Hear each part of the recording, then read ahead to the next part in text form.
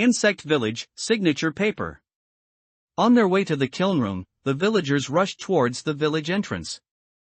One of them accidentally bumped into Xiao Qixing. Xiao Qixing, supporting Xu Wenyao, couldn't dodge and was directly hit on the shoulder, staggering back 2 steps. Steadying himself, he stopped a villager and asked, "Why are you all in such a hurry? What are you doing?" The villager stomped his foot anxiously. The sacrifice ran away again. The village chief is very angry, don't stop me. The other party pushed Xiao Qixing away and continued towards the village entrance without stopping. During the jostle, a stone fell from Xiao Qixing. Huawei stepped forward to pick it up and found that its edges were sharp, as if it had been carefully polished. It looked somewhat familiar. It was the stone Lu Xiyin had given Xiao Qixing on the first day of entering the dungeon, telling him to wedge it under the lower right corner of the main door. Huawei casually put it in her pocket. Xiao Qixing withdrew his gaze from the villager and asked everyone, "Should we go take a look?" Without answering, Huawei asked, "Have the ceramic jars been successfully fired?" Xiao Qixing nodded. Yes, they have. Firing the ceramic jars was their last task as workers. Having completed it early, they could freely explore clues related to the hidden mission for the next 2 days. They hadn't yet checked the house of that strange person. Huawei offered a suggestion: Lu Xiyin goes to the village entrance, and Xiao Qixing and I will go to the strange person's house. Splitting up will allow us to gather clues more efficiently. Xiao Qixing and Lu Xiyin expressed no objections. Xu Wenyao looked at her expectantly. What about me? The injured patient, of course, needed to rest. Xu Wenyao never expected that one day, he would also be carried through a dungeon. This feeling was truly complicated. The rain god temple gate was destroyed, so their evening resting area was changed to the kiln room. After settling the injured Xu Wenyao, the other 3 went to their respective destinations. Huawei and Xiao Qixing found the residence of the strange person, which looked abandoned for a long time. Cobwebs covered the corners of the courtyard, and the dilapidated doors and windows were covered in dust. The lock on the main door was broken. With a gentle push, the interior scene was revealed to them. Tables and chairs were in disarray, with marks of bumps everywhere. Bloodstains were splattered across various corners of the room. Outside, the sun was shining brightly, but inside, no warmth from the sun could be felt. It seemed that the yin energy here was heavy, and they couldn't stay long. Huawei pushed open the bedroom door and saw the complex furnishings inside. The cabinet for clothes contained items for both men and women, large and small. This family was poor, so much so that everyone lived in the same bedroom. Huawei meticulously searched the bedroom, not missing a single corner. After searching everything, Huawei couldn't help but frown. From the results of the current search, this family appeared to be a family of 3, parents and a son. There were no traces of the strange person having lived there. Could it be that the strange person's parents detested her so much that they discarded all her belongings after her death? If so, wouldn't they be unable to find any relevant clues? Huawei was about to leave the bedroom to ask Xiao Qixing about his search results. Unexpectedly, the door slammed shut with a bang, and no matter how hard she tried, she couldn't pull it open. Xiao Qixing, are you outside? She called out loudly but received no response. A sound of something scattering on the ground came from behind her. Huawei turned around and saw countless folded papers scattered on the bedroom floor. What is this? She picked up one and unfolded it, revealing text she couldn't understand. The sound of water came. Not far away. Huawei looked up. On the bedroom wall, blood-colored characters appeared one by one. Huawei, it's your turn. It was her turn. Huawei instantly understood that what she held was a fortune slip. Without panicking, she picked up another one and found that the text on it was exactly the same as the previous one. If there were no surprises, all the fortune slips in the room would have her name written on them. She picked up another one, and sure enough, it was as she expected. It turned out that for the strange person to kill someone, they needed to draw lots. And only one player could be drawn per day. But the fortune slips were prepared by the strange person, so it was up to it to decide who to draw. The previous times the strange person appeared were at night, or in the evening just before nightfall. Now, the sun was bright outside, and the strange person left blood words but did not appear. Hua Huai gambled that it couldn't appear during the day. Using her corrosion ability, black mud crawled onto the bedroom door, gradually eroding it until it expanded into a space large enough for Hua Huai to pass through. Without looking back, she said, "Then come find me tonight, I'm very busy right now." As long as she stayed in the kiln room at night, even if the strange person drew her, it would be useless. She didn't look back, so she didn't see the blood characters on the wall behind her dissipate, replaced by a single character. Good. Hua Huai's heart pounded like a drum. Only after seeing Xiao Qixing in the courtyard did her heartbeat calm down slightly. "Did you find any clues?" "No." Not finding clues was, in itself, a clue. What the woman told Xiao Qixing was most likely the truth. The two returned to the kiln room. It was almost noon, and Lu Xiying anxiously came forward. "Yaowen is gone." Hua Huai's heart tightened. "What do you mean?" Lu Xiying didn't know how to explain. "He's just gone. I didn't see him when I came back, and I've been here for about an hour. Xu Wenyao was injured, he couldn't go too far. Not returning for an hour, it was likely someone had taken him away." Hua Huai's first suspect was naturally Chen Ta. She had been too careless, she shouldn't have left Xu Wenyao alone in the kiln room. The blow of Zhang Zhengye's death was too great, causing her to be unable to think things through properly. She tried her best to calm herself and think. Chen Ta's purpose in taking Xu Wenyao was simply because he had no place to stay tonight. He needed a safe place, and fearing the game rules, Xu Wenyao would not be in mortal danger for now. At this time, he might still be waiting for her in the Rain God Temple. Before dark, Hua Huai had to find Xu Wenyao. Otherwise, Chen Ta would definitely adopt a fish dies, net breaks mentality. Zhang Zhengye died in the dungeon. Hua Huai was already filled with self-reproach. If Xu Wenyao also died in the dungeon. Just thinking about it made her dizzy, and every breath she took felt burning hot. No, absolutely no more accidents. Hua Huai didn't know in what state she appeared at the Rain God Temple. Her eyes were tinged with crimson, and she was in a state of intense suppressed emotion. "Chen Ta, get out." Ordinarily, Hua Huai would not utter such vulgar words, but at this moment, her suppression reached its peak, and her body trembled uncontrollably. "Don't you just want the bell? I can give it to you." She tightly clutched two bells in her hand. Chen Ta emerged from the small compartment with the unconscious Xu Wenyao, looked at the items in her hand, and sneered, "The main door here is destroyed, so what good is it even if you give me the bells? I want the entire kiln room, and you all have to move out of the kiln room." Insect Village, hijacking. Xiao Qixing and Lu Xiying, who arrived later with Hua Huai, also heard Chen Ta's threatening words. Lu Xiying opened her mouth and said, "You wish? You think you can occupy the kiln room all by yourself? What about us? Should we just wait outside to die?" Even if Hua Huai agreed, Xiao Qixing and Lu Xiying would never agree.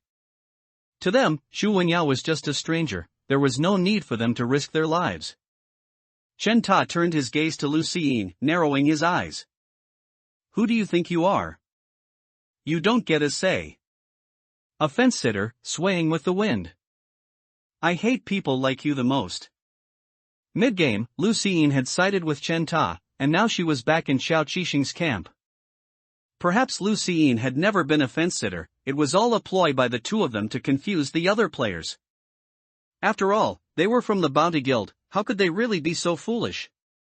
Hua Huai suppressed her emotions. "The kiln room isn't mine alone. I don't have the final say. Change your condition." Because Xu Wenyao was injured, the fighting knife was back in Chen Ta's hands. He now held the knife against Xu Wenyao's neck, the sharp blade immediately drew a bloodstain on his neck, extremely close to the carotid artery. It was too close. Her ability couldn't bypass Xu Wenyao, who was blocking Chen Ta. With the slightest carelessness, Chen Ta might go all out and harm Shu Wenyao. Don't you have a bound specter? Find a way to defeat them both and make them obedient. Besides, you have an item, and that item isn't simple, right? I don't think you'll definitely lose. Chen Ta really had a lot of confidence in her. She was just a 12-year-old girl, yet he wanted her to defeat two adults. She had a bound specter, but didn't Xiao Qixing also have one? Chen Ta's real goal was to make them fight to their mutual destruction, while he reaped the benefits. Since he wanted to watch, she would put on a show for him. The rib-bone dagger appeared out of thin air in her palm. Gripping it, she swiftly moved it to Xiao Qixing's ear. Hua Huai whispered, "Play along with me." Xiao Qixing was a smart man. His initial genuine anger subsided slightly, and he then began to act out that anger. Lu Xiyin shrieked and retreated several steps. "You two fight, don't involve me. Whoever wins, I'll listen to them." To make the performance more convincing, Xiao Qixing whispered a reminder, "My ability's weakness is the eyes. As long as you don't see my ability, you won't be hypnotized." Hua Huai didn't reply, closing her eyes as instructed. In the darkness, she could detect the wind all around, including Xiao Qixing's movements. Though not perfectly clear, she could generally discern his direction. When Xiao Qixing's ability was ineffective against her, her own ability clearly gained the upper hand, and the outcome was quickly decided. Xiao Qixing slumped to the ground, looking disheveled. "I lost, stop fighting." His clothes were covered in marks from the rib-bone dagger, but in reality, there wasn't a single scratch beneath his garments. He now turned his side, presenting his back to Chen Ta, which prevented Chen Ta from clearly seeing the extent of his injuries. Hua Huai bit her lip hard, a trace of red appearing at the corner of her mouth. Realizing she had exposed the fact that she was injured, she quickly wiped it away with her sleeve, then turned to Chen Ta. "Is this enough? Let him go." It was too smooth. Chen Ta eyed them suspiciously. "You're not playing a trick on me, are you? What about Xiao Qixing's ability? I clearly saw him use it on you, so why was it ineffective?" Since Xiao Qixing had told Hua Huai the weakness of his ability, he naturally wasn't afraid of her exposing it. Hua Huai understood this and said, "How can one be hypnotized if they don't look at the hypnosis ability? Hypnosis is usually performed through the eyes." This seemed to be common knowledge. But this was a game dungeon world, so such things weren't necessarily true. Was she just guessing? It was truly unconvincing. Chen Ta snorted, "How do you know that not looking won't result in hypnosis? Such an obvious weakness is too fake." If he didn't believe her, then she would give him a trustworthy reason. Hua Huai put away the rib-bone dagger. "I am a member of the Demon Guild, which, along with the Blood Hunt Guild and the Bounty Guild, is known as one of the three major guilds in Huagua. We have specialized internal investigations into the bound specter abilities of high-level players. As a high-level player with a bound specter, Xiao Qixing naturally falls within our scope of investigation. Our guild has many members, and encountering Xiao Qixing in dungeons isn't a one-time thing. The moment his identity was exposed, I knew the weakness of his ability. Chen Ta couldn't possibly know internal information belonging to the Demon Guild." Hua Huai's fabrication was so convincing that it actually bluffed Chen Ta. If the Demon Guild was behind her, it was possible that they had investigated this point. From Chen Ta's perspective, both Hua Huai and Xiao Qixing were injured, but it still didn't put him at ease. He ordered, "Lu Xiyin, tie them both up." She was a fence-sitter. At a time like this, she should be sensible and obey him. Lu Xiyin was bewildered as to why she was singled out. "What should I use to tie them? There are no ropes." Chen Ta had already prepared such things. "They're in the compartment. Go get them yourself." Lu Xiyin retrieved the ropes, and Hua Huai, of course, couldn't allow herself to be tied up easily, struggling twice.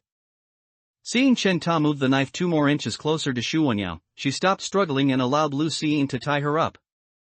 Once bound, abilities were basically unusable. At least, that was the case for Xiao Qixing. Seeing them both securely tied, Chenta finally let go of his uneasy heart. Even if they were mutually injured, the abilities granted to them by the specters still made him wary. He didn't understand why, even after becoming a B-level player, he still hadn't bound a specter. Yet Hua Huai was merely a D-level player, inferior to him in all aspects, but she possessed one. Jealousy made him unable to understand the principle of knowing when to quit. He commanded Lu Xiying, speaking maliciously, "Go slap Hua Lin 10 times. In Chen Ta's eyes, she should have no ability to resist anymore. Hua Huai glared at him. "You should fulfill your promise." Chen Ta didn't release Xu Wenyao, speaking brazenly, "When did I ever make you a promise? Furthermore, I'm not someone who keeps promises. You hit me this morning, so me returning 10 slaps isn't too much, is it? I won't kill Yaowen, but I can carve 100 or so cuts on his body. If you don't want him to get hurt, you can always kneel down and beg me." At this point, Hua Huai knew that kneeling and begging him would only lead to him taking advantage further. Black substance condensed on her fingertips, gradually staining the ropes around her wrists. When the knife approached Xu Wenyao for the second time, he had actually regained some consciousness. The pain in his neck stimulated him, making him realize that he was currently being held hostage. Sunset in Insect Village. Immediately after, Chen Ta's threatening words to Hua Huai reached his ears, causing his eyes to turn cold and frosted. His well-defined knuckles struck Chen Ta's wrist, which was holding the fighting knife. The fighting knife instantly dropped, and Chen Ta retracted his hand in pain. Xu Wenyao seized his wrist, then fiercely struck Chen Ta's abdomen with his knee. The swift movements left no time for reaction. Deprived of his weapon and caught off guard, Chen Ta was almost entirely on the defensive. Even when forced back into a corner, Xu Wenyao didn't stop.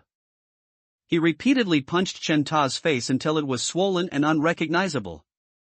Lu Xiying was dumbfounded by this. "Aren't you injured?" Xu Wenyao withdrew his hand and turned around. "I'm injured, not paralyzed."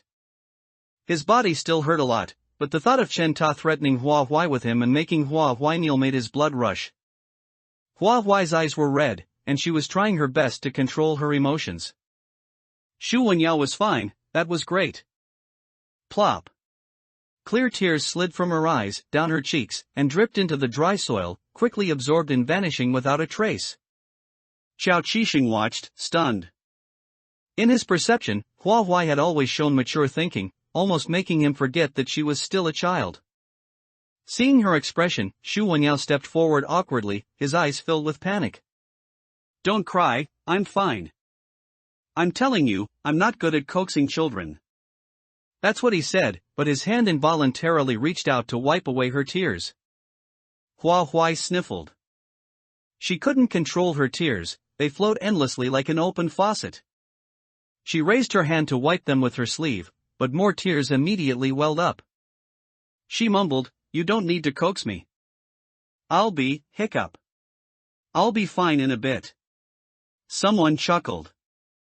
Xu Wenyao squatted down, pulled her into his arms, and patted her shoulder, saying, "I have a tough life, nothing will happen to me." No one had ever worried about Xu Wenyao like this before. An unfamiliar emotion spread from his chest, making him unconsciously place Hua Huai in a more important position. After comforting Hua Huai, the sky outside gradually darkened. It would be dangerous to stay outside at night, so the group returned to the kiln room before dark and tightly shut the door. Chen Ta was severely injured and his movements were hindered, so he could only lie helplessly in the rain god temple, waiting for night to fall. No one pitied him for this. It was all his own doing. Once the group had settled down and confirmed there were no safety hazards, Lu Xiying spoke mysteriously, "I went to the village entrance today, guess what I saw?" With their previous experience, Qiao Qixing said, "You saw paper dolls pointing the way again?" Lu Xiying nodded. "That's right, but this time there were 3 paper dolls pointing the way. There were exactly 3 deceased players." Recalling when the first doll appeared at the village entrance, there was 1 player deaf. The implication now was that players died, but the dolls came to life. And they became accomplices of the village chief, preventing sacrifices from leaving Worm Village. Lucine continued, it took even less time to catch the mother and daughter this time than before. Although their cage is still in their own home, the villagers are taking turns guarding them this time, so it's probably impossible for them to escape again. Huahua lowered her head and said in a very soft voice, should we just watch that woman's girl become a sacrifice? The kiln room was very quiet, even though her voice was low, everyone heard it. Xiao Qixing said, the mission requires us to prepare for the sacrifice and wait for it to end. I know what the villagers are doing is cruel, but if you imagine them as NPCs, and that we are currently experiencing a game, it can alleviate a lot of psychological burden. Our only goal is to clear the dungeon and then leave. That's right, they were just NPCs. The dungeon was dangerous, as players, they had to get out alive. It was late, and their weary bodies constantly craved rest. Suddenly, Huahua heard a calling sound in her ear. Aying, this way, let's take this path up. Huahua turned her gaze in the direction of the calling sound and saw two girls around 10 years old. One of them looked exactly like the eerie figure. The other, breathing heavily, replied, Yuan, you're running too fast, I can't keep up. Yuan stood at the small path entrance on the hillside. Aying was by the river not far away, and despite her fatigue, she kept running towards Yuan. Huahua looked around. The green mountains and clear waters here were breathtakingly beautiful, possessing an otherworldly charm. But observing the surrounding layout, the staggered positions of the mountains, Huahua recognized this as Worm Village. Before being affected by the drought, this village was actually so beautiful. Huahua looked down at the river water, but unexpectedly, her reflection was not visible in it. She squatted down and tried to touch it, but her fingers passed through the river water, feeling no wetness at all. She couldn't touch the river water. What was happening now? Where were Shu Wenyao, Xiao Qixing, and Lucine? Why was she the only one here? Without time to think further, she saw Yuan and Aying going up the mountain from the small path, almost disappearing from her sight. Huahua quickly followed, trying to call their names from behind them, but received no response. Here, she seemed to be only an observer. She saw the two girls heading up the mountain from the small path. Yuan said with some pride, this is a small path I discovered a few days ago. This path is the fastest way up the mountain. Of course, the drawbacks were also obvious. This path was difficult to walk, and since no one else used it, naturally no one cleared the weeds. It was common for thorns to block the way and scratch their skin. Aang endured the pain to push aside the thorns and praised, Yuan is so capable. This way we can get home before the sun completely sets. Yuan smiled happily. Then let's hurry. The sunset glow on the mountain is the most beautiful. Compared to Aying, Yuan seemed fearless. She walked ahead, undaunted by thorns, moving quickly yet still stopping at appropriate times to wait for Aying to catch up. With Yuan's accommodation and waiting, Aying didn't feel wronged. She tried her best to push aside the thorns and quicken her pace. Before the sunset glow arrived, the two reached the mountaintop, enjoying the comfort brought by the gentle breeze. Their efforts in climbing the mountain were not in vain. The moment the sunset glow appeared before their eyes, even Huahua was stunned. The sunset glow dyed the sky into a stunning warm-toned painting, a gradient from golden yellow to orange yellow, like a ball of fire igniting the clouds on the horizon. Yuan and Aying sat on a large rock, looking up at the sky. The scene was quiet and warm, yet beautiful enough to be deeply moving. It was a pity that no one had a camera to capture the beautiful scenery before them. Insect Village, best friends. Before the sun completely dropped below the horizon, the two brushed themselves off and descended the mountain via the original path. Yuan was skilled at estimating the time by the color of the sky, and by the time the last ray of sunlight vanished, the two of them were already at the foot of the mountain. The two waved goodbye and went their separate ways home. Huahua hadn't searched for any clues in Yuan's abandoned home. Now that Yuan was standing alive right in front of her, there was no reason not to follow her and see. Although the ground in the village was still dirt, there were no signs of cracking. Yuan Yuan returned home, and Hua Huai followed her back to her house. Unexpectedly, as soon as she entered the door, a hand grabbed her ear. "Where have you been all day? No one's done the chores. The moment I look away, you start slacking off, don't you?" Yuan Yuan stood on her tiptoes from the pain, but the owner of the hand just raised it higher. Although it hurt badly, she didn't cry. Instead, she lifted her foot and stomped heavily on the other person's foot. Not until the person let go did she rub her ear and say, "I finished today's chores ages ago. Stop nagging me every day. Yes, I came out of your stomach, but I also work hard. Don't always feel like I owe you. It's not like I asked you to give birth to me." After speaking, she ran off into the back courtyard, completely ignoring the other person's angry stomping. Hua Huai wanted to follow her to the back courtyard to see, but the scene suddenly shifted, the interior layout changed, and even the characters. Before her eyes were different. Although both returned late, Aang and Yuan Yuan received completely different treatment. Ying's mother would ask with concern, "Coming back so late, are you hungry?" A warm steamed bun was handed to Aang. "There are dishes on the table, eat it with those." Aang smiled as she took the bun, sat down at the table, and ate it in small bites. The candlelight in the room made people feel very warm. The surrounding scenery dimmed, and Hua Huai found herself standing at the foot of the mountain again. The green mountains quickly withered, the river water rapidly dried up, and the sun rose and set, cycling through an unknown number of times, during which no rain fell. The speed was too fast, the ground visibly lost moisture and subsequently cracked open before her eyes. Accompanying the drought were insects surging in the soil at night. When there was no candlelight, they would churn up from underground and devour humans. As a result, many villagers lost their lives. This series of misfortunes made the villagers suffer terribly. At this time, the village chief gathered the villagers and presented them with an ancient sacrificial method. Initially, the villagers didn't believe it. It seemed too absurd to offer human lives as a sacrifice to the insects that surged out at night, calling these insects gods. But as time passed, the sky still refused to drop any rain. Without rain, the land was dry, and they couldn't plant or harvest grain.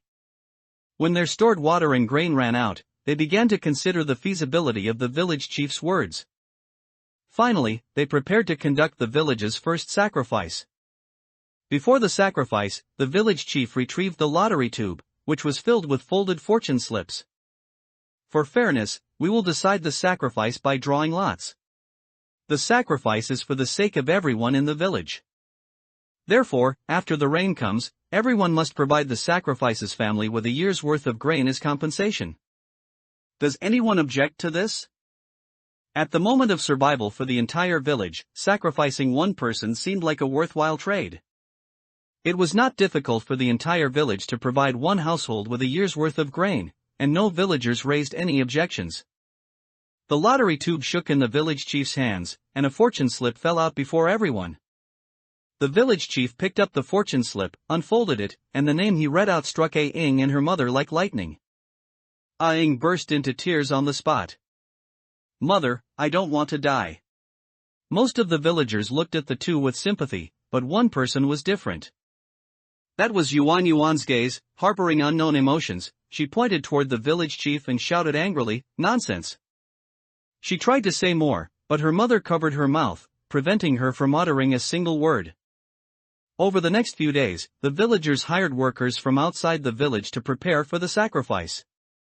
Ying's mother worried all day long. She sold everything valuable and went to the village chief's house to beg him to spare her daughter. As the saying goes, money makes the mare go. Having received a benefit, the village chief actually agreed to spare Aang. The village chief's explanation to the villagers was simple and clear. Ying's birth date and time are unsuitable, she is inauspicious as a sacrifice, so we must draw lots again. The lottery tube shook once more, but the fortune slip that fell out bore Yuan Yuan's name. Yuan Yuan was going to die because of Aang. But Aang was truly afraid, she genuinely didn't want to die. Aang never appeared in Yuan Yuan's sight, even when the sacrificial ceremony was being carried out. Yuan Yuan tried to escape, but it was useless.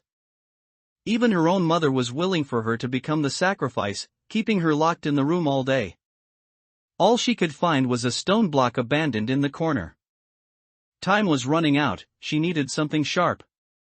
Over the next few days, she sharpened the edges of this stone and secretly hid it in her sleeve. On the day of the sacrifice, Yuan Yuan hid behind the wall next to the room door, waiting for someone to open it, panic for a moment when they couldn't see her. Taking advantage of their panic, Yuan Yuan pushed past the person and fled the house like a loach. If she only had to evade her family, she might have succeeded. Unfortunately, her enemies were the villagers of the entire village, and she was destined to fail. She was caught by the villagers, tied up securely, and taken to a temple. Inside the temple was a giant stone sculpture, a magnified version of the insects that appeared specifically at night, its eyes strangely staring at the crowd inside the temple. The village chief spoke, "From now on, this is our Lord Rain God. Everyone must worship him in turn. Only if everyone sincerely prays for rain will the rain god bestow it upon us." Tormented by the drought, the villagers' minds were no longer completely clear. They followed the village chief's instructions almost exactly. Since the village chief said to worship, then they would worship. They had been completely possessed. Taking this opportunity, she used the stone hidden in her sleeve to cut the ropes binding her body. She originally had a chance to escape, but it was her mother who personally sent her to her doom. "The sacrifice is trying to run." With that one sentence, the sharp stone embedded itself into Yuan Yuan's palm. Did she hate her so much that she wished her dead? Was there any need to struggle? She couldn't break free. She was tied up again and thrown into a ceramic jar. There were many insects in the jar. They gnawed at the flesh on her body, burrowed into her, and continued until only her skeleton remained. More than pain, she felt hatred. She hated her family, she hated all the villagers, but she did not hate Ying. "Ying, you are my best friend. Knowing that you are safe and sound makes me happy. It doesn't matter if you don't come to see me. Because it's too cruel." Insect Village, Yellow Book. The ritual ended, and rain drifted down from the sky, filling the river channels. Under the nourishment of the rainwater, the cracked state of the soil was gone. During the original drought, even the air carried the scent of dust, but now, sprouts were emerging from the soil, bringing hope of life. The villagers cheered joyfully, completely forgetting the ceramic jar hanging on the big locust tree at the village entrance. The jar swayed slightly in the wind, it seemed life had long since departed from within. Hua Huai did not know how long she had waited, she only knew that green leaves had sprouted on the dead branches, and the dilapidated green mountains had regained their former vitality. The villagers took down the jar from the big locust tree, and a person wearing a peculiar mask walked over from a distance, holding a bell. The mask was wooden, painted with various bright pigments, featuring protruding fangs, giving off an eerie, chilling sensation. The bell shook in his hand, and at the same time, he muttered words that sounded like some ancient spell. The red cloth sealing the jar's opening was uncovered by the villagers. A monster reeking of decay crawled out of the jar. It was pitch black and dripping with extremely viscous liquid. Its eyes were full of hollow sockets, the eyeballs were long gone. This terrifying scene scared the villagers back dozens of steps, but the person wearing the mask said, "Let's go. Follow me home." The bell shook, and the monster followed him into the distance as instructed. Hua Huai followed. Along the path, the state of the vegetation once again resembled the transition from spring to autumn. When they arrived at the village chief's house, the entrance was filled with white banners. Through the villagers who came to mourn, Hua Huai learned that the village chief had passed away. The monster darted out of the village chief's courtyard and ran in one direction. Hua Huai followed closely and arrived at Yuan Yuan's doorstep. The first thing it would do after gaining freedom was undoubtedly seek revenge. Blood splattered, staining the walls. No one in that household managed to escape. Bodies lay in various cruel postures in every corner, and the monster licked the blood from its hands. Suddenly, sensing something unknown, its hollow eyes abruptly turned toward Hua Huai's location. It made a sound like shattered vocal cords. Hua Huai, you're next. It could tentatively be called a four-eyed confrontation. In that instant, Hua Huai's soul seemed to be impacted. Ha! Hua Huai suddenly opened her eyes, gasping heavily for air. The images in her mind were still stuck on what she had just seen. Shu Wenyao asked her with concern, "What's wrong? Did you have a nightmare?" She squinted her eyes, taking a long time to recover her senses. At that moment, the door opened, and the sky outside was bright. Could the images in her mind have just been a dream? If it was merely a dream, it was unbelievably real. The time for the ritual in the village is tomorrow. The players don't have much time left. Hua Huai did not hide anything, opening her lips to say, "I dreamed of Yuan Yuan and Aing." Yuan Yuan was the name of that strange entity, everyone knew that. They had never heard the latter name before. Xiao Qixing asked, "Who is Aing?" Based on what Xiao Qixing had previously told Hua Huai, it wasn't hard for her to guess who Aing corresponded to. If nothing unexpected happened, it's that woman. Yuan Yuan became the sacrifice instead of Aing. Hua Huai took out the stone from her pocket. Yuan Yuan spent several days grinding this out. Originally, she cut the ropes and had a chance to escape, but her mother brutally thwarted it. Not only did her mother not help her, but she also aided the villain and became an accomplice. When Xiao Qixing saw the stone, he subconsciously felt his own pocket. "How did that end up with you?" Hua Huai explained, "You dropped it yesterday. I thought it looked familiar, so I picked it up." That wasn't important. What was important was the story that unfolded in the dream. Hua Huai recounted the full story, then stated her own thoughts. "If we allow Aying's daughter to become the sacrifice, what difference is there between us and an accomplice? After all, the preparatory work before the ritual was completed by us." Apart from that, Hua Huai was not in a hurry to draw conclusions. "Today, we should be delivering the final task. I want to go directly to the village chief's house to take a look." Usually, the village chief would personally come to them. But the village chief was an important figure, and Lu Xiyin had previously mentioned seeing unusual things in the village chief's courtyard. She had no reason not to go to the village chief's house to investigate. Shu Wenyao didn't hesitate. "I'm definitely going with you." Xiao Qixing pondered for a moment, then said, "I'll go too." Lu Xiyin stood rooted to the spot, shaking her head repeatedly, "I'm not going. You guys go by yourselves." She muttered to herself, "That place is terribly scary." Taking advantage of the daylight, the three headed in the direction of the village chief's house. The current village chief's house is in the same location as the old village chief's house from 20 years ago. When they arrived in front of the village chief's house, the two timelines seemed to overlap. There were several pigs kept in the village chief's courtyard. As they approached, they could smell a very distinct stench. Besides the pigs, there were also a dozen ceramic jars of the same size placed in the courtyard, each covered with red cloth. The village chief saw them and welcomed them inside. "These pigs are hard to manage, and yes, they smell a bit. Come inside and sit, it might lessen the odor. Is there something you need, coming at this hour?" There were still more than 10 hours until the deadline for delivering the task. Xiao Qixing said, "We have already finished making the jars you requested, and we would like to invite you to inspect them." The village chief looked slightly surprised. Such high efficiency. He immediately put down the work in his hands. "All right, I'll go with you to take a look. If they pass inspection, you can leave the village tomorrow. Tomorrow is our village's ritual event. It will be very lively, and you are welcome to stay and participate." As he spoke, the village chief followed Xiao Qixing and Shu Wenyao away.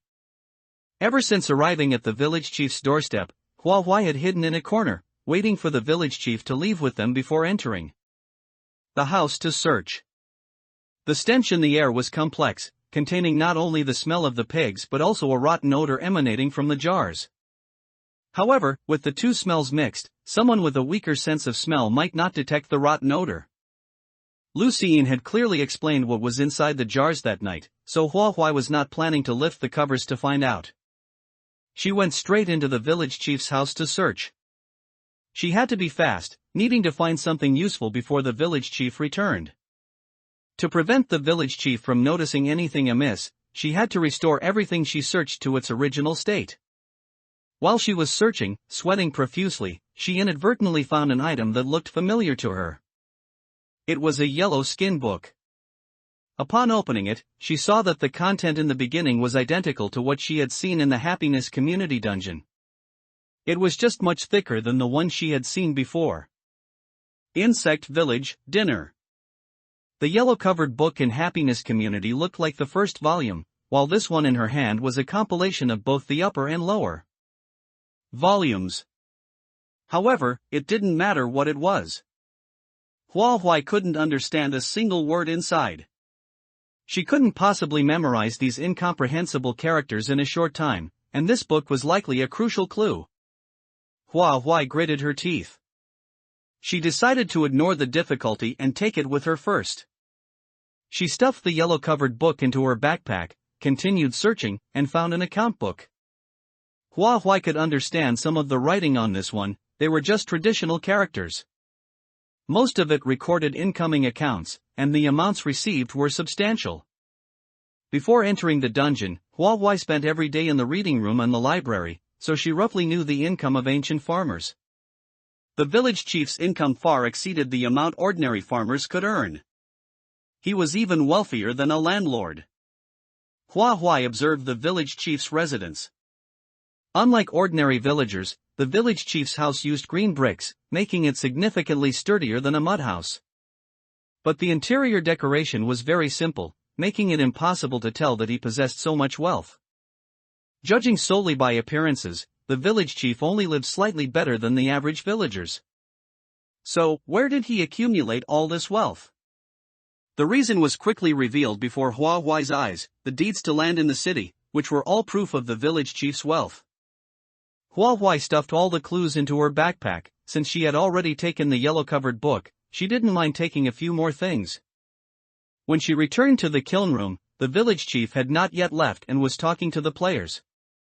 "I really appreciate all your hard work during this period. I'm treating tonight. Remember to come to my house for dinner.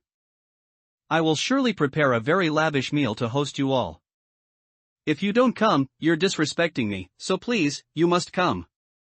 The last sentence came out of the village chief's mouth like a joke. His eyes were full of smiles, and he showed no trace of being the person who had threatened to cut off the players' skin and flesh. When the players didn't agree, he just stood there, waiting for their reply. The village chief set the invitation time for the evening. It was impossible that he didn't know about the presence of the sinister entity in the village. This reception was likely a hangmen banquet. Even Lucien sensed the anomaly and said with a distressed expression, "I don't feel well. Can I not go?" "Village chief, I absolutely don't mean to disrespect you."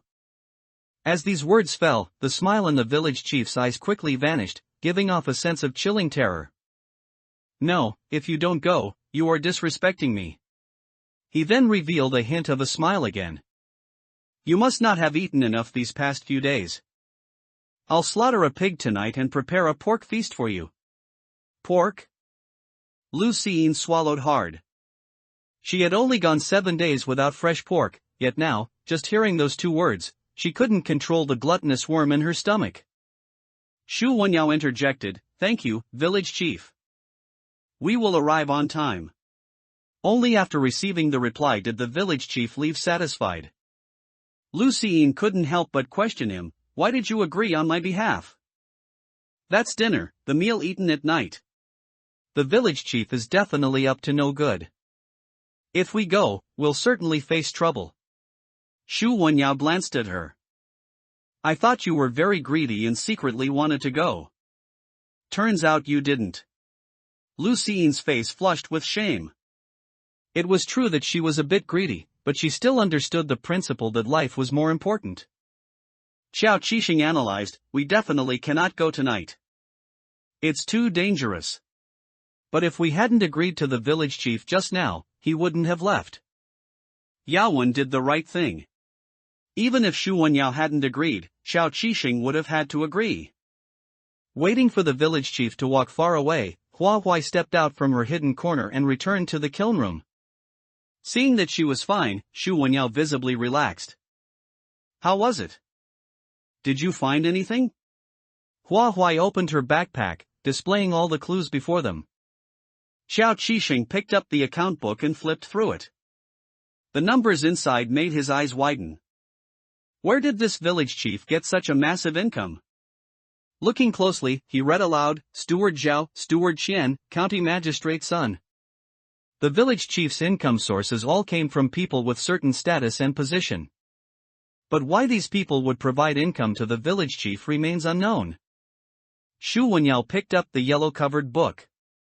Seeing this, Hua Huai said, I can't understand the content inside. However, Yuan should be able to read it. The fortune slips Yuan used for divination had the same type of writing as the book. Shu Wenyao flipped through the yellow-covered book. Besides the text, there were many illustrations, vaguely suggesting they were related to sacrificial matters. Xiao Qixing frowned. Yuan is that sinister entity, right? Are we seriously going to invite that sinister entity to translate for us? That would be too outrageous. Ordinary people would be running away, yet they were actively seeking it out. Hua Huai was not familiar enough with that sinister entity, asking it to translate was too risky. We can try our luck with Aing. They are friends. If Yuan understands it, she might understand it too. Although Aing was in a cage, watched by the villagers. But for the players, asking Aing was much safer than asking Yuan. Without further ado, the players acted immediately. Xiao Qixing used his hypnosis ability on the guarding villagers, ensuring they went unnoticed. Entering Aing's home, they saw Aing holding Nan, sinking into despair. Hearing the movement, Aing turned back and said numbly, You've come. Nan, my Nan won't last much longer. I was wrong. I should have resisted long ago. Why was I so timid? Yuan is gone, and now Nan is going too. Why? Ying's emotions gradually collapsed. She pounded the cage with her fists, refusing to stop even when her knuckles were bloody and bruised. Nanan's eyes were tightly closed in her arms, appearing to have only a faint breath left. In the eyes of the village chief and the villagers, Nan was going to die anyway, so they were not going to treat her. Moreover, the sacrifice was tomorrow, and Aing could not escape this village. She had reached a state of despair. Shu Wenyao unfolded the yellow-covered book and held it in front of Aing. Do you recognize the characters on this? Most of the time, hope is not given by others, one must strive to obtain it oneself. Only by solving the root cause could they truly be safe. Ying's gaze shifted to the yellow-covered book and stayed there for several seconds. I recognize them. Can I take a closer look at this book? Shu Wenyao handed the book to her, allowing her to flip through it. As the pages turned in her hands, her emotions grew more agitated, and her eyes turned red. Beasts! How could they do this? Her hands were trembling. She turned to the last page, suddenly looked up, and asked, Where did you get this book? Insect Village, scam. Shu Wenyao truthfully informed them, the village chief's house. Red blood streaks appeared in Ying's eyes at a visible speed. Sure enough. The players couldn't understand the source of Ying's emotions. Xiao Qixing asked, What's written on it? Ying's gaze fixed on the players, and she retorted, If I tell you, can you save my Nan? Agreeing to save Nan was tantamount to opposing all the villagers in the village. But they wanted clues, and there was no reason not to pay a price. Shu Wenyao cleverly rephrased it, Our abilities are limited. If the information you provide is valuable enough, perhaps we can. Now, Aing was the one asking for help, she had no room to bargain. The contents of the book slowly flowed from her mouth. This book has 3 parts. The first part explains the steps for refining imps, the second part describes how to raise man-eating worms, and the third part explains how to control imps. This village was teeming with man-eating worms. As soon as night fell, without the suppression of light, they would crawl out from underground in alarming numbers. These worms had to be specifically raised? Aang read the surprise and strangeness in their eyes and said, I think you've misunderstood. It wasn't that the drought came first, followed by the man-eating worms.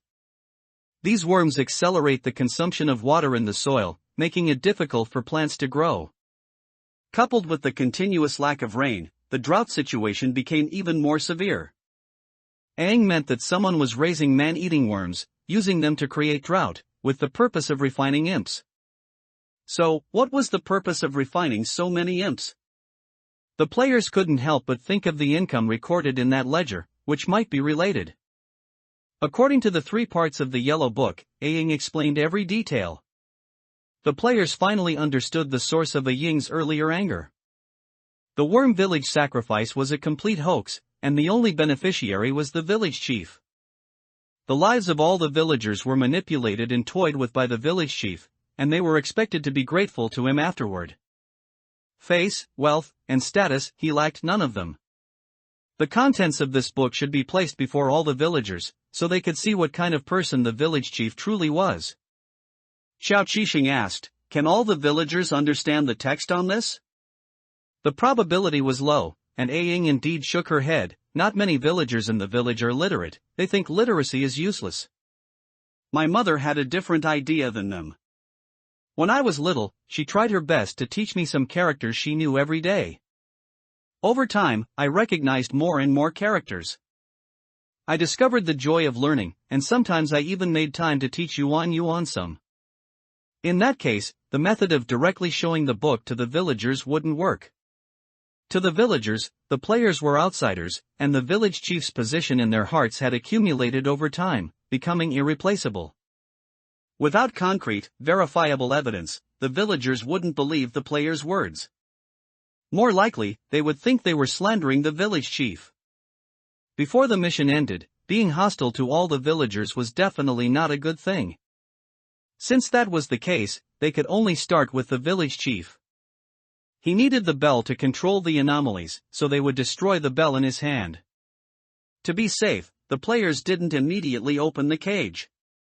As they turned to leave, Aang said with red eyes, you lied to me. Shu Wenyao didn't look back, you tried to run with Nan Nan twice. Did you succeed? Only by resolving the source of your predicament can you truly step out of this cage. After leaving Aang's home, dusk was quickly approaching again. Today, they didn't have time to destroy the village chief's bell, so they would have to improvise tomorrow.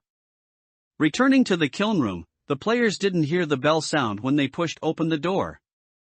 Normally, pushing the door would cause the unstable mud walls on both sides to move, making the bell produce a faint sound. The players looked up in confusion, realizing that the hanging bell was gone. No bell meant it wouldn't be safe at night. Lu Xiying stomped her foot anxiously. What do we do?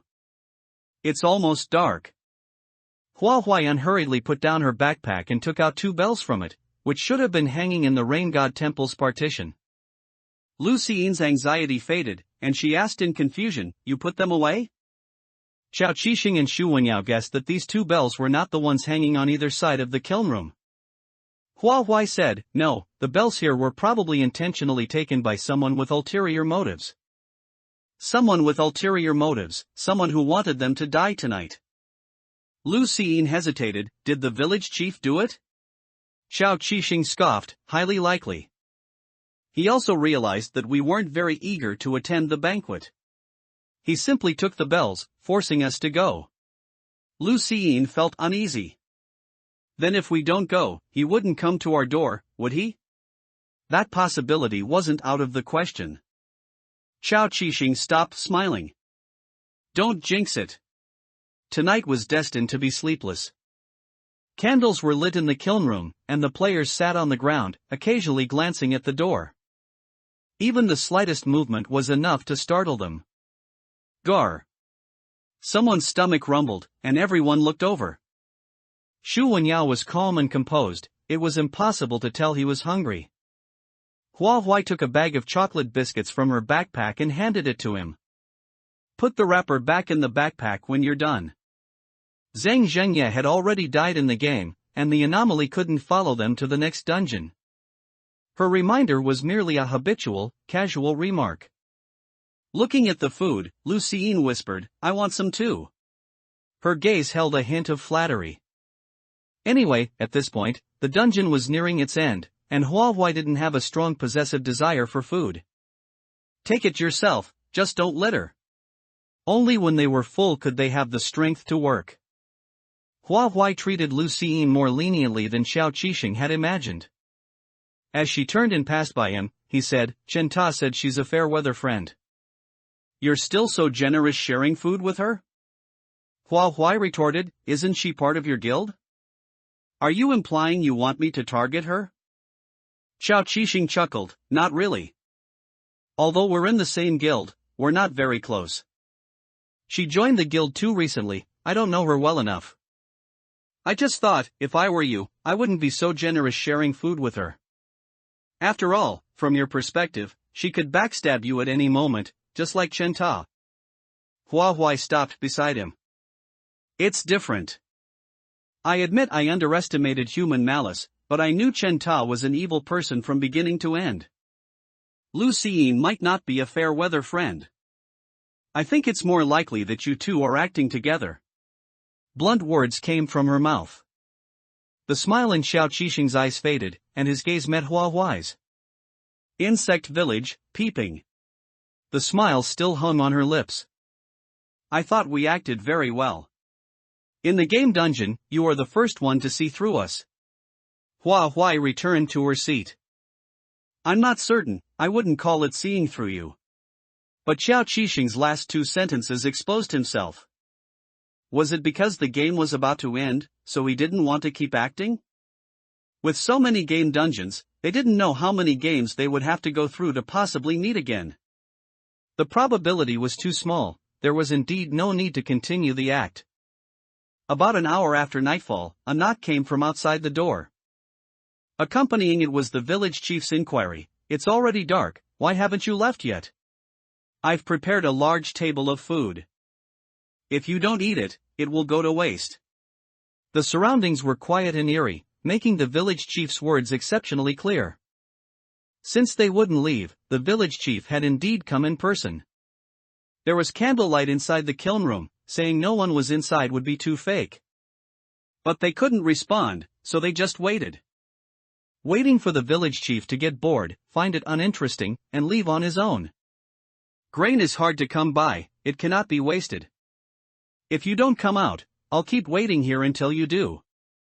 That's what he said, but in reality, the village chief didn't have much patience. After waiting outside for about half an hour, the sound of heavy objects smashing against the door panel came through. The village chief was preparing to break down the door violently. The bell could prevent specters from entering, but it couldn't stop the village chief's violent actions.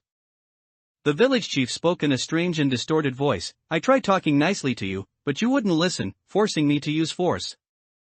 Grain is so precious that the villagers normally can't bear to eat large mouthfuls, yet you dare to waste it. How can you fail to do what you promised me?" Crash! Crash!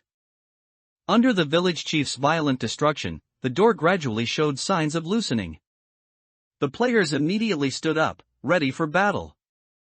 The moment the door broke open, the village chief, holding a giant rock, smiled with a twisted expression, "You were indeed hiding inside." Hua moved her fingertips, using her puppet ability on the village chief, striving to restrict his movements immediately. Unexpectedly, a monster, rotten all over and dripping viscous liquid, suddenly blocked the village chief. The ability was used on the wrong target and failed to create a restraint.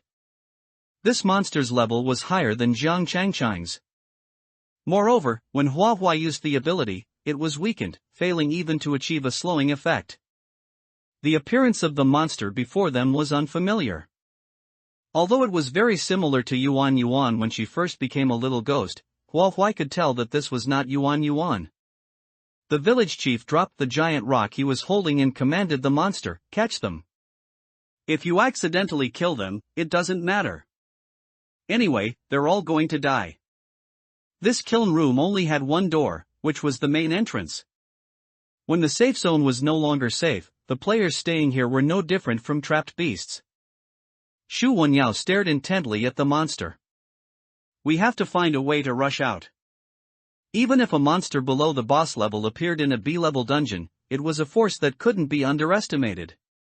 He then said to Qiao Qixing, how long are you planning to hide your bound specter? If you don't let it out soon, we might all be wiped out. The next moment, a beautiful woman wearing a flowing, peach-pink ancient-style dress appeared before everyone. Without Qiao Qixing's command, the woman's robes fluttered as she launched an attack on the monster. While the woman stalled the monster, everyone rushed out the door. Hiss! Everyone gasped sharply. The number of monsters standing uniformly outside the door amounted to more than a dozen. Lu Xian's legs went weak, and she said tearfully, what do we do? We're dead. Qiao Qixing's bound specter couldn't possibly stop so many monsters at once. The rib-bone dagger appeared in Hua Huai's hand. The current situation was too tricky, running was not a good solution. Shoot the man by first shooting his horse, catch the bandits by first catching their leader. The plan that was supposed to be carried out tomorrow had to be implemented tonight. Hua Huai turned back and said, I'll go deal with the bell in the village chief's hand. Running was impossible. Qiao Qixing stepped back, together. With so many monsters, they had almost no chance of winning. The only course of action now was to take a gamble. The bell was conspicuously visible in the village chief's hand, and with a slight shake, the monsters outside the door rushed toward them uniformly. This is deadly. Since the puppet ability was ineffective against them, Hua Huai could only try using the corrosion ability. A layer of black substance condensed on the rib-bone dagger. The monster, dripping viscously, leaped high and dove down from above. Its claws were so sharp they seemed capable of instantly tearing open her skin. Hua Huai dodged sideways, her palm wrapped in a layer of black substance. She then grabbed the monster's arm, used its momentum to leap up, and fiercely stabbed the rib-bone dagger into its back heart area. Her speed was incredible, Hua Huai's strike was swift and decisive. The moment the dagger pierced its heart, the monster let out a painful wail. The corrosion ability spread from its heart outwards, and the surrounding yin energy faded. Corrosion was ineffective on the monster's outer skin, but when used together with the rib-bone dagger, it achieved unexpected results. The monster's speed was very fast. Shu Wenyao's old wounds hadn't healed, and now he had new injuries. Even with an item assisting him, he could barely withstand a monster of this level. Just as the monster's claw was about to swing toward Shu Wenyao's face, Hua Huai was too short to intercept the blow. She simply used all her strength to push Shu Wenyao down, narrowly avoiding the attack. The monster failed to land its strike and turned to attack Hua Huai. She managed to block it, but her arm went numb. The monster's strength was too great. She had gained the upper hand in the previous exchange because her reaction speed was fast enough that she hadn't taken the monster's attack head-on. Given this huge disparity in strength, Hua Huai could almost calculate that she wouldn't be able to block a second time. The B-level dungeon was fraught with danger. So close to the last day, yet such a desperate situation was hidden. How should they break the deadlock? A game dungeon cannot present an unsolvable problem. There must be a way to break the situation, she just hadn't thought of it yet. Clues filtered through Hua Huai's mind one by one. Someone who could contend with the village chief, someone who existed in this dungeon. It was Yuan Yuan. Time was too pressing in the dream, Hua Huai couldn't learn all the details of that year. Although she didn't know the specific reason, after the old village chief passed away, Yuan Yuan regained her freedom. She still feared the bell, but she was not controlled by it. It could be seen from that day under the big locust tree that she still cherished her friendship with Aing. Even on normal days, she would secretly play with Nan Nan, perhaps reminiscing about the past. Yuan Yuan's goal was the same as theirs, she was the key to breaking the deadlock. Having figured this out, Hua Huai keenly sensed that someone was watching them. It was a chilling, hesitant, and complex gaze of scrutiny. Insect Village, may the departed rest in peace. The sacrificial ceremony will take place tomorrow. In this village, the villagers have been blinded by the village chief. There is no rain god, it's a type of insect that feeds on humans. But why does it rain after every sacrifice? Hua didn't know yet, she only knew that she had to find a way out now. You can't get close to the village chief to destroy the bell, but we can. Tonight is an opportunity for you. You can protect Aying and Nan and completely get rid of the bell. Hua raised her voice towards the direction where she felt the spying gaze, but from the perspective of the other players, there was nothing there. Except monsters. Lucien felt a chill run down her spine and couldn't help but ask, "Who are you talking to?" As soon as she finished speaking, cold winds arose, and an existence colder than the group of monsters appeared. The claw the monster swung at Hua was grabbed by Yuan, who kicked it 100 meters away. There are too many of them. I might not be able to stop all of them. They are the same as me. I don't want to be ruthless towards them, so you all need to move quickly. At this critical moment of life and death, Hua naturally had to give it her all. Without time to ask about the other's condition, she quickly got up and rushed straight toward where the village chief was standing. The village chief sensed the danger and immediately summoned a monster to block him. Although Yuan was strong, she was currently stretched too thin. Hua had to deal with this monster herself. Judging by the power disparity in their recent confrontation, the monster was much tougher than the D-level spirits in the Evil Spirit Tower. Hua couldn't confront it head-on. She had to use finesse to quickly weaken the monster, just like she did with the first one, and then, as fast as possible, eliminate the village chief. Holding the bell behind it. She couldn't make a mistake. Once injured, her speed and all her physical stats would decrease. It was already difficult to gain the upper hand, she couldn't make things worse now. The more she thought, the more nervous she became. Sweat beaded on her forehead, and the palm holding the rib bone dagger felt slightly clammy. The monster moved. Perhaps related to its habits when alive, it attacked with its right hand. Hua barely managed to turn sideways, but the monster's body quickly twisted 180 degrees, a grotesque and terrifying sight. Never having expected the opponent to be able to twist like that, Hua's arm was caught off guard and ripped open.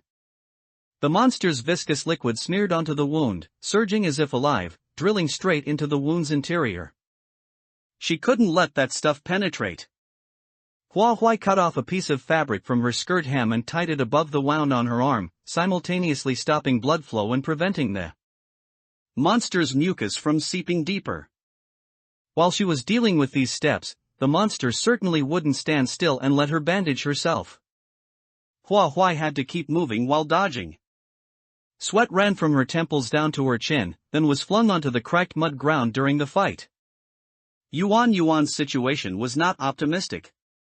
She was restraining too many monsters and hadn't struck ruthlessly, causing the monsters to attack continuously, and her own energy was rapidly depleting.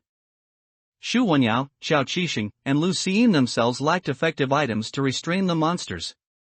Even if only one monster targeted them, they struggled immensely to defend themselves. Xiao Qixing's bound specter was comparable in strength to the monster, making it difficult to determine a winner. The hope of breaking the deadlock rested on Hua. Carrying this hope, she could not lose. Firm in her conviction, Hua fought with increasing caution, managing to observe the monster's subtle movement habits. The monster habitually attacked with its right hand, avoided moving its legs if possible, and its moves looked somewhat like a child's roughhousing. Seeing through this, Hua gradually dodged with ease and could even land a heavy blow at critical moments. Although called a heavy blow, it was actually the limit of Hua's capability, and she was still unable to inflict a fatal strike on the monster. However, the aura around the monster was weakening, which was already a good sign. The village chief seemed to notice this. Seeing all the monsters on the field restrained, no matter how vigorously he shook the bell, it had no effect. Since there was no next monster to shield him, he simply turned and ran, showing no awareness that he was losing face. Things have come to this, and you want to run? The 20+ days of physical training Hua underwent outside the dungeon weren't for nothing. The village chief was a middle-aged man. Despite his frame, even if his legs were longer than hers, he couldn't overcome the age difference. Hua Huai had the advantage of youth and quick steps. Following closely behind the village chief, Hua Huai arrived beneath the big locust tree. It was different from what she had seen before. The branches of the big locust tree were covered with talismans. 1,000 talismans swayed in the breeze, rustling like the leaves that should have grown on the big locust tree. The village chief slowly turned around, forcing a strange smile onto his face. "You fell for it, little one." In the blink of an eye, 4 paper dolls appeared before her. They moved like stop-motion animation, 1 action per instant. As long as she blinked, they would move 1 step closer. The number of active paper dolls was related to the number of player deaths. Compared to yesterday morning, there was 1 more paper doll in front of her. Looking at their expressions, they all had crying faces drawn in black ink, yet Xiao Qixing clearly drew smiling faces. Judging purely by their expressions, the strokes were identical. Yet, Hua Huai inexplicably sensed which players these 4 paper dolls corresponded to. Zhang Zhengye was also among these 4 dolls. What was she supposed to do now? Was she expected to attack Zhang Zhengye? The rib bone dagger in Hua Huai's hand slackened, and she subconsciously took a step back. She blinked. The paper dolls collectively took a large stride, reaching out to grab Hua Huai's shoulders. Forcing herself to endure the stinging, unable to bear it any longer, she blinked again. The paper dolls closed in on Hua Huai, nearly surrounding her. The danger did not arrive immediately. The hands stretched out by 3 of the paper dolls were stopped entirely by one of the others. It was the paper doll that Hua Huai believed to be Zhang Zhengye. Its hand passed through the chests of the other paper dolls, stopping them from moving again. At the same time, a flash of fire appeared before Hua Huai. Shu Wenyao lit a lighter and held it single-handedly between her and the paper dolls, saying breathlessly, "I'm late." "Are you okay?" Hua Huai shook her head and pointed to one of the paper dolls, saying, "It's Uncle Zhang."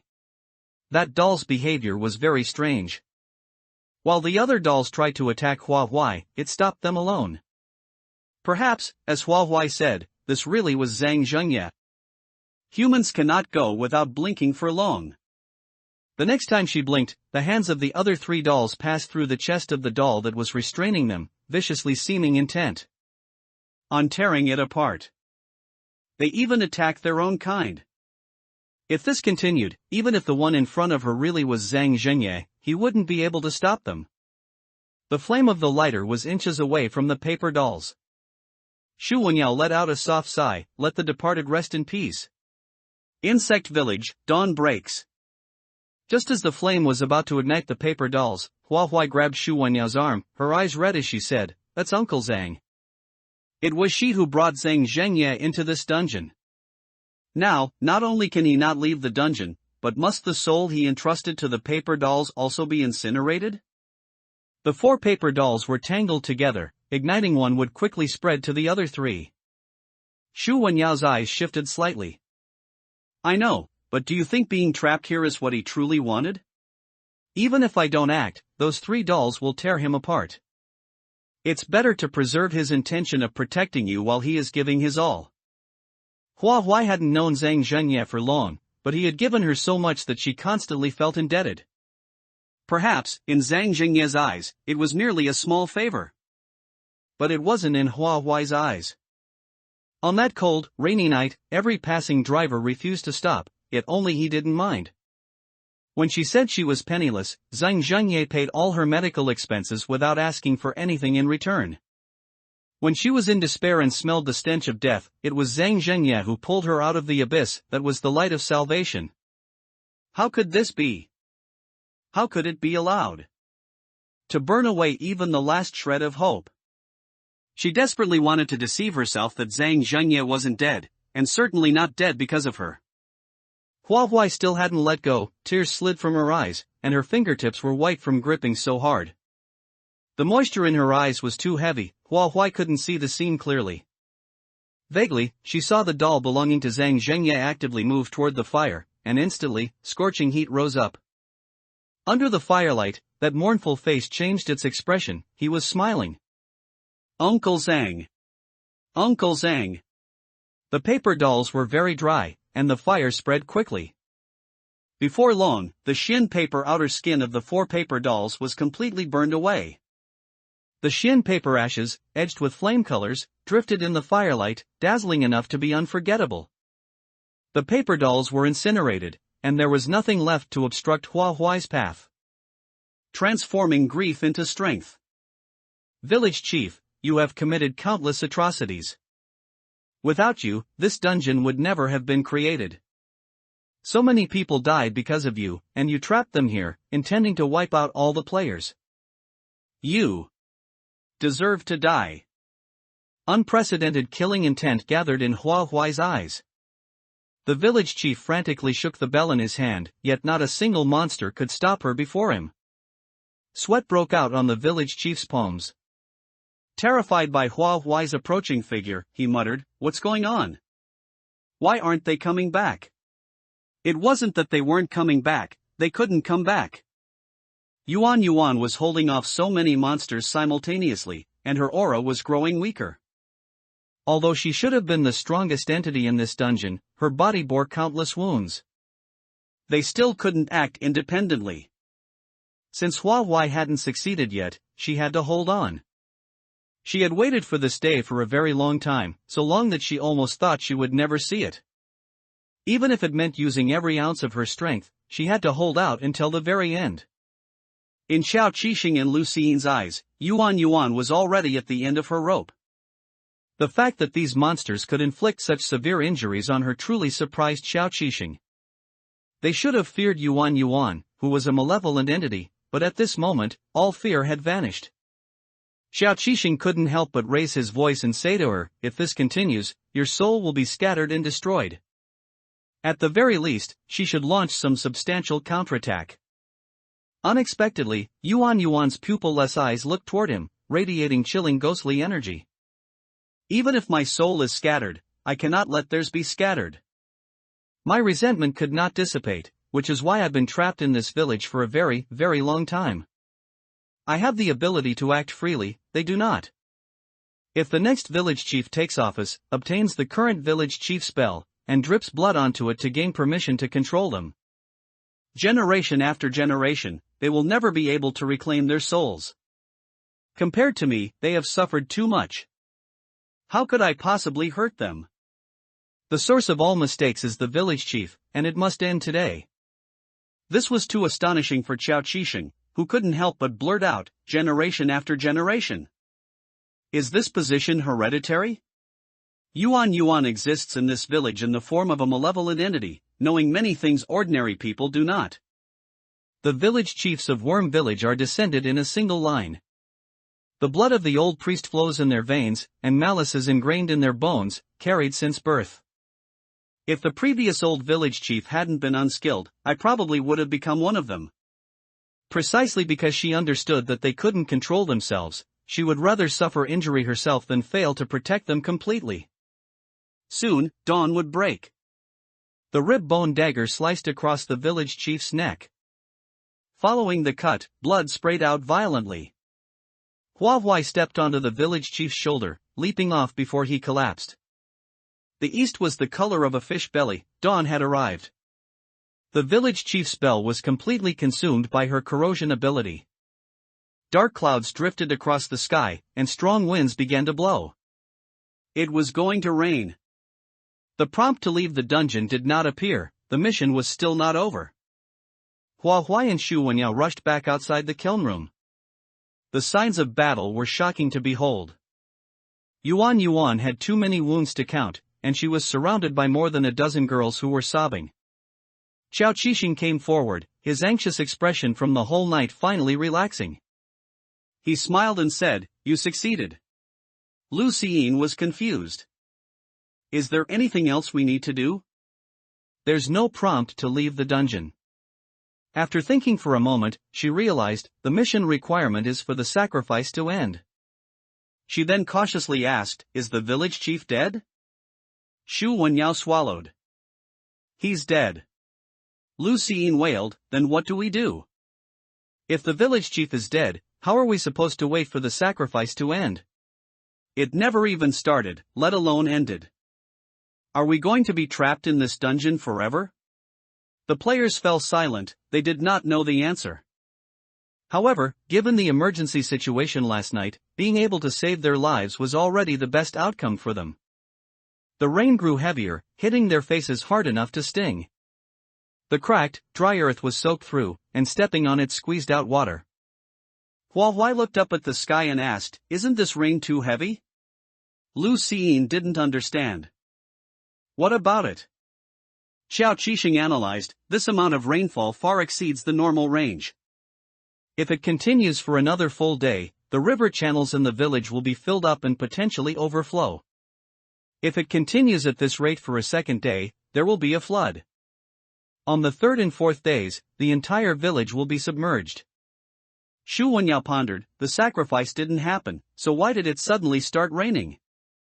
Could the condition for rain be unrelated to the sacrifice? Insect village heavy rain. As the rain continued to fall, Huai's arm was racked with severe pain. Something restless was surging under the skin around the wound, constantly swelling into small lumps, as if it were about to break through the skin and drill out at any moment. Fine beads of sweat broke out all over Huai's body. It hurt so much. The pain made her wish she could chop off her arm immediately. Yuan dragged her mutilated body over. She had not left after daybreak. She placed her hand near Huai's wound, and the viscous liquid swarmed out, crawling onto her fingertips. The rain washed it away, revealing the true appearance of the liquid. They were man-eating worms wrapped in putrid, rotting flesh. After crawling onto Yuan's fingertips, they quickly burrowed under her skin and vanished without a trace. The pain in Huai's wound eased significantly, returning to a tolerable level. Shu Wenyao, Xiao Qixing, and Lu Xiyin watched, their scalps tingling. It turned out that the slime covering the monsters was not true slime, but excessively rotten flesh fused with man-eating worms. Their bodies were entirely covered in man-eating worms, enduring the agony of being constantly gnawed upon. This rain is too heavy. The sunset after the rain is beautiful. Can you wait for me there? Yuan directed these words toward Huai. By mentioning the sunset after the rain, Yuan was warning them to go up the mountain for refuge, as the village was about to flood. Huai replied, "Okay." Before heading up the mountain, the players did not forget Ying and Nan. While it would be dangerous for the players to leave the dungeon area, the source of danger for the two girls had vanished. Ying could take Nan away from the village to find a doctor for treatment. It had been delayed for quite some time, they still hoped Nan would be safe and sound.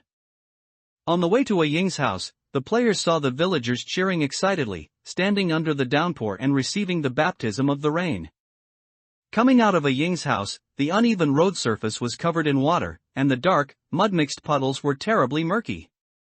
The villagers had longed for rain for a long time, and even though the puddles were this filthy, some couldn't resist stepping into them. Before long, their expressions of joy were replaced by pain, and a layer of bright red floated onto the murky water. The villagers quickly pulled back their feet. Their straw sandals, which were already in poor condition, fell apart, revealing soles where most of the flesh had been gnawed away. If they looked closely at the puddles, they would find something excitedly surging within. Shu Wenyao reminded everyone, "Don't step into the puddles, there are man-eating worms." The rain fell incessantly, and the puddles on the road surface grew larger and larger. The area of ground they could stand on was shrinking, forcing them to move with extreme caution. Passing the river channel, in just a few short hours, the rain had accumulated a remarkable amount of water there. Something was churning in the water. Lu Xiyin subconsciously pointed and said, "There are so many fish inside." The others turned to look into the river channel. A vein pulsed on Xiao Qixing's forehead. What fish? How could there be fish in a river channel that has been dry for so long and just filled up with water? They are all man-eating worms. If you fall in, you'll be dead for sure. Move quickly. Shu Wenyao frowned. This rain is too exaggerated. The river channel is already full after just a few hours. Xiao Qixing gritted his teeth. The rainfall is constantly increasing, like a sluice gate has opened in the sky's reservoir. At this rate, there will definitely be a flood today. Even as the group talked, the water in the river channel rose by at least 10 centimeters at a visible speed.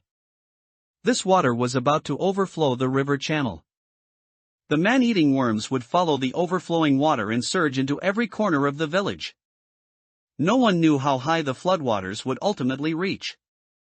But the mountaintop was definitely the safest area in this dungeon. The players had to secure one route up to the mountaintop, otherwise, getting trapped halfway and being unable to descend would be troublesome. Hua Huai recalled the small path Yuan Yuan took A-ing up in her dream. At least via this path, they could definitely reach the mountaintop. Fortunately, the beautiful scenery on the mountaintop was still fresh in her memory, and even though this drought-stricken mountain was different from the green mountain in her dream, she still found the small path. Under the heavy rain, the ground was muddy and slippery. The players had to be extremely careful, or if they slipped down the mountain, they might never be able to climb back up. As a B-level player, Xiao Qixing's strength was obvious to all. He didn't slip once on the way up the mountain. Xu Wenyao had been injured, but his physical fitness was resilient, and his ascent was relatively smooth. Lu Xiyin was surprisingly steady on her feet, only slightly trailing Xiao Qixing. Overall, Hua Huai was the weakest. Her arm was injured, and after being soaked in the rain for several hours, the wound looked hideous and swollen. Every step she took felt unsteady.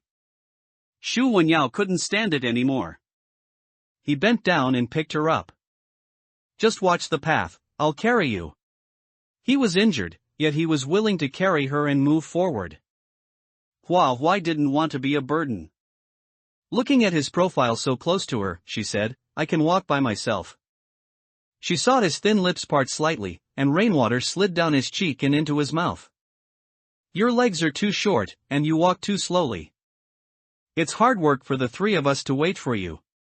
It was clearly a kind gesture, so why did he have to say something so hurtful? If she insisted on getting down now, it would clearly show she intended to drag them down. She had to admit, his words were painful but effective. Hua Huai stopped speaking.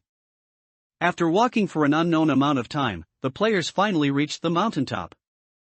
Looking down from the mountaintop, the rainwaters had already risen past the villagers' waists. Many villagers realized there were man-eating worms in the water and climbed onto the rooftops to take shelter. Their expressions were fearful as they stared at the villagers struggling in the water. In just a moment, bright red blood spread across the surface, and the struggling villagers sank beneath the water.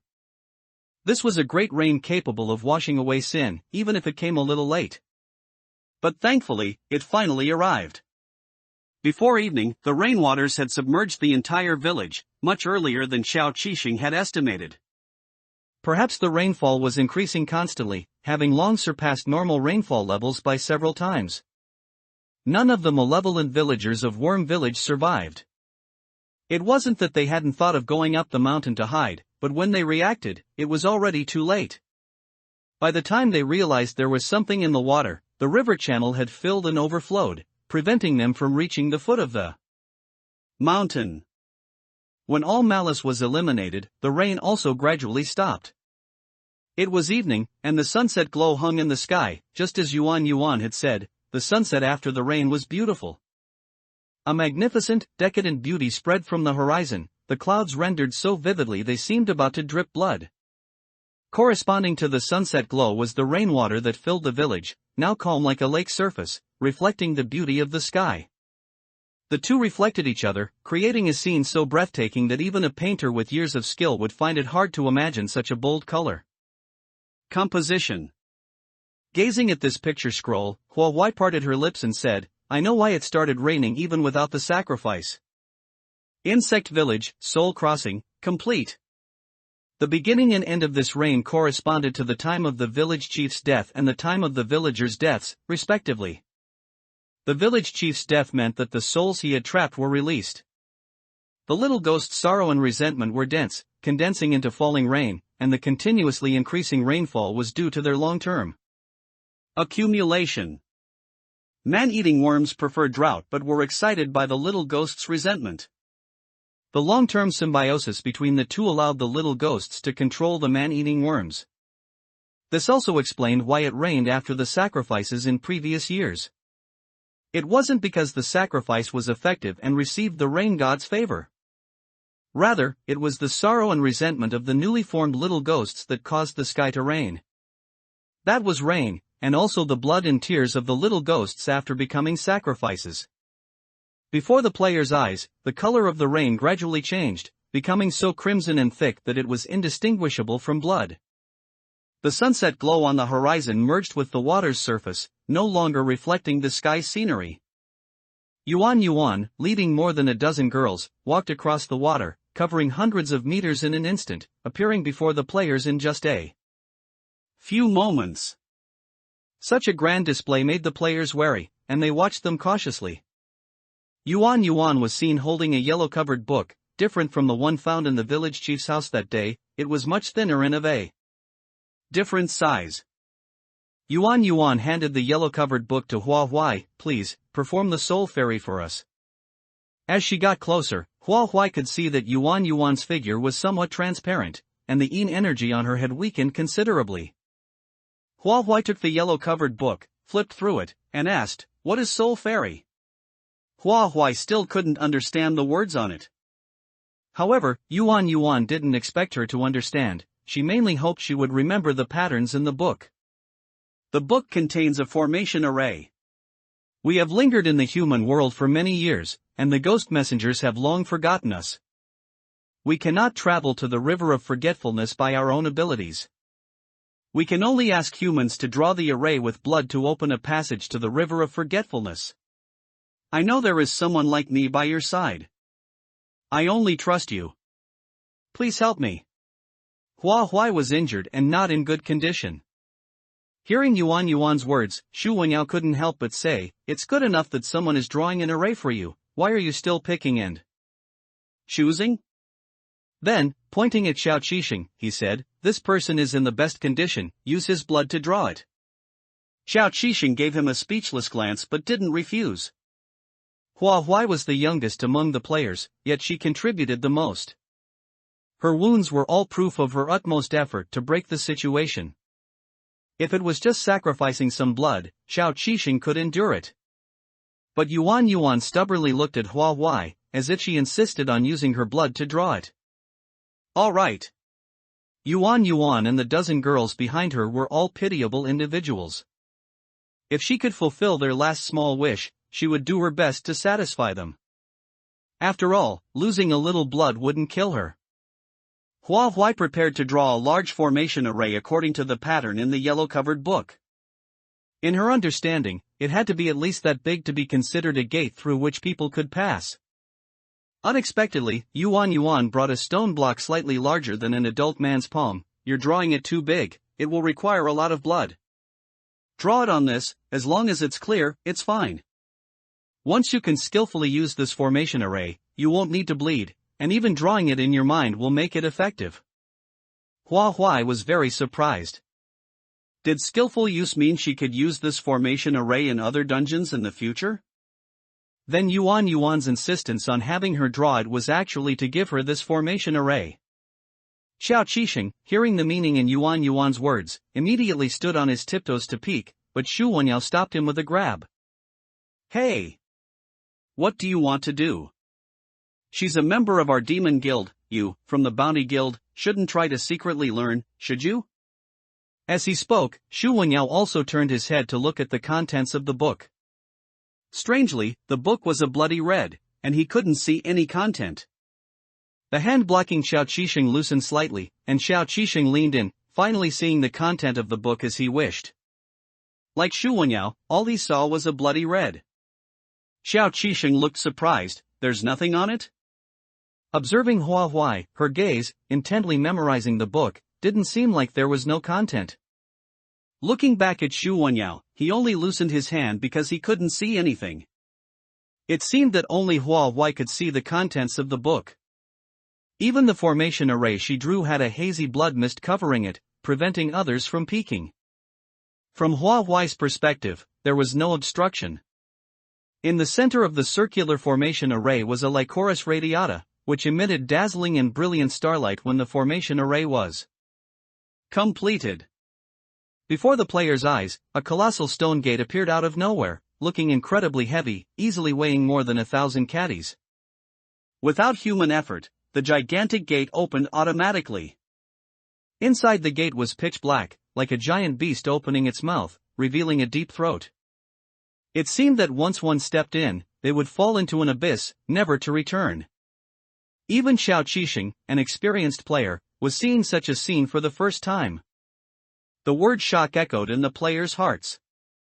Yuan Yuan showed a genuine and relieved smile. The passage is open. When people die, grudges vanish, and scores are settled. She hoped that in their next lives, they could be reborn into a good family. To have family who genuinely cared for them, loved them, and protected them. Led by Yuan Yuan, they entered the pitch-black gigantic gate, their figures gradually disappearing into the darkness. Then the gigantic gate let out a loud bang and slowly closed. When the gigantic gate disappeared, a crimson screen appeared before the player's eyes. Congratulations to players Hua Huai, Xu Wenyao, Xiao Qixing, and Lu Xiyin for completing the B-level dungeon and finishing the hidden task. Task reward, rest time increased by 90 days, bonus doubled, 500,000 yuan per person has been deposited into the horror game key. The players were worried about not being able to perform the sacrifice and not knowing how to leave the dungeon. Unexpectedly, a dungeon completion prompt suddenly popped up, catching them off guard. Hiss! Xiao Qixing gasped. The dungeon's task requirement was for us to wait for the ritual to end. It didn't say it had to be a sacrificial ritual. The soul fairy just now was also a ritual. This dungeon task is truly cunning. After clearing the dungeon, the players realized that there were two ways to clear it. Either always stand with the village chief's faction until the sacrificial ritual ends. Or stand with the Eerie faction to oppose the village chief, obtain the soul fairy formation array from Yuan Yuan, and initiate the soul fairy ritual. Players entering the dungeon were too busy avoiding the eerie creatures. How could they have the presence of mind to delve into details? According to the task requirements, players would subconsciously side with the village chief's faction, having their vision obscured and unable to see the full picture, greatly increasing the probability of a team wipe. The thought sent chills down their spines. His gaze secretly fell on Hua Huai's profile. Her quick-wittedness made even him feel inferior. No matter how he looked at it, she was just a child. Zhang Yuyan. The real names of the 4 players who cleared the level were displayed on the panel, but the game was already reaching its conclusion. They didn't have time for much conversation before the surroundings darkened. The text on the panel in front of Hua Huai's eyes was still changing. Worm Village is destroyed, and all specters have proceeded to Wangchuan. This dungeon is permanently closed. Dungeon exploration progress 100%, skill acquired, Soul Fairy. Soul Fairy skill introduction, use blood to draw a formation in fairy souls stranded in the mortal world to the banks of the Wangchuan River. Soul Fairy requirements, must use one's own fresh blood to draw the formation, and the soul being ferried must be willing, otherwise, the Soul Fairy will fail. Current proficiency, F level. The Soul Fairy skill has a proficiency level. It seems similar to player in dungeon levels, with F level being the lowest rank. Item acquired, 28 village chiefs' land deeds. They have been cashed, yielding 28 million. The player panel unfolded. Player, Hua Huai. Age, 12. Level, D. Money, 29.1 million. Rest time, 90 days. Skills owned, Soul Fairy, F level. Items owned, Rib Bone Dagger, Silver Gray Sports Car. Bound Specters, Zhao Ling, D-level, Zhang Changchang, D-level. Before entering the Worm Village dungeon, Hua Huai had used up all her rest time, resulting in the current remaining time being the newly acquired 90 days. Since the remaining rest time does not exceed 120 days, she still cannot become a C-level player. The scene of Worm Village gradually faded, and Hua Huai returned to the apartment. The wound on her arm had recovered completely. Injuries sustained in the game dungeon would not be carried over to reality. The first thing Hua did upon leaving the dungeon was look around her surroundings. Before entering the dungeon, Xu Wenyao and Zhang Zhengye had been standing beside her. But after leaving the dungeon, she only saw Xu Wenyao. Where was Zhang Zhengye? At the very least, he shouldn't be able to disappear without a sound. The apartment door was half open, though it had clearly been closed earlier. Zhang Zhengye had gone out. Hua quickly ran out of the apartment, and her overly hasty actions caused her to accidentally bump into Xin Wenlin. Little Hua, what are you rushing off to do? From Xin Wenlin's perspective, the two of them had only met yesterday. Hua grabbed his sleeve and asked, I'm looking for Zhang Zhengye. Did you see him? Xin Wenlin wasn't familiar enough with Zhang Zhengye, so Hua didn't call him Uncle Zhang, lest Xin Wenlin couldn't recall him immediately. Xin Wenlin had an impression of him by his full name. He pointed into the distance and said, he seemed to head toward the hospital in that direction. That direction led to the hospital where Hua had last encountered Zhang Zhengye. Hua uttered two extremely brief words, thank you. Before her voice faded, she had already run 10 meters away. Xin Wenlin looked strange and muttered, what happened? Could it be that Zhang Zhengye failed his dungeon mission? Gradually, he didn't dare to continue speaking. Such things often happened in the guild. Failing a dungeon mission meant that the player in reality would also die before long. Xu Wenyao, who came out next, ran into him again. Where is Hua? Xin Wenlin pointed in the same direction again, and Xu Wenyao left even faster than Hua. Xin Wenlin, left standing there, blinked. No way, he's really gone. Zhang Zhengye had joined the Demon Guild less than a week ago, yet he had died in a dungeon. Game dungeons truly were cruel. Who knows when he, too, would be permanently trapped inside a dungeon. The weather was really cold. Xin Wenlin wrapped his down jacket tightly around himself and scurried back into his room. Hua's dress was tattered. She didn't even have time to change before running onto the main road. The hospital was over 10 kilometers away. Running would be too slow, so Hua tried to hail a taxi.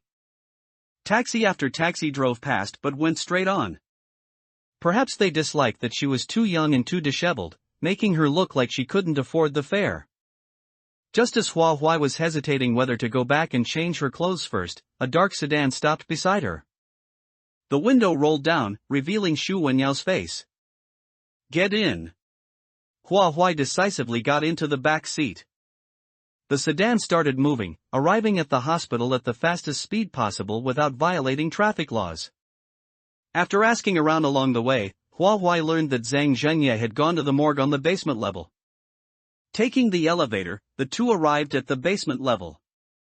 The elevator doors opened, and a chill wind blew out, the temperature being slightly lower than on the ground floor.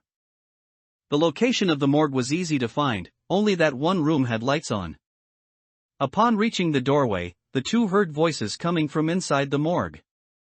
Then everything has been processed. You can wait here until around 2 in the afternoon. The voice was unfamiliar, it must belong to a staff member of the hospital. Zhang Zhengye's voice was very tired. Understood. They will arrive as soon as possible. Who was they? Before the two could think further, the staff member prepared to leave the morgue. Xu Wenyao pulled her, trying to hide, but Hua stopped him. We aren't here to steal. Oh, right. Having gotten used to staying in dungeons, one subconsciously wanted to hide after eavesdropping. Hua walked openly into the morgue and observed Zhang Zhengye's condition. Compared to before entering the dungeon, he looked even more exhausted, but the fact that he was standing alive in front of her made it hard to reconcile him with his death in the dungeon. He was standing in front of an iron bed, on which someone seemed to be lying, covered head to toe by a white sheet. What was kept in a morgue was likely a dead person. The staff member saw the two strangers and hesitantly asked, You too? Zhang Zhengye looked up. They are here for me. The staff member acknowledged him and left without asking the full question. Zhang Zhengye looked at them, his eyes showing a hint of weariness. I know I'm going to die soon. So, before I die, I need to take care of my daughter's remains. The person lying on that iron bed was actually Zhang Jingye's daughter. He had said his daughter was about the same age as her. So young, yet why was she lying in a cold morgue? He suddenly let out a soft laugh, his eyes full of bitterness. Zhang Yuyan, that is my daughter's name. I don't know when she started becoming a horror game player. She failed her mission inside the game, and then she fell seriously ill, an illness she would never wake up from. Zhang Jingye took out the horror game key and tried fiercely to bend it in his hand. Made of unknown material, it was extremely tough, and no matter how hard he tried, he couldn't leave a crease on it. The opportunity to obtain this item was related to my daughter. Her illness was too severe, no doctor could cure her. But she is my only daughter. If she's gone, what will I do? While eating that day, I found this thing in my rice bowl and was introduced to the world of the horror game. After clearing the Line 4 subway dungeon with you all, this world underwent subtle changes. For example, the card I usually thought Yu Yan held, a bank card, turned out to be a horror game key. Why did she also have this thing? Heart pounding. As he spoke, Zhang Jingye's expression grew agitated, and by this point, he could no longer bear it, slamming his fist onto the iron bed with a loud bang. According to the rules of the horror game, if you die in the game, you also die in reality. So, Yu Yan's sudden illness was actually because she entered the horror game. At that time, I was naive, thinking that since this illness started because of the horror game, perhaps it could end because of the horror game.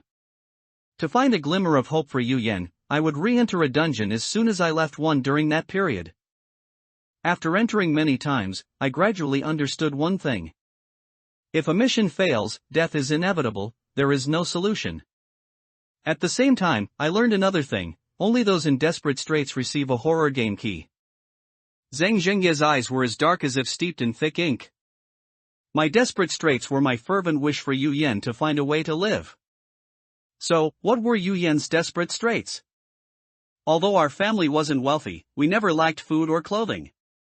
All she had to do every day was go to school and study. My work was too busy, and I don't know when her smile disappeared. Before she fell ill, she would hold my hand and tell me she didn't want to go to school. But when I asked her why, she would stammer and refuse to say. Tears rolled from Zhang Jingye's reddened eyes, and he said almost through gritted teeth, I should have thought of it sooner. She must have suffered some grievance at school. She's an introverted child, she never speaks up when she's wronged. It's all my fault for being careless. I originally wanted to save up my free time to investigate what happened at Yu Yan's school. But there's no time left. Yu Yan, Daddy is sorry. Daddy is truly a useless person. Zhang Zhengye's words were like a large hand firmly gripping Hua Huai's heart, suffocating her and making it hard to breathe. Forcibly suppressing that feeling, Hua Huai parted her lips and asked, What's the name of Yu Yan's school? Yu Yan and I are about the same age. I'll investigate for you. Zhang Zhengye showed hesitation. Since it could put Yu Yan in such desperate straits, that school must be dangerous. Yu Yan had already lost her life because of it, so how could he push Hua Huai into the fire pit too? But did the truth really have to be buried, everything returning to dust? He was unwilling, and Yu Yan wouldn't be willing either. Zhang Zhengye's expression softened, and Hua Huai continued, I've already been in desperate straits before, I won't be easily defeated. Uncle Zhang, tell me the name of that school. Zhang Zhengye looked at her, and after a long moment, replied, Xinuan Primary School. Yu Yan was in 6th grade, Class 1. Hua Huai firmly committed this information to memory. Around 1 in the afternoon, Hua Huai's previous doubts were resolved. The people who came were from the funeral home.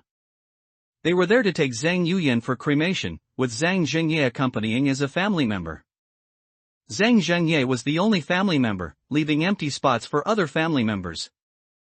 Hua Huai and Xu Wenyao could accompany him to the funeral home. After all procedures were completed, the group walked out of the hospital. Watch out! Suddenly, the billboard above the building loosened, and the moment Xu Wenyao pulled Zhang Zhengye away, the billboard crashed down. Everyone present was drenched in cold sweat. It was so close they almost had to take another person. Because the billboard fell so close, the scattered support frame still scratched Zhang Zhengye's body. Fortunately, it was only a superficial wound, not serious. Seeing this, the funeral home staff couldn't help but say, "How about you go get it bandaged first? We'll wait for you here." After all, the hospital was just a turn away, so it wouldn't delay much time. Zhang Zhengye said nonchalantly, "It's fine, let's go to the funeral home first." He needed to quickly handle Yu Yan's funeral arrangements. Otherwise, he was afraid he wouldn't last until then. Since the employer didn't care, the funeral home staff didn't insist further. The group got into the car and drove towards their destination. As they passed a crossroads, a large truck sped out from the left. By the looks of it, it was going to collide with their bus. The truck was quite large. Once it hit the bus, it would definitely overturn.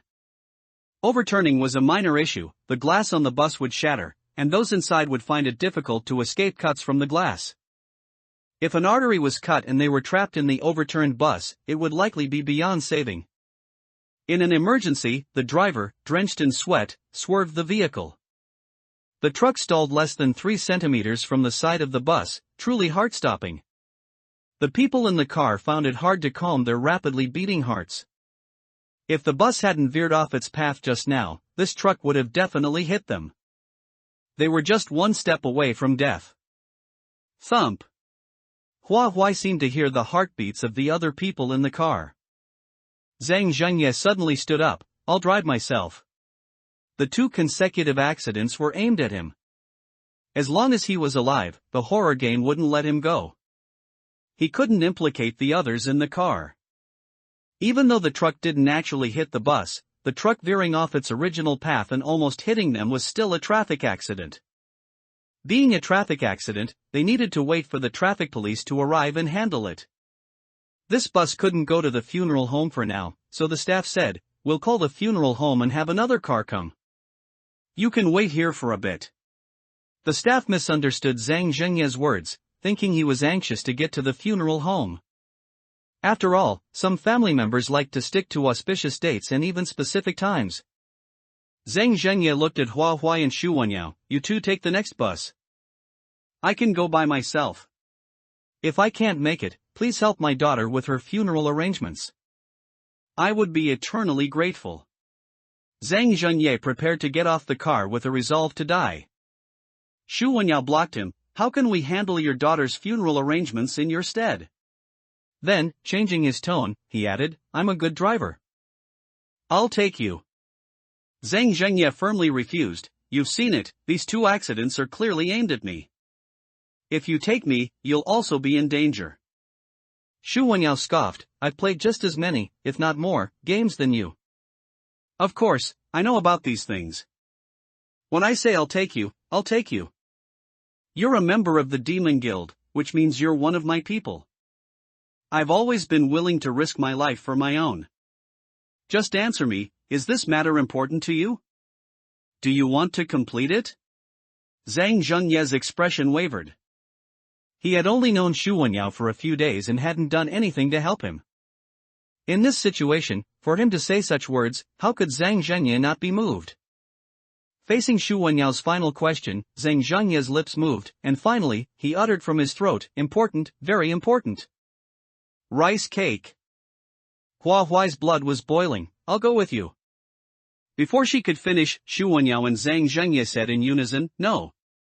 Such a quick rebuttal exposed the fact that Xu Wenyao wasn't 100% confident.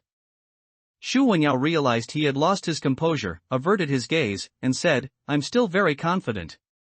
Racing against death was not an easy task. Hua Huai didn't expose Xu Wenyao. Since she couldn't ride in the same car as them, she would call a taxi to follow behind them. Of course, calling a taxi would be done by Xu Wenyao. With her current appearance, she probably wouldn't be able to hail one. Xu Wenyao was indeed a young master-level figure. With just one phone call, someone immediately drove his car over. The group got into their respective cars and drove towards the funeral home. During this time, Xu Wenyao's car was fraught with danger. There were at least 5 or 6 traffic accidents along the way. Fortunately, Xu Wenyao's driving skills were excellent, and no substantial harm was caused. However, the road sections they had driven through were all paralyzed to varying degrees. Hua Huai's taxi, because it followed closely, did not get stuck in the paralyzed sections.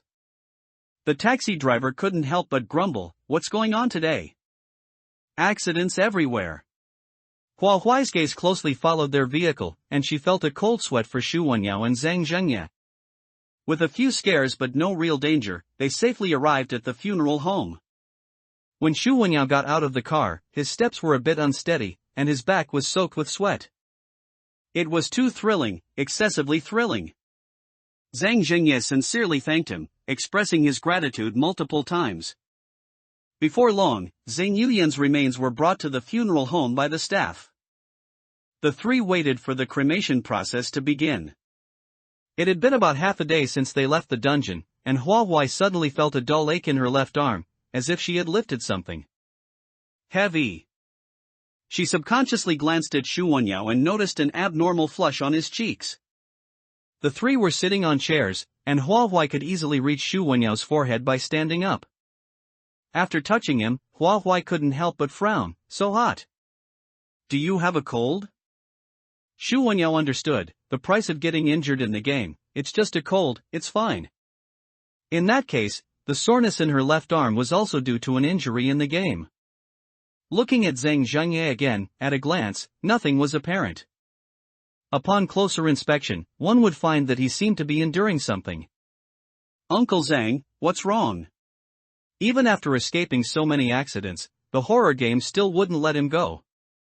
Zhang Zhengye slowly shook his head. "Nothing." He wanted to try his best to appear normal, but the pain caused all his muscles to spasm uncontrollably.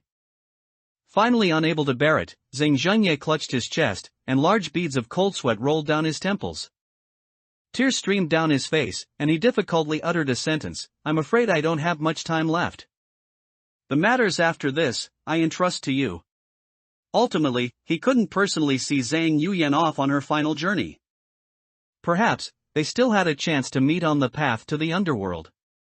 The funeral home staff was in a chaotic mess, quickly calling an ambulance to send Zhang Zhengye for medical attention. The result of the medical treatment was death from an incurable condition, specifically brain death. All of Zhang Zhengye's funeral arrangements were handled by Xu Wenyao alone, despite his illness. There was nothing else to do. Hua Huai's age limited her ability to do many things. She could only follow behind Xu Wenyao, helping with some trivial tasks. After the funeral, Zhang Zhengye and his daughter were buried in the cemetery. At a glance, all the photos on the gravestones in this cemetery were of young people. This is the Demon Guild's exclusive cemetery. Those who reside here are all members of the Demon Guild. Zhang Yuyan is Zhang Zhengye's daughter, so we'll make an exception and let her stay here.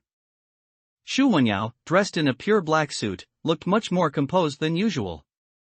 Hua Huai, also dressed in black, looked up at the sky and blinked, preventing tears from falling from her eyes. Earlier in the dungeon, she had the illusion that the game had given her a new life. But to this day, she gradually understood that the game had not given anyone a new life, it merely took the player's lives in another way. Hua Huai couldn't help but wonder.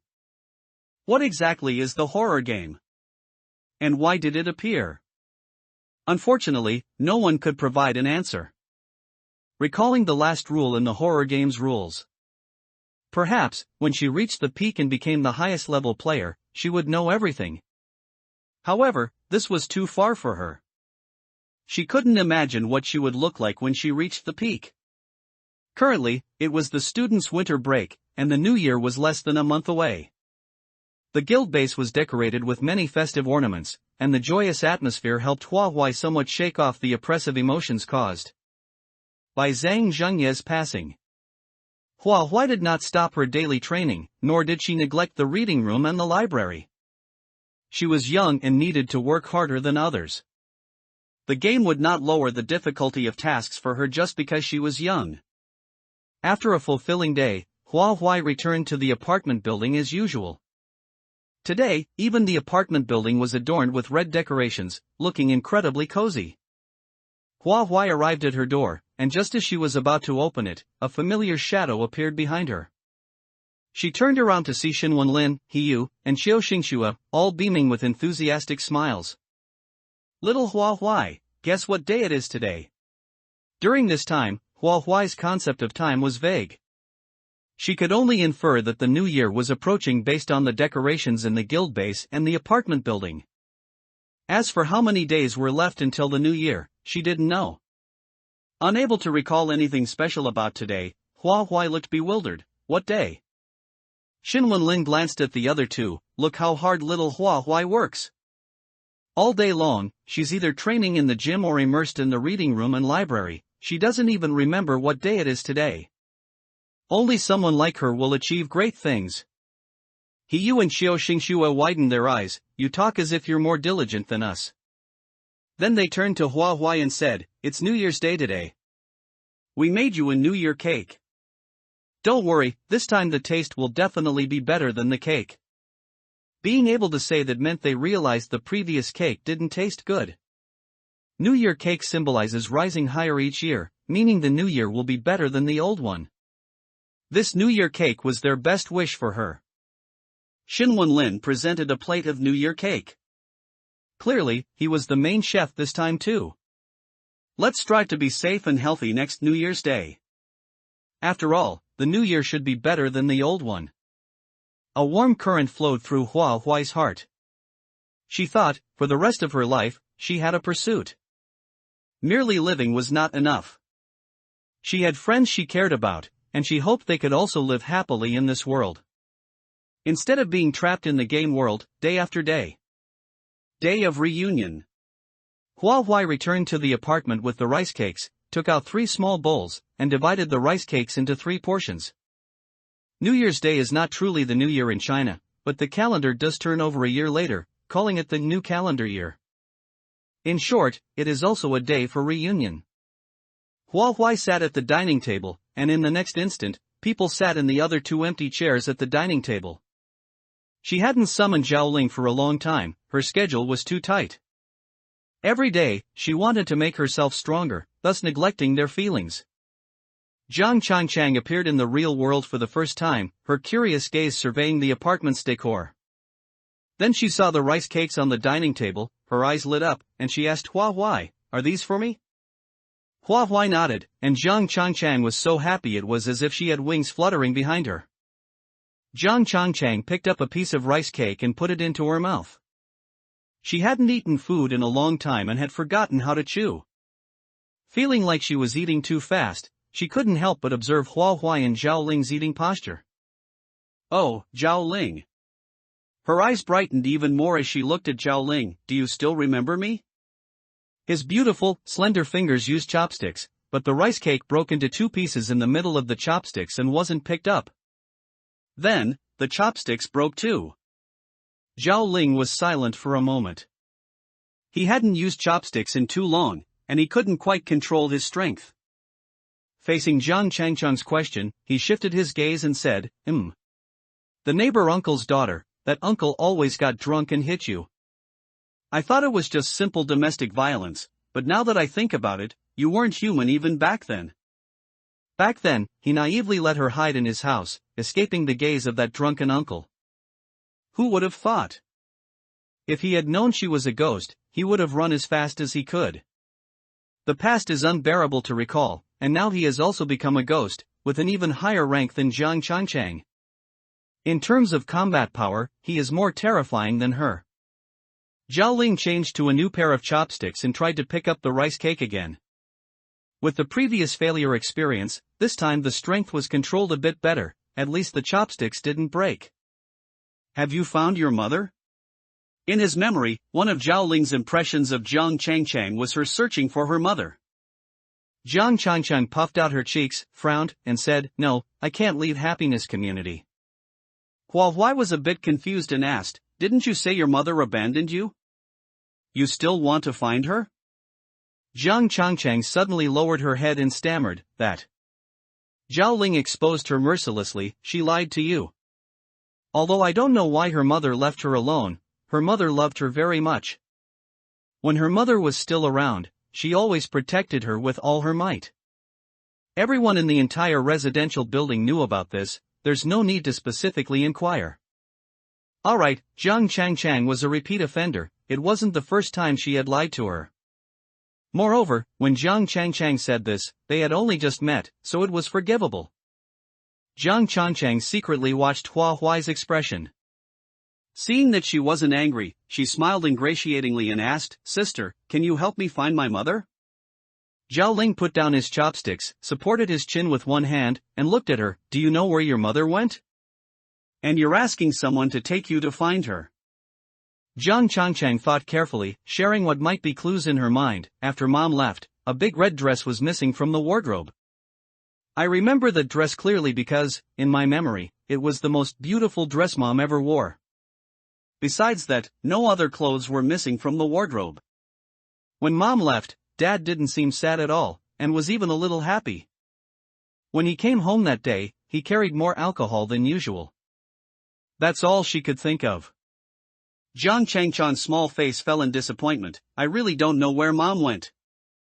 The clues Jiang Changchang provided were not detailed enough, so Hua Huai couldn't deduce the real reason her mother left. But according to Zhao Ling, at least her mother wouldn't be the kind of person to abandon her daughter and leave. Was there some unavoidable difficulty? Hua Huai's next goal was to become a top player in the horror game, which meant she would have to enter the game world many more times, perhaps giving her a chance to find Jiang Changchang's mother. After finishing the rice cakes in her bowl, Shen Wenlin's cooking had improved. This time, it wasn't bad. After a brief moment of distraction, Hua Huai said to Jiang Changchang, "I will try my best to help you." With such vague clues, Jiang Changchang herself didn't hold out much hope. She had expected Hua Huai to refuse, but unexpectedly, she agreed, immediately nodding like garlic. Thank you, sister." As a level D aberration, Jiang Changchang's time in the real world was very limited each day. Not long after finishing the rice cakes, the 1-hour summoning limit was reached. After Zhao Ling was promoted to a level B aberration, his daily summoning time was extended to 8 hours, which is about half of a human's waking time. Although he appeared in the real world as a human, he was essentially still an aberration.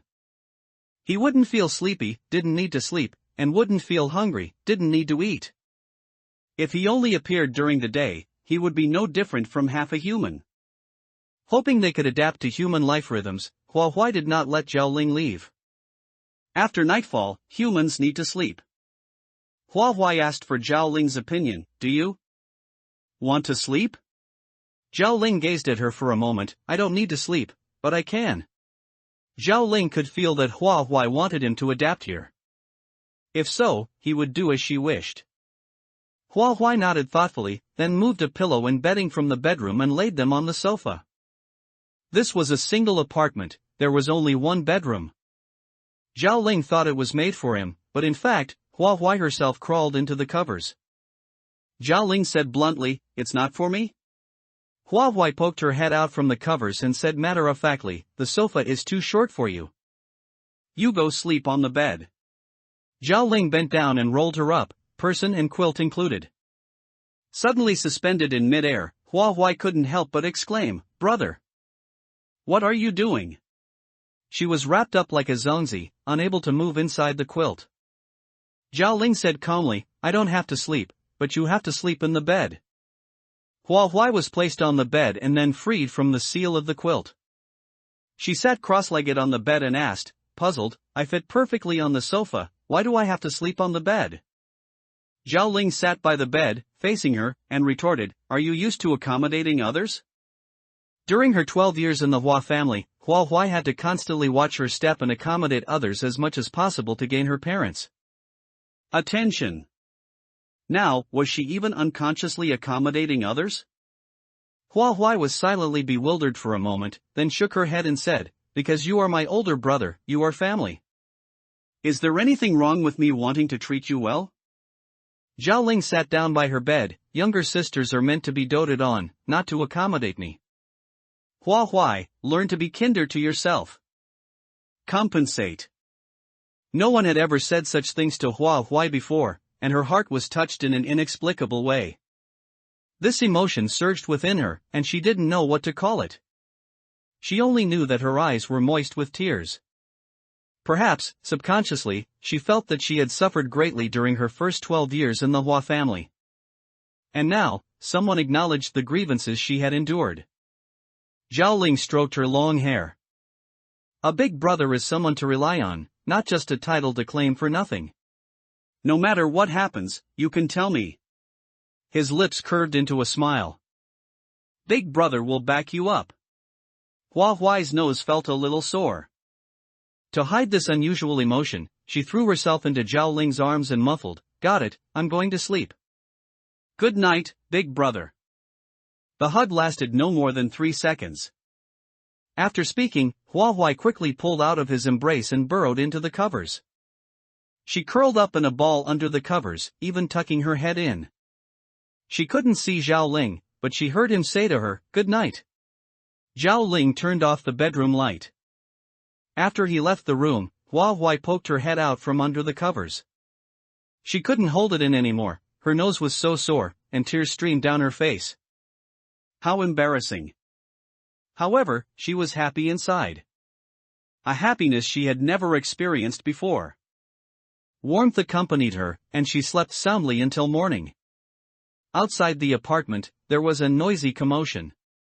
Immediately after, Hua Huai's door was knocked upon. The door opened, and an unfamiliar figure appeared before everyone. The noisy sounds in the corridor instantly vanished. Xinwen Lin stared intently, looking again and again. "This is where little Hua Huai lives, right? I didn't get it wrong, did I?" He scratched his head. "No, you're right, this is where little Hua Huai lives." "Who is this person?" Xiang Lu, who was at the very front, saw the figure opening the door. After a moment of stunned silence, she immediately retreated several steps. She retreated so quickly that she almost fell in the corridor. If she wasn't mistaken, this was the abnormal boss from the Chinese Quality Education School dungeon. Cold sweat instantly covered her back, giving her the illusion of being back in that dungeon. Xiao Xingxue, not understanding, scoffed at Xiang Lu, "This person is really interesting.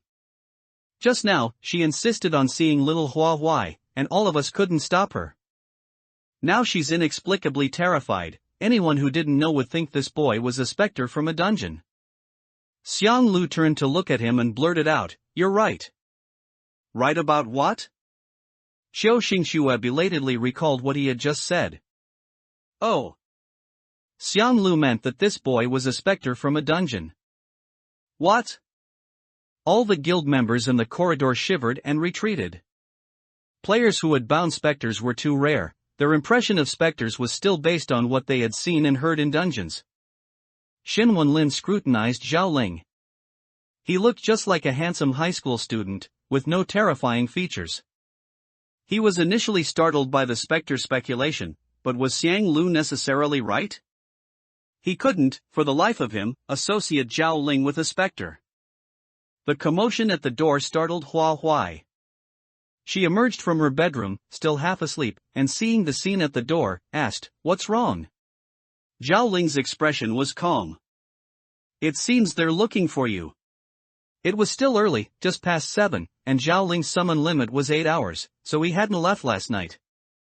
Summoning and leaving were actions initiated by Hua Huai, but could also be initiated by the specter.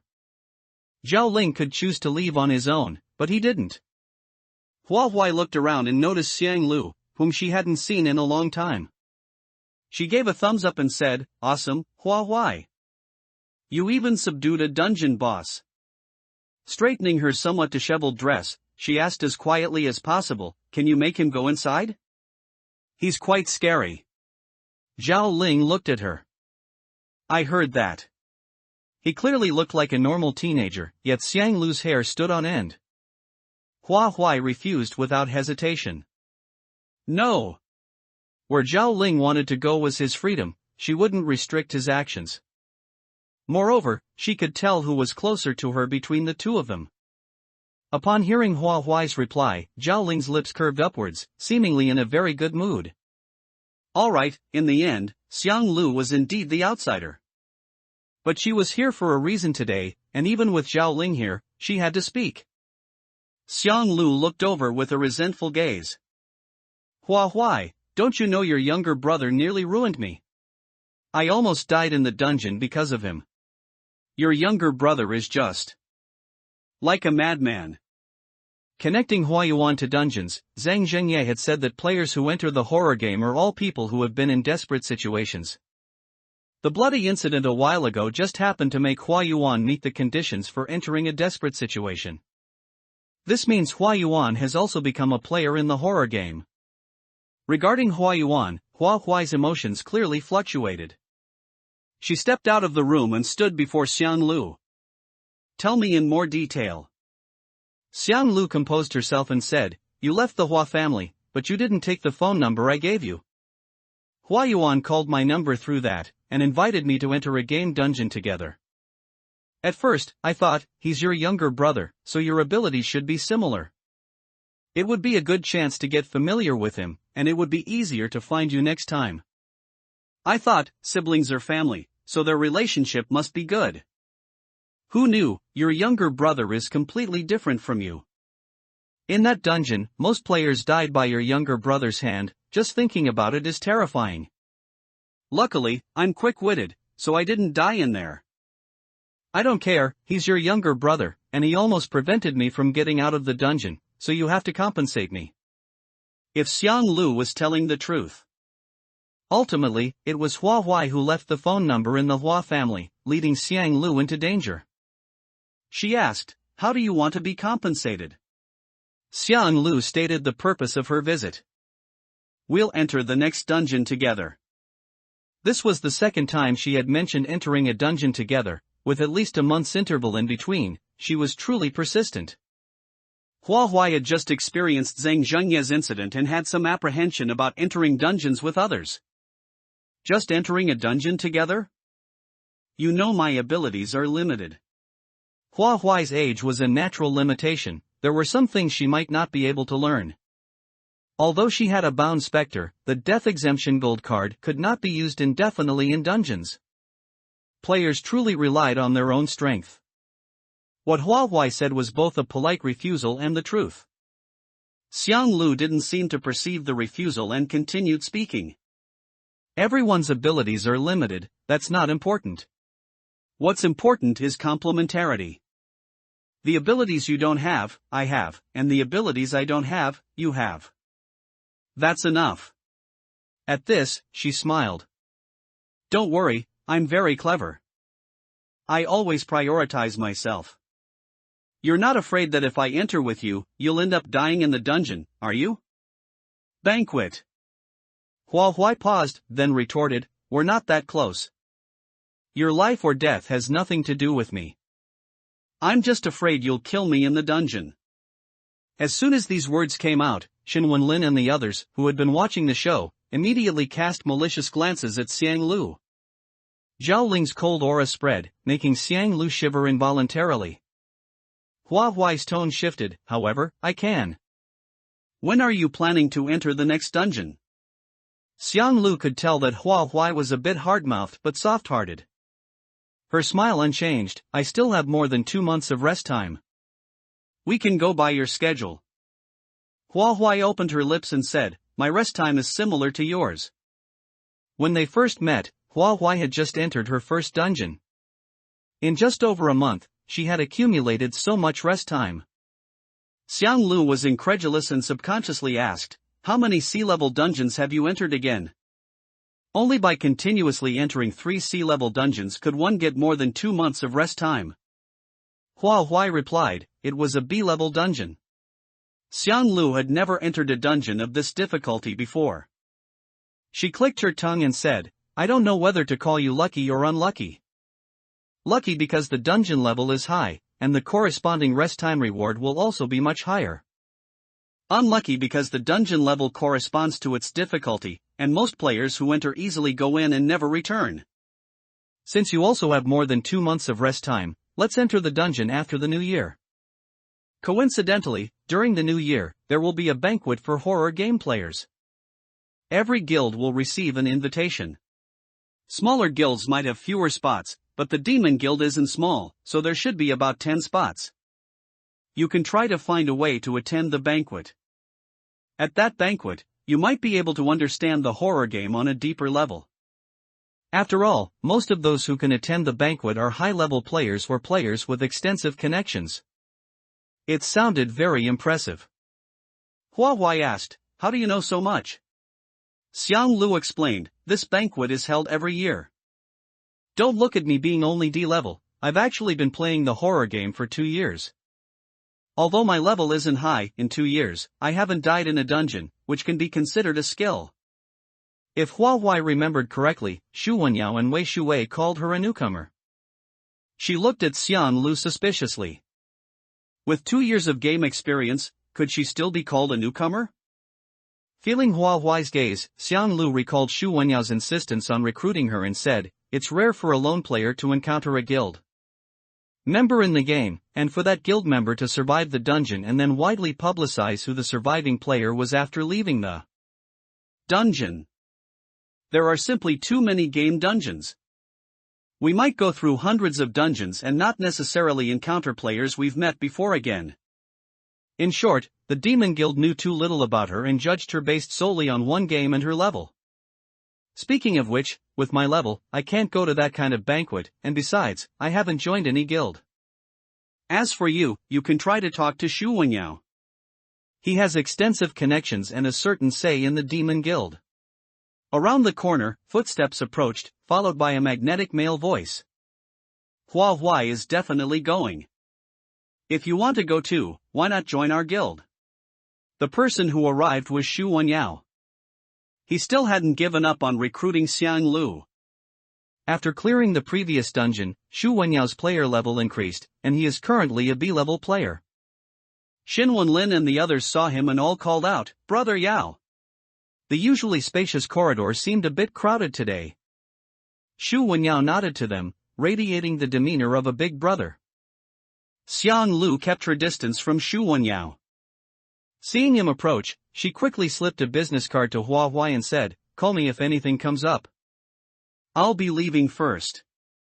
Soon, Xiang Lu disappeared. Xu Wenyao asked Xin Wenlin and the others, "What? Do I look scary?"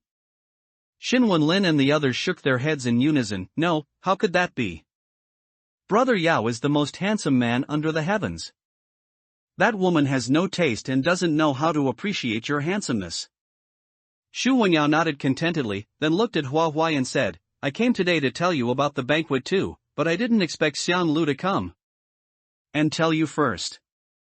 The banquet is on New Year's Day. I'll come pick you up then."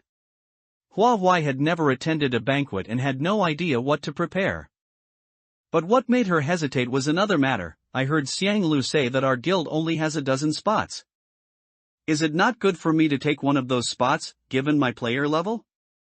If asked if she wanted to go to this banquet, her answer would be yes. She hoped to understand the horror game, and this banquet might help her understand the game. However, she couldn't easily negate the efforts of other guild players just because she wanted to go. Xu Wenyao smiled, "We select the spots based on the potential and level of our guild members. Your potential is the highest among guild members, so you're not getting in through the back door." The uneasy feeling dissolved with Xu Wenyao's words. Joy surfaced in Hua Huai's eyes, and she nodded solemnly, "Okay, I'll wait for you at the apartment that day." Xu Wenyao smiled and responded, "You haven't washed your face yet. Go and wash up quickly." That's right. Hua Huai had just gotten out of bed, hadn't done her ablutions, and had been standing outside for a long time with a bird's nest on her head. Her gaze dropped, and a pair of cute cotton slippers came into view. Hua Huai quickly turned and entered the room, wondering if there was eye boogers at the corners of her eyes. Did she drool in her sleep last night? If she drooled, there might be white residue at the corners of her mouth. Hua Huai didn't know what it was, but one could tell at a glance if someone drooled in their sleep. She covered her face with her hands. If there was, that would be too embarrassing. As embarrassing as wetting the bed.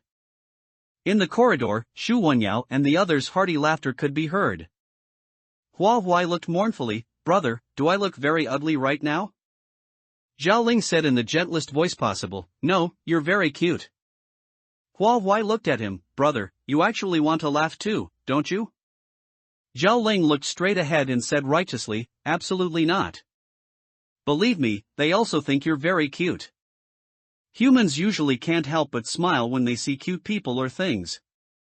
This kind of smile is complimentary. Zhao Ling was her brother, so what he said must be reasonable. Hua Huai comforted herself. Attending a banquet.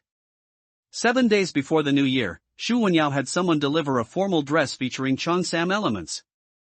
The dress was red, adorned with exquisite national-style embroidery, and a ring of pure white fur trim was sewn around the neckline and cuffs, making it look fluffy and very cute.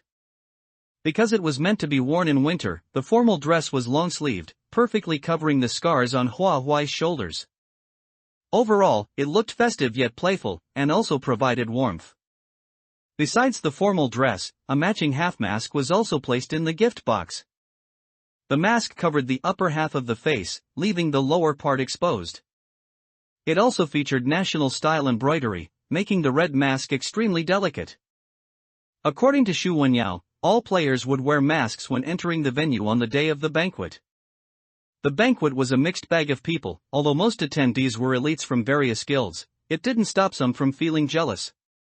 Wearing masks was for safety. Especially for someone like Hua Huai, whose personal strength wasn't robust, yet possessed some talent. On the day of the banquet, Hua Huai put on the formal dress, and Xu Wenyao arrived as promised. The door opened, and Hua Huai stepped out. The bright red contrasted with her snow-like skin, and she wore her hair in double buns, with red tassel hair ornaments hanging from the base of the buns. So cute, like a New Year painting doll. Astonishment flashed in Xu Wenyao's eyes. With Hua Huai's looks, she would be a top-tier child model. Being scrutinized so closely, Hua Huai felt a little embarrassed. She had never worn this style of clothing and was afraid she looked odd. The unfamiliar, unnatural feeling made her ears flush slightly. She looked up and urged, Brother Yao, let's go. She was too cute. Xu Wenyao couldn't help but look at her a few more times. Prompted by her urging, Xu Wenyao snapped back to reality. Mei Chem, all right. The banquet location was a hotel in the bustling city center. Invitations needed to be checked upon entry to prevent strange individuals from mixing in. The banquet hall was huge, large enough to accommodate hundreds of people while still leaving ample space. The hotel was luxuriously decorated, utilizing an oriental layout dominated by festive bright red. The tables were set with many kinds of wine and pastries, looking exquisite and grand. In the outermost corners, a circle of leather seats was arranged for guests who were tired of standing to sit and rest. Hua Huai's curious gaze wandered everywhere. Perhaps because the banquet hadn't officially started, the guests had just entered the hall, and no one was sitting yet. Most of them were standing in groups of 2 or 3, likely having come together. While Hua Huai was curiously observing others were observing her. Her height was certainly eye-catching, and judging by the exposed half of her face, the probability of her being underage was extremely high. Someone couldn't resist their curiosity and stepped forward to ask, "This is a banquet for game players. Is she your daughter?" Occasionally at banquets, players would bring family members. At such times, the restrictive effect of the invitation was hard to enforce. Xu Wenyao's lips were tightly pursed, his gaze fixed on the questioner. His voice was icy and extremely deep. If you can't speak properly, get lost. He was only 21, he couldn't possibly have a daughter this old. This person truly had no sense. Was he blind? The questioner, oblivious to his mistake, instead reprimanded Xu Wenyao, "What's wrong with you? Can't you speak nicely? If she's not, she's not. Why the swearing?" Xu Wenyao narrowed his eyes, and his words cut like a knife, "I don't have time to coddle your glass heart. Since you're a game player, you shouldn't lack even this much ability to handle pressure, right?" The man's face flushed red from Xu Wenyao's words, and he raised his voice, saying, "What rank are you, speaking so arrogantly?" At the banquet, if someone asked for a rank, the person being asked must answer. This was a rule of the banquet. Xu Wenyao said contemptuously, "B rank, Xu Wenyao of the Demon Guild." No matter where, there is always a hidden hierarchical system based on rank, similar to a pyramid. The closer one is to the apex of the pyramid, the more influence they possess. Clearly, the questioner was not close enough to the apex of this pyramid. Upon hearing Xu Wenyao's rank, his expression immediately turned ugly. Even so, he did not leave immediately but lowered his head. I apologize, I was offensive just now. The Demon Guild is known as one of the 3 major guilds in Huagua, and its influence is naturally significant. Coupled with Xu Wenyao's player rank, he was considered an outstanding figure within Huagua. The players already present at the banquet were attracted by the commotion. Hearing Xu Wenyao reveal his identity, many people approached with wine glasses raised. They pushed aside the player who had offended Xu Wenyao and said with beaming smiles, "We have long heard of young Master Xu's great name, and finally get to meet you today. We wonder if President Wei will be attending? If he is coming, do you know when he will arrive?" Hua Huai read the word fawning on their faces. Too many people gathered around, and since they were all adults, Hua Huai was inadvertently pushed to the side. Even standing on her tiptoes, she couldn't see Xu Wenyao's face. Just then, a man walked up and squatted down in front of her, asking gently, "Little friend, are you a player too?" Hua Huai nodded. There was no point in hiding something like this. Surprise burst forth in the man's eyes. A player as young as you is quite rare. He gestured for Hua Huai to look around the banquet hall, noting that she was currently the only child present. Hua Huai looked, then asked, confused, "Is there something you need?" The man glanced at Xu Wenyao. "Your friend seems very popular. It's too noisy here, making conversation difficult. Why don't we chat on the balcony for a bit?" Hua Huai's gaze swept over the balcony, which was obscured by curtains, preventing her from seeing the view. She didn't bite, asking, "Are we close?" To be close enough to go chat in a separate area, they should at least be friends. The man held a glass of wine in his hand and slowly took a sip. The players who come to this banquet are all here to make friends. The more friends you have, the more dungeon information you gain, which helps when entering dungeons in the future. I thought you felt the same way. At first glance, the man's words seemed harmless, but upon closer thought, he probably had ulterior motives. Hua Huai scoffed coldly. "Tell me your player rank." To make friends, exchanging names and ranks was common knowledge. The man didn't think much of it and replied, "D rank, Yang Shou." Hua Huai raised her lips and said, "I'll remember that." The festive bright red dress highlighted her fair skin. Her long, dark eyelashes fluttered in the gap of the mask, making her so beautiful that the man in front of her caught his breath. Yang Shou asked, "What about your rank?" Xu Wenyao had told Hua Huai the rules of the banquet, so she didn't hide it. "D rank, Hua Huai of the Demon Guild." She saw Yang Shou's eyes widen, and his words came out with a crack in his voice, "D rank?" Exchange. Raising a player's level in the horror game is an extremely difficult task. Many players have played for 2 or 3 years and have only just reached the D-level player threshold. On the other hand, considering Hua Huai's age, if it took her 2 or 3 years, how young would she have been when she entered the game? How could such a young player survive in the game for so long? Or perhaps, she was lying to him. Yang Shou adopted a patient posture. "Little friend, you might not understand the rules of this banquet yet. One of the rules is that players attending the banquet cannot lie about their level, nor can they refuse to answer. The banquet is hosted by the Bounty Guild, and Ran Ping, the leader of the Bounty Guild, presides over it.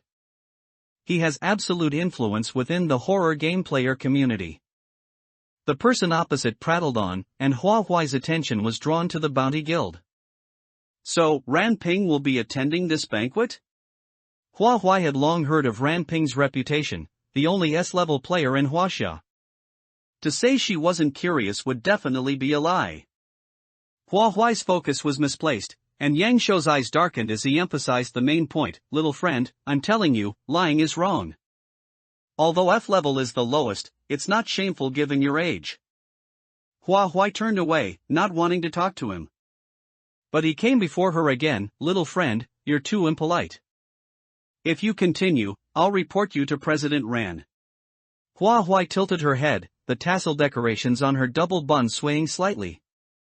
Report what? Are you a child, or am I a child? I haven't even reported anything, yet you want to. Her large eyes showed great confusion. Uncle, even I don't tattle. Is the soul residing in your body only 3 years old? Put. Laughter came from not far away. Hua Huai looked in that direction but saw no one paying attention to them. In that direction, a waiter stood, holding a tray, his head slightly bowed. Several players were conversing nearby, casually taking a delicate pastry from the tray. The laughter was too short, perhaps she had misheard. With things reaching this point, Yang Shou's expression finally dropped. I came with good intentions to make friends with you, but if you don't appreciate it, then so be it. He stood up, leaning forward, his wineglass tilting, about to spill onto Hua Huai. Hua Huai never missed a day of physical training. Before the wine splashed out, she had already anticipated where it would likely land. Taking a small step back and turning slightly to the side, not a drop of wine touched her. A large patch of the floor was wet with wine, the festive red carpet turning a conspicuous dark brown. Hua Huai said coolly, Uncle, you did that on purpose, didn't you? Merely leaning forward wouldn't have splashed the wine so far. Generally speaking, it would at most flow down the side of the glass. Yang Shou smiled ambiguously, how could that be? Hua Huai went straight to the point, tell me, what is your objective? Yang Shou played dumb, what objective? I don't know what you're talking about. Does he really want her to be so detailed? Then she would tell him, making it perfectly clear. There are so many players at the banquet, and you come to make friends with me? I told you I'm a D-level player, but you didn't believe me, thinking I was lying. This shows that in your subconscious, I am a very weak existence and shouldn't be on the same level as you. Since you look down on me from the bottom of your heart, how could you possibly be making friends with good intentions? Since it's not good intentions, then you have ulterior motives.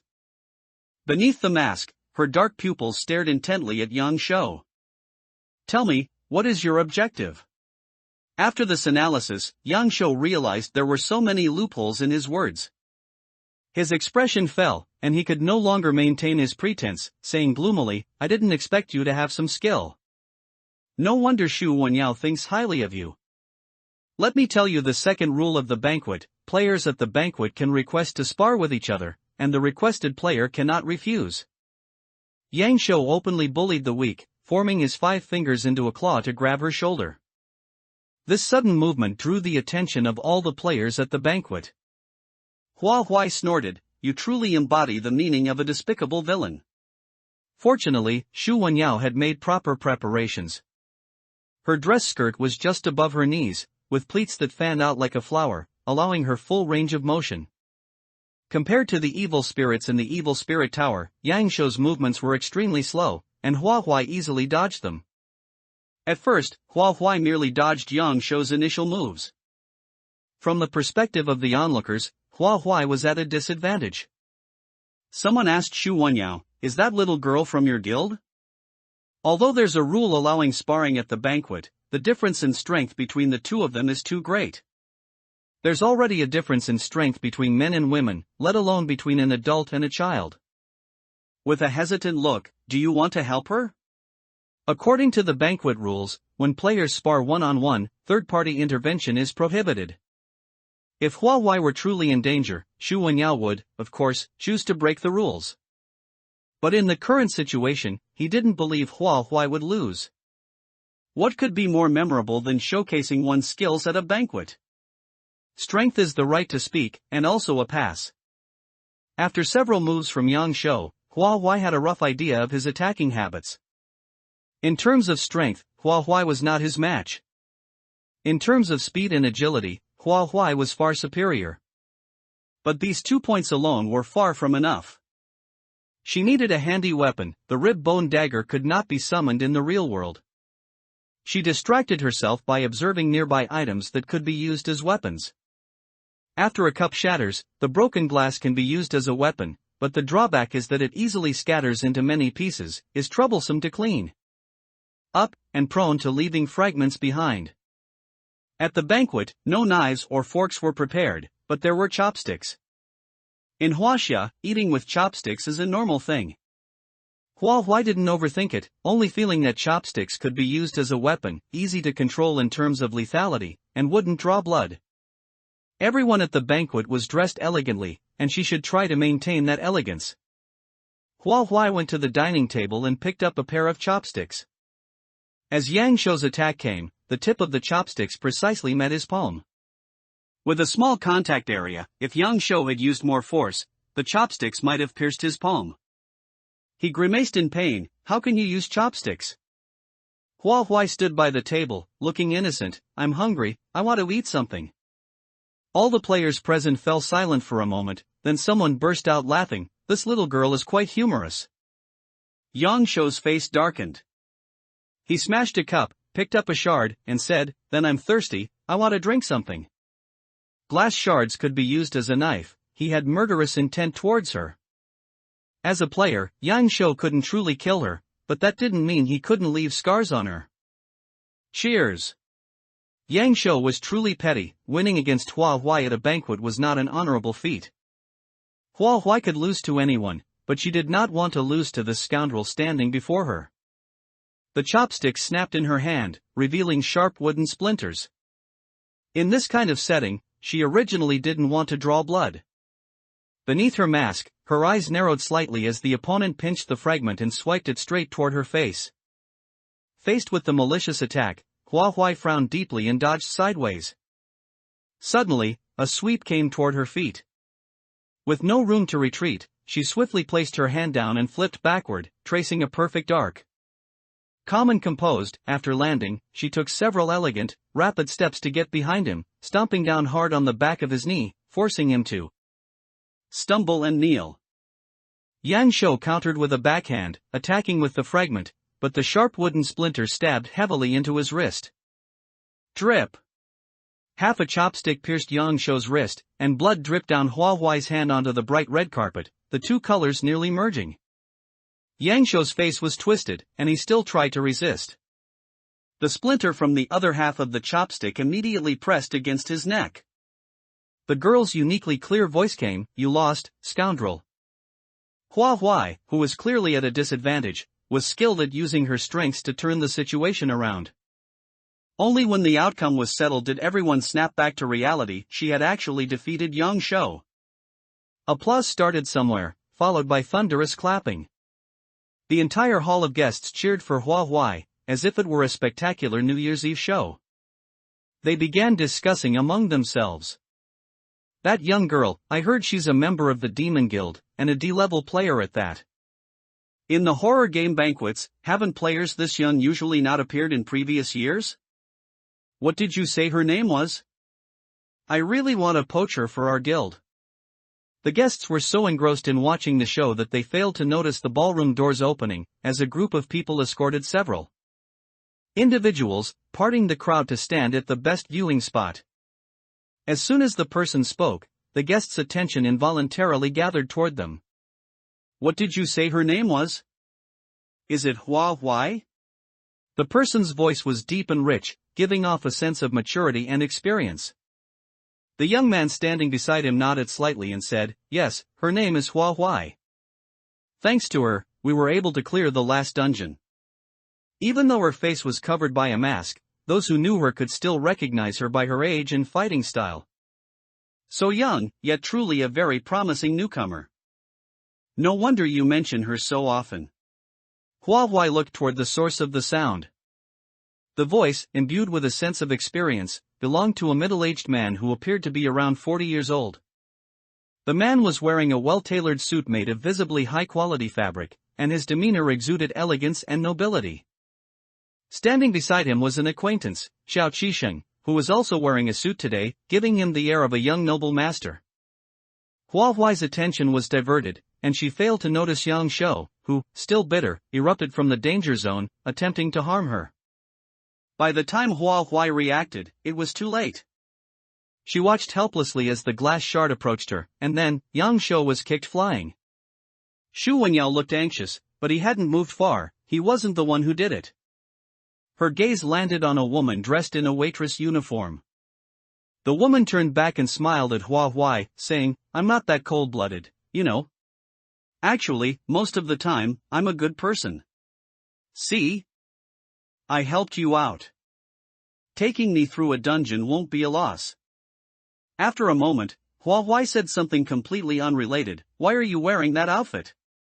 Xiang Lu shrugged. "If I wasn't wearing this, how else could I have gotten in? I was curious what kind of banquet this was, but since I don't want to join a guild, I had to use this method." She walked closer, grabbed Hua Huai's hand, and sighed, "You got blood on you. Getting blood on you during the new year is bad luck. Come, let me wipe it clean for you." Faced with Xiang Lu's goodwill, Hua Huai got goosebumps. She pulled her hand back and said, "I can handle it myself. If you're wishing me a happy new year, you definitely have ulterior motives." Xiang Lu gritted her teeth and ruffled the top of Hua Huai's head, saying resentfully, "I'm not a weasel. How sad that you would compare me to one. No matter what, we have the friendship of clearing dungeons together. I'm just cultivating our relationship." Hua Huai averted her gaze, noticing that they had become the center of everyone's attention, and an unnatural look flashed in her eyes. Her face slightly flushed, she stuttered a little, I got it." Her heart pounding, she had never been the focus of so much attention and couldn't control her nervousness. Fortunately, the man beside Xiao Qixing stepped in to help Hua Huai, asking Xiang Lu, "Are you a player too?" Xiang Lu turned around, staring at the man curiously, and replied, "Yes, I am D-level player Xiang Lu. It's an honor to enter the banquet hall. However, entering this way does seem a bit embarrassing." Although she spoke of being embarrassed, she showed no sign of it whatsoever. She looked directly at the man with a composed gaze, completely unfazed by his identity. "Since you are a horror game player, the doors of the banquet hall shall be open to you." The man signaled with his eyes. Xiao Qixing immediately understood, ordered someone to fetch an invitation, and personally delivered it to Xiang Lu. Placed alongside the invitation was a half-face mask. Xiang Lu's face had already been seen by the guests present, so wearing a mask now was largely meaningless. Nevertheless, she still had to put it on. The mask and the invitation were proof that she could freely enter and exit the banquet hall. Putting on this mask meant she had become one of the official guests. The man's gaze shifted, landing on Yang Shou. "It is true that there are rules for sparring at the banquet. But your choice of sparring partner is arguably bullying. Outside the game, the only thing players can rely on is their own strength. Your act of bullying the younger generation truly disgraces us players. And attempting revenge after losing? That is utterly the behavior of a scoundrel. This banquet does not welcome scoundrels like you. In the name of the Bounty Guild, I ask you to leave the ballroom immediately." The man's words seemed to carry immense influence, and the group behind him stirred restlessly. It was as if they were signaling that if Yang Shou refused to leave, they would forcibly throw him out. Not wanting to look too bad, Yang Shou crawled to his feet and straightened his clothes. As his collar shifted, Hua Huai vaguely saw a pattern flashing near his collarbone, a man eating flour covered in sharp teeth. The symbol of the Blood Hunt Guild. This guild is also listed as one of the 3 major guilds in Huagua, so it seemed normal for one of its members to appear at a horror game player banquet. Looking around, if members of the Blood Hunt Guild were attending the banquet, it shouldn't be just this one person. But no matter how she looked, she couldn't detect anything unusual about the other players. Shouldn't the members of his guild show some kind of reaction or take action when one of their own is being driven out? Kashimoto. No one among the players showed any abnormality until Yang Shou left the banquet hall. The waiters in the banquet hall quickly cleaned up the mess. The man stepped forward, with Xiao Qixing always following half a step behind him. Xiao Qixing is a B-level player. According to Xu Wenyao and others, his influence is considerable, and he should have a place in the Bounty Guild. The person who could make him willingly step back half a step, and whose age matched Wei Shui's description. Hua Huai bowed slightly and politely said, "Hello, President Ran." Dressed like a New Year's doll, she greeted him as innocently as an elementary school student. The tassel decoration on her head swayed into a playful arc as she bowed and straightened. It was the new year, and she was dressed so festively that anyone who saw her would be in a good mood. Ran Ping was no exception. He unconsciously curved his eyebrows and replied softly, "Hello, Hua Huai, it's a pleasure to meet you. I heard from Ah Sheng that you haven't been in the horror game for long, and to become a D-level player in such a short time shows your great potential. I admire excellent players. If you have any perplexing questions about the horror game, I will do my best to answer them for you." Hua Huai's expression shifted slightly, and she asked with hidden anticipation, "Really?" Ran Ping gently suggested, "Shall we move somewhere to talk?" Hua Huai was eager to learn more and replied simply, "Yes." The owner of these sincere, unblemished eyes seemed not to know how to be subtle. Precisely such players are all the more rare and novel in the horror game circle. There was a back area in the banquet hall, specifically prepared for guests in case of unexpected incidents. The back area had dedicated changing rooms, lounges, private discussion rooms, and so on. Ran Ping and Hua Huai went to one of the private discussion rooms. Once the door was closed, the commotion from the banquet hall completely disappeared. The room's soundproofing was excellent. The two sat on soft chairs, and Hua Huai eagerly asked, "What is the horror game? Why did it appear?" She was full of anticipation, her eyes shining. Too many players were curious about these two questions. Ran Ping had heard them before. He looked helpless and said, "These are also questions I'm still trying to answer. No one has been able to provide an answer yet. I thought you would ask how to survive in the game. Or perhaps, how to more efficiently increase your player level." What Hua Huai most wanted to know were those two questions, but even Ran Ping, an S-level player, didn't know the answers. Observing Ran Ping's expression, there was no trace of lying. Perhaps observing his expression was useless, as he was, after all, a horror game player standing at the pinnacle of Huagua. However, he likely had no reason to deceive her. As a secondary option, Hua Huai chose one of his two questions. "Then how can I increase my player level more efficiently?" Increasing one's player level was also a way to seek answers. Ran Ping had much experience with this. Dungeons of different levels grant different rest times. The fastest way to level up is to overstep dungeons. You are a D-level player, so you should know that players below A-level are not allowed to choose dungeon levels, and random dungeon entry will not exceed B-level difficulty. This means that players below A-level find it difficult to break through their limitations. It's entirely a matter of luck, patience, and strength. Many players cannot withstand this mental torment and suffer breakdowns. Randomness is tormenting. If one keeps entering low-level dungeons, even if they don't die in the dungeon, it's still a mental torture. Most of those who can become A-level players through their own strength possess extraordinary willpower. Of course, a small minority occasionally has extremely good luck. This type is too arduous. I'm going to tell you another way to become an A-level player. These players usually seek help from A-level and above players. By entering a dungeon with high-level players, they can overstep dungeon levels. Correspondingly, one needs solid personal strength, otherwise, upon entering, they will not only easily drag down their teammates but also risk dying. In the dungeon. Entering a dungeon that exceeds one's own restricted level with high-level players is called overstepping dungeons. The rest time rewarded by an A-level dungeon is 180 days. If she cleared an A-level dungeon once, Hua Huai could directly become a C-level player. Clearing an A-level dungeon twice would bring her to the threshold of a B-level player. How could such a fast way to level up not make one eager to try? But Hua Huai quickly curbed her thoughts and looked up, saying, "I'm afraid I'm not suitable for overstepping dungeons. Building a house requires a solid foundation.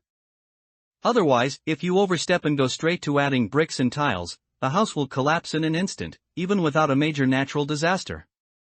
I have no further questions. Thank you, President Ran, for answering me." Hua Huai stood up and went to the door of the private discussion room, not turning back. "I never told Xiao Qixing how many dungeons I've experienced, or when I experienced them. Yet the president knows that I haven't been in the horror game for long. Is this a privilege you gained after becoming an S-level player? Ran Ping looked at her small back and retorted, based on just that, you're certain it's an S-level player's privilege? What if I found out from somewhere else? With my abilities, that wouldn't be difficult. Why didn't open the door, slightly turning her face. Do you remember the first thing you said? Ran Ping recalled and, understanding, showed a knowing smile. You little girl, you pay attention to such small details. Most people wouldn't dwell on this. His first sentence was a self-answered question. Connecting it with his later mistake, Hua had reasonable grounds to suspect Ran Ping. Although you've guessed my privilege, I hope you won't spread it around. Even within the Bounty Guild, very few members know about this. As it stood, Ran Ping hadn't harmed her and had kindly answered her questions. To a friendly person, Hua replied, of course, unless one day, you become my enemy. In the horror game, brutal slaughter was commonplace. Hua couldn't guarantee that they would never become adversaries, so it was natural to leave herself an escape route. Few people knew about his privilege, which implied that if most people knew about it, he would become a target for most people. For safety's sake, those who knew about this privilege must be his closest confidants. The door opened, and the sounds from outside rushed back into her ears. If you ever want to switch allegiances, the Bounty Guild's doors are always open for you. This sentence was almost drowned out. I don't have plans to switch allegiances for now. Thank you for your kind offer, President Ran. Fighting spirit. Hua emerged from the private discussion room and saw Shu Wenyao waiting not far away. She approached him and asked, Brother Yao, did this banquet invite anyone from the Blood Hunt Guild? Without needing to think about the sudden question, Shu Wenyao replied, no. The Blood Hunt Guild is a strange organization, they enjoy harming players and take pride in it. Therefore, the Blood Hunt Guild is never invited to events organized by horror game players. From President Ran's attitude towards Yang Shou just now, he clearly disliked Yang Shou's petty demeanor. Since the Bounty Guild hosted this banquet, President Ran naturally had the right not to invite Blood Hunt Guild members. Given this, there's a high probability that Yang Shou snuck in. Shu Wenyao found it strange. What's wrong? Why ask so suddenly? Hua honestly replied, when Yang Shou adjusted his collar, I saw a Blood Hunt Guild symbol on his collarbone, it should be a tattoo. Shu Wenyao was surprised, accompanied by confusion. I've never heard of Blood Hunt Guild members having such a for tattoos. But I'm not familiar with the Blood Hunt Guild's affairs. Their way of thinking is different from ordinary people, who knows what whimsical ideas they might have. The limited information was not enough to increase their desire for exploration, it was just a small interlude. On the way back to the banquet hall with Shu Wenyao, Hua suddenly saw a familiar back. That height, that stride. Hua hurriedly said, I'll go over there and check. The person wasn't moving fast, just barely at the end of the corridor, about to turn into another side and disappear from her sight. To confirm it was the person in her memory, she kept quickening her pace, jogging to follow. Hua reached the corner, where the person was standing outside a room. As if sensing her gaze, he turned to look back. A masked face, revealing only a pair of eyes. She wanted to get closer, but a hand immediately blocked her. Little girl, that's our young master's private lounge. No one is allowed to approach. The person blocking her was dressed in black, completely covered from head to toe. Unable to move forward, Hua shouted, Hua Yuan, I know it's you. Even if you turn to ash, I'd still recognize you. They had lived together for 10 years, she had once anticipated his arrival. Every move he made, she could replay in her mind. The person in front of her perfectly matched Hua Yuan. Sure enough, Hua keenly caught the flicker in his eyes, and he darted into the room as if fleeing. Hey. Fleeing like a little mouse, are you that afraid of your sister? Inside the room, a man sat on a comfortable, soft sofa chair, a cigar clamped between his fingers, smoke curling and rising around his fingertips. He watched the boy who entered with interest, took a puff from his cigar, and then exhaled a ring of white smoke. The boy's eyes were cold, and he had a strange ruthlessness about him. He said, "Why should I be afraid of her? When Mom and Dad were around, she was just a pathetic worm, someone I could bully however I wanted. It was like that before, and it will be like that in the future. I look forward to the day we meet in the game." The man flicked off the ash from his cigar, narrowing his eyes contentedly and smiling. "I also look forward to it, to you becoming a top player in the game and taking down those hypocrites from the Bounty Guild." At the corner of the corridor, Hua Huai was still being blocked. She had no intention of forcing her way through, the glance he gave back was enough for her. She could confirm that the boy was Hua Yuan. Shu Wenyao followed closely, having heard the name Hua Huai called out. "Your younger brother?" Hua Huai nodded, and the two walked towards the banquet hall. On the way, she couldn't help but wonder, Hua Yuan killed 2 people, yet he didn't even face jail time? When that bloody case first occurred, it caused quite a stir in society. Thinking about it carefully, the heat of the incident dissipated too quickly, sinking into oblivion unknowingly. Shu Wenyao sighed helplessly, "There's no other way, these are the current rules." Hearing his answer, Hua Huai felt as if a giant rock was pressing on her heart, making it hard to breathe. Hua Yuan was too young, and his mind was indeed immature, but to receive no punishment was truly disheartening. He had also become a player, perhaps they would have a chance to meet in the game. In the Hua family, Hua Huai was always the one who lost. Away from the Hua family, she would be the one to win. Her desire to become a top player solidified, and a fierce fighting spirit ignited in her eyes. The two returned to the banquet hall, and Xiang Lu, with her mouth full, walked towards them. She held a glass of wine, took a sip, and then swallowed the food in her mouth. "Hua Huai, you're back. What did you and President Ran talk about? Tell me." It was clear that Xiang Lu was very satisfied with the food at the banquet. Hua Huai pretended to be mysterious. "President Ran told me there's a way to quickly increase a player's level." Immediately, Hua Huai felt the nearby guests slow their movements, their eyes subtly drifting towards them. Xiang Lu perked up her ears, listening attentively. "What way?" She blindly trusted President Ran becoming the only S-level player in China. He really does have a special method. Hua Huai curled her lips. "Find an A-level or above player to take us into a dungeon." The surroundings were silent for a good while, and Xiang Lu's jaw dropped. "That's it? Even if you manage to get in alive, you also need to get out alive."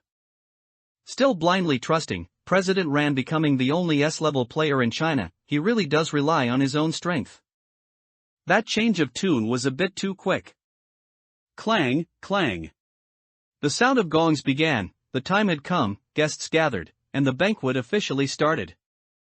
Xiang Lu glanced at the gong and asked Hua Huai, "Do you know why they start with gongs?" She had never thought about it, only finding it lively and novel. Hua Huai shook her head. "Why?" Xiang Lu explained, "Gong striking is a traditional culture in our China, symbolizing good fortune and celebration. Other banquets wouldn't choose to be held on New Year's Day. This day is for family reunions." Shu Wenyao interjected, "It's for a group of pitiful souls, huddling together for warmth, so they don't feel lonely when they can't have family." Reunions. Most horror game players don't have family. Of course, no family here doesn't mean they've passed away. It means that even if they are alive, it makes little difference as if they weren't. Xiang Lu mumbled softly, "Anyway, I really don't have any family. If I didn't come here, I'd always feel abandoned by the world. Fortunately, Hua Huai, I met you." She familiarly put her arm around Hua Huai's shoulder. "We're practically old acquaintances. Our first New Year's Eve together, aren't you excited?" Photo. Xiang Lu thought Hua Huai would coldly deny it, but to her surprise Hua Huai nodded and said, "This is my first time spending New Year's outside, I'm really excited. The setup here is beautiful, the banquet hall is toasty warm, my hands aren't covered in chilblains, and I feel comfortable all over." Compared with past years, this year she was wearing a pretty dress and had even made friends. Xiang Lu caught the key word in her story and frowned. "Chilblains? Why would you have chilblains?" Unless, in a freezing winter, you're never given enough warmth. Hua Huai curved her lips, but her eyes held no smile. Only people driven to the brink can become players of the horror game, of course I was no exception. So chilblains shouldn't surprise me, right? Just recalling those days tugged uncontrollably at her emotions. Sometimes she felt aggrieved. Why did other kids grow up sheltered by their parents while she might as well have been fished out of a trash can? When the very people who were supposed to be her parents said offhandedly, "We picked you up from the trash, we've treated you well enough." How could those words not cut her to the heart? If they didn't love her, why give birth to her? If they claimed they'd simply picked her up, why bother picking her up at all? If they didn't love her, they should have let her, while still too young to understand, return to where she truly belonged. Without realizing it, her thoughts had run far ahead. A bit extreme, yet that was exactly what she'd felt back then. The heavy mood surrounding Hua Huai infected both Xu Wenyao and Xiang Lu with the same sorrow. Xiang Lu felt awful. Forcing a bright tone, she said, "Let the past stay in the past. From this day on, every single day will live well." Yes, live well. Hua Huai answered silently in her heart, her gaze drifting toward the window. Outside stood a tall tower crowned by a giant clock. The moment midnight struck, the clock's pendulum began to swing back and forth. At the same instant, countless fireworks blossomed across the sky, dyeing the night in dazzling colors. Technology had advanced, fireworks now came in endless varieties. In the Hua family's old building, Hua Huai had never had the chance to see so many kinds of fireworks, so beautiful people couldn't help stopping to stare. Quietly, Hua Huai slipped out of the crowd and walked to an empty area. The next moment two figures appeared atop the tower, waving in the brilliant night toward Hua Huai, who had returned to the window. A player noticed something odd and pointed at the tower. Were there people up there just now? The tower was some distance from the banquet hall, and its summit had four sides, no one could be sure. Someone replied, "Probably. That spot must give a perfect view of the sky full of fireworks. Still, it looks dangerous up there, we're better off watching from here." The tower's top was completely open on every side with no buildings blocking the view. On such an important New Year moment, Zhao Ling and Jiang Changchang naturally had to feel the festive atmosphere too. Hua Huai, little tail. Click. Hua Huai hadn't reacted to who Little Tail referred to. Hesitantly she turned her gaze and landed it on Xu Wenyao. Xu Wenyao tugged the corner of his mouth, looking less than pleased. "Who are you calling Little Tail?" A photo slid out of the instant camera, Xiang Lu snatched it and shielded it from the light. "You," she said bluntly. "You've been following me around for months, haven't you? So I call you Little Tail, what's wrong with that?" Xu Wenyao exhaled a cold snort. "I call that valuing you, ingrate." Xiang Lu rolled her eyes. "Fine. I don't need any of you to value me. I only let you into the shot because we're seeing the new year in together. Do you know how expensive Polaroid film is? Using such precious film on you ought to make you feel deeply honored."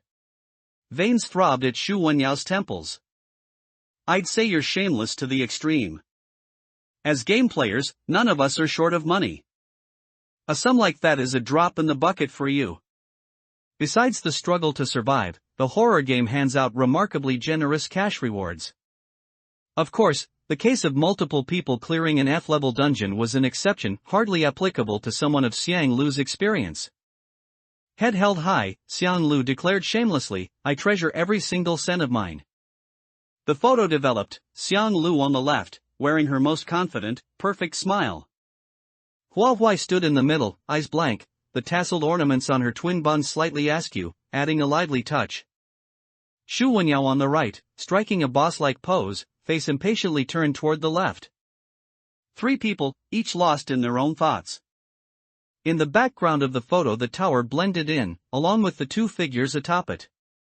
Xiang Lu said with satisfaction, "Perfect." Xu Wenyao looked oddly at her. "Why do you carry that thing around?" Xiang Lu raised an eyebrow. "I study art, photography is a required course." It captures beautiful moments, and then I can paint the world in the photo with my own hands. That sense of accomplishment is something a Philistine like you will never understand. Xu Wenyao truly didn't understand, he'd been born with no connection to art. The atmosphere was fairly harmonious, and when an opportunity presented itself he wouldn't miss it. Hey, seriously, why not join our guild? In a guild you get resources, if your potential value is high you can even make demands. Xiang Lu refused. No matter how many times you ask, my answer stays the same. I won't join any guild, my word is final. She gazed out the window, a faint glimmer in her eyes. A guild is a huge arena of interests. Inside, society's microcosm is magnified. That's not what I seek. I want to respect you, and I hope you can respect me too. Those final words Xiang Lu spoke with unusual sincerity, without a trace of sharpness. At that, Xu Wenyao sighed softly. Got it. Demon Guild won't bother you again. Midway through the banquet the guests mingled, toasting noisily amid great excitement. They discussed details of the various dungeons they had entered, speaking loudly, knowing everyone present was a player and nothing needed to be kept secret. Some players moved among the guests, fishing for information about different dungeons in hopes of surviving them in the coming year. On an occasion like this, gathering dungeon intel was easiest. Xu Wenyao had a waiter bring a microphone and announced from the center of the hall, Demon Guild is buying clear info on dungeons at high prices. The price depends on the dungeon's rank and the detail of the information. After you clear them, those records are useless to you, why not let them yield greater value? But don't try to feed us fake intel, Demon Guild has its own ways to verify truth from lies. 3 roads. The Demon Guild is one of the 3 great guilds of Huagua, its scale and resources are beyond ordinary imagination. When Xu Wenyao says he has a way to verify information, no one dares question it. After the banquet, you're welcome to visit the Demon Guild at any time, the price will surely satisfy you. This banquet is the Bounty Guild stage, mainly for exchanging information, so Xu Wenyao doesn't take up much time. When he returns, Hua Huai asks curiously, how do you tell if the info is true or false? Xu Wenyao presses a finger to his lips and says nothing. Hua Huai blinks. Fine, she gets it. A-level players are rare, and most people have no idea what privileges they hold. High-level players don't go around advertising their perks either. Xu Wenyao is gambling that no one will dare bring fake news to the Demon Guild's doorstep. The banquet drags on, not officially ending until about 5 in the morning. In the days that follow, plenty of people do show up with dungeon intel and leave with fat rewards.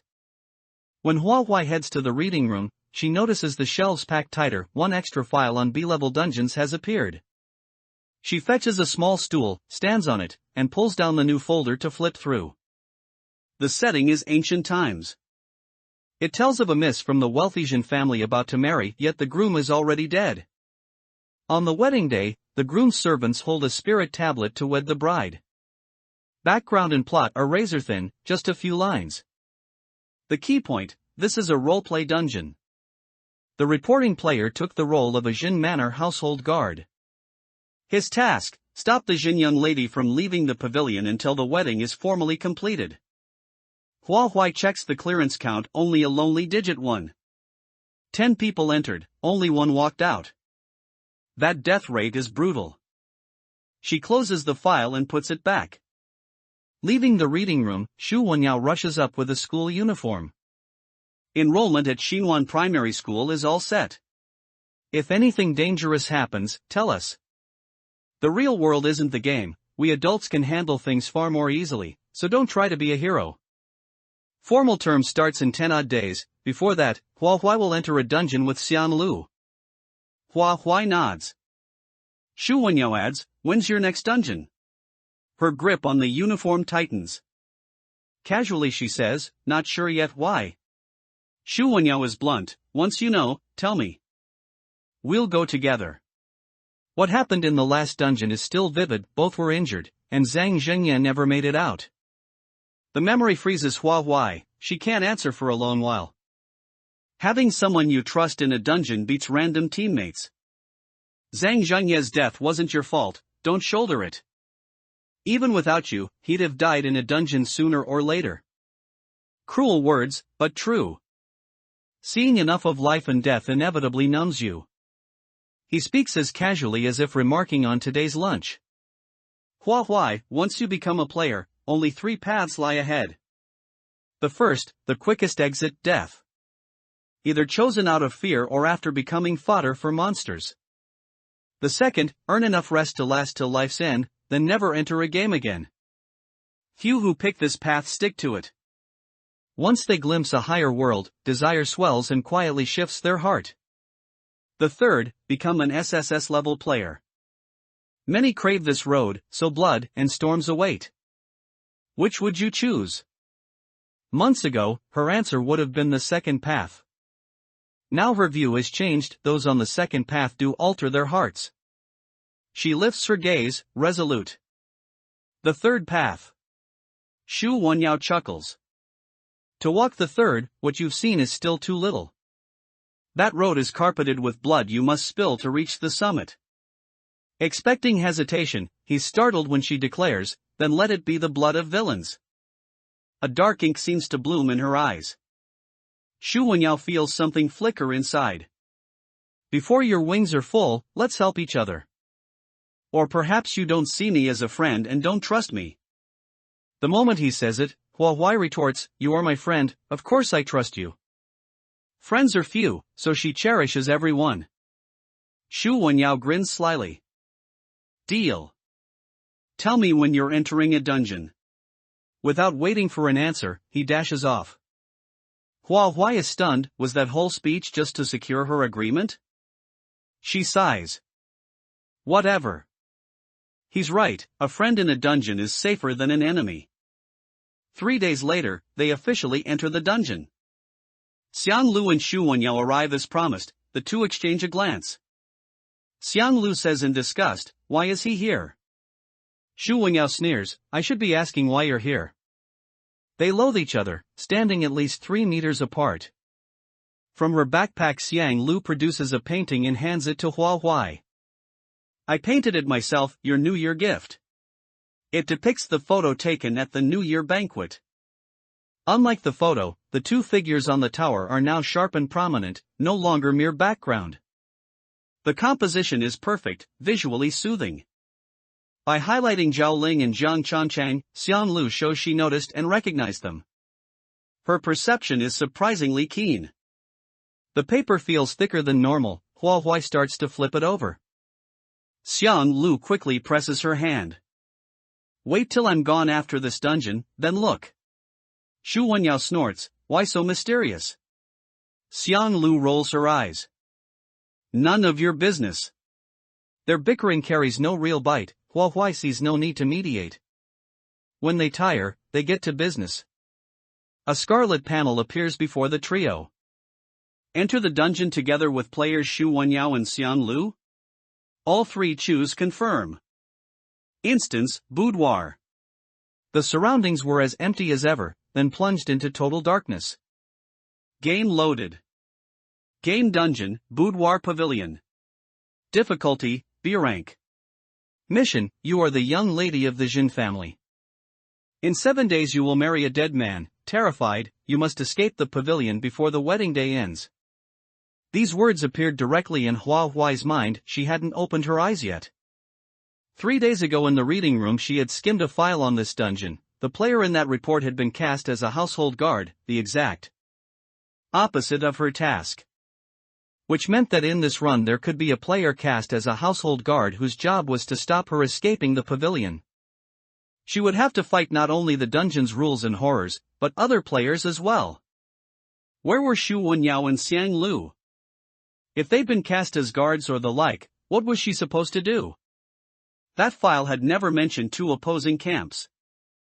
This was a mode she had never imagined, cold sweat soaked her as her thoughts spiraled into despair. No, she had to stay calm. 7 days remained, she couldn't collapse so soon. There would be a turning point, she had to find it. Unable to open her eyes, panic swelled in the dark, she counted silently to steady herself. Until. Young lady, it's 1 to 3 a.m., time to pay respects to the master and madam. The 1 to 3 a.m. period corresponded to 5 to 7 in the modern morning. Hua Huai's eyes snapped open. A girl her own age knelt bedside, holding a candle. The room was dim, the papered windows were still closed, showing the sky outside remained dark. Apparently it was only just past 1 to 3 a.m. By the faint candle she studied the layout.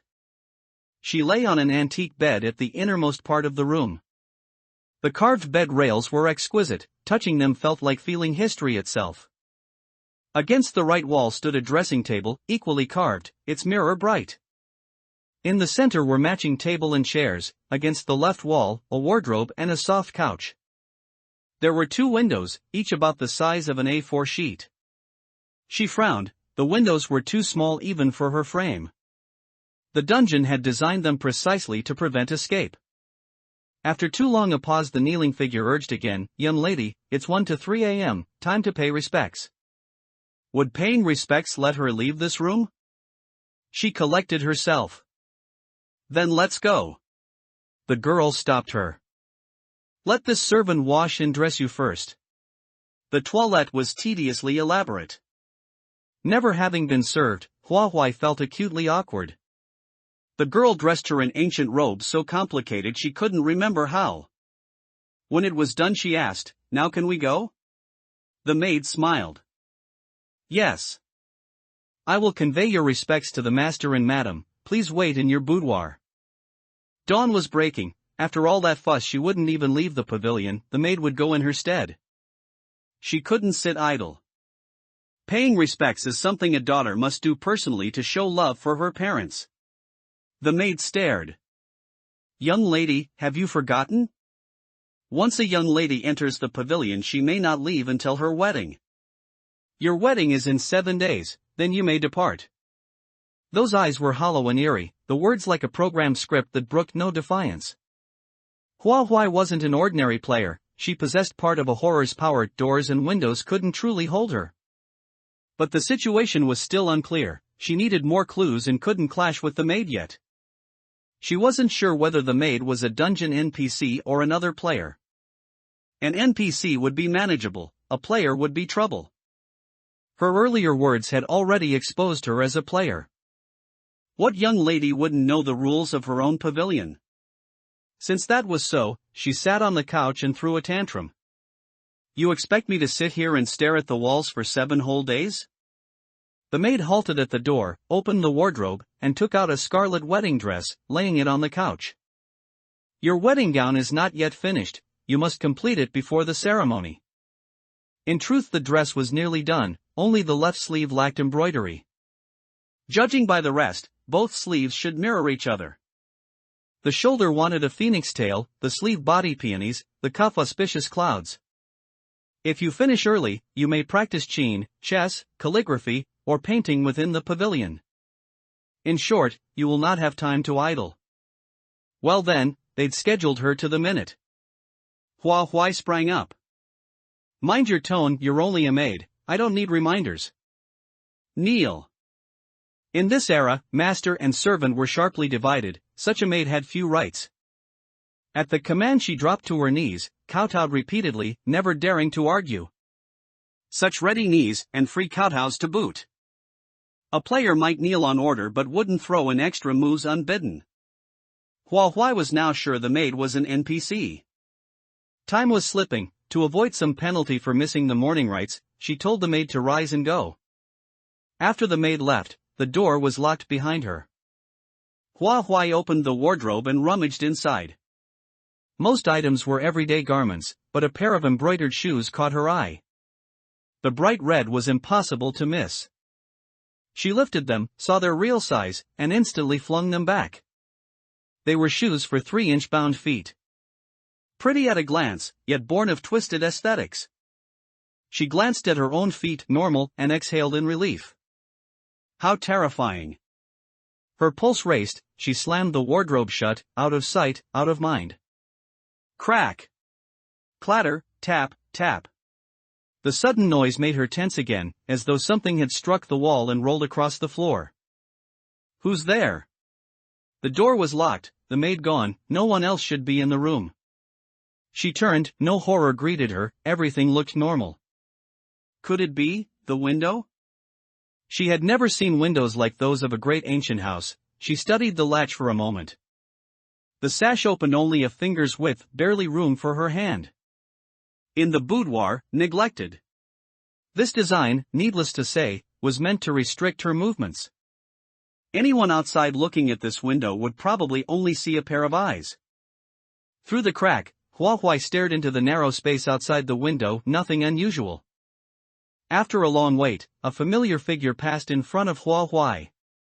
It was Xu Wenyao, dressed as a household guard. He seemed to be searching for something, moving hurriedly. Huahua opened her mouth to call out, but the sound of a lock turning came from outside the door. The words about to leave her mouth were swallowed back. She hurried back to the soft couch and waited casually for the door to open. The lock clicked, the door was pushed open, and 2 or 3 maids placed steaming dishes on the table. The head maid waved her hand and said, "You may leave, I will personally attend the young lady." This maid's voice was familiar, noticeably taller than the others. It was Xiang Lu. Realizing the person inside was Huahua, she deliberately created a private space. Her status seemed higher than the other maids.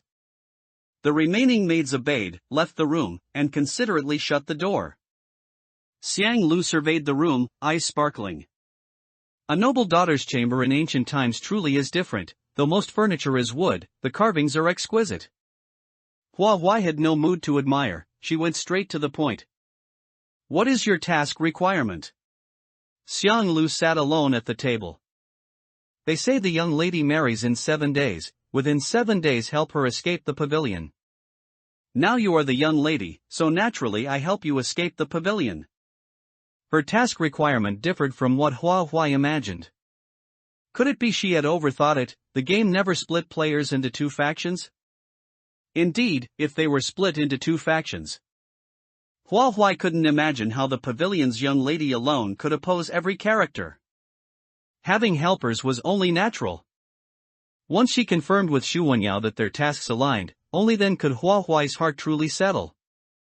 After Xiang Lu answered, receiving no reply from Huahua for a long time, she asked, "Why ask so suddenly? Could your task requirement be different from mine?"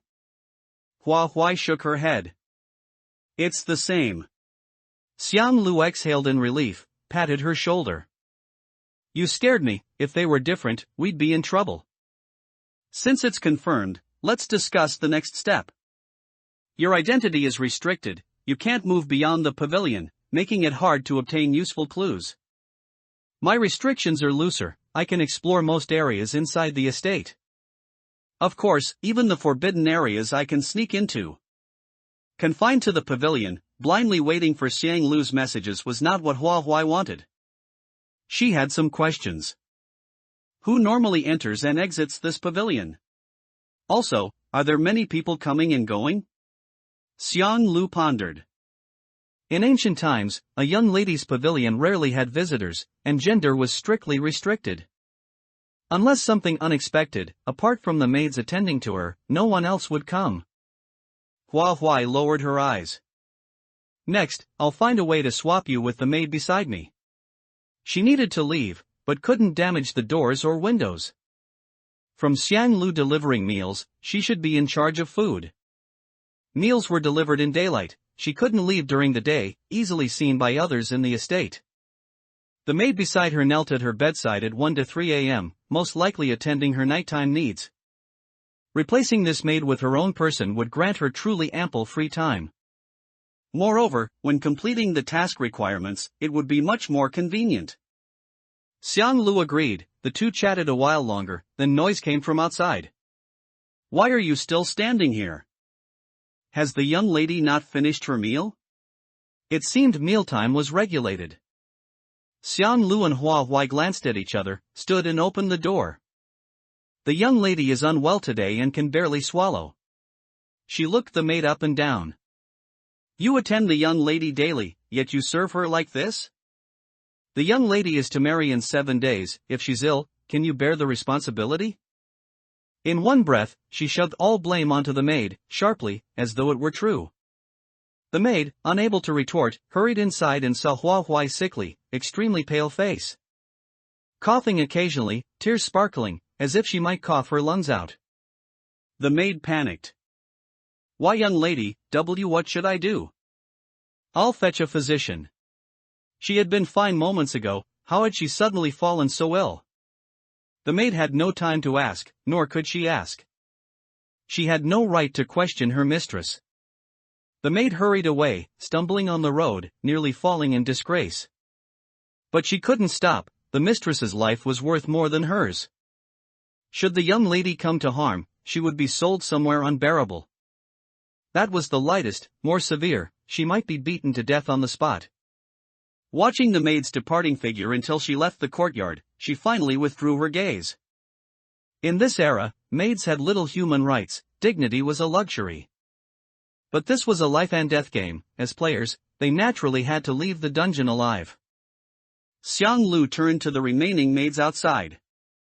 "Go inform the master and madam, say the young lady is ill, her personal maid has been negligent."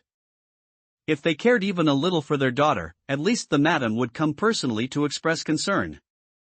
The maids outside dispersed, Xiang Lu closed the door again.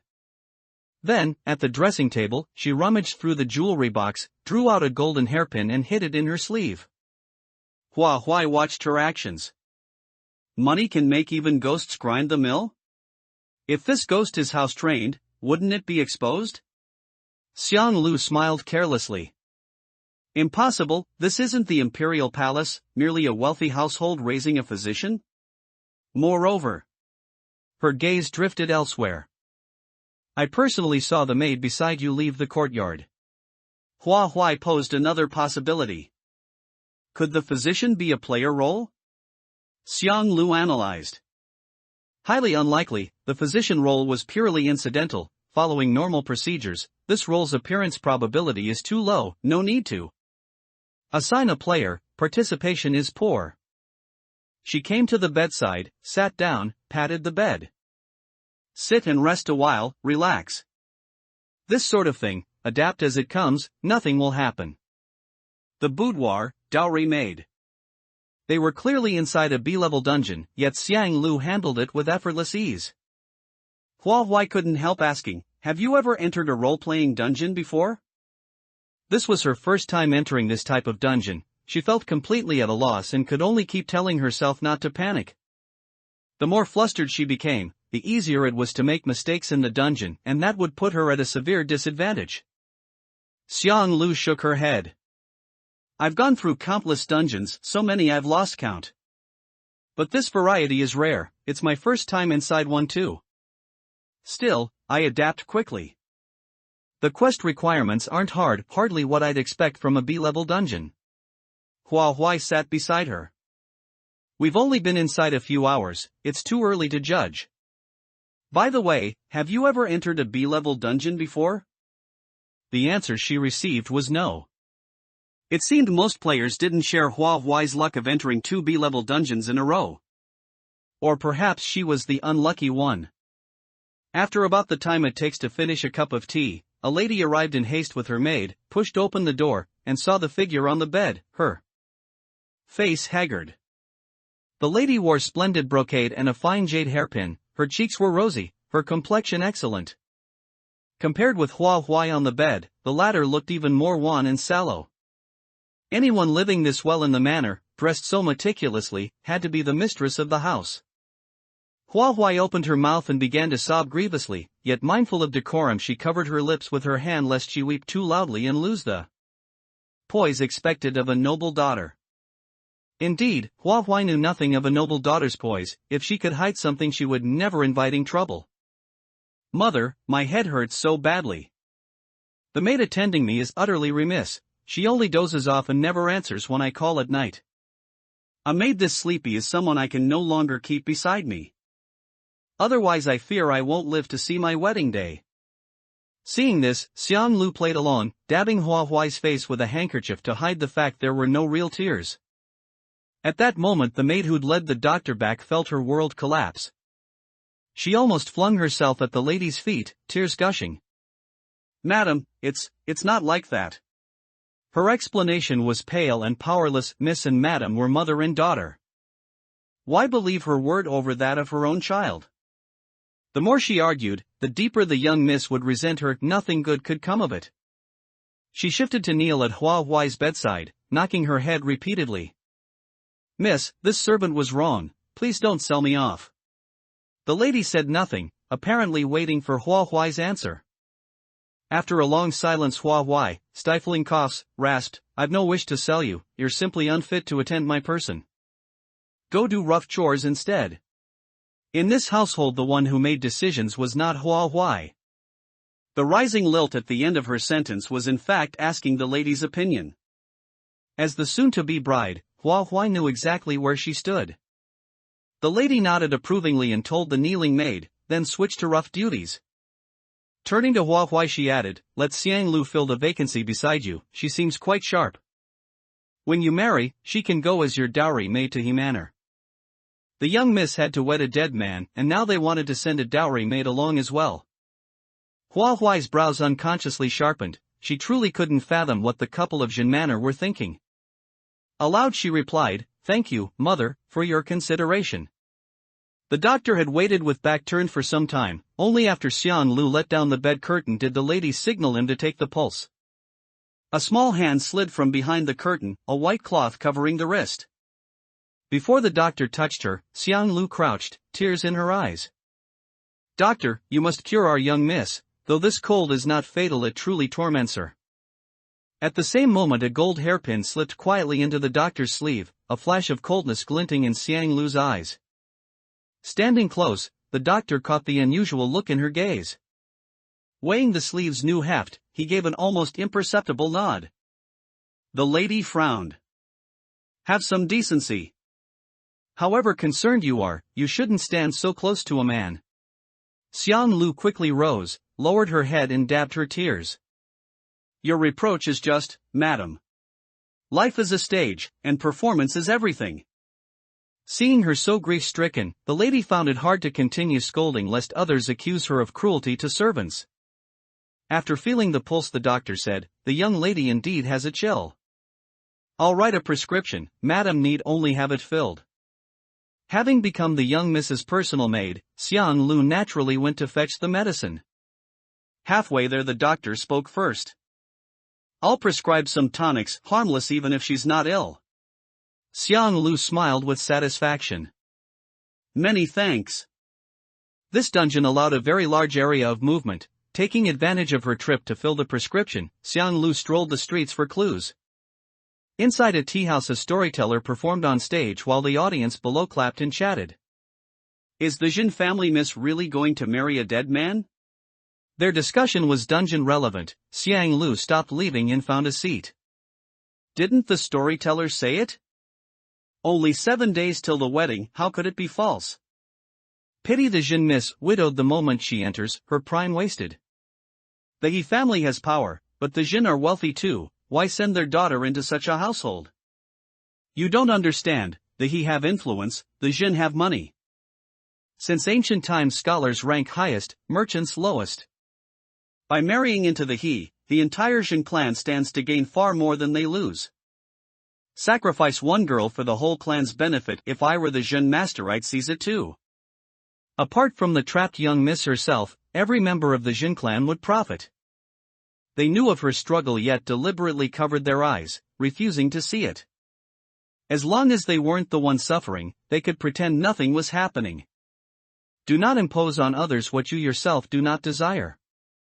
Unfortunately, they failed to grasp this principle. Only when calamity truly befell them might they finally wake up. No further clues remained in the tea house. Xiang Lu rose and left without looking back. The Jin Manor threshold was very high. Xiang Lu tripped because one foot had been tucked just behind it.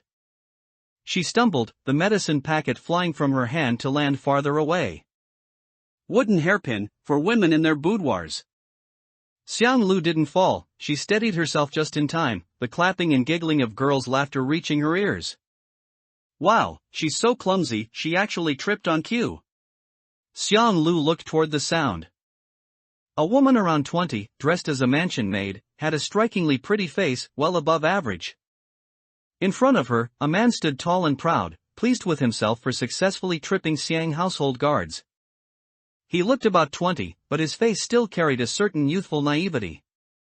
His clothes were far more elaborate than the standard household guard's uniform, showing a higher rank in the mansion. You too. Before Xiang Lu could confront them, the man cut her off. He stepped closer, his tone brimming with undisguised arrogance. I hear you're the new maid assigned to the young ladies' room. I'm the mansion steward, assigning maids to rooms is my responsibility.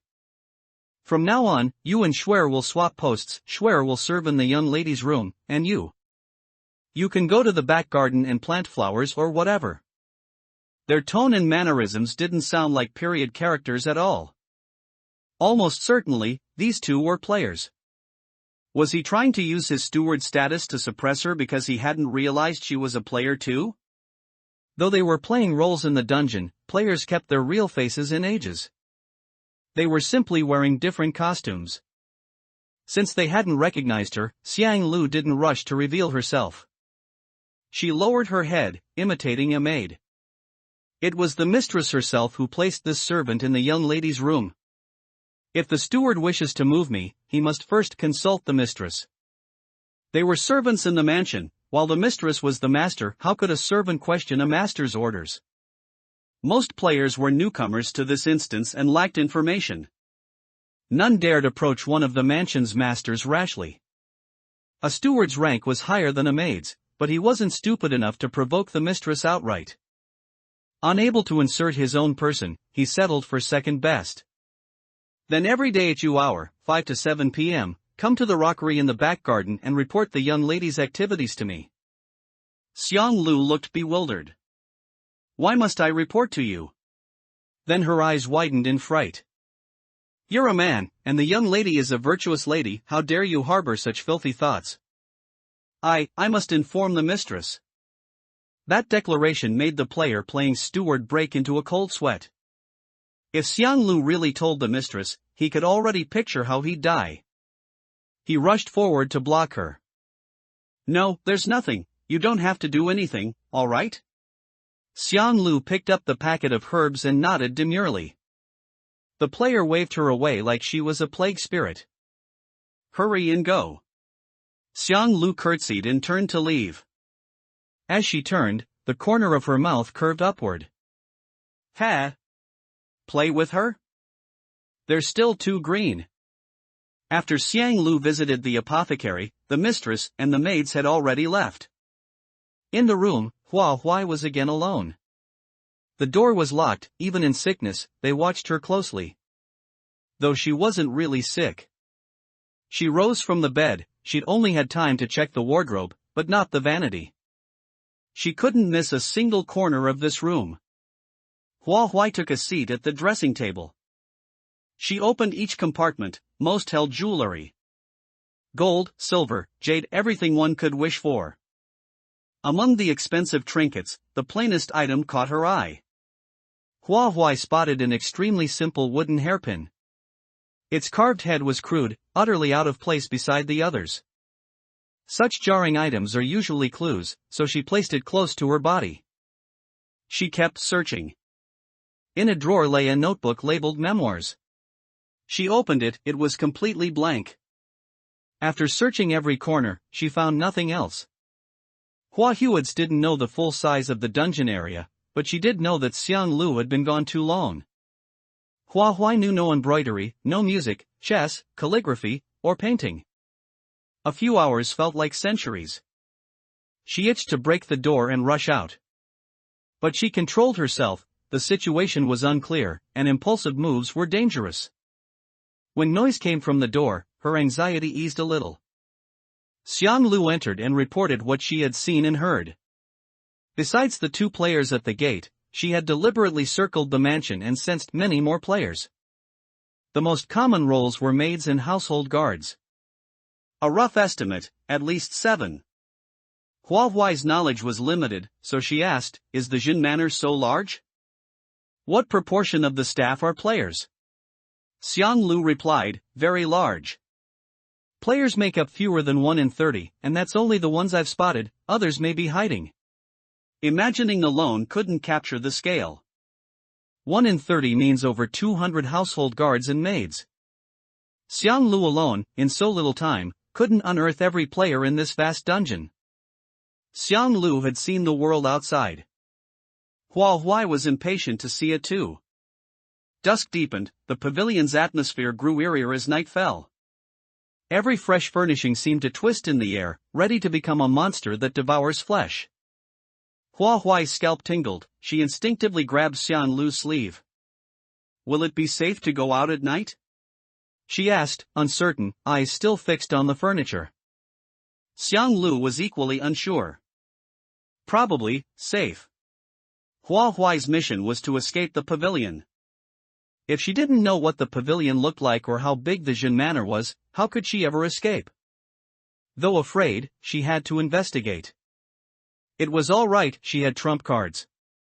Zhao Ling and Jiang Changchang were her trump cards. She wasn't alone. Xiang Lu prepared a maid's outfit that fit Hua Huai, the night could hide her figure and face. They cracked the door open slightly, ready to leave, when they heard clack, rattle, tap, tap. It was the second time she'd heard it. Hua Huai knew it wasn't her imagination. That certainty made every hair stand up, her soul nearly flying away. The boudoir, freak. There was an inexplicable feeling, as if someone in the room was staring at her back. But when she turned to look, there was nothing. It was a pair of eyes that she couldn't see, but which could see her. Fingernails left marks on the door, and Hua Huai stepped out of the room with difficulty and apprehension, quickly taking 2 steps forward. Her heavy breathing revealed the fact that she was in fear. After a long while, she calmed down and asked, "Did you hear that sound just now?" Xiang Lu rubbed her arms, her hair bristling, and nodded, "MHM. Most ancient dungeons like this are not low-level, and they are also the most frightening kind. It's quite normal for such a sound to appear here." Hua Huai tilted her head to look at the pavilion. Why would such a sound appear? Any strange occurrence should have a corresponding reason. It can't just be to scare us, right? If that were the case, Hua Huai had to admit, it was quite successful. She was indeed so scared that her heart pounded, and she couldn't stop her mind from racing. Xiang Lu held the lantern and changed positions. "Should we go back and check?" Hua Huai's face was taut, and she refused without hesitation, "Let's not." The light from the lantern shone on Hua Huai's face, and Xiang Lu clearly saw her expression at that moment. She let out a chuckle and grinned. "Oh, it seems you're still scared." "I agree with those words. However, you look very cool when you analyze, but very pathetic when you refuse." Hua Huai reflected that she had encountered many strange things, so she shouldn't feel this much fear. But in this dungeon, the sense of fear was the strongest she had ever experienced. The architectural style of the surroundings and the hazy light emanating from the lanterns all contributed to the atmosphere. Just staring at a certain spot for a while would make her feel panicked.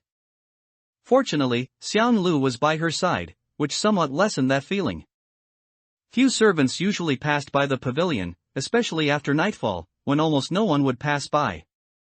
As a result, no one noticed anything unusual when the two left the pavilion. Stepping on the solid ground, Hua Huai looked up at the high wall in the courtyard, which was about 3 times her height. Although she had trained every day since joining the Demon Guild, such a high wall was still difficult for her to cross. She wondered if Zhao Ling's corrosion ability would work on bricks and tiles. As she walked closer, a mass of black substance condensed on her fingertips and scraped against the wall. Visibly, a shallow pit was corroded into the wall. It actually worked. With this, there was nothing to worry about. She could leave whenever she wanted. The Jin Manor courtyard was a small world unto itself. There were flowers, trees, and a pond. High gates stood tall and open, displaying grandeur and imposing presence.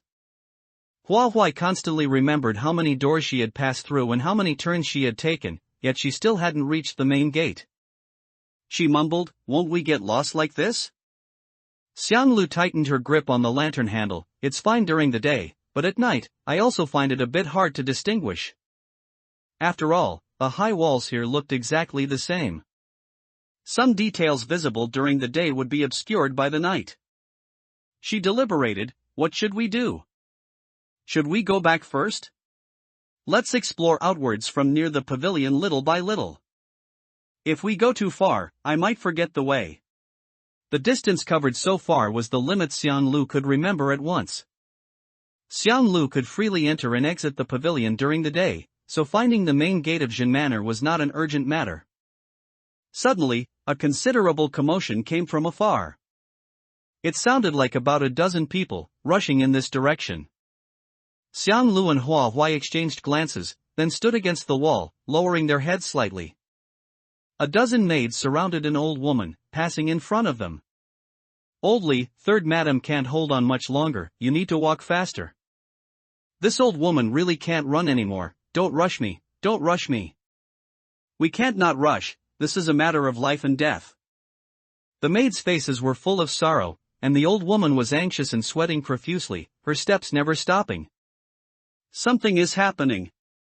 Since there were many people, the two of them blending in should not attract attention. Walking at the end of the line, they followed their footsteps. Passing through pavilions and waterside structures, and crossing decorative small bridges, the two arrived at a courtyard. From a distance, Hua Huai already heard heart-wrenching screams coming from inside the house. Upon hearing this, Oldly ignored her frail body and quickened her pace. Surrounded by the maids, Oldly entered the house. Xiang Lu and Hua Huai tried to sneak in, but their path was blocked. What are you doing? We don't need so many people inside, just wait outside. There was no intention of asking seriously, the scene was too chaotic, and the other party had no time to look at their faces. In the distance, a man dressed in luxurious clothes approached. Hua Huai quickly stood to one side of the door, lowering her head. The man in luxurious clothes might not remember every maid's face in the manor. But Hua Huai's current identity was that of a miss in the manor, she wasn't sure if this person wouldn't recognize her face. Xiang Lu wasn't afraid of the man remembering her face.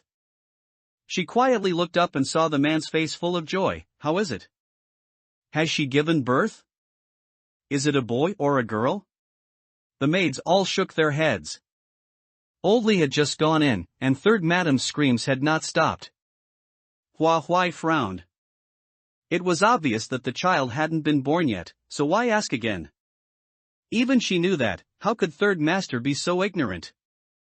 Third master murmured, it must be a boy, only a boy can have a promising future. In the future, with the He family's support, soaring to great heights will be within reach. Almost as soon as the words fell, a very short scream came from the room, followed by chaotic commotion. Only, the heart-wrenching screams had stopped. The door was opened, and Oldly said in horror, it's a stillbirth. It's a monster. I've never seen such a strange fetus in my life. Could it be possessed by evil spirits? Her legs gave way, and she sat down on the ground, her eyes darting around, a truly eerie sight.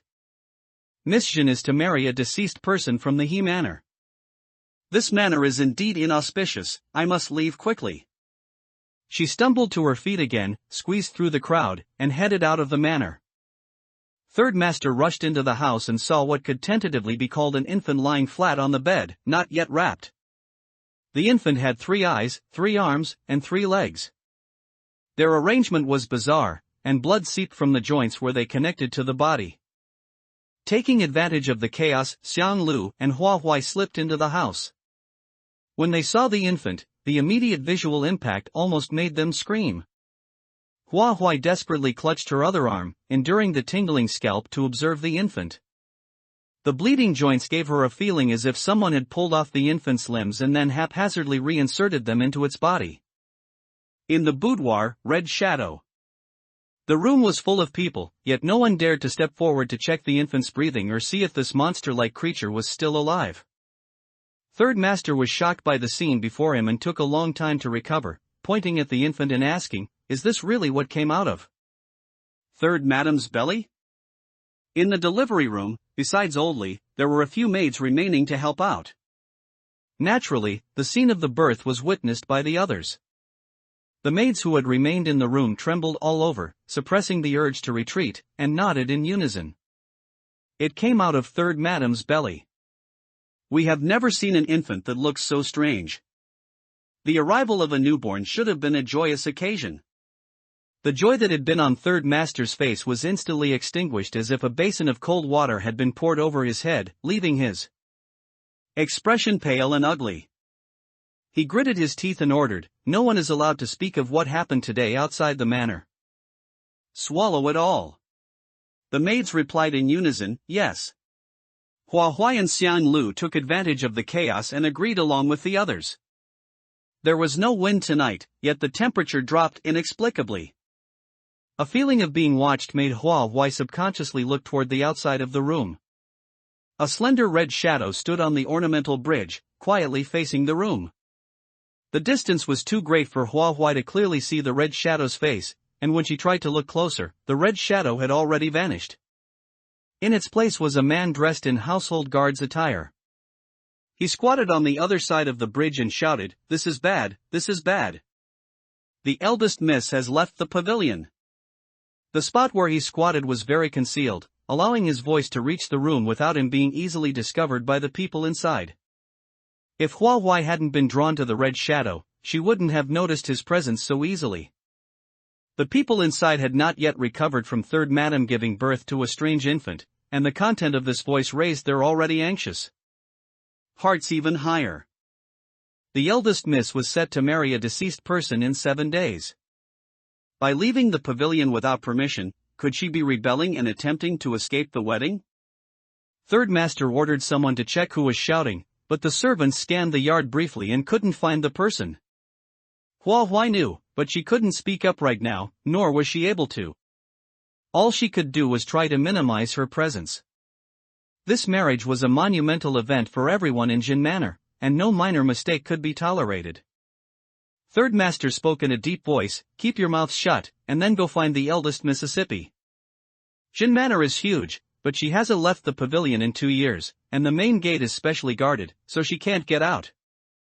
He pointed randomly at someone, which happened to be Hua Huai, and said, "You, go notify the first branch and the second branch. Run, and be quick." If Hua Huai left, she would be separated from Xiang Lu.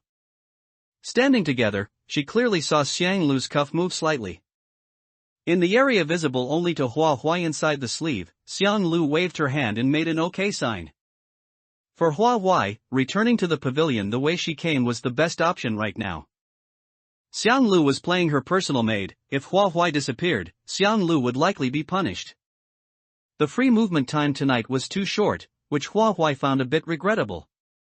However, this was as far as it could go. Once they confirmed that the miss had left the pavilion, the next few days would be quite troublesome. Without further hesitation, Hua Huai hurriedly walked out of the room, retracing her steps exactly as she had come. As she passed the ornamental bridge, she paid extra attention to the surroundings. She knew that person was hiding under the bridge. Just as she was about to step off the bridge, the person suddenly darted out from underneath, trying to grab her calf. Hua Huai was highly vigilant, and the instant he reached out, she slipped away. The person grabbed a handful of air, and his expression was clearly stunned.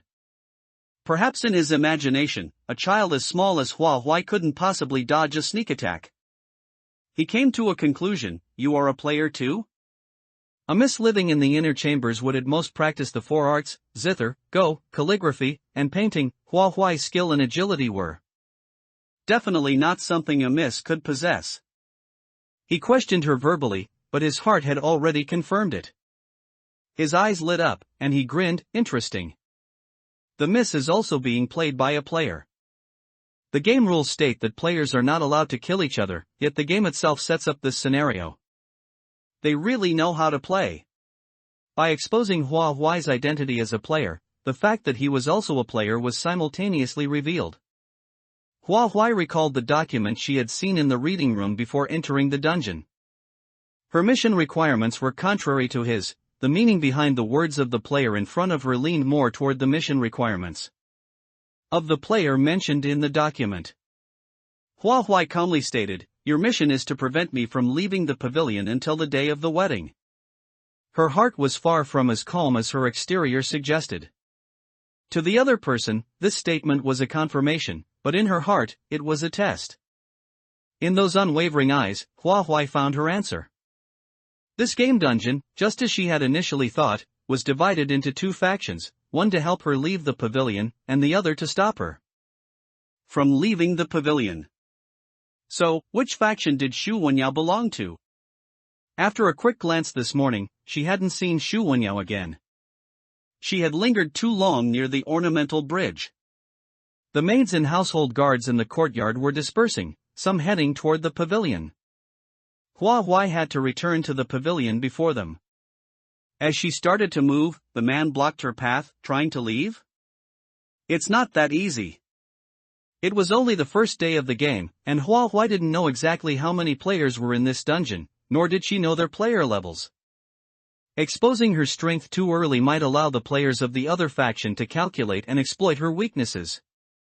Although there was a significant difference in their physical sizes, Hua Huai was no longer the player who almost lost half her life running 5,000 meters. She changed the subject. Since you recognize that I'm the miss, why didn't you go inside and report me directly? The man sneered. Something major clearly happened inside.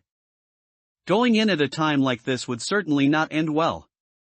Besides, I understand the principle that the nail that sticks out gets hammered down. Unfortunately, some principles don't apply everywhere. Hua Huai chuckled softly. Do you know what just happened inside? The man frowned. I didn't go in, how would I know? Hua Huai said mysteriously, inside, there's an infant with 3 eyes, 3 arms, and 3 legs. The man's gaze drifted toward the room. What's so strange about that? In ancient times, deformities were often caused by inbreeding. Hua Huai shook her head. If you actually go and look, you'll see. It might be a clue in the dungeon. Sometimes, you can't complete the mission simply by following the requirements. If, in the Worm Village dungeon, they hadn't explored and had blindly waited for the sacrifice according to the mission requirements, their bodies would probably be cold by now. But that wasn't the main point Hua Huai wanted to make. She said softly, just now, a red shadow was standing on this small bridge. Judging by the clothing, it was a woman. I wonder, did you see it? The pavilion in the boudoir, awaiting. The two strange incidents were linked, and one of them was related to the location where they were standing. Red clothes, woman. Hearing those keywords sent a shiver down one's spine. Taking advantage of the man's distraction, Hua Huai quickly slipped away from him. By the time he recovered, Hua Huai was completely out of sight. He looked around suspiciously, moved away from the decorative bridge, and blended into the crowd. The mantis stalks the cicada, unaware of the oriole behind. Xiang Lu skillfully memorized the man's facial features. Miss Shin had not left the pavilion for 2 years, and being in her teenage years, her appearance had changed significantly. Few people usually entered or exited the pavilion, resulting in very few people who could recognize Hua Huai. The pavilion was a sensitive area for the men of the manor. For the sake of the Mrs.'s reputation, even if she had temporarily left, men were not permitted to step inside.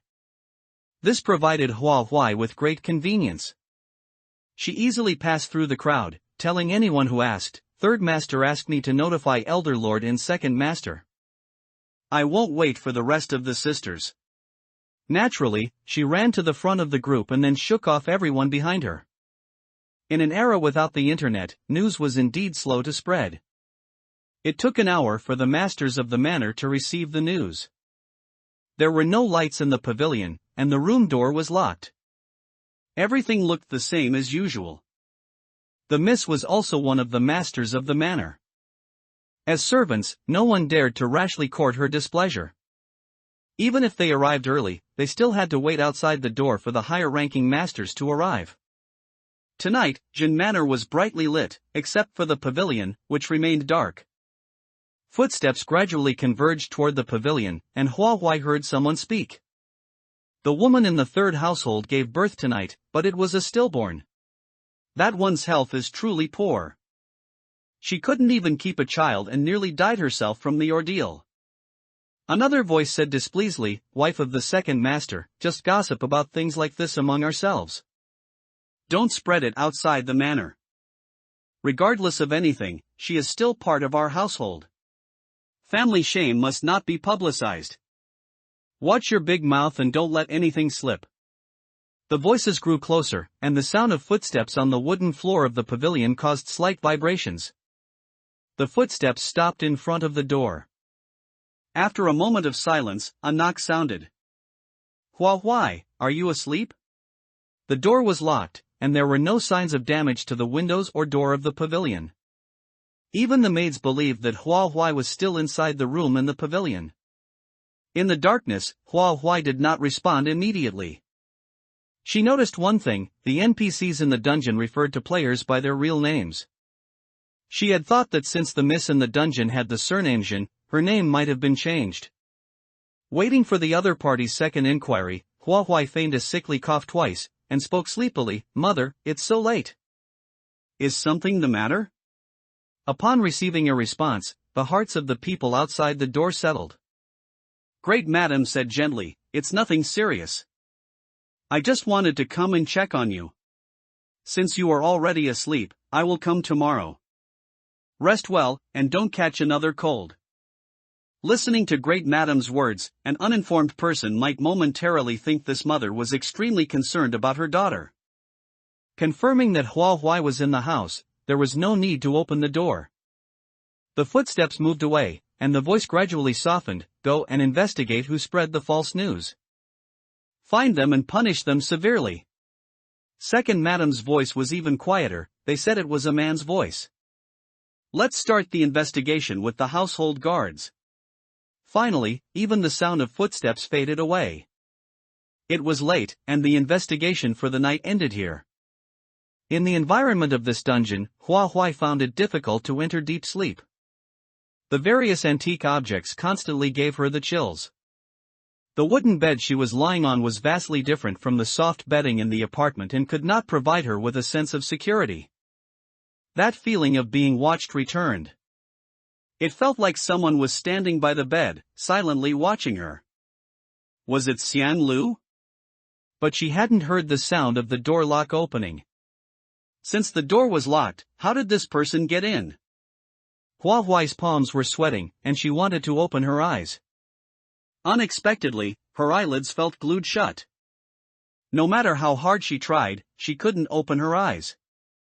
Was this feeling the strangeness of the dungeon? Could it be that she had violated the law of slaughter and was targeted by the strange entity? She kept recalling her actions throughout the day, trying to find any missing information. During this process, the feeling of being watched disappeared, and the sound of paper pages being turned came from the dressing table. There was no movement for a long time, leaving only Hua's breathing. It laughed? No, her eyes still wouldn't open. The entity was still in the room. What was it doing? The turning of pages at the dressing table must be the book labeled as a handwritten journal. There was only that one book near the dressing table. But it was blank. Why would the strange entity flip through that? Or perhaps, only she couldn't see anything. With her eyes closed and her mind wide awake, she couldn't do anything but let her mind wander. Hua considered every possibility she could think of. So far, she could at least determine that she hadn't violated the law of slaughter. Otherwise, the strange entity wouldn't have given her so much time to think. Zhao Ling and Jiang Changchang possessed limited-use death exemption tokens, and Hua would not summon them easily. The death exemption token should be used in the most critical moment. Suddenly, laughter came from the direction of the dressing table, the sound of a girl's shy giggle. Hearing such strange laughter late at night gave Hua goosebumps all over. In front of the dressing table, in the middle of the night, a shy laugh. A woman adorns herself for her admirer. What was it expecting? Appearing in this room late at night, the identity of this strange entity was about to be revealed to Hua. Was it the Miss of the Jin family? But the role Hua was playing was also Miss Shin. In the eyes of the other Jin Manor residents, Miss Shin was a living person. Based on this, the identity of the strange entity didn't seem to be Miss Shin after all. The intermittent laughter kept drilling into Hua's ears. No matter how many times or how long she heard it, Hua couldn't process the laughter. It was like the caterwauling of a cat in heat next to her ear, impossible to process, just like the sound of a baby crying. This situation continued until 1 to 3 a.m. The feeling of confinement vanished, but Hua Huai didn't dare to open her eyes. She was afraid that the moment she opened her eyes, a terrifying scene would greet her vision. The state of high tension all night had soaked her clothes with cold sweat, making her feel sticky and uncomfortable. There was movement at the door, the lock was opened. Someone entered the room carrying a candlestick and placed it on the table with a slight sound. The person's footsteps approached and leaned over to look at her. "Why are you sweating so much? Did you have a nightmare?" "The pavilion in the boudoir, young man." It was Xiang Lu's voice. Hua Huai suddenly opened her eyes, sat up, and gasped heavily. Her ability to react so quickly indicated that Hua Huai had been awake the entire time. Xiang Lu realized the situation was not simple and asked, "Did something happen last night?" In the game dungeon, most dangers were related to the night. Hua Huai subconsciously looked towards the dressing table. It was completely empty. Xiang Lu followed her gaze but also found nothing. Hua Huai opened her mouth. "I originally thought the dungeon boss would be that person from the He family, but last night I heard a girl's shy laughter." Her spirit had been taut for a long time, constantly thinking of countermeasures. The excessive tension led to sore and aching muscles throughout her body, and she couldn't fully relax even after opening her eyes. Hua Huai could still clearly recall the details of last night. But she was unsure of the girl's identity. She got out of bed, walked to the dressing table, and opened the right-hand drawer. The notebook lay there, untouched. To verify her suspicion from last night, Hua Huai opened the notebook. The text that shouldn't have been there made her stare intently, reading it repeatedly. "No, there were no words yesterday." She muttered to herself and flipped through several pages consecutively. She found that only the first page contained writing, the subsequent pages were still blank. The room was very quiet, and even though Hua Huai's voice was low, it still entered Xiang Lu's ears, word for word. Hua Huai came to the table and sat down, leaning closer to the candlelight to look at the words in the notebook. Xiang Lu sat beside her, looking along, and read the content aloud. "The wind is clear and the moon is bright tonight. You and I have been together in the pavilion for over a year. Mother wants me to marry into the He family, but I don't want to go. It has nothing to do with whether that person from the He family is deceased, it is only because my heart belongs to you. Only 7 days remain. I have never been so rebellious. I want to finish embroidering this wedding dress myself, put it on, and then you will take me away from Jin Manor, and we will never return." The word "you" was mentioned multiple times in the text, but the identity of the person was not explicitly stated. Xiang Lu analyzed the content. Being together in the pavilion for over a year proves this person is someone within Jin Manor, allowing for such a long companionship. There are too many people in Jin Manor, so we need to narrow down the scope. Loved by a girl, we temporarily assume this person is male. No male is supposed to approach the pavilion, so this person must have come secretly.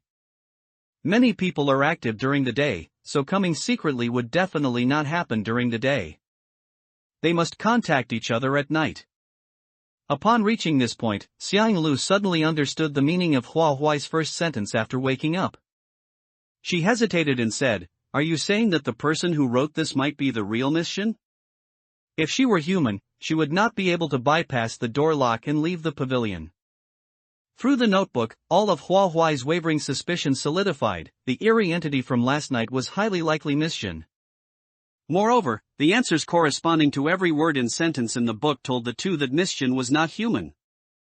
Hua Huai had considered guarding against everyone in the manor and anticipating the possible appearance of that person from the He family, but she had failed to anticipate this situation. The wedding dress lay quietly on the soft couch. Beside the wedding dress was a pair of brand new embroidered shoes. Hua Huai remembered that she had thrown the embroidered shoes back into the wardrobe yesterday. They shouldn't have appeared on the soft couch. Her heart hammered wildly. The placement of the embroidered shoes and the wedding dress resembled the posture of someone wearing them and lying on the soft couch. The two of them were completely unnerved. Clack. Rattle. Tap. Tap. When this sound rang out for the third time, Hua Huai jolted. She stood up and rushed to the window as fast as she could. The window the sound came from was the one closer to the bed. She definitely hadn't misheard. Too late to feel afraid, she decided she wanted to see exactly what was tormenting her nerves repeatedly. She opened a crack in the window, and a young man's immature face in the empty space below the pavilion entered Hua Huai's sight. The moment he saw her, his eyes burst forth with light, and he waved in her direction. The 3 times the sound appeared were at 1 to 3 a.m., evening, and 1 to 3 a.m. All times were before dawn. Could this person be the one mentioned in the text, the person Miss Shin loved? Hua Huai didn't bother appreciating the youth's appearance, staring intently at his face only to record his facial features, making it easier to find him next time. The window was too small, restricting the view and making it impossible to share the sight with anyone else. If they used the other window, due to the angle, nothing could be seen except for a piece of empty ground below the pavilion. Hua Huai stood on her tiptoes by the window for several minutes, but there was no further reaction. Xiang Lu couldn't help but ask, "What did you see?" She saw the youth gesticulating wildly, trying every method to make her happy. Dawn was approaching, and the youth hurriedly pointed in one direction, then made several more hand gestures. His gestures were clumsy and looked unfamiliar. Hua Huai couldn't understand the signs, only knowing that he left after finishing them. Hua Huai put her heels down and closed the window. I saw a youth, around 17 years old, with a delicate appearance and a small mole beneath his right eye. He was wearing the clothes of the household guards. The youth never made a sound, avoiding the notice of others in the manor. During the day, it was inconvenient for Hua Huai to go out. Xiang Lu patted her chest. "All right, I've got it. Leave it to me. I'll dig them both out, including the one from last night. The mission lasts a total of 7 days. Most players are hiding in the shadows, perhaps some are trying to profit from chaos, or maybe some want to reap the benefits later. Anyone operating in the dark has the potential to stab others in the back. Today was the 2nd day since entering the game dungeon, and they didn't even have an accurate count of how many players were inside the dungeon. Jin Manor is vast. Perhaps some players were assigned to the east courtyard, and some to the west courtyard. If they weren't in the main courtyard, Xiang Lu's actions would be restricted. After all, she had no excuse to go to those 2 places. Xiang Lu left the pavilion and first went to the main courtyard to greet the master and madam. Coming out of the main courtyard, she saw a tall, straight silhouette. Shu Wanyao? The silhouette turned sideways, revealing half a face. It was undoubtedly Shu Wanyao. His eyes shifted slightly, signaling Xiang Lu to follow. Xiang Lu couldn't give Shu Wanyao 100% of her trust. Even though they entered the dungeon together, she would not drop her guard against him. However, the dungeon situation was currently unclear, and even if he intended to harm her, he wouldn't choose this moment. After a brief hesitation, Xiang Lu chose to follow behind Shu Wanyao. They walked all the way to the vicinity of the rockery in the back courtyard. Few people pass through here, and even if someone did, it would be difficult to notice their presence. Shu Wanyao spoke first. "Did you 2 run off to the east courtyard last night?" Their actions might deceive NPCs, but they could not deceive players who were also in the dungeon. Such a large commotion had almost alerted the entire Jin Manor. Xiang Lu was wary of Shu Wanyao, but she couldn't deny this matter, so she nodded and said, "That's right." Having entered the dungeon together, they should logically be teammates. Shu Wanyao knew their movements, yet he failed to disclose even a single clue, thus arousing her suspicion. Huai Huai suddenly appears in bows, babies, Happy Chinese New Year's Eve, Happy Spring Festival, Happy New Year. Wishing everyone a better New Year than the last. Heart sign. Omega. The boudoir, West Courtyard. Xiang Lu recounted the strange events of the previous night, focusing especially on the peculiar infant. As he listened to her story, Shu Wenyao's eyes remained calm and unruffled. "I know about this matter. I also know that the 3rd madam's belly was covered in congested handprints. Old Li couldn't have done it. Old Li is elderly, she doesn't have that much strength. Furthermore, the size of the handprints doesn't match Old Li's. Last night, Old Li was the person closest to the third madam. Since she didn't do it, it naturally couldn't have been done by anyone else. Combining this with the infant, it wasn't hard to arrive at a spine-chilling conclusion. It was done by the anomaly, it didn't want the infant to be born. Bringing her thoughts back, Xiang Lu stared strangely at Xu Wenyao and asked, "How do you know that the third madam's belly had congested?" Handprints? He even knew that the size of the handprints didn't match Old Li's. Xu Wenyao looked at her with an expression reserved for an idiot. With such a major incident, do you think the third master would personally clean up the mess? The dead infant and the unconscious third madam were entirely handed over to the servants for disposal and cleanup. After passing through the servants' hands, how could not a single word leak out? In such a chaotic scene, it would be easy for Xu Wenyao to slip in unnoticed. Besides, he is a modern person. What's wrong with glancing at a woman's belly? That made sense, and Xiang Lu fell silent. She hadn't asked Xu Wenyao these follow-up details, yet he had volunteered them. Could it be that she was truly judging a gentleman by her own narrow standards? There was no helping it, the first impression he had left on her was too profound for her to change her opinion quickly. If you two hadn't exposed yourselves last night, I wouldn't have found you so quickly. I can't get close to the pavilion. I need you to pay more attention to Hua Huai. Hearing this, Xiang Lu looked up. You seem to be overly concerned about her. Do you treat the other people in the guild this way too? Her emotions were stirred by something, and she inexplicably became defensive. Xu Wenyao looked at her strangely. How long have we known each other? How much do you understand about me? If you want to survive long in the game, you can't jump to conclusions rashly. I won't prove anything to you, but I always believe in the saying, time reveals a person's heart. After a long confrontation, Xiang Lu was the first to concede. She curved her lips, and her eyes held something Xu Wenyao couldn't understand. I understand. I hope it was just my narrow-mindedness. The clues that should have been kept secret and not shared with Xu Wenyao gradually began to pour out after that statement. The events that occurred in the pavilion, the anomaly's shy laughter throughout the night, the sudden appearance of text in the notebook, and the young man below the pavilion. The breakthrough point was undoubtedly the young man below the pavilion. Xu Wenyao memorized the physical characteristics of the young man as described by Xiang Lu. Next, I need to find the players in the manor. Do you want to join me? There is strength in numbers, and splitting into two people naturally doubles the efficiency. While searching for players, they could also find that young man. Xu Wenyao nodded. Of course. After agreeing, they needed to arrange the division of labor.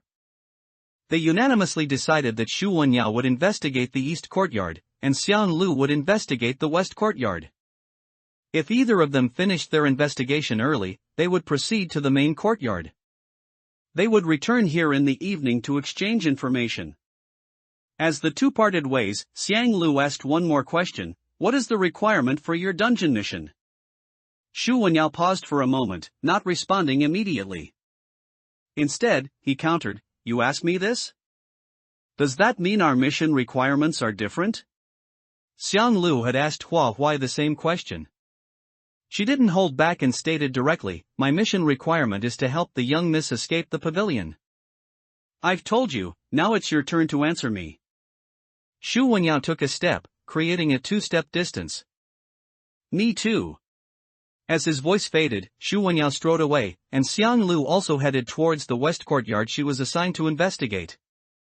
In the Jin manor, the turnover rate for servants was low. Most people were still in the same positions today as they were yesterday. The servants in the east and west courtyards would not come to the main courtyard unless there was an important matter. Investigating this way wouldn't be too difficult. After narrowing the scope to the west courtyard, Xiang Lu didn't feel the area was too large. The first areas to investigate must be those where the masters of the manor are active. Only in these types of areas would there be the most servants nearby. Unlike last night, the servants were in their designated positions, and her intrusion would seem abrupt. In a B-level dungeon, Xiang Lu wouldn't hesitate to use items. A mask suddenly appeared in her palm. She placed the mask over her face, and her features immediately became indistinct. She openly entered the second madam's courtyard, exposing herself to everyone's view. No one paid her much attention. It was as if her entry here was taken for granted. Xiang Lu quietly counted the number of maids in the courtyard and found there were as many as 17. Some were sweeping the ground, some were watering flowers, and some were wiping down the doors and walls. After all this work, the courtyard was spotless, and the air was filled with the fragrance of flowers. Living here was truly a form of enjoyment. Observing them one by one, these maids had no special features. They performed this work diligently and skillfully, their movements ingrained in their bones.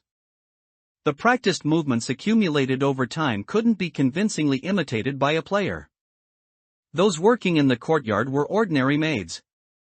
Those following the second madam were personal maids. The second madam was dressed in luxurious clothing, her hair adorned with numerous vermilion pins, radiating the word, wealthy. She emerged from the room beaming with joy, muttering, "Great news, great news. My son passed the imperial examination to become a scholar. Hurry and follow me." The county yamen sent someone to deliver the good news report. We mustn't neglect them. The 4 people following her were her personal maids. If the observer were careless, they certainly wouldn't notice that one person's footsteps were slightly different from the others. In this era, even a maid's walking posture was required to be dignified and steady. Maids were accustomed to wearing cumbersome long skirts, which restricted their range of movement for long periods, entirely unlike players who were used to modern clothing. That player hadn't realized this and was still using her habitual gait. Xiang Lu casually pulled over an ordinary maid, pointed to the player behind the second madam, and asked, "Do you know her name?" The maid looked up from her work and answered without much thought, "Her name is Ji Jingwan." Realizing belatedly, she asked, "Aren't you from our courtyard? How do you not even know her name?" To prevent the other party from becoming alert, Xiang Lu laughed dismissively, "My memory is poor, you should know that." The item on her face had one benefit. As long as the other party looked at that face, their memory would be blurred. Of course, this only worked on NPCs. Inner chambers and pavilions, unaccustomed to the local environment.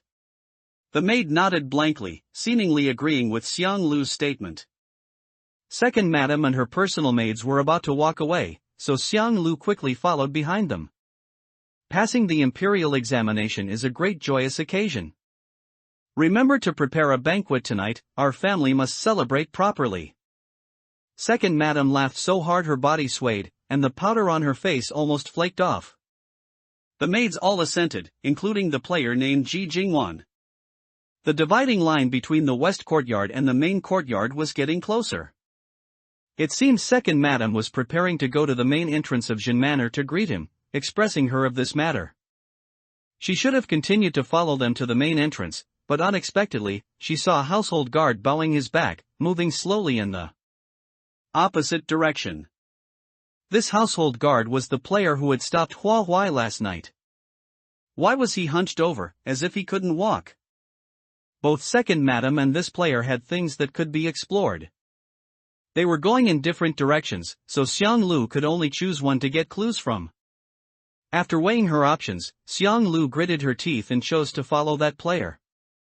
Sometimes, players are much more terrifying than NPCs. As for the clues from the NPC side, they could wait, there was no rush. That player's steps were very slow, he would gasp every 3 steps and stop every 5 steps. It took him a full half-shurchen to enter a small courtyard. After he entered, the household guards and maids in the courtyard were dismissed, making it impossible for Xiang Lu to blend in. She looked around and saw a large, leafy tree outside the courtyard, just slightly taller than the courtyard wall. She climbed the tree and observed the situation in the courtyard. The player, dressed in household guard clothing, was panting heavily as he sat on a stone stool in the courtyard. "I don't know what's wrong this morning, I've been having trouble breathing." He hammered his chest with his hand, trying to clear his trachea. Sitting beside him was a man wearing a jade crown and brocade robes. From his attire, he looked like a young master of the manor. However, his behavior completely contradicted the upbringing of a young master. He merely swept his wide sleeve, sitting with a bold posture. Perhaps you're unacclimated. Go see a doctor after you leave the manor later. He paused slightly, then continued, there was a big commotion last night. Great Madam has given orders to find the person who spread the false news. Great Madam had her methods. To avoid alerting anyone, this matter was being handled in secret. Only the masters of the manor received the news immediately. Upon hearing this, the player acting as a household guard was so angry his liver hurt. I watched the pavilion all day yesterday and personally saw the young lady sneak out of the pavilion. It's clearly true news. At this point, he endured the discomfort and a smile appeared at the corner of his mouth. You don't know, that young lady in the pavilion is also played by a player. Our mission requires us to prevent her from escaping the pavilion. Since she's playing the young lady, her mission requirements must be the opposite of ours. Isn't that interesting? This means that in this dungeon, players will be divided into two factions. I wonder how many players are in the manor, and how many share our faction. Suddenly realizing something, his eyes moved, and his gaze fell on the person beside him. Xiaoliang-jun, your mission requirements should be the same as mine, right? Undoubtedly, the young master in brocade robes was also played by a player. Sensing the other party's vigilance, Xiaoliang-jun sneered and retorted, you don't trust me? In those eyes, there was naked distrust. What else could be done if there was no trust? Only an explanation would suffice. Fighting alone in this B-level dungeon, Xiaoliang-jun had no confidence at all. He endured it and said, Kong Wenhao, if our mission requirements were different, why would I tell you about Great Madam's secret orders? I could just go directly to the main courtyard and expose you to Great Madam, easily getting rid of an opponent. That was indeed true. Kong Wenhao's mind finally cleared up. It was all because of the stuffiness in his chest, which had muddled his brain. He took 2 difficult breaths and smiled, I was wrong. My apologies. So what should we do next? Watching the pavilion for 1 day is fine, but if I have to watch it for 7 consecutive days, I can't take it. Men aren't allowed in there anyway. I was hiding high up in another building so I wouldn't be discovered. Having players watch the pavilion, wasting human resources, was a poor strategy. Kong Wenhao's household guard status couldn't mobilize manpower, but Xiaoliang-jun's master status could. He said, I wasn't idle yesterday either. I found out who enters and exits the pavilion. I'll arrange for people to go in, and you won't have to worry about the pavilion side. Since it's a competition between 2 factions, we need to quickly find other players in our faction and unite against the outside. Having previously misunderstood Xiaoliang-jun, Kong Wenhao felt guilty, so he actively took on this task. Leave it to me, I won't disappoint you. After speaking, he took another deep breath and pounded his chest, looking very uncomfortable. Xiaoliang-jun frowned.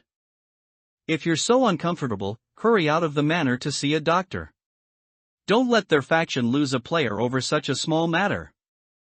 If the number of people in both factions was the same, wouldn't they be at a slight disadvantage? He didn't say it aloud, but a flicker of displeasure crossed his eyes. Kong Wenhao thought he was concerned about him and nodded gratefully, okay, I'll go right away. Using the same slow pace he had arrived with, Kong Wenhao walked out of the courtyard. He was in the thick of it and couldn't see clearly, but Xiang Lu, from her high vantage point, saw everything perfectly. Xiaoliang-jun had thrown all the dirty and tiring work to Kong Wenhao, making him do it without a single complaint. A casual, emotionless word of concern, and he was overflowing with gratitude. But it was clearly the condescension of a superior. The useful information here had been mostly gathered. Rushing to the main entrance of Jin Manor now, she wondered if she could still run into Second Madam.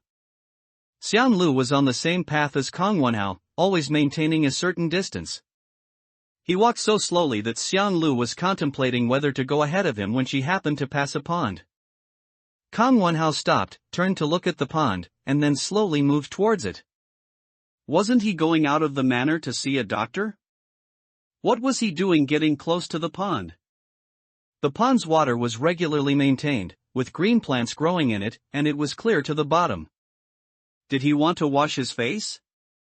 Xiang Lu felt confused. Kang Wonhao squatted by the pond, cupped water in his hands, brought it to his face, and then poured it into his stomach. He drank the pond water. Even if the water was clear, it shouldn't be drunk directly. Water that hasn't been boiled might contain bacteria, parasites, and so on. This was common sense. As a player, he shouldn't be unaware of it. Jin Manor wouldn't be so harsh as to deny its servants even a sip of water. Everything indicated that Kang Wonhao's act of drinking pond water was abnormal. In fact, it was bizarre. After one scoop of water went down, another followed, causing Kang Wonhao's abdomen to bulge slightly and water stains to spread from the corners of his mouth.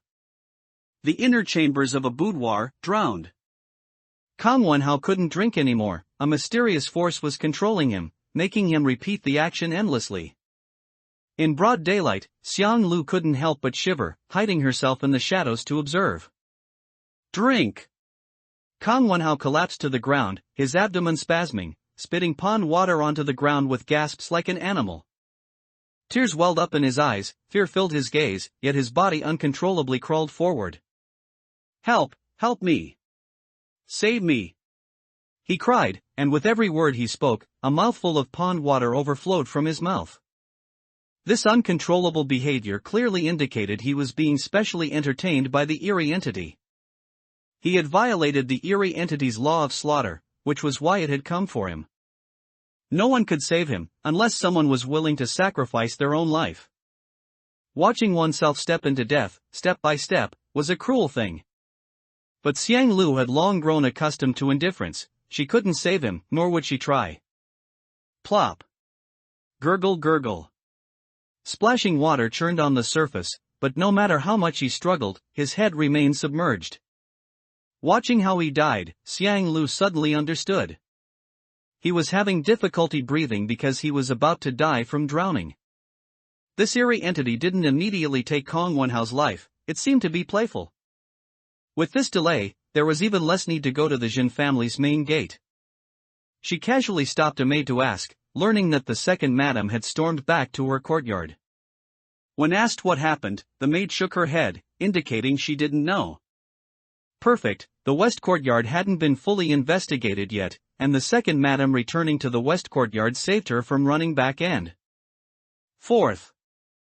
Xiang Lu stepped into the second madam's courtyard again, hearing clattering sounds from inside the house.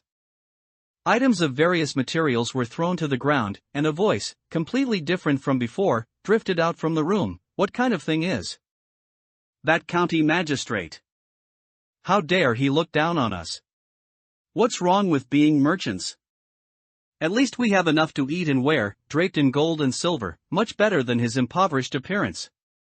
Saying my junior cheated, he's just spouting nonsense. Footsteps paced back and forth, the second madam snorted coldly. Once that girl from the first household marries into the He family, we and the He family will be in-laws. Then I'd like to see how those guys prepare to fawn over us. Facing the second madam's anger, her personal maid meekly said, Madam, should we cancel the banquet tonight? The second madam sharply retorted, No, why would we cancel it? Can't our Jin family even afford a good meal? If we want to eat, we can eat every day. Don't you dare cancel it. Xiang Lu stayed in the courtyard for about another quarter of an hour.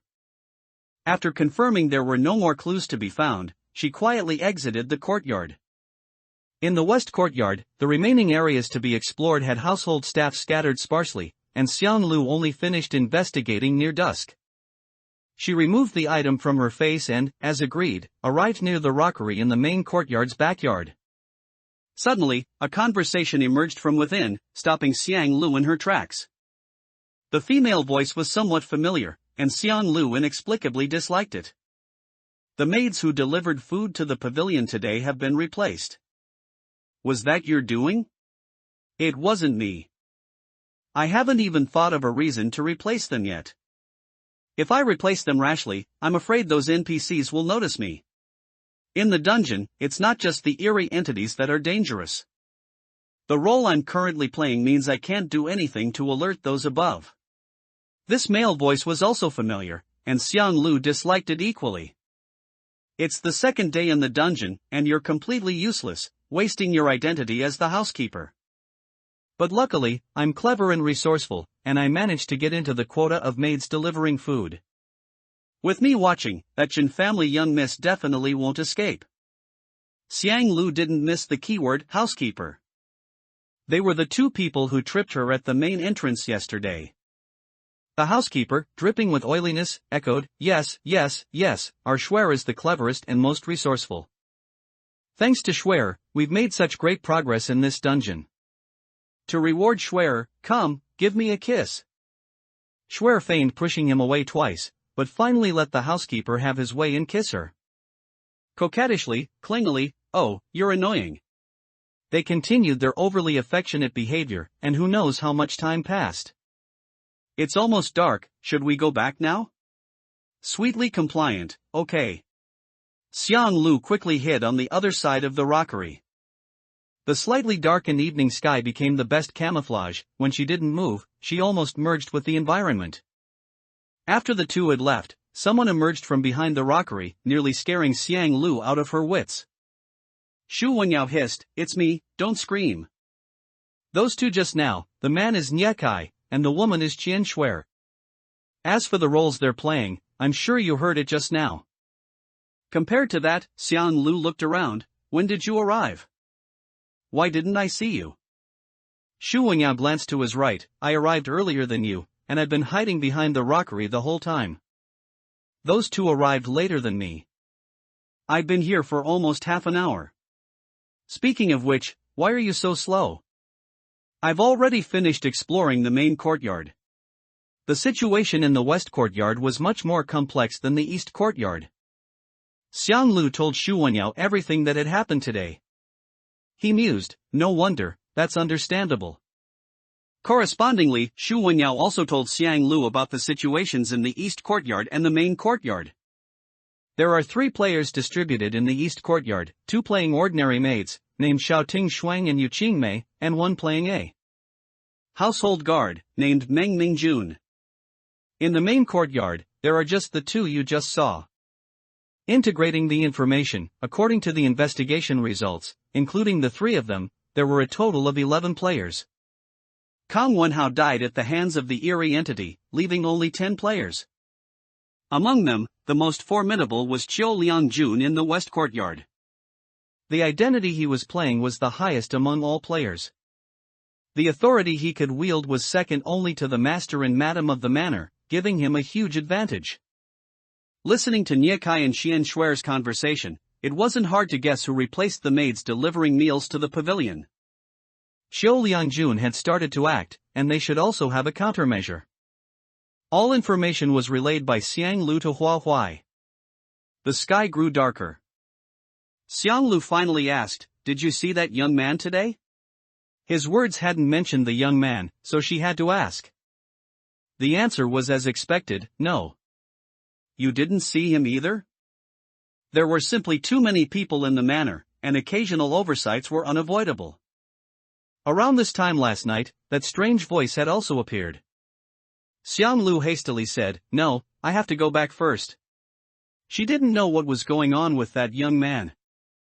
The two had searched meticulously, even uncovering the players' identities, so the probability of not finding the young man was very low. Or could it be that the young man wasn't human? If so, wouldn't Hua Huai be in danger? The boudoir, luring the enemy. Not long after Xiang Lu left, the maids responsible for delivering meals opened the pavilion and placed the food on the dining table. In terms of meals, Jin Manor was not harsh. The food delivered was rich in variety, with both meat and vegetables. Hua Huai's gaze fell on one of the dishes, and immediately someone picked up communal chopsticks and placed the food into her bowl. The maid's movements were practiced, as if she had done the same action thousands of times, her expression respectful and her manner natural. When her gaze fell on another dish, the other person repeated the action. One piece at a time, not a large portion. If Hua wanted to serve herself, they would not stop her, lowering their eyes slightly, maintaining a very humble posture. There were 5 maids who delivered the meal, the same as yesterday. Only the leader, Xiang Lu, had been replaced by someone else. After breakfast, they removed the leftovers and empty plates, bowed, and exited the room. The room door was locked again, and Hua looked towards the soft couch. The placement of the wedding dress and embroidered shoes made her very uncomfortable. She walked forward and picked up the red wedding dress. Hua's hand paused. The wedding dress was slightly different from yesterday. The auspicious clouds on the left cuff were completely filled with golden threads. The stitches were delicate, the threads arranged neatly, extremely exquisite and beautiful. Compared to the right cuff, the two were identical, made by the same pair of hands. Recalling the contents of the notebook, the day the wedding dress was finished was the day Miss Shin escaped the pavilion. Is it a clue? Does that mean she can only escape the pavilion after the wedding dress is completely embroidered? Then how long would the eerie entity need to finish embroidering this wedding dress? Now, the role she was playing was Miss Shin, meaning she could also embroider the wedding dress. But she hadn't learned embroidery, and if she embroidered the wedding dress ugly, the eerie entity probably wouldn't let her off. After all, the eerie entity harbored beautiful aspirations for this wedding dress, so it was better for her not to ruin it. She folded the wedding dress neatly and placed it in the wardrobe along with the pair of embroidered shoes. By this time, the sky had already brightened. The chilling sensation of being indoors had largely dissipated. Coming back to her senses, Hua realized she felt a bit sticky. Xiang Lu had not returned. She waited until noon, when that group of maids brought the meal. Without touching her chopsticks, Hua looked up and said, "I want to bathe." The maids responded, looking at her, their eyes meeting. Hua frowned. No, she hadn't seen these people before, they weren't the same group as in the morning or yesterday. Unexpectedly changing a group of maids, Hua hesitated. You changed people? The maid at the end of the line's eyes darted around, unfaithfully peering at Hua over the others. Her behavior was unlike people of this era. Hua speculated she was a player, but for now, she had no intention of exposing her. Having her voluntarily show up under her nose saved her the trouble of searching everywhere. Facing the inquiry, the leading maid said, "The original ones went to do other things, so we servants had to step in for now. Miss, please rest assured, we servants also work in the kitchen, and the food we make will not be bad. You said you wanted to bathe, do you want to do it now?" Hua didn't press for details, appearing to ask casually. In reality, she knew that if these people were planted by someone with ulterior motives, she wouldn't get anything out of questioning them, so there was no need to waste her breath. As long as her current needs could be met. Hua nodded, and immediately someone arranged the bathing matters, preparing hot water and other necessities. It should have been the Mrs. Personal Maid who attended to her bath, but Xiang Lu was nowhere to be found. The leading maid spoke, asking as if to herself, "Where did Xiang Lu go?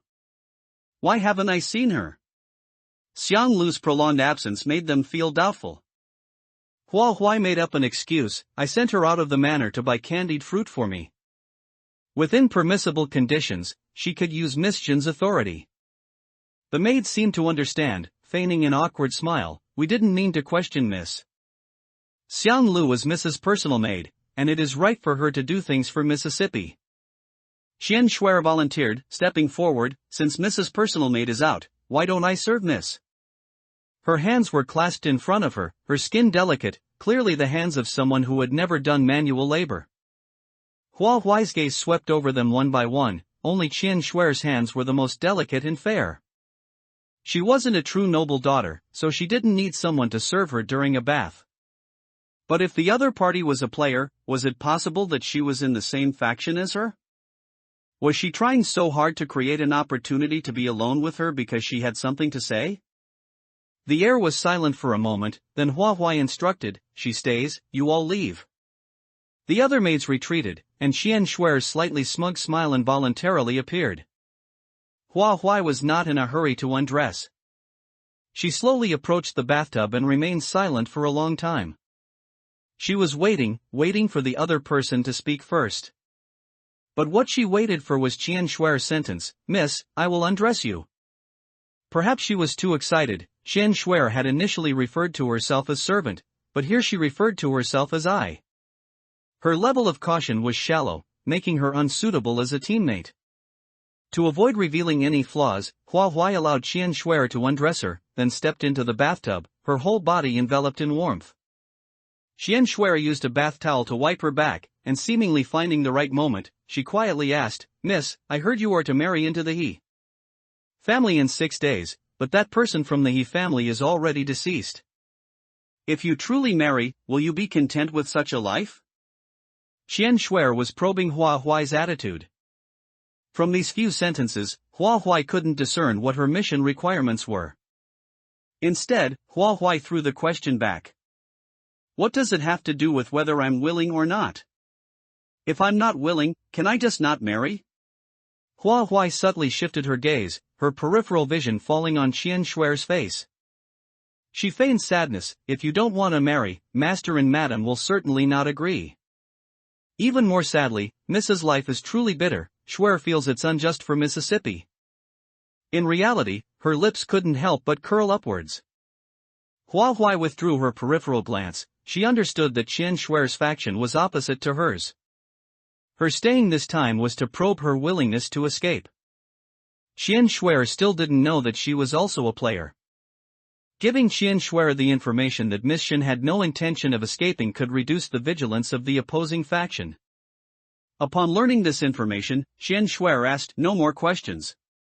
She was truly not meant for manual labor. She used too much force, rubbing a patch of Hua Huai's back red. Hua Huai couldn't bear it any longer and opened her lips. "Shuer, why don't you go out? I'm a bit in pain." Only then did Qian Shuer look down at her masterpiece, her hand trembling, and the cloth fell into the warm water. Too excited, she couldn't control her strength, and she stammered, "Sorry. Does it hurt a lot?" Of course, it wasn't out of concern for Hua Huai, but out of fear of blame. Afraid of losing the hard-won opportunity to enter the pavilion. Hua Huai had once read about a tactic to lure the enemy in a book, which was perfectly suited for this dungeon.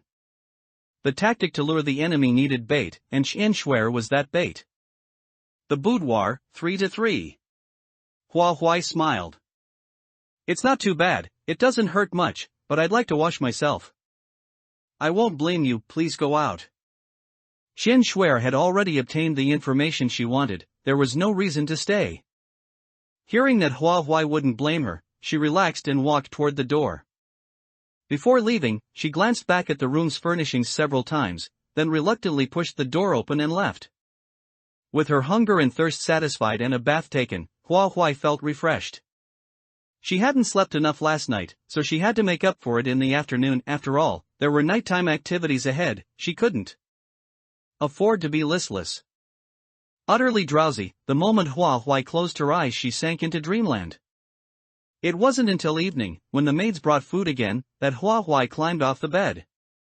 She looked around, the same 5 maids from noon, but Xiang Lu still hadn't returned. Jin Manor was large, taking a bit longer was understandable. Through the white window paper she watched the already dim sky grow darker. If night fell completely and Xiang Lu still hadn't come back, she wouldn't be able to keep waiting. When something unusual happened, an accident was usually the cause. Since she, Xiang Lu, and Shu Wenyao had entered this dungeon together, they had to leave together. Zhang Jingya's fate was etched in her heart, she would never let such a thing happen again. Candles on the candelabrum were lit. Hua Huai deliberately ate slowly, forcing the maids to stand by and wait to clear the dishes. It was one way to leave the pavilion without breaking doors or windows. Hua Huai knew the act wasn't rational, it would expose her to danger. But nothing was more important than a friend's life. Night fell completely, Xiang Lu still hadn't returned. Hua Huai's nerves were taut, her chopstick gripping right hand clenched. A voice in her mind whispered, "Tie them up, stuff cotton in their mouths, lock them in the pavilion, no one will notice you slipping away for a while." If you can't get back into the pavilion tonight, just leave Jin Manor and hide outside until the mission ends. Hua Huai was about to abandon everything and follow the voice's commands. Then that familiar rhythm and rolling sound appeared again. Smack! Rattle, tap, tap. The maid's brows furrowed as they turned toward the window. Just then, Xiang Lu appeared in the doorway. Hua Huai instantly set down her chopsticks, rushed ahead of the maids, and opened the window for a look. In the pavilion's lamplight she saw the boy. He had come again. He was performing some antics to amuse her, completely missing the panic in her eyes. Hands slightly sweaty on the window frame, Hua Huai calmly shut it again. Nothing there, someone downstairs probably kicked something by accident. This boy was an important clue and emotionally entangled with Miss Shin. He couldn't be exposed just yet.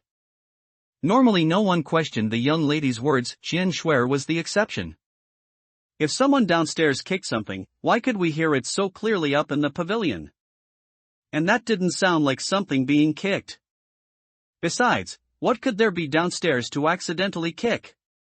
Daily cleaning in Jin Manor was constant. The paths the masters used were swept spotless. Every ornament was placed out of pedestrians' way. No matter how you looked at it, nothing should have been kicked. The other maids glanced silently at Qian Shuer, secretly admiring her courage. Hua Huai fixed her gaze on her, tone icy.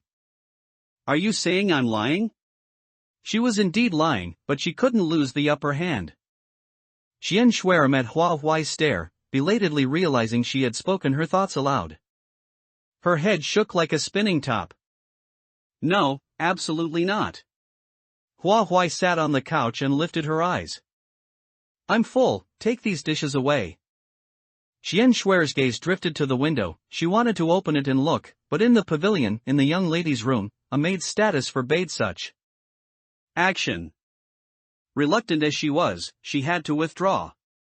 Maybe she could search outside the pavilion and find out what had made the noise.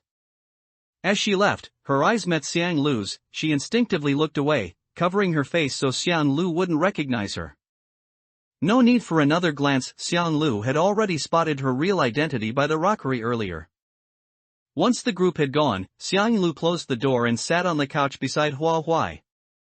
Hua Huai couldn't help asking, why come back so late after dark? I thought you were in danger and nearly rushed out regardless of everything. Xiang Lu sighed. That Qian Shuer delayed me. I should have been back 2/4 of an hour earlier. Here, she's the maid who just questioned you.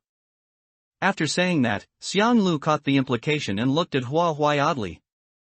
Didn't expect you to care about me so much. Outside the dungeon you never treated me like this. Hua Huai pressed her lips and turned her head slightly. I have my principles. Entering this dungeon with you is supposed to make things up to you. I can't let you be in danger. Her gaze flickered and lowered. I don't want to be useless. If I can't protect the people I want to protect, I'm useless. Xiang Lu's brows curved in a smile, her eyes softening. Didn't expect such a strong sense of responsibility from someone so young. Relax, I'll be fine. I'm an adult, I can protect myself. 2 years in the horror game weren't for nothing. What you need to do is protect yourself and not make me worry. Did Xiang Lu mean she would worry about her too? Why the word too? Her worry for Xiang Lu was the worry of a friend. Hua Huai's dazed look softened. Perhaps ever since that New Year banquet photo had been taken, she'd stopped being hostile towards Xiang Lu. Admittedly, Xiang Lu's initiative had been very effective. Xiang Lu's next words pulled Hua Huai back from her thoughts. Today Xiang Lu had seen Xu Wenyao. She'd asked about his mission requirements. Luckily they were the same as theirs. All day they joined forces to investigate Jin Manor and count the players. Excluding the 3 of them, 7 players were still alive. From what Xiang Lu knew, among those 7 players Zhou Liangjuan's mission conflicted with theirs. Hua Huai recounted the information she'd pried from Qian Shuer in the pavilion. Qian Shuer and Nie Kai were acting together. Odds were their missions were identical. Estimating the current faction ratio, 3-3. Only 4 players' factions remained unknown. Xiang Lu proposed, we should sniff out intel as early as possible. Why not probe these people tonight? If they're on our side, we can recruit them directly. The boudoir is a person. Hua Huai changed into a maid's attire, and the two secretly slipped out of the pavilion. At this moment, the open ground below the pavilion's window was empty. Only the red lanterns hanging under the eaves remained, shining on the ground, dispelling the darkness before them. Xiang Lu softly asked, "Did that young man come again just now?" Hua Huai nodded. Upon receiving the answer, Xiang Lu was momentarily at a loss for words.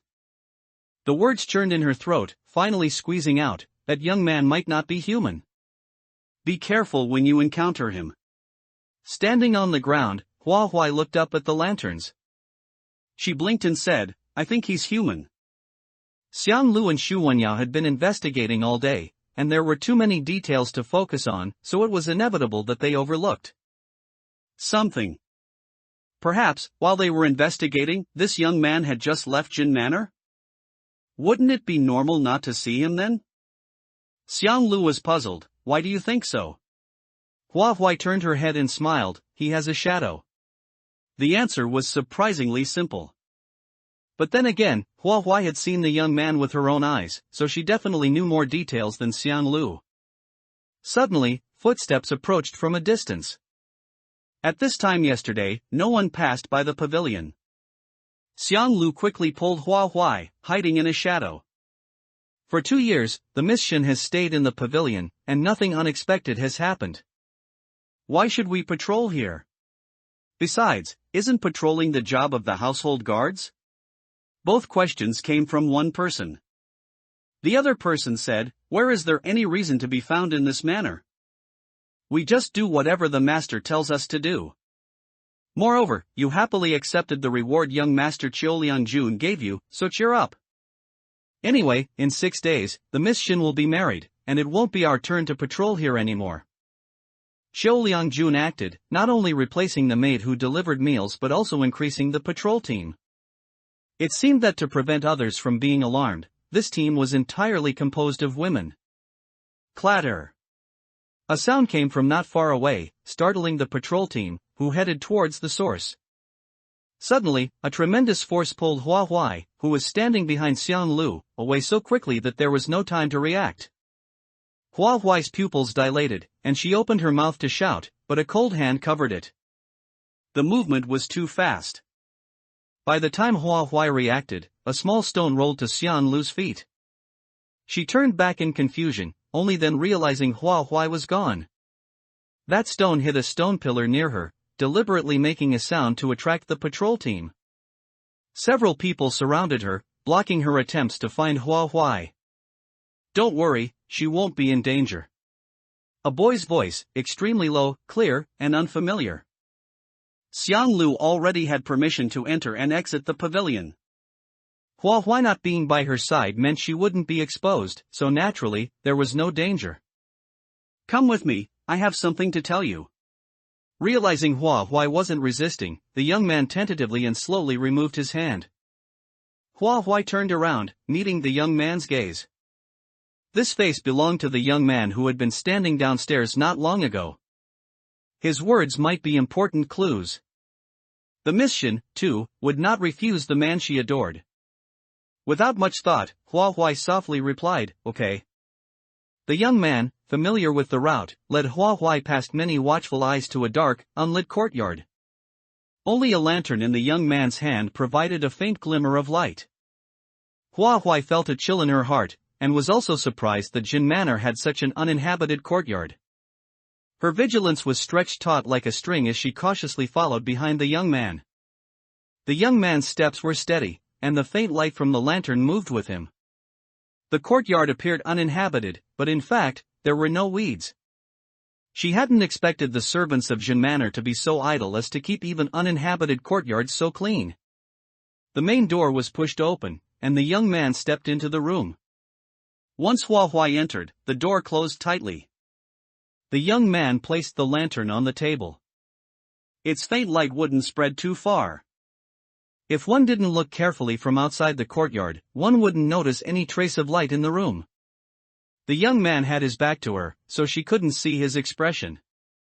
His slender back, in the dim candlelight, appeared even more helpless.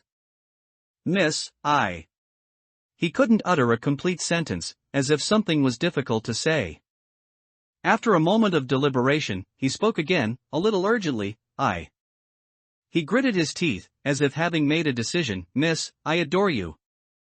I know, with my status, I am unworthy of adoring you, unworthy of saying these words to you. But I cannot stand by and watch you marry a deceased man, suffering loneliness for the rest of your life. This matter is a joyous occasion for the rest of Jin Manor, but not for you. That is a blazing inferno that will devour you completely. The young man turned around, his eyes red, expressing indignation on her behalf.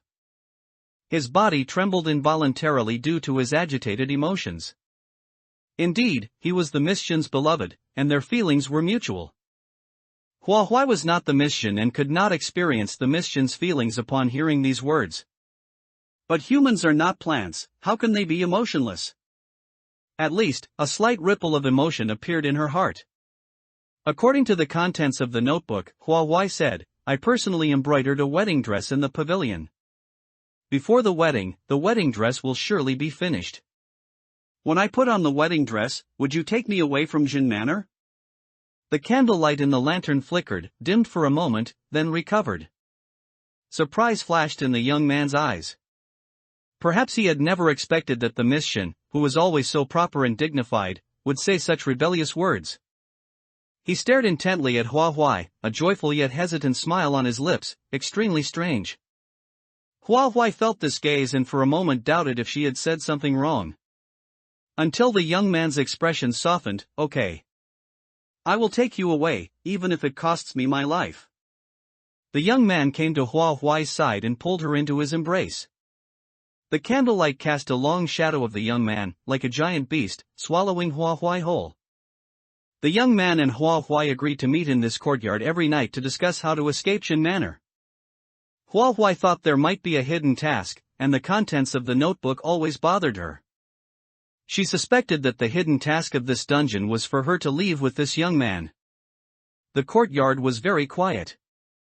When the two were silent in the room, any sound became abrupt. A very faint sound entered Hua Huai's ears, like something hitting a wooden board, but without much force. This object wasn't hard, and the sound it made wasn't crisp. Hua Huai slipped out of the young man's embrace, the hug had lasted long enough. She looked towards the sound source and stepped over to investigate. The young man blocked her path. No one lives here, it must be a mouse. Mice are dirty. I'll chase it away. Don't touch it. The boudoir, East Courtyard. A Miss Jin who has never lifted a pampered finger should, of course, be terrified of mice. But if she gave up investigating that noise now, there might not be another chance later. No detail can be overlooked. Hua Huai curved her eyes. With you here, I'm not afraid. Let's go together, all right? The youth answered with eager reassurance. All right. I'll protect you, Mississippi. He stepped in front of her. Was it simply because he thought the sight of a mouse would frighten her? Reaching the wardrobe that had made the noise, Hua Huai didn't yank it open.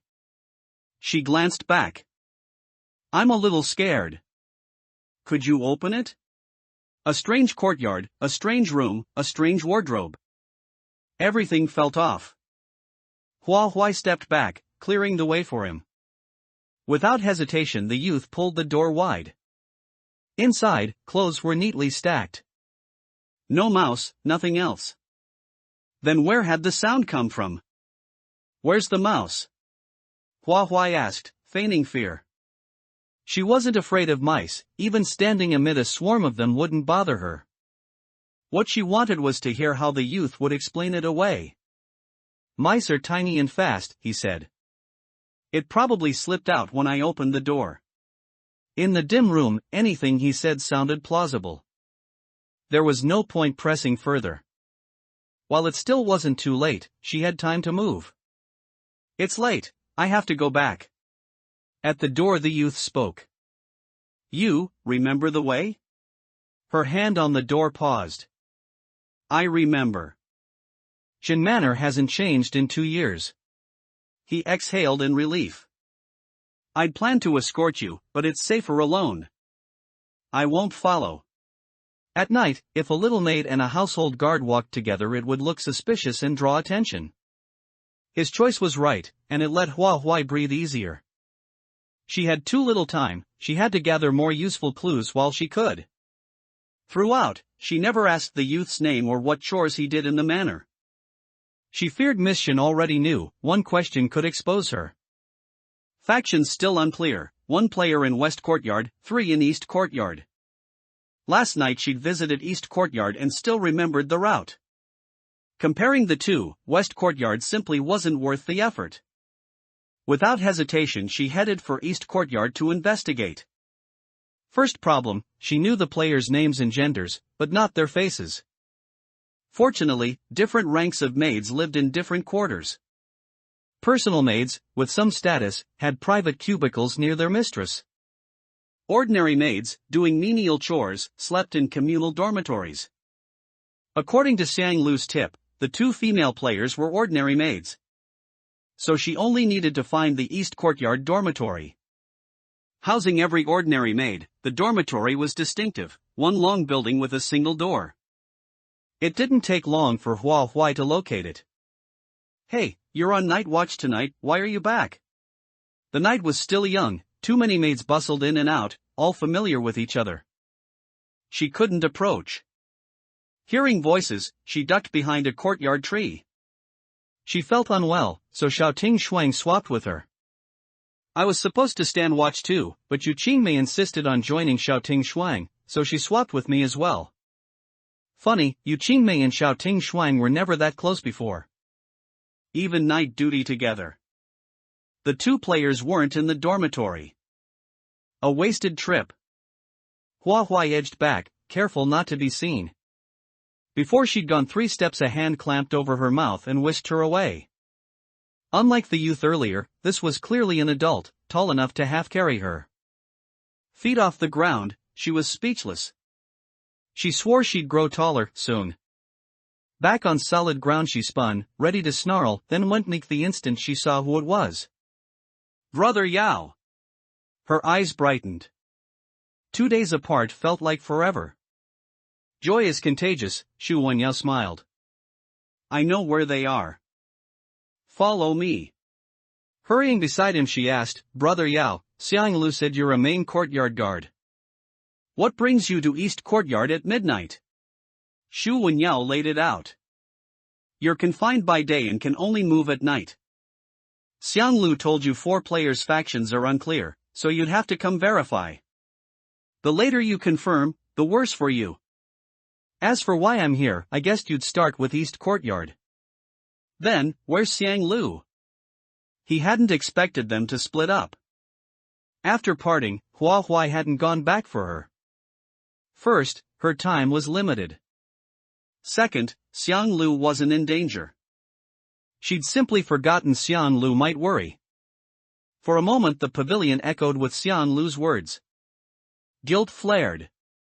We got separated. Jin Manor was huge, getting separated was normal. Shu Wenyao shrugged. I'll escort you back to the main courtyard later anyway. Xiang Lu's an adult, don't fret, she shrewd. Hua Huai sighed. She was here now, she couldn't leave empty-handed. She just head back a bit earlier. Normally, maids kept night watch outside their masters' rooms. Yet the place Shu Wenyao led her to blazed with candlelight and chatter. He cracked the window a slit, she saw piles of firewood, a table, a few benches. Sparse furniture and the sheer amount of firewood made it obvious, a woodshed. 3 people sat on the benches, 2 women, 1 man. Shu Wenyao pointed them out, whispering their names so she could match faces. Simple food and a jug of wine lay on the table. Meng Mingjun poured wine, took a sip, and declared, after scouting 2 days I'm sure this dungeon is in the bag. Xiaoting Shuang asked, how so? Meng Mingjun chuckled smugly. Everyone in the manor wants the eldest miss married into the He family. Unless she sprouts wings, she can't escape. This B-level dungeon is basically free. We just sit back and wait. The pavilion in the boudoir, pond. A B-level dungeon for free? Is there really such a beneficial dungeon in the horror game? Yu Qingmei looked hesitant. Let's not draw conclusions too early. We still don't know where the remaining players are. It's impossible for this dungeon to have only 3 players. The roles we are playing have too low a status. Our chores keep us busy during the day, and being under so many eyes, we don't have time to look for other players. Among the 3, only Meng Mingjun, who is playing the role of a household guard, has relatively unrestricted movement. Jun Manor is so large that relying solely on Meng Mingjun to search is not enough. However, he was carefree and said nonchalantly, "What's there to be afraid of? Finding the other players is useless anyway. Once everyone completes their mission, we can just leave the dungeon. Searching for people is a complete waste of time." He poured wine into the empty bowl in front of Yu Qingmei. "Relax. As long as the outcome is good, isn't that enough?" It was too easy, too simple. Instead, it felt like the calm before the storm, brewing the coming upheaval. Yu Qingmei did not touch the wine bowl. She stood up and said, "We still have night watch duty. If we leave for too long, third madam will notice." Hearing this, Xiao Ting Shuang quickly stood up. "Yes, exactly." Meng Mingjuan's face fell. "That third madam is practically half dead. Can she even notice whether you're performing night watch duty?" Yu Qingmei took Xiao Ting Shuang's arm and walked toward the door. "She is one of the masters of the East Courtyard, after all. We shouldn't neglect her." Meng Mingjun waved his hand. "Fine, go on, go. I'll drink alone." The room door opened and closed, and Shu Wenyao led Hua Huai into the shadows. Hua Huai crouched in the corner, recalling the conversation of the people inside the room over and over. The 3 players in the East Courtyard were also in the opposing faction. Including the deceased player, the opposing faction had 7 people. If the total number of players was 11, 7 in the opposing faction already outnumbered her own faction. Wasn't it supposed to be an even distribution? She urgently wanted to know the faction of the last remaining player. Hua Huai whispered, "Brother Yao, can you accompany me to the West Courtyard? I want to confirm the faction of that last player." Shu Wenyao's expression was complex. It seemed his internal thoughts were no less numerous than Hua Huai's. He said in a consultative tone, "It's too late. The West Courtyard is quite far from here. Why don't I confirm it tomorrow?" Hua Huai shook her head resolutely. "No, I must go myself." She stared into his eyes, trying to discern something. He was evading, resisting. A guess gradually formed in Hua Huai's mind, making her feel powerless. She said again, "Brother Yao, if you don't want to, I can go by myself." Shu Wenyao, worried about her going alone, compromised. "Let's go together." Hua Huai didn't know the way to the West Courtyard, so having Shu Wenyao lead the way was naturally best. If she tried to find it herself, she didn't know how long it would take. But the main purpose of her question was not this. She wanted to know Shu Wenyao's response, to see if he felt guilty. On the way to the West Courtyard, they would definitely pass by a pond. There were no places near the pond to hang lanterns, so people passing along this path needed to carry hand lanterns for illumination. The moonlight tonight was dim, half of the moon was even shrouded in clouds. Hua Huai couldn't see clearly, but vaguely felt someone was standing at the edge of the pond. That person was wearing bright red clothing, facing the pond with their head lowered, seemingly searching for something inside. Turning her gaze toward the pond, she saw something strange floating on the water's surface. Hua Huai heard her own heartbeat, held her breath, and retreated backward.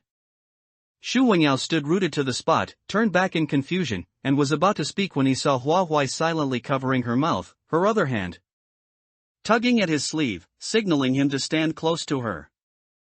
At the end of this path, there was an archway at the edge of the pond. Not long after they stopped, a hand lantern emerged from the archway. A household guard yawned as he stepped past the archway, and an unintentional glance immediately made his sleepiness vanish without a trace. "Ah!" A scream, followed by trembling. Overwhelmed by fear, he couldn't even hold the lantern in his hand.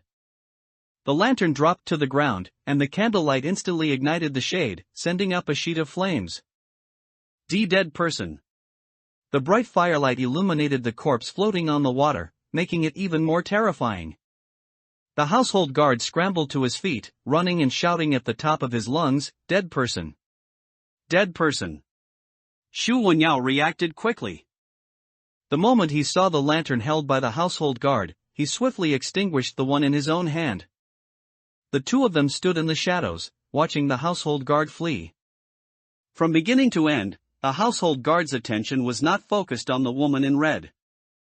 Or perhaps, the household guard could not see the woman in red.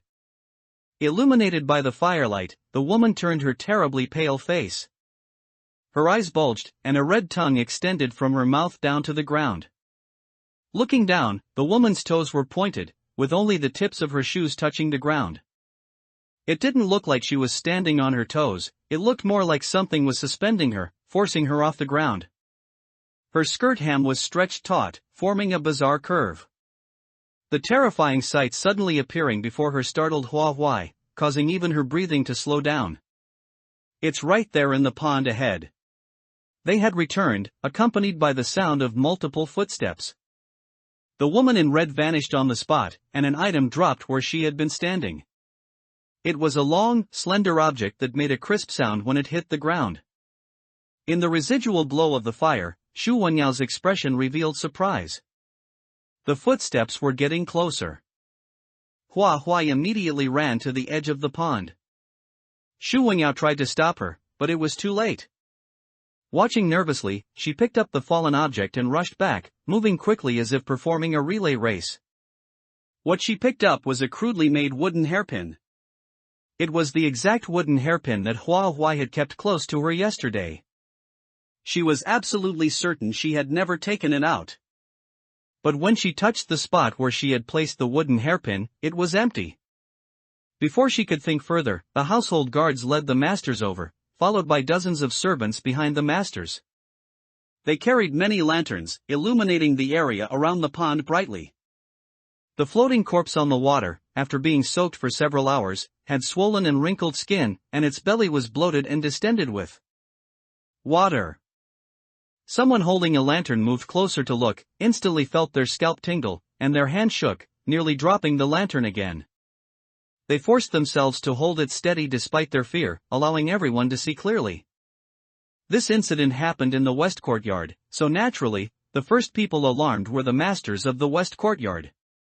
Second Madam was so frightened that her face lost all color. She tremblingly pointed at the pond. "Why aren't you quickly pulling him out and burying him?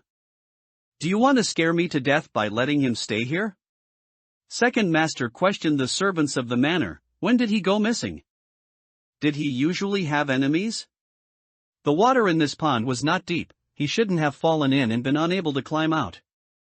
Different from Second Madam and Second Master was the young master of the West Courtyard, Xiaoliang Jun. The face in the pond was bloated, but he still recognized who the person was. The boudoir is invisible. What Xiaoliang Jun didn't understand was how a person who was perfectly fine during the day suddenly drowned. Without any sadness, his expression was calm as he looked around. The plants and trees were still. There were many green plants near the pond, and unless someone deliberately searched, no one would notice the hiding places of Hua Huai and Shu Wenyao. Xiaoliang Jun grew suspicious about Kong Wenhao's death and took the opportunity to say to Second Master, "This man is a household guard from my courtyard. He usually doesn't have enemies. He knows how to swim. It's impossible for him to have accidentally drowned in such a shallow pond.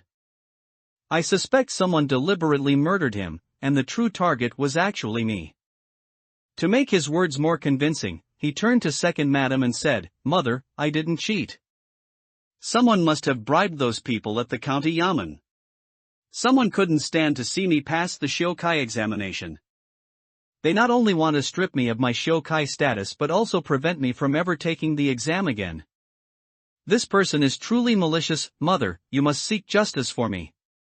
Speaking of this matter, Second Madam's anger flared up again. The fear of the floating corpse in the pond was swept away by anger. She shouted, "Tell your mother who did this, and your mother will definitely seek justice for you. My son has never suffered such a great injustice since childhood. Someone wants to harm you, but they don't know their own limits." Everyone watched Shou Liang-jun, but he stuttered and refused to speak. Second master gave the servants a look. Most of the servants turned around and covered their ears with their hands. What shouldn't be heard, must not be heard. Only one personal maid besides second madam remained still. Shou Liang-jun looked confused. Second madam explained, "She has been with me for many years, she is sensible, don't worry." The role he was playing was the biological son of second madam, so naturally, she wouldn't deceive him. Shou Liang-jun felt slightly relieved and cautiously said, "Jin Manor has many servants. It would be extremely difficult for an outsider to act silently within Jin Manor. I suspect someone in the manor is jealous of your son." As soon as he said this, the situation immediately became serious. If it was someone from the manor, and the word jealousy could be used, it meant the opponent's status was comparable to his, but slightly inferior in talent. There weren't many such candidates in Jin Manor. Second madam asked uncertainly, "Do you mean the one in the main courtyard?" "No matter what, we are all family. No matter what happens, they shouldn't plot to take your life." Shou Liang-jun was too hasty, and his previous words were unpolished, leading to a loophole. He remedied, "Perhaps they didn't intend to kill me, but there was at least an element of warning. He wants to tell me that I am the son of the second branch, and since he didn't pass the Shokai exam, I won't be allowed to pass either. I must always be inferior to him." As for why the opponent didn't use money to bribe officials and buy the title of Shokai, naturally, it's because it's easy to revoke someone's achievement, but crowning a title upon someone who is truly untalented carries too great a risk. Shou Liang-jun's remedy worked well. Second madam and second master believed him. Second master's anger flared up now too. His son was originally destined for an official career, but now that the news of his cheating had spread, he would likely have no future in officialdom. "Come on, I'll take you to demand an explanation." Second master was rash. Before anyone could elaborate, he wanted to go straight over, which terrified Shou Liang-jun. This was not part of his plan, so he quickly stepped forward to stop second master. "Father, we have no evidence. He can easily argue that Kong Wenhao accidentally fell into the water. If that happens, we will be the ones in the wrong. To catch a thief, you must have the loot. There's no rush, we need to take our time." Second master didn't understand. "Then what do you propose?" After laying the groundwork for so long, Shou Liang-jun could finally state his true intentions. He bowed slightly and said, "I want to set a trap so that person exposes themselves. In the meantime, please send more people to protect me, father. If he can harm your son's attendant, it's hard to guarantee that he won't go insane and try to harm me one day." Shou Liang-jun was a clever opponent. He was using the identity he played to gain greater authority. Second master glared, his voice rough, "I dare him to try. The people you need will be provided tomorrow. Remember to tell your father everything. Your father will always help you." Shou Liang-jun bowed even lower, and where no one could see, the corner of his mouth curled into a successful smile.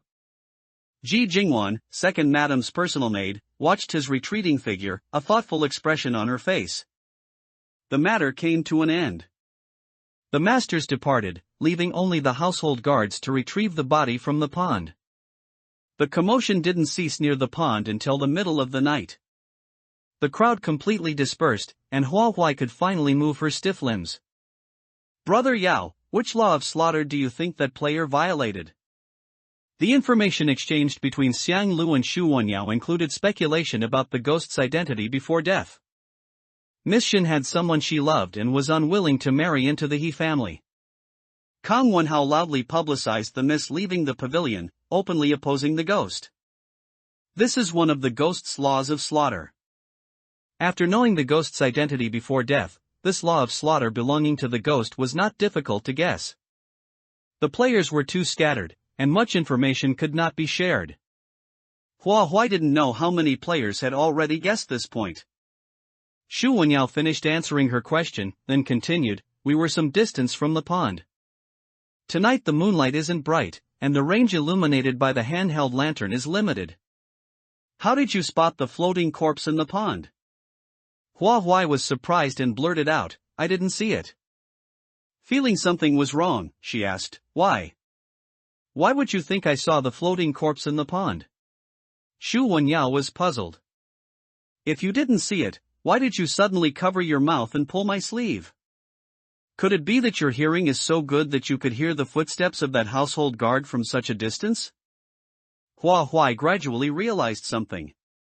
"Can you not see the woman standing by the pond? I covered my mouth to keep quiet because I didn't want that woman to notice us, but you kept standing still, so I could only pull your sleeve to signal you to move closer." The series of events that followed when the household guards appeared was purely coincidental. "I don't have such good hearing, nor such good eyesight." Shu Wenyao's throat bobbed. He belatedly realized his palms were sweating. "Why can't I see her?" Not only Shu Wenyao, but that household guard couldn't see her either. Thinking carefully, Kang Wenhao's location last night was extremely close to the ghost. There was no reason why he shouldn't have seen her. But if he had seen her, he wouldn't have continued crouching in that spot. It was precisely because she thought this way that Hua Huai spoke up to frighten Kang Wenhao, using the moment he was distracted to escape. It was too late tonight, and the entire Jin Manor had quieted down. When everything calms down, finding Ji Jingwan within the manor will become very difficult. Perhaps, there is no need to look anymore. The answer is obvious. The pavilion within the boudoir, balance. Hua Huai's voice should have been clear and bright, but now it was slightly subdued. "Brother Yao, what are the requirements of your mission?" Xiang Lu had asked this question, and Hua Huai had learned the answer from her. Her eyes were pitch black, as if dark currents were surging within them. Shu Wenyao countered, "Didn't Xiang Lu tell you?" Impossible. When he previously said the factions of the 4 players were unclear, Hua Huai hadn't refuted it. Was he asking a question to avoid answering? Why would he need to avoid answering? Hua Huai suddenly smiled, tears welling up in her eyes. "You lied to Xiang Lu, and you lied to me. My faction consists only of myself, right? If I clear the dungeon, all of you will die. Conversely, if you clear the dungeon, I will die." She raised her hand to wipe away the tears that had inadvertently fallen. "Did you approach me and deceive me for my own good? Or are you trying to use our relationship outside the dungeon to successfully complete the clearance requirements?" During their time together, Hua Huai had sincerely considered Shu Wenyao a friend. The closer they became, the harder it was to tolerate betrayal. She said, almost grinding her teeth, "Since our factions are different, we don't need to act together anymore." Without waiting for Shu Wenyao to speak, Hua Huai turned and ran. From afar, she heard Shu Wenyao frantically calling her name. Hua Huai's angry cry was loud, "Don't follow me!" Her anger was intense, filled with hostility. As the distance between them grew, Hua Huai gradually stopped feeling the gaze behind her. Finally, she slowed her pace, and the angry expression quickly faded. This horror game dungeon, for the first time, displayed unexpected cruelty. She wasn't angry at Shu Wenyao, she was angry at the dungeon setup, which forced the players to fight each other to the death. But if 2 factions are meant to fight each other, their strengths should at least be balanced. Otherwise, if it's obvious she will lose, what is the point of this game? What exactly would cause 2 factions to be set up in a 1-to-10 ratio? Was it because she possessed 2 bound specters? Based on the dungeon data in the reading room, Hua Huai understood that players with bound specters were extremely rare. Having 2 certainly made her a special existence. Lost in thought, Hua Huai approached the pavilion, bypassed the patrol squad, and quietly returned upstairs to the pavilion. Xiang Lu's room was next to hers. Hearing the movement, she came out of the room and followed Hua Huai into the pavilion. Before Xiang Lu could speak, Hua Huai said, "Our factions are different. You don't need to act in front of me anymore. In this dungeon, we rely on our own abilities. Otherwise, it wouldn't be fair to anyone.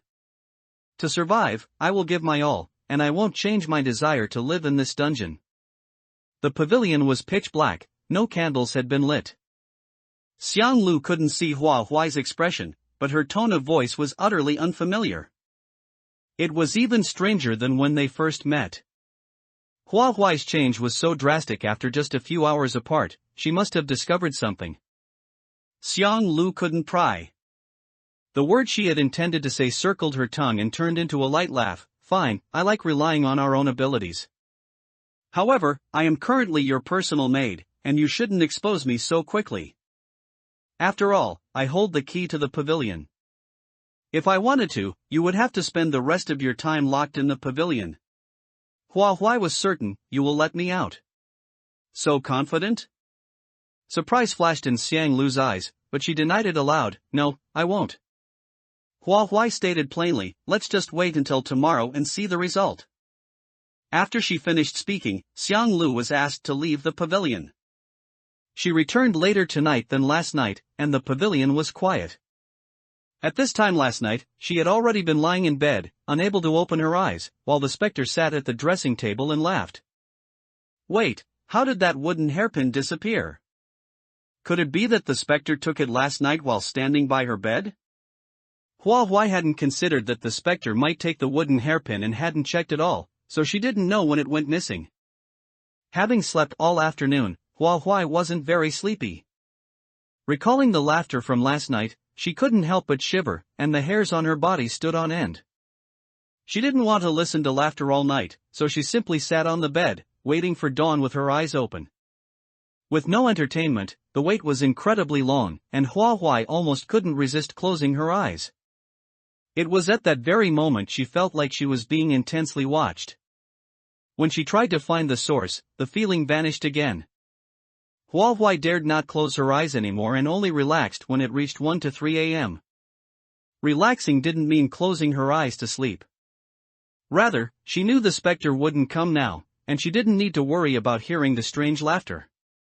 Before the sound came from the window, Hua Huai went to the window and opened a small crack. The lantern hanging below the pavilion was still lit, it must have been burning all night. The light shone on the empty ground below, the young man had not yet appeared. Hua Huai left for a moment, found the candlestick in the room, and lit the candle. She looked up, directly meeting the dressing mirror not far away. The mirror's surface reflected her clearly but also felt inexplicably distorted. Was it because of the candlelight? Hua Huai's heart tightened slightly, and she nervously stepped forward to inspect it. As she got closer, her gaze involuntarily fell upon the surface of the dressing table, a notebook with the word diary written on the cover. The spectre seemed not to have come last night, so would the contents of the diary have changed? She opened it to check, and surprisingly, new text had been added to the second page. I still remember half a year ago, you personally carved a wooden hairpin for me, and risking discovery by my mother, you secretly delivered it into the pavilion. This hairpin is inferior to any of the ones in my cosmetic box, yet because of this hairpin, I saw the genuine affection you poorly tried to conceal. The cut on your finger was deep, and I didn't dare tell you to take care of it. I was only concerned with my own satisfaction upon receiving your affection, neglecting your feelings. I felt uneasy about this matter for a long time. It stopped abruptly here. Turning further, the pages were blank. Snap. Rattle. Tap. Tap. Despite the agreement they made last night, the young man still arrived punctually at this time. Pussing the window open, Hua Huai noticed a difference from earlier. The light below the pavilion was gone, replaced only by the faint morning light enveloping the young man. The young man, as usual, made gestures intended to cheer her up, and before the sky completely brightened, he waved at her and ran off. The time setting of this dungeon is not modern. What was lit inside the lantern was a candle, not a light bulb. Why could it be extinguished so quickly? Was the burning time of the candle calculated precisely, with a specific wax weight custom made to ensure it burned out within a certain number of hours? Or rather, someone extinguishes the candle in the lantern before dawn and replaces it with a new candle before dark. garden and the boudoir, team up. After their simple confrontation last night, Xianglu did not appear in the pavilion at 1 to 3 a.m. today. Their factions were different, so there was naturally no need to exchange information. Instead, the maids who delivered meals arrived on time. Hua Huai ate her breakfast, deep in thought. The NPCs in the dungeon wouldn't stop her from leaving the Jin Manor, that was true, but that didn't mean the players from the enemy faction would let her leave.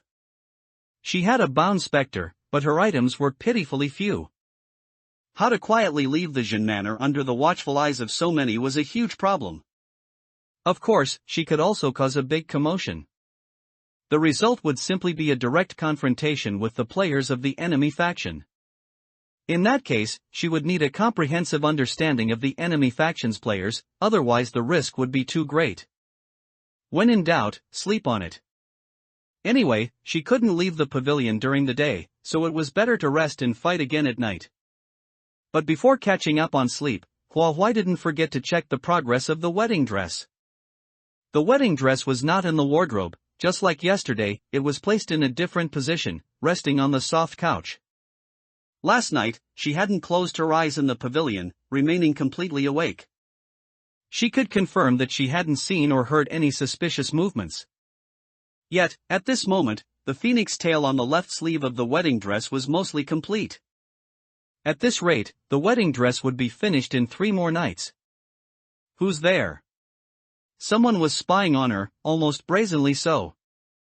After she spoke, that person slammed the door shut with a bang. This person had the authority to open the lock of the pavilion. Most of the information Hua Huai knew, Xianglu also knew, so she had no need to peek. Besides, among the players, it could only be Qian Shuer. Just as Hua Huai had guessed, Qian Shuer quickly closed and locked the door. She hadn't expected Hua Huai's senses to be so sharp, allowing her to only glimpse the outline of the wedding dress. This wedding dress was originally placed on the soft couch. She only found its placement strange and kept it in mind, but didn't pay much attention to it. Hua Huai deliberately mentioned that wedding dress, which reminded her and made her feel that this wedding dress was unusual. Excitement flashed in her eyes, she had to quickly tell Nekai about this. Taking slightly hurried steps, she walked down the stairs. A voice stopped her on the stairs. "You're also a player, aren't you, Qian Shuer?"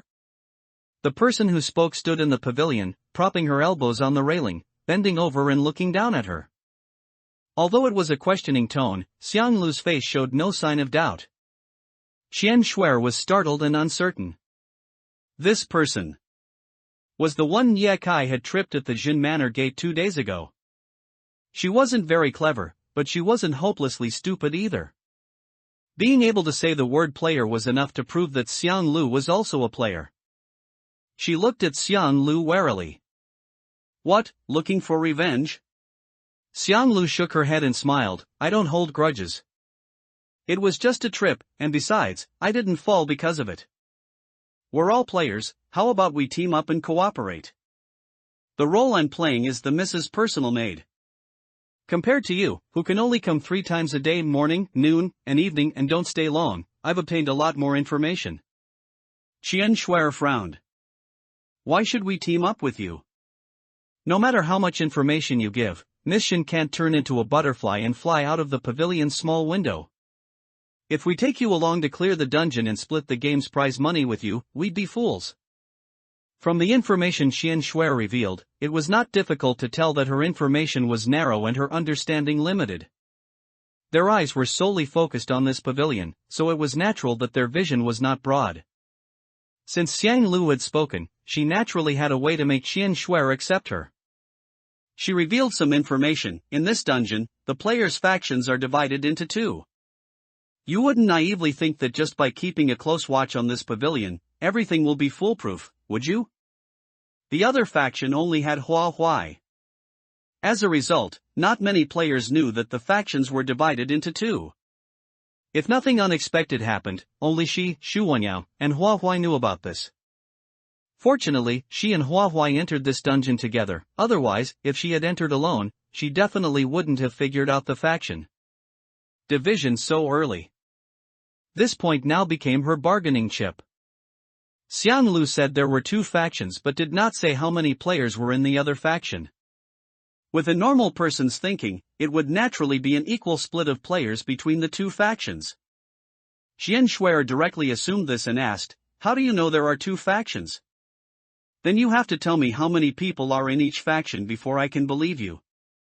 Hearing this, Xianglu laughed heartily, watching her with amusement. "Sister, are you joking with me?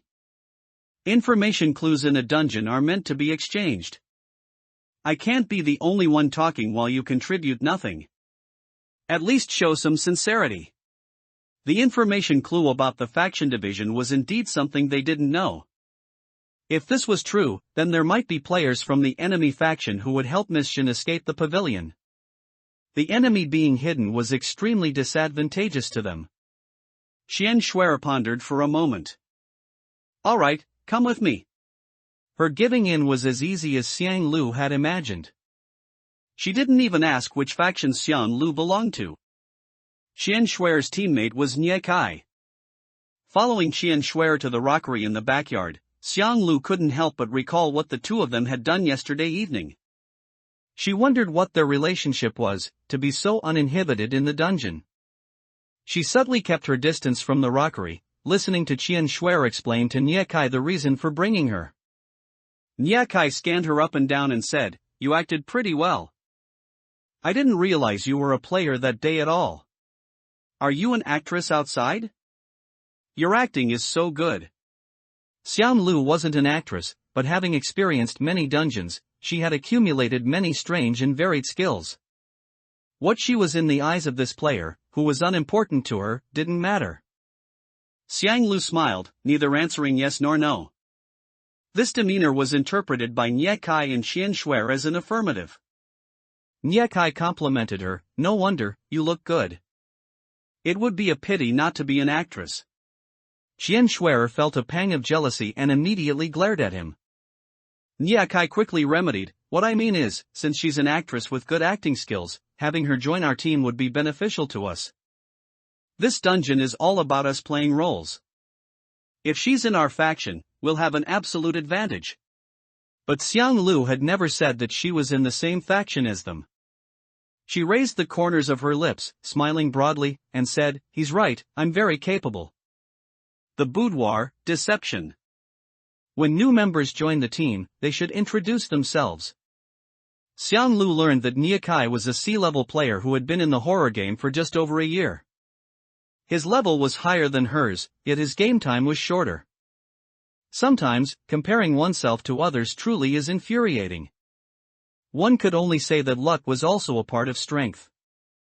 Xiang Lu was among the unlucky ones, mostly entering F and D level dungeons. The initial high frequency of entering dungeons also made her feel like breaking down. Xian Shuer was a D-level player who had been in the game for less than half a year.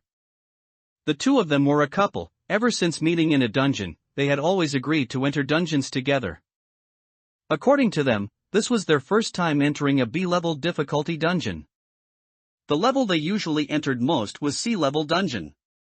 In their eyes, playing games together in dungeons was fun, and so far, no life-threatening situations had occurred. Their game seemed to be quite different from Xiang Lu's game. After listening, Xiang Lu remained expressionless, but a stampede of thoughts raged in her heart. She equally resented and envied every. Nie Kai didn't notice her emotional change and asked, "Now can you tell us what's going on with the two factions?" Xiang Lu adjusted her mindset and said seriously, "According to my investigation, there are a total of 10 players in the dungeon, evenly split into factions, meaning 5-5 split. Our mission requirement is to prevent the young miss from escaping the pavilion and ensure her wedding proceeds smoothly. Their mission requirement is the opposite. What's most troublesome is that in the opposing faction, there's a player playing the role of young master. His authority in Jin manner is unquestionable. If he helps the young miss escape the pavilion, wouldn't we, playing as servants, only be able to watch helplessly? We need to unite and discuss countermeasures together, which is why I proactively sought you out." Xiang Lu hit upon their mission requirements, and not a single flaw could be seen in her expression. Even her reason for finding them and proposing to team up was perfectly explained. Qian Shuer believed it without much thought, but Nie Kai was more cautious. What's the name of the player playing the young master, and where does he live? How can you prove the truth of your words? Xiang Lu's expression remained unchanged. That player is Qiu Lianjun, playing the young master of the West Courtyard. To increase authenticity, of course, it had to be half-truth, half-false. Yesterday noon, the maids who went to the pavilion to deliver meals were replaced by a new batch, which was Qiu Lianjuan's doing. The information revealed was just enough. Xiang Lu's gaze turned to Qian Shuer, intentionally letting her take over the conversation. Seeing her suddenly enlightened, she nodded and said, "That's right, the person who came to the kitchen to replace people that day was indeed from the West Courtyard. That person also instructed us to keep a close eye on the young miss, and if any disturbance occurred, we had to report it to the young master of the West Courtyard." The people he replaced were all from the West Courtyard. What's strange is that he didn't seem to be familiar with the maids from the West Courtyard. He didn't even notice when I quietly blended in. Misled by Xiang Lu, Qian Shuer's thinking deviated. At the time, I thought his words were problematic, but I didn't think much of it, assuming it might be a cousin's concern for his sister. Now that you say that, I completely understand. I was standing right under his nose, yet I didn't recognize him and let his plan proceed. She snorted twice. From now on, when I go to the pavilion, I'll have to sabotage him and stop his plan from going forward. With Qian Shuer's testimony, Xiang Lu's credibility increased a few more points. Nie Kai now fully trusted Xiang Lu and only wanted to obtain more useful clues. He asked, "You said the number of people in the two factions is 5-5 split, so who are the other two in our faction?" Xiang Lu sighed, her face full of worry, and said, "Actually, our faction only has 4 people left. Just yesterday, I watched a player drown in the pond of the West Courtyard. Coincidentally, this player was in the same faction as us. Fortunately, another player in the same faction holds a somewhat influential identity. If we plan together, we might be able to turn the tide." Qian Shuer eagerly asked, "Who is it?" Xiang Lu replied, "That person also lives in the West Courtyard. She is second Madame's personal maid, named Ji Jingwan." When Hua Huai confronted her, she understood. In this game dungeon, Hua Huai's faction consisted only of herself. Xiang Lu had deceived her, and Xu Wenyao had also deceived her. This was a situation of 1 person against 10. Oh no, now it was 9 people. The second Madame's personal maid did not have a lower status in the manner than Nie Kai, who was the steward. More importantly, she was the second Madame's personal maid in the West Courtyard, and having her monitor Qiu Liangjuan's every move would not easily arouse suspicion. Nie Kai proactively said, "With my status as a steward, it won't be difficult to talk to her." From his tone, he wanted to communicate with her himself. Xiang Lu wasn't prepared to take on the task and smiled, "That's what I thought too." Of the remaining enemy faction players, 3 are in the East Courtyard, 1 in the main courtyard, and 1, as I just mentioned. Then, Xiang Lu elaborated on the identities and names of those players and gave a special reminder. They don't know this game has been divided into 2 factions. Unless absolutely necessary, we should not expose this information to enemy players. Even if this information is exposed, never reveal your own faction affiliation. We are at a disadvantage. Only when things are unclear do we have a chance to turn the tables. Qian Shuer agreed, not forgetting to praise, "Xiang Lu, your mind is truly brilliant. From now on, we'll rely on you for strategies." Nie Kai chimed in, "As expected of a player who has played the horror game for 2 years, your experience is rich enough. While we were only focused on the pavilion, you had already figured out the factions of all players. Your vision is so far-reaching, you are a person of broad perspective. With a talent like you in our faction, we will definitely win." Xiang Lu's self-introduction did not lie about her player level or game duration. They had completely forgotten that 2 days ago, they had tripped her at the Jin Manor gate and still hadn't apologized. Facing their praises and endorsements, Xiang Lu smiled slightly, "Of course, we will definitely win." Her slender eyelashes cast a shadow, and the colors in her eyes darkened as they shifted. If one looked closely, they would find no trace of a smile in her eyes. Qian Shuer was thinking about what she saw in the pavilion and wasn't paying attention to Xian Lu. She slapped her fist into her palm. "Oh, right, I almost forgot to tell you. In the pavilion, I secretly saw the young miss inspecting her wedding dress. That wedding dress must have something unusual about it to be worth the young miss inspecting." As she spoke, Xiang Lu was surprised by her keen intuition.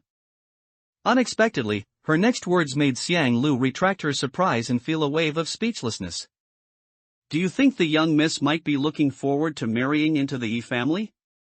Her act of inspecting the wedding dress is her anticipation of wearing the complete wedding dress on her wedding day." Garden in the boudoir, send a game. Even Niekai couldn't side with Qian Shuer on this speculation. Trying not to upset her, he reminded her, "The one from the Yi family is already dead. Why would the young lady still hope to marry into the He family? Any normal person would be repulsed by the idea."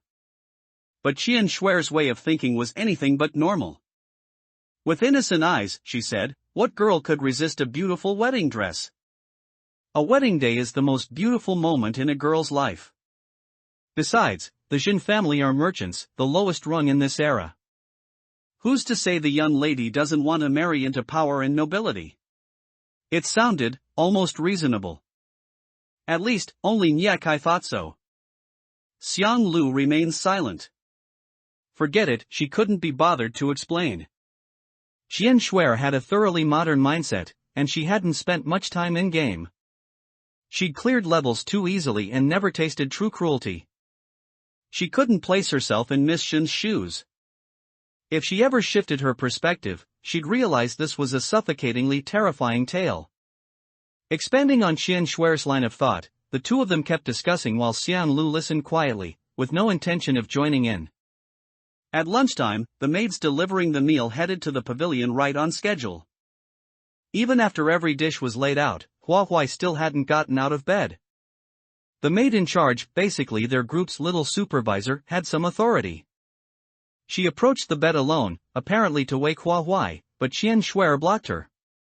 "The young lady is resting. Can you bear the blame if you disturb her?" Qian Shuer muttered inwardly, no way would she let anyone get close to the young lady while she was around.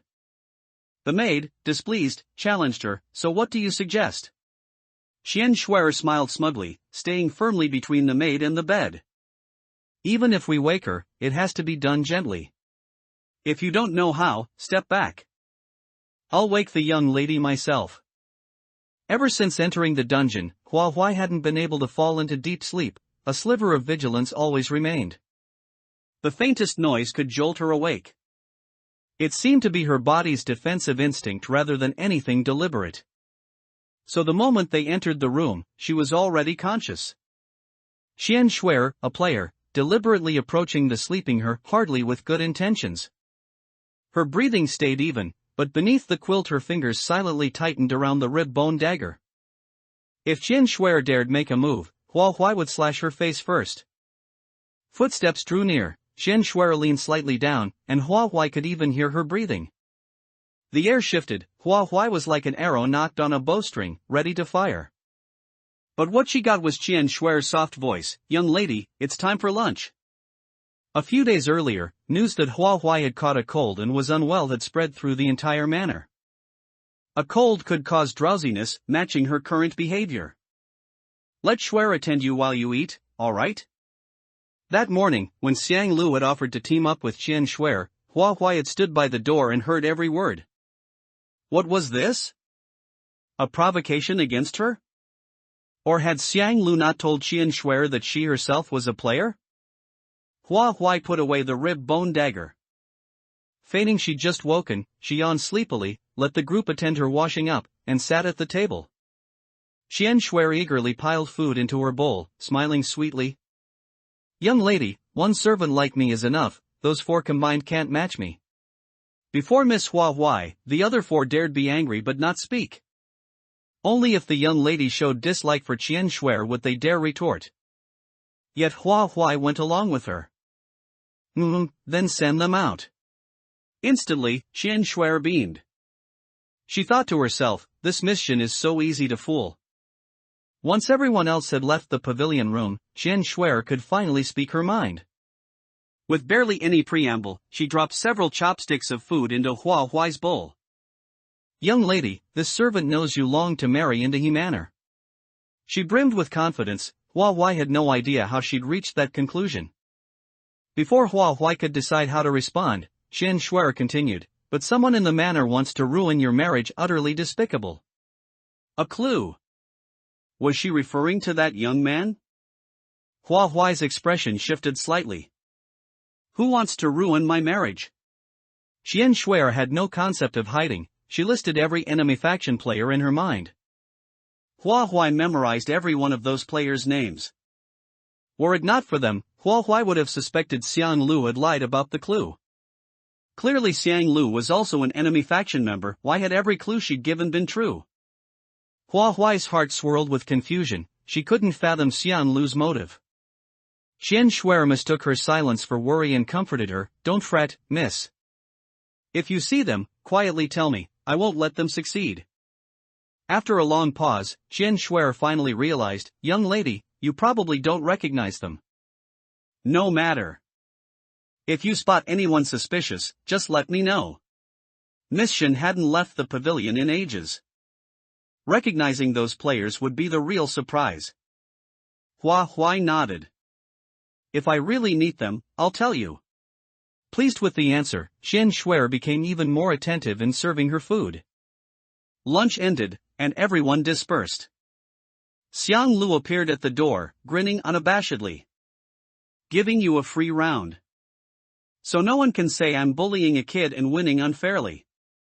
Was Xiang Lu deliberately stirring chaos, pushing victory into her lap just to flaunt her power? She wanted to tell her, even in such a disadvantage, she could still turn defeat into victory. Arrogant. Too arrogant.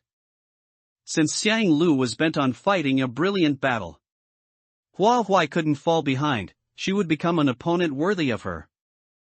Eyes blazing, she said, no matter how many rounds you yield, nothing will change my will to survive. This may be our final game together. I'll make it spectacular enough to be worthy of the round you gave me. Xiang Lu smiled enigmatically. Hua Huai, compared with your first game, you've grown a lot. I remember in that school you didn't dare mingle with the players, most of the time you were practically invisible. I never expected such a big change in so short a time. For you to speak like this and stand on the same level with me, truly beyond my expectations. For a fleeting moment Hua Huai actually saw in her eyes the proud look of a parent watching their child grow. Impossible, right? She must have seen wrong. The boudoir transaction. Xiang Lu's offer was truly generous, diverting Qian Shuer and Nie Kai's attention from the pavilion to Qiu Liangjun and the others.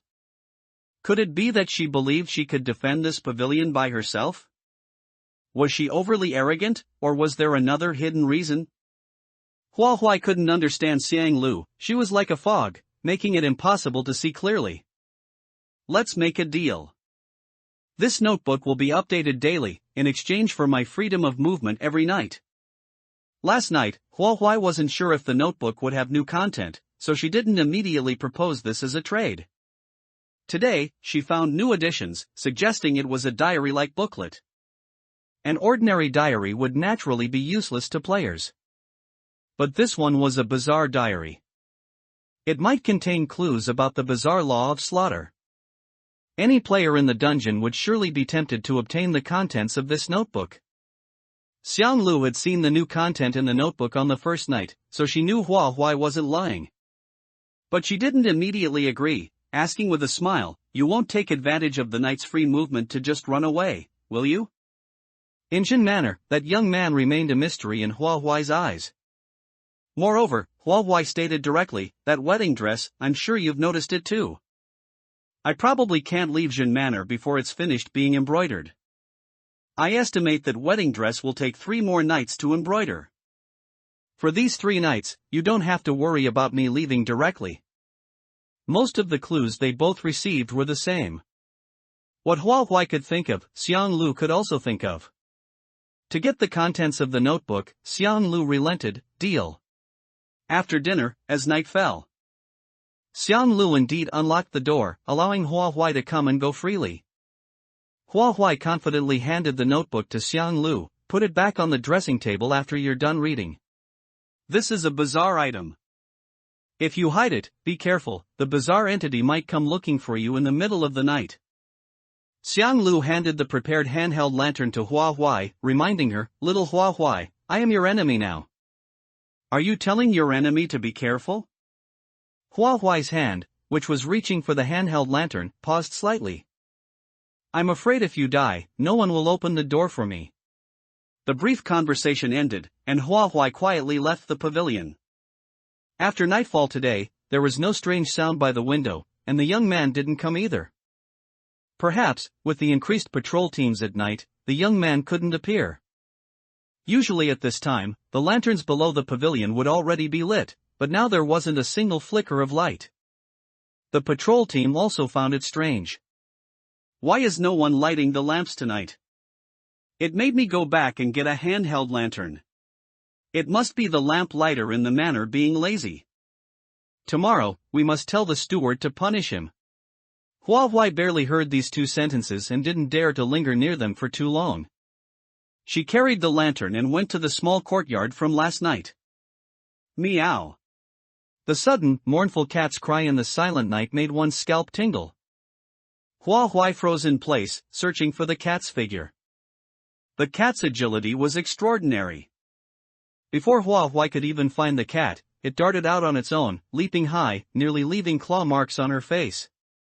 Just then, the door opened, and the young man stood at the entrance, looking in her direction. Hua Huai maintained her dodging posture, meeting the young man's gaze. Cold sweat trickled down her spine. Miss Shin shouldn't have such strong agility. Did the young man see the whole thing, or just her posture? Miss Shin was his beloved, had he already noticed her strangeness? The notebook said that the young lady only met the young man after going to the pavilion. So, their primary mode of communication was merely through the small window on the pavilion. Perhaps the young man didn't know Miss Shin that well. But no matter how little he knew, Hua Huai's reaction speed was still against common sense. She was uneasy. "You came so early?" The young man seemed to detect nothing amiss, smiling gently. "I am a man, and waiting for the young lady is what I should do. Ever since I learned of the young lady's feelings last night, I haven't slept a wink, my mind filled with thoughts of how to help the young lady escape this suffering."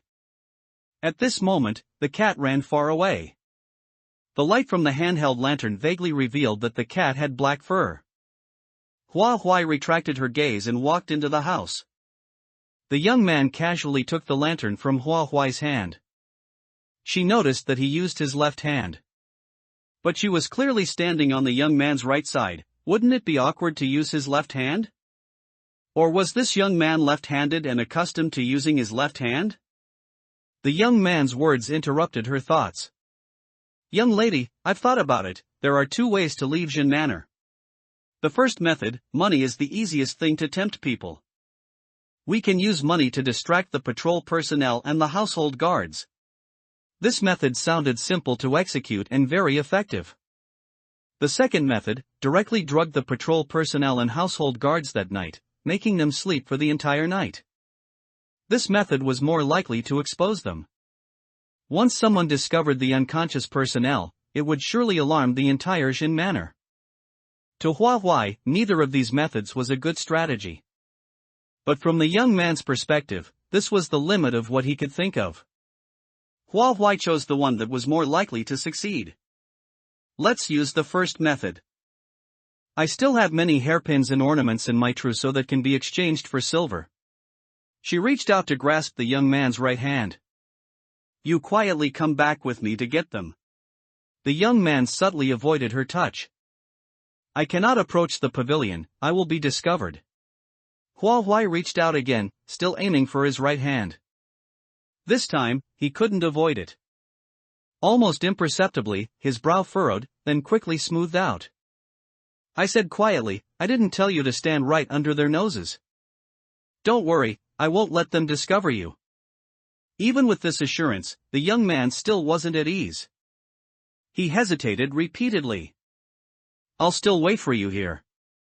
Hairpins and ornaments aren't heavy, so two people aren't needed to retrieve them. Strange, this young man was too strange. He kept saying he loved Miss Shin, but his actions prioritized himself. He was worried about being discovered, but wasn't he afraid that she would also be discovered? She had, after all, snuck out. Hua Huai had to re-examine this young man. After a long moment, she let go of his hand. You're right, I'll go get them myself. Will you wait for me here all this time? I'm afraid I won't see you when I return. Seeing that she no longer insisted, the young man's expression visibly relaxed a lot, and he smiled and nodded. Of course, I will always wait for the young lady. Until dawn. The young man's love, just like his last sentence, had an end point. How could such a person be worthy of a lifetime's trust? The pavilion in the boudoir, attic.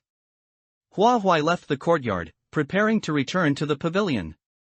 She didn't know that at this moment, two mice had secretly snuck into the pavilion. I heard that the pavilion is locked year-round, and only opens briefly when the maids delivering meals or the noble daughter's personal maid enter or exit. At this time, there shouldn't be anyone entering or exiting, but the door lock is open. Qingmei, do you think this is a trap? Xiaoting Shuang had even prepared lockpicking tools, but the door was already open, so the tools weren't needed at all. Yu Qingmei analyzed rationally, what kind of trap could be set in the noble daughter's room? The noble daughter lives in the pavilion year-round, and her status is such that no one but herself could set a trap in her room. Since this mission is related to the noble daughter, they must go into her room to investigate, perhaps they can find useful clues.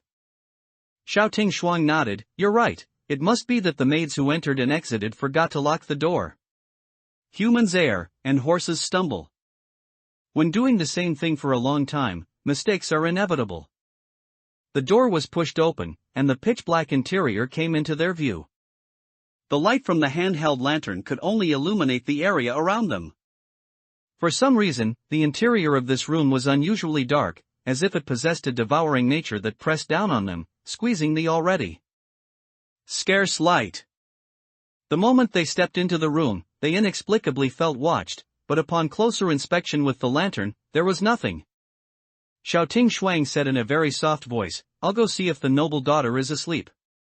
I keep feeling like someone is watching me, could it be that the noble daughter isn't asleep yet? The soles of her shoes made an extremely faint friction sound against the floor, almost inaudible. Thump. Her heart pounded violently with anxiety, rising a little higher with each step. Just as Xiaoting Shuang was about to approach the bed, Yu Qingmei shrieked, this wedding dress.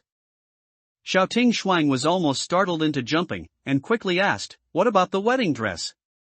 Yu Qingmei replied, this wedding dress is so exquisite, the embroidery is beautiful, without 5 or 6 years of skill, it absolutely couldn't reach this level. Xiaoting Shuang patted her chest. When Yu Qingmei shrieked, she thought she had seen something terrifying. She was almost scared to death. Xiaoting Shuang said, ancient noble daughters, they start learning embroidery very young, so it's normal to have such solid embroidery skills. Right? Her heart slightly eased, Xiaoting Shuang continued to move towards the bed. The closer she got, the more obvious the sight of an empty bed became. Gulp. Xiaoting Shuang swallowed, her heart almost in her throat. She stammered, Qingmei, the bed. No one's there. Suddenly, both felt a cold gust of wind blow past, making them shiver. Yu Qingmei hurried over, casting a beam of light with her lantern. Indeed, there was no one on the bed. It seemed that the pavilion room's door was open because the noble daughter had left the pavilion. The noble daughter wants to escape from the pavilion, escape from Jin Manor tonight. If the noble daughter succeeded, their mission would fail, so they had to hurry and stop her. As the two walked out of the room, Yu Qingmei inadvertently glanced at the soft couch. The wedding dress's position seemed different from before. Did she see it wrong? Never mind, stopping the noble daughter from leaving was more important. But as the two approached the door, it slammed shut. What's going on? Is someone outside the door? No, it doesn't seem to be a person. No matter how they pulled and damaged it, the door remained motionless and undamaged. Both were drenched in sweat, their expressions terrified and uneasy. In the air, a woman's sigh could be heard. It was melancholic, it was languid. Then, something was crawling on the ground, approaching them. The handheld lantern shone forward, revealing a strangely deformed infant crawling in a bizarre, twisted posture. 3 hands and 3 feet simultaneously landed on the ground, lifting and lowering without rhythm. The smell of amniotic fluid lingered on its body, mingled with blood and spread into their nostrils.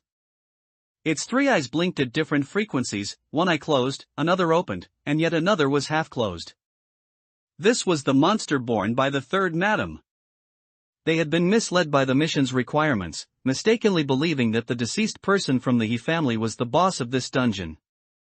Now it seemed that wasn't the case.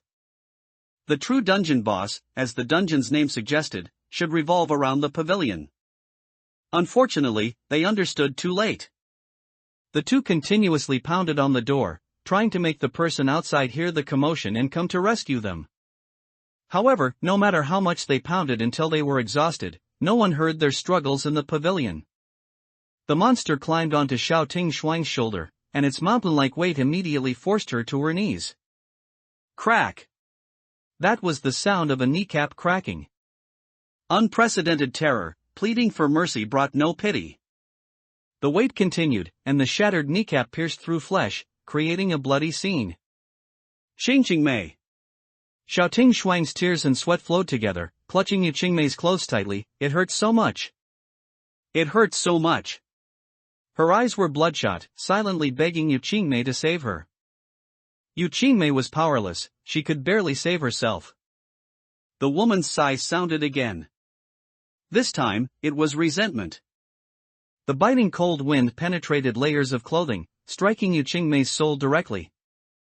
A woman's delicate hand brushed across her cheek. It was a very soft touch.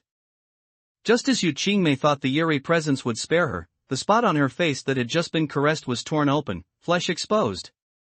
There was no warning, and it wasn't the work of a cold knife.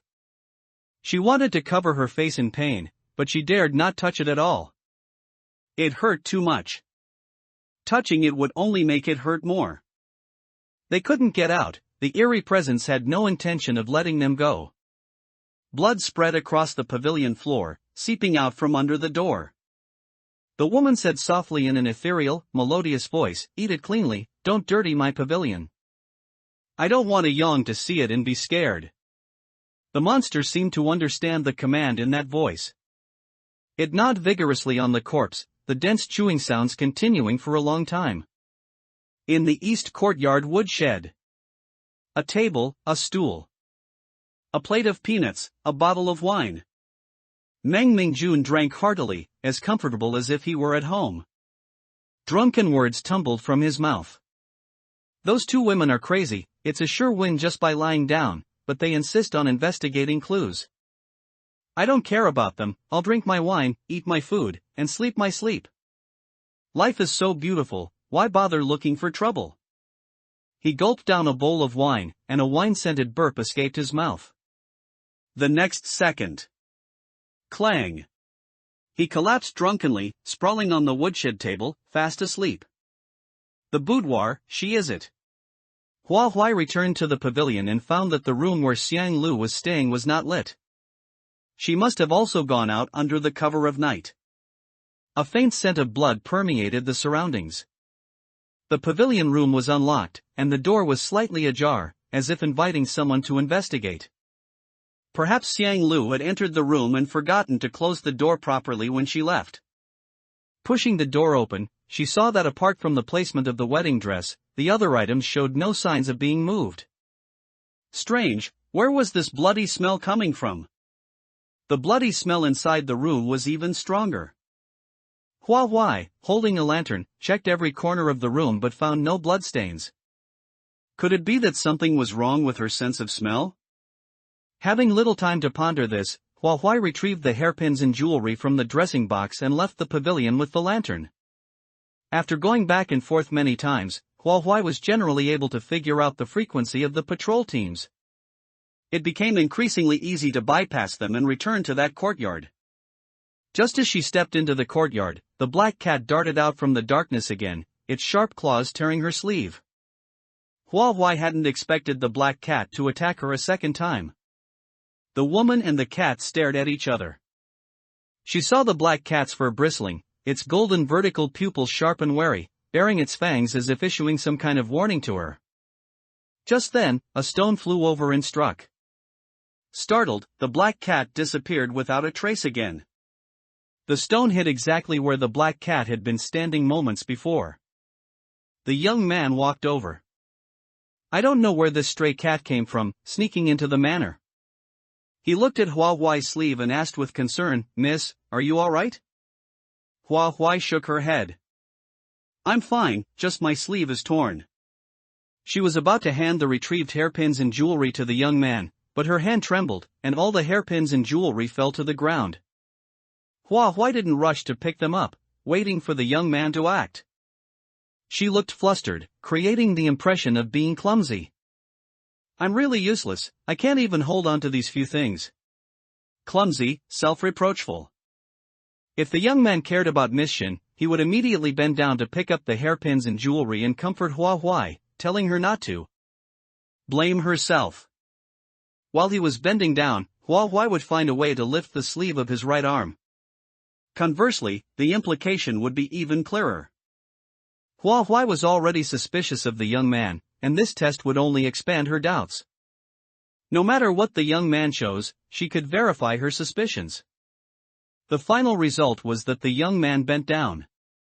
Hua quickly lifted his sleeve, saying, "I'll help pick them up too." The young man hadn't anticipated Hua's action. His sleeve was lifted abruptly, revealing a shocking injury on his arm. Hua's pupils contracted sharply. His right arm looked like it had been scorched by fire, the flesh was sticky and wet, laced with red streaks. Time seemed to freeze at this moment. Hua's right hand, hidden behind her back, was already gripping the rib bone dagger. After a moment of stalemate, Hua spoke first. "How did your hand get injured?" The young man remained composed. "I am the lamplighter, Mississippi. This morning, when extinguishing the lamps, I accidentally knocked over the candle flame, setting my sleeve on fire, and it burned into this state. No wonder no one lit the lamps tonight." The young man wasn't left-handed, he was injured and couldn't use his right hand. And using only his left hand made lighting the lamps difficult. The young man's previous inconsistencies seemed to be explained here. The rib bone dagger dissipated. Hua realized, "I see. I haven't seen an injury like this before, so I was a little scared." She attributed the reason for asking the question to her own ignorance. As a noble daughter, everything she saw was supposed to be beautiful. It wasn't that she didn't know his identity as the lamplighter.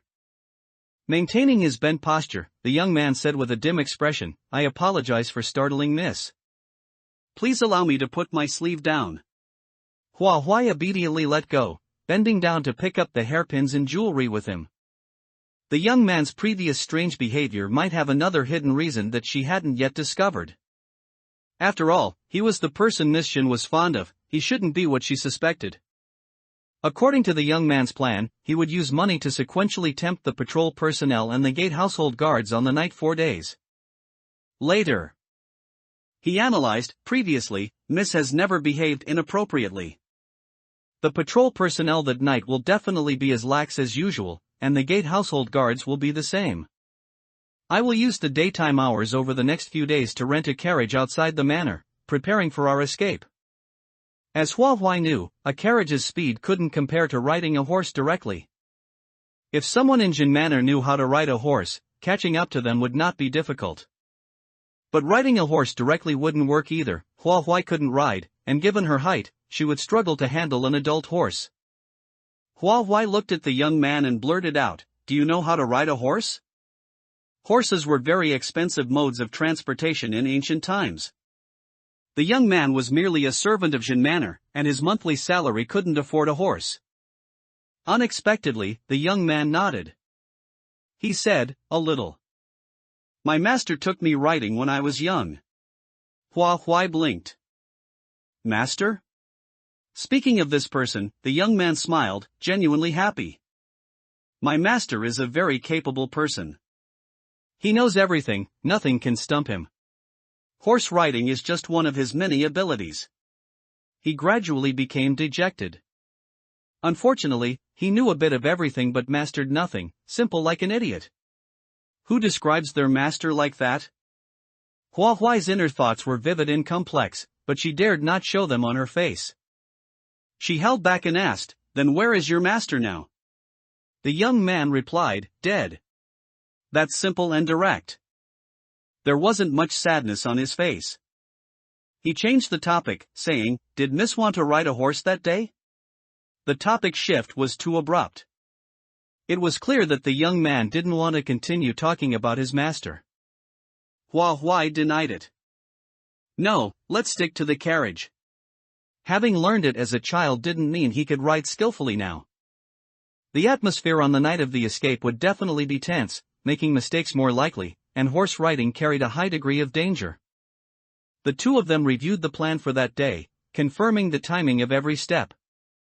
As long as they could successfully conceal their departure that night, the people of Jin Manor would most likely only discover Hua Huai missing after 1 to 3 a.m. No matter how fast a horse was, it would be difficult to catch up in a short time to a carriage that had left an entire night earlier. As for the players, Hua Huai knew it was time to use the bait to lure the enemy. To ensure the plan went smoothly, Hua Huai decided to rest well after returning to the pavilion that night, so she could act clearly and without error. The next day. As for that ghost, it hadn't attacked her for 2 consecutive nights, so she figured it wouldn't attack tonight either. Perhaps the ghost appeared in the pavilion simply because of its identity during its lifetime. It was Hua Huai who had occupied its residence and was sleeping on the bed where it had rested in life. To the ghost, their identities were the same. She is it, and it is she. In the boudoir, the lamplighter.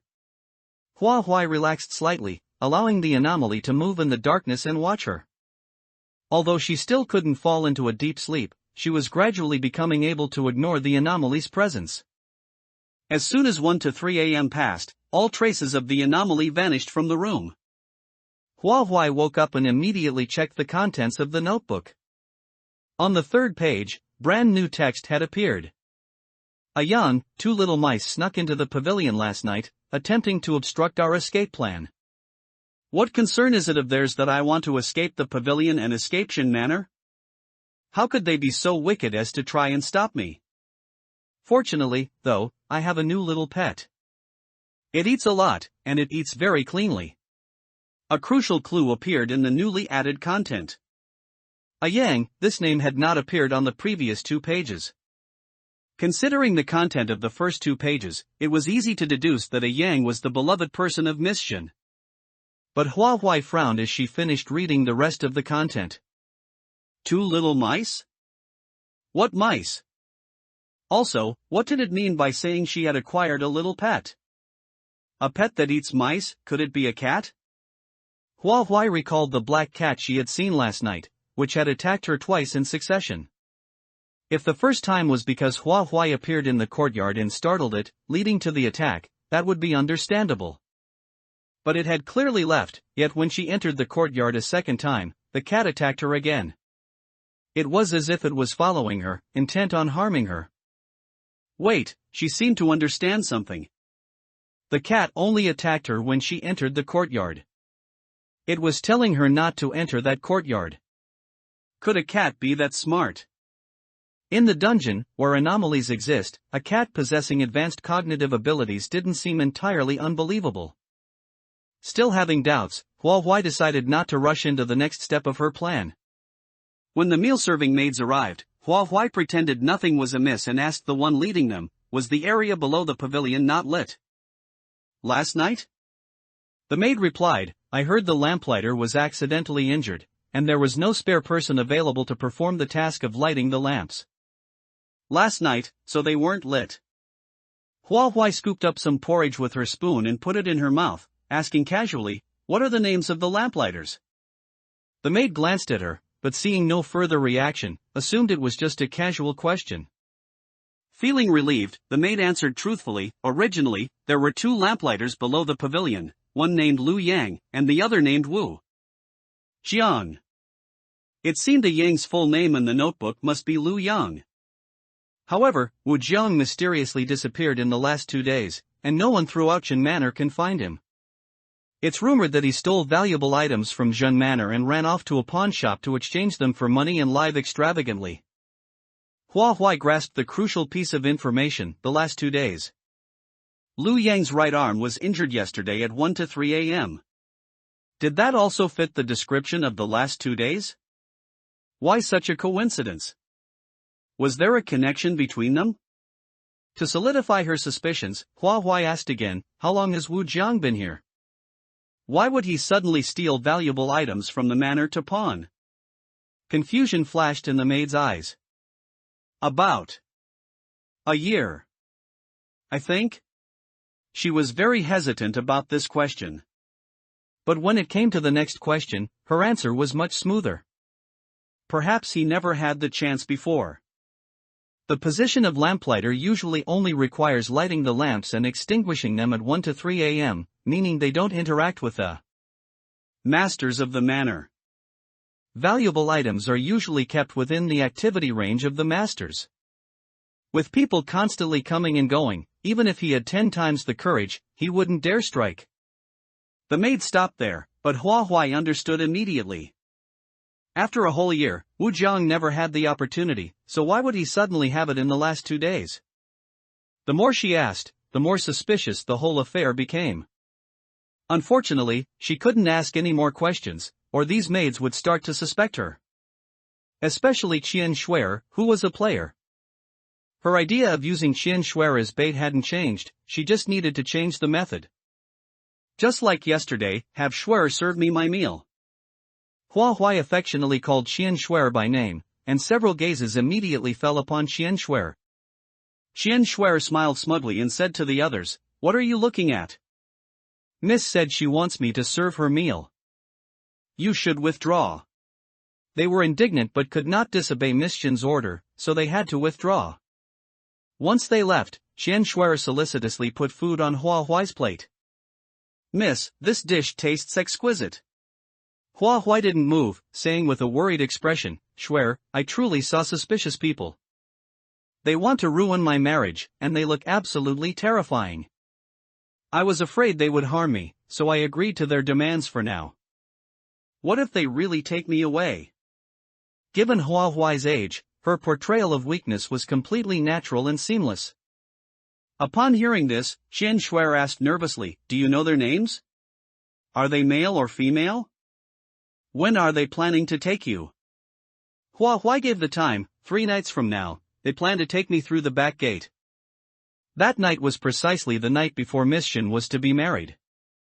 This timing was the optimal moment for Miss Jin to escape. Jin Manor has many servants, escaping too early would make it easy to be found. Both the time and the location of departure were logical, so Qian Shuer believed her. They were all masked. I only knew that the one who spoke to me was a man. As if she suddenly thought of something, Hua Huai quickly added, "Don't tell anyone. Men are not allowed in the pavilion." She had read in books that ancient women placed great importance on their reputation. The reason she said they were masked was to better patch up any loopholes later and ensure absolute security. This was the first time she was executing a plan, and she wanted to know her own capabilities. Qian Shuer nodded repeatedly and asked, "Miss, do you know the exact time 3 nights from now?"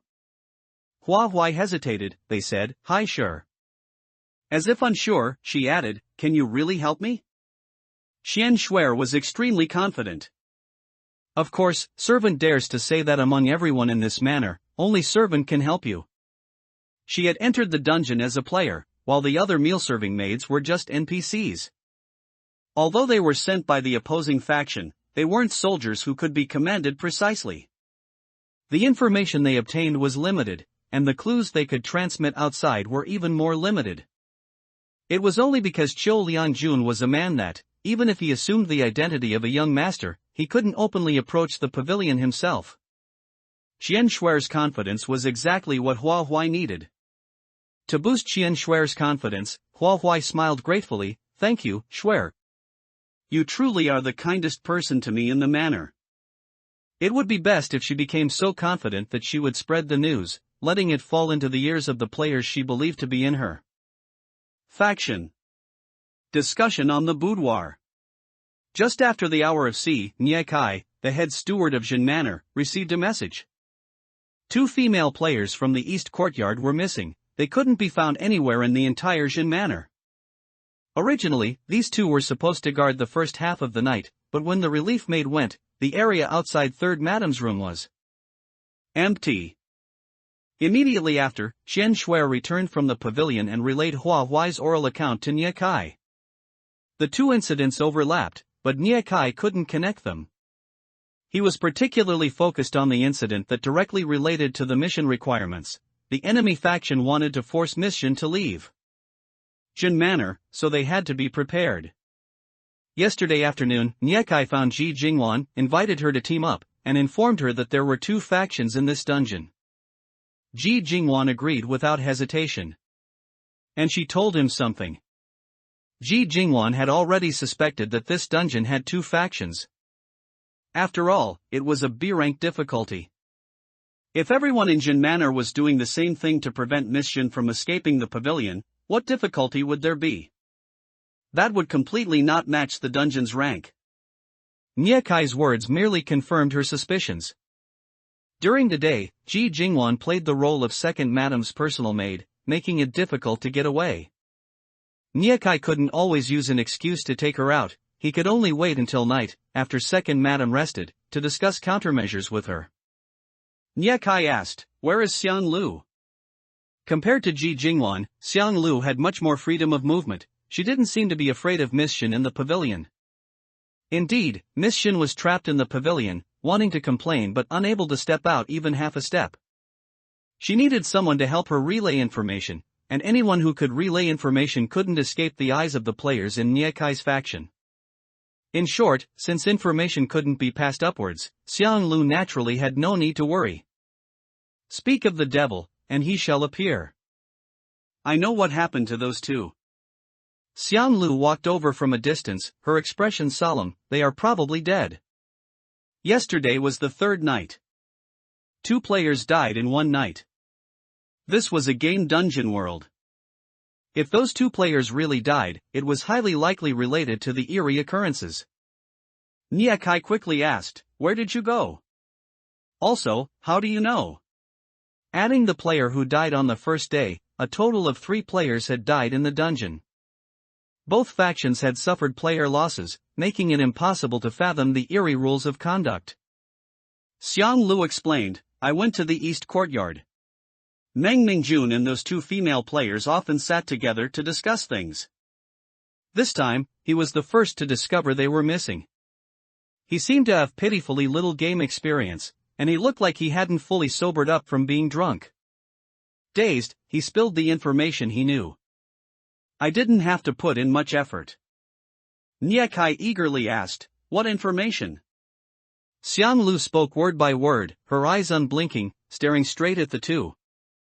They secretly went to the pavilion at night. Her tone was too eerie. Nie Kai and Qian Shuer immediately felt a chill run down their spines. Especially Qian Shuer, who stammered, "Why? Why would going to the pavilion lead to death?" She had been there several times in the past 2 days, surely she hadn't also triggered some eerie law of slaughter. She felt as if she had fallen into an ice cave, trying to alleviate her fear. No, there must be some other conditions, right? When one truly touches the edge of death, it's an overwhelming sense of panic. Enveloping, devouring. Perhaps, this is even more terrifying than facing death directly. Qian Shuer was in this state, looking as if she was about to cry. Nie Kai, smarter than Qian Shuer, analyzed, "Look, Xiang Lu also frequently enters and exits the pavilion, and she's perfectly fine. Don't be afraid, there must be other conditions." Then he said to Xiang Lu, "You said you were present when Kang Wenhao died. Can you describe the situation in detail?" Initially, Kang Wenhao drowned during the day, and they didn't know the depth of the pond. Their first thought was that he might have accidentally fallen in and drowned. Now, upon closer thought, that wasn't right. People who couldn't swim would usually avoid water. Although not 100%, occasionally non-swimmers might drown. But how could it be such a coincidence that he drowned in the dungeon, of all places? Xiang Lu pondered, then slowly recounted. That day, he seemed very thirsty. He ran to the side of the pond to drink water, and as he was drinking, he fell in. To those who knew the details, her words were very vague. Unfortunately, no one else knew the details besides her. Nyekai asked about Kong Wenhao's cause of death mainly to find common ground between the two-player deaths. After hearing Xiang Lu's description, he really couldn't connect the two incidents. Nyekai racked his brains but couldn't figure it out. He decided to follow his past experience and said to Qian Shuer, those two players went to the pavilion secretly in the middle of the night. It must be that you can't go at midnight, or you can't go secretly. The time you go to deliver dinner is far from midnight, so there's no need to worry. He patted his chest and guaranteed, if there's really danger, I'll definitely rush in front of you. Qian Shuer looked touched, pouting, and clinging. Kai, I knew it, you're the best to me. They seemed not to care that Xiang Lu was present. Nyekai, doting, said, of course I have to be good to my baby. My baby is the most beautiful and invincible person in the world. Qian Shuer looked conflicted and said with a wronged expression, you like me, are you just attracted to my face? Nyekai suddenly realized he had said the wrong thing and coaxed, of course not, what I value is my baby's soul. I would like you no matter what body you were in. All displeasure dissipated, and Qian Shuer playfully chided, you smooth talker. Xiang Lu silently averted her gaze. Didn't they think she was an annoying third wheel? She was full of dog food. A soft cough escaped her throat, reminding the two to stop. Qian Shuer's gaze fell on her, and she softly asked, Xiang Lu, are you still single? Xiang Lu. What's wrong with being single? She was single, and she was proud. Her silence was taken as an affirmation. Qian Shuer covered her mouth and laughed, she clearly looks like a woman who's never been in love. Our atmosphere is so good, don't disturb us. Go somewhere cool and stay there. Alright, you have a partner, you're noble. Xiang Lu only felt her head buzzing. Was she some kind of item that could be used and then discarded? Thankfully, she wasn't sincerely cooperating with them, otherwise, at this moment, she would have wanted to draw her sword against them. After a long silence, Xiang Lu opened her lips and said, gather tonight, don't be late. As for the gathering time, they had already agreed on it last night, so there was no need to mention it again. The boudoir is a player's. As night fell, Xiang Lu unlocked Hua Huai's door as agreed, allowing her to move freely. She habitually went to the dark courtyard. Tonight, the black cat didn't come, so she deliberately held a lantern and looked in all directions. Entering the house, she saw the young man sitting on a stool. Upon her arrival, the young man immediately stood up, a visible smile spreading across his face. He spoke with joy, you're here. Everything has been arranged. On the night we leave, no one will be able to stop us. Hua Huai, however, looked anxious and said, I left in a hurry that day and accidentally brought the hairpin you gave me with me. Hesitantly, did you pawn it all? A fleeting panic in the young man's eyes was noticed by Hua Huai, who was staring intently at him. Soon, his expression returned to normal. No, the hairpin I gave you, I naturally recognize it. How could I bear to pawn it? But clearly, Hua Huai had not given the wooden hairpin from Lu Yang to the young man. The wooden hairpin Lu Yang gave was crudely carved, and the wood wasn't good enough, it wouldn't sell for any price. It wasn't that the young man couldn't recognize the wooden hairpin, it was that he didn't know Lu Yang had given Miss a wooden hairpin at all. This young man is not Lu Yang. Where is the real Lu Yang? Why is he impersonating Lu Yang? Since the first day of entering the dungeon, the sound from the pavilion window has existed. If a player was impersonating Lu Yang, they shouldn't possess Lu Yang's own memories. Just like Hua Huai didn't have Miss Shen's memories, Xiang Lu also didn't have the maid's memories. They were merely actors. Could the young man's actions, which matched the content in the notebook, mean he had obtained some clues she didn't know about? Assuming the young man is a player, all his unusual behaviors make sense. He repeatedly claimed he would take her away from Jin Manor, seemingly implying they were in the same faction. In reality, as a player, the young man should have a better method to escape Jin Manor, yet he wants to take a carriage. He's quite imaginative. He's probably planning to cut off her last hope of escape. After all, everything was arranged by the young man alone. It would be incredibly easy for him to tamper with it. Hua Huai's faction, as expected, still only consisted of herself. This young man managed to evade Xiang Lu and Xu Wenyao's eyes, entering the dungeon, and only exposed his identity to her on the fourth night. He is truly not simple. Hua Huai had no intention of directly exposing the young man. She sat on the stool, calmly observing the furnishings in the room. Usually, she came and went in a hurry, her attention mostly on the young man, completely neglecting this room. Now, it seemed the furnishings in the room were overly exquisite, looking very pleasing to the eye and comfortable. Upon closer inspection, it was not difficult to find that there was no dust on any of the items in the room, unlike a room that had been uninhabited for a long time. The ornaments were very new and very delicate. They were somewhat similar to those in the pavilion room. There were no weeds in the courtyard, and no dust in the room. The furnishings were so exquisite, it would be fine if no one lived here. How did this young man discover this place? Changing the topic, Hua Huai said calmly, I haven't left the pavilion for too long. Is this where you live? She used the most ordinary tone, displaying a sense of naivety and ignorance. A noble daughter had never set foot in any man's dwelling, so asking such an absurd question was understandable. This question was truly too absurd. The young man couldn't help but glance at her again. Of course not. I also don't know why no one lives here. I see it's dark every night here, and no one passes by, so I thought it was very safe. Hua Huai nodded blankly. Is that so? Having gained no useful clues, Hua Huai decided not to ask further. Her gaze fell on the cabinet, and she said to the young man, I'm a little tired and want to go back to rest. Understanding the young man's identity, Hua Huai became even more vigilant. Asking too many questions could easily arouse the young man's suspicion. Before she had a plan, she couldn't let the young man discover that she had realized his true identity. The young man did not stop her. As usual, Hua Huai returned alone. She was also relieved that the young man didn't offer to escort her. Because tonight, she had to map out the entire Jin Manor and find the tallest wall closest to outside the manor. She didn't plan to use the main gate, nor the back gate. On the last day of the game, she would use her corrosion ability to pass through a wall and then hide in an undiscovered place until the wedding date ended. However, this undiscovered place was somewhat difficult to find, and it was more likely that she would need to hide and seek during that time.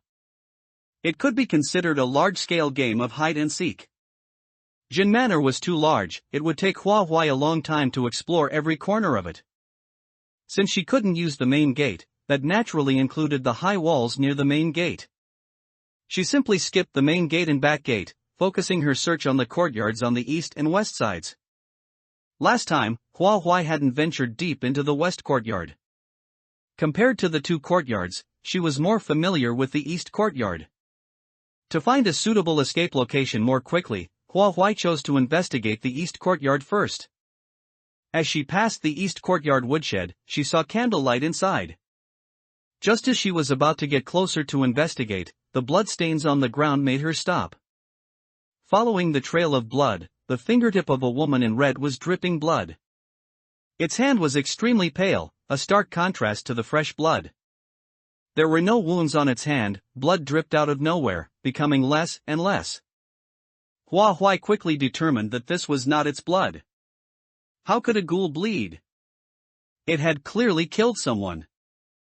Hua Huai analyzed in her mind who this ghoul had killed. Were all three players in the east courtyard woodshed killed by the ghoul? And which law of slaughter had they violated? Perhaps Hua Huai had stared for too long, as the ghoul sensed her gaze and turned around. In that instant, Hua Huai quickly shifted her gaze, pretending not to have noticed its presence. Her steps were slightly stiff as she walked in another direction. Feeling a prickling sensation on her back, the ghoul was watching her from behind, perhaps even following her.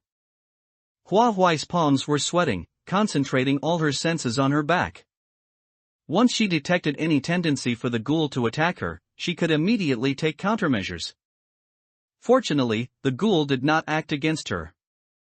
After following her for a while, the feeling of being watched disappeared. Hua Huai did not lower her guard. She cautiously looked back, the bloodstains extending about 10 meters behind her. Her heart pounded like a drum. That ghoul had truly followed her for a distance. She took a deep breath. Walking too many night paths in the dungeon, it was inevitable to encounter ghosts. This was a very normal thing, common knowledge. After Hua Huai continuously brainwashed herself, she finally relaxed a little. It's just that the frequency of seeing ghosts has increased a bit, right? What's there to be afraid of? She walked forward proudly and confidently, head held high. As long as she didn't violate the ghoul's law of slaughter, the ghoul couldn't kill her. It just looked a little scary. She believed that if she looked at it longer, she would get used to it. Inner chambers, conservative strategy. After nightfall, Nyakai and the other three gathered. They exchanged every clue they had and concluded the enemy faction was now one member short. What intimidated them most was Qiu Liangjun, who held the identity of the young master. According to Ji Jingwan, more than 20 people would obey Qiu Liangjun alone. He kept claiming he would force the one in the main courtyard to slip up, yet had never acted. As for that person in the main courtyard, Ji Jingwan had learned he was the son of the great madam, once sat for the Shoucai exam, too stupid to reach the passing mark. Not only did he fail, he was mocked that his brain couldn't match a pig's. Given that, Qiu Liangjuan's words that night carried some credibility. Nyakai waited, with his status, Qiu Liangjun commands too many. Even if he's the last enemy standing, we can't lower our guard. Schwer found out the enemy faction plans to smuggle the young lady out of Jin Manor 3 nights from now. During this window we watch them. If we sense any big move, we can react in time. The enemy would move in 3 days. Nyakai's conservative plan had no obvious flaw. Ji Jingwan agreed. Leave the west courtyard to me. Qiu Liangjun won't easily see through my identity. She was, after all, playing the personal maid of the second madam. Appearing in the west courtyard made perfect sense. Xiang Lu volunteered. I'll stay in the main courtyard. Shu Wenyao is sharp, you lot might not handle him. Qian Shuer bristled. What do you mean by that? Twisting words to call us stupid? True, but it could be phrased more tactfully. Xian Lu rephrased. Shu Wenyao isn't only clever, he can fight. Softly, she whispered to Qian Shuer, can your boyfriend fight? Or at least take a beating? Her tone was eerie. If Shu Wenyao notices you, it'll be dangerous. Qian Shuer glanced at Nyakai. His scrawny frame usually couldn't lift a 50-gene sack of rice. If danger struck, she had no confidence he'd show any boyfriend power. She mumbled, East Courtyard it is, East Courtyard. When Nyakai caught Qian Shuer's odd look, he felt instantly judged. Hearing her reply, he rolled up his sleeves to flex. Don't be fooled by my slim build, I can fight. Back at school, I swear no one could beat me. Xiang Lu and Ji Jingwan both stared at him. Judging by his age, at least 28, yet he was still bragging about school. Choosing the tallest among dwarfs, nothing to boast about. Embarrassed, Qian Shuer yanked his sleeve down. Stop, you're not blushing but I am. Nyakai muttered, I was telling the truth. All 4 assigned to their courtyards, they headed for their lookout posts. The night was dark, moonlight shrouded by clouds cast a hazy halo. Not a single star showed, making the lanterns under the east courtyard eaves shine brighter. From above it looked as though stars had fallen, the ground was the real sky. Nyakai carried a lantern while Qian Shuer hooked her arm through his. They advanced cautiously. The surroundings were so quiet it magnified their fear. Nyakai broke the silence. Meng Mingjuan's role is a woodshed household guard, he chops firewood.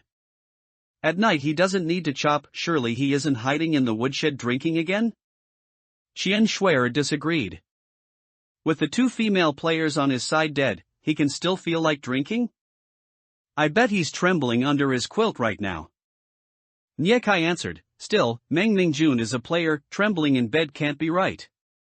If he does nothing, when the mission fails he dies too, I think he'll make a move. Their casual chatter dispelled much of their earlier dread. Reaching the east courtyard woodshed, they saw candlelight inside. They exchanged glances. Nie Kai said in disbelief, he's really drinking in there? Ignoring the mission so completely, more relaxed than them, what nerve? They crept to the window, a voice floated out. Seize the day and drink, happy as an immortal tonight. Alas, no drinking buddy here, life inside a dungeon can't match outside. Not even a soul to share a cup. While others treated the dungeon as life or death, to Meng Mingjun it merely lacked a drinking partner. They crouched. Nie Kai whispered, does he know we're watching and is acting carefree to lower our guard? It was possible, unfamiliar with Meng Mingjun, they needed observation before judging. Simple-minded, Chen Shuer swallowed the comment she was about to blurt. She had meant there was no need to watch someone so hopeless, never considering deeper motives. Hiding her thoughts, she nodded vigorously. Exactly what I was thinking. They stifled their impatience and watched the woodshed for a full hour and a half until their feet numbed, still no sign of action. After so long, how could he not be drunk? At wit's end, Qian Shuer whispered, I need the latrine, be right back. The latrine stood within sight of the woodshed, no need to accompany her. Yet Nie Kai couldn't be sure the drinker would still be inside once she returned. After so much drink without collapsing, he suspected Meng Mingjun was sipping water. Was he planning to drink water till dawn? With two of them, they could barge in and force him to reveal his plan. They would act once Qian Shuer returned. But just then Meng Mingjun's head thudded onto the table, snores drifted out, sound asleep. Drunk? Of all times, now? He must be faking it. Luring him inside for a surprise attack? He wasn't falling for that. The thought had barely formed when a shrill cry pierced Nie Kai's ears. Ah! With the scream, a figure dashed toward him from afar. He instantly recognized Qian Shuer's voice and spun around. One look and his pupils contracted sharply. Could that running girl really be his girlfriend, Qian Shuer? The boudoir, bet. The person who arrived was disheveled, their face scratched up by something unknown, flesh exposed all over. Blood dripped from her cheeks and soaked into her collar. With a face ruined to this extent, no one could recognize her original appearance. Her eyeballs were covered in blood vessels, and blood spread into her eyes, staining them crimson. The scene was truly terrifying and bizarre. Nie Kai couldn't help himself and subconsciously took a step back. That single step caused Qian Shuer to stop in place. She looked at Nie Kai in disbelief. You are afraid of me? Her crimson eyes were filled with sorrow. Kai, I hurt so much. Blood continuously seeped from her face, slowly, drop by drop. The fresh flesh seemed vital, rhythmically surging as she spoke, like a large, moving slab of meat. Nie Kai's hands and feet were icy cold. He had never imagined that his girlfriend would one day turn into this appearance. To put it bluntly, she looked neither human nor ghost. Cold, inhuman words spilled from his mouth. My girlfriend doesn't look like you. Don't try to trick me. Faced with his doubt, Chen Shuer repeated the words he had just spoken that day. You said that what you valued was my soul, and that you would love me no matter what body I was in. I only ruined my face, my soul hasn't changed at all. Or are you actually lying to me? She could repeat the words he had said not long ago, and her voice matched Qian Shuer's. Her height, build, and clothing all matched. It wasn't that Nie Kai couldn't recognize her, he just didn't want to. His heart hammered incessantly. The Qian Shuer before him gave him a feeling of being devoid of warmth. Perhaps because the face was too terrifying, he couldn't sense the aura of a living person. He couldn't possibly spend his life with this face, it was the kind of thing that would wake him up screaming in the middle of the night. Hardening his heart, he gritted his teeth and said, "You are too naive. You believe whatever I say? To tell you the truth, I approached you because I liked your face. Otherwise, why would you think that I, as a D-level player, insisted on bringing along someone who only dragged me down? I wasted quite a few items on you too. I don't owe you anything for this period." When they first met, Qian Shuer was a complete novice entering the game for the first time, without items, and not clever or quick-witted enough. Nyakai saying she dragged him down was not an exaggeration in the slightest. Sometimes, it takes an event to happen to truly see a person's character. Qian Shuer felt numb all over, unable to believe the truth she was witnessing. She parted her lips and said, "I thought you sincerely loved me. After everything we went through together, it still couldn't compare to this face." The muscles on the face of the Qian Shuer in front of Nyakai convulsed more and more dramatically, and the blood, which had been slowly seeping, now gushed out. That was not the amount of bleeding a normal person should have. Its mouth cracked open into an exaggerated arc, and it bared its teeth, saying, "And people like you dare to call yourselves lovers?" Blood quickly dropped onto the ground, staining Qian Shuer entirely. There wasn't a dry patch on her clothing. 2 sentences were spoken, the voices coming from different locations. Nyakai immediately turned around and saw the perfectly intact Qian Shuer standing behind him. Instead of fear towards the anomaly, her eyes held only the sight of Nyakai's betrayal. "It made a bet with me, and the facts prove that I lost." Overwhelmed with sorrow, she covered her face. "But the bet was you. If I lost, you would die by its hand. If I won, it would never harm either of us again. Kai, actually, you're not smart at all." Now Nyakai's hands and feet weren't just cold, a chill spread rapidly outward from his heart, nearly turning him into frost. Betting was fine, but why use him as the stake? Shaking from the cold, Nyakai grabbed Qian Shuer's wrist with enough force to leave bruises.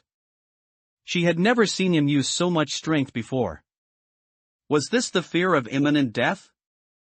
Nyakai's eyes were bloodshot, and he ground his teeth, saying, "Crazy woman. We did go through a lot of hardships together, but most of the time, I was the one helping you. I haven't owed you anything this whole time. Did you ever consider my feelings when you used me as the stake?" Besides fear, he also felt rage. Qian Shuer looked up at him, perplexed. "If you had been consistent in your words and actions, we wouldn't have lost. If that's the case, why couldn't I use you as the stake?" Nyakai was sick of this kind of reasoning.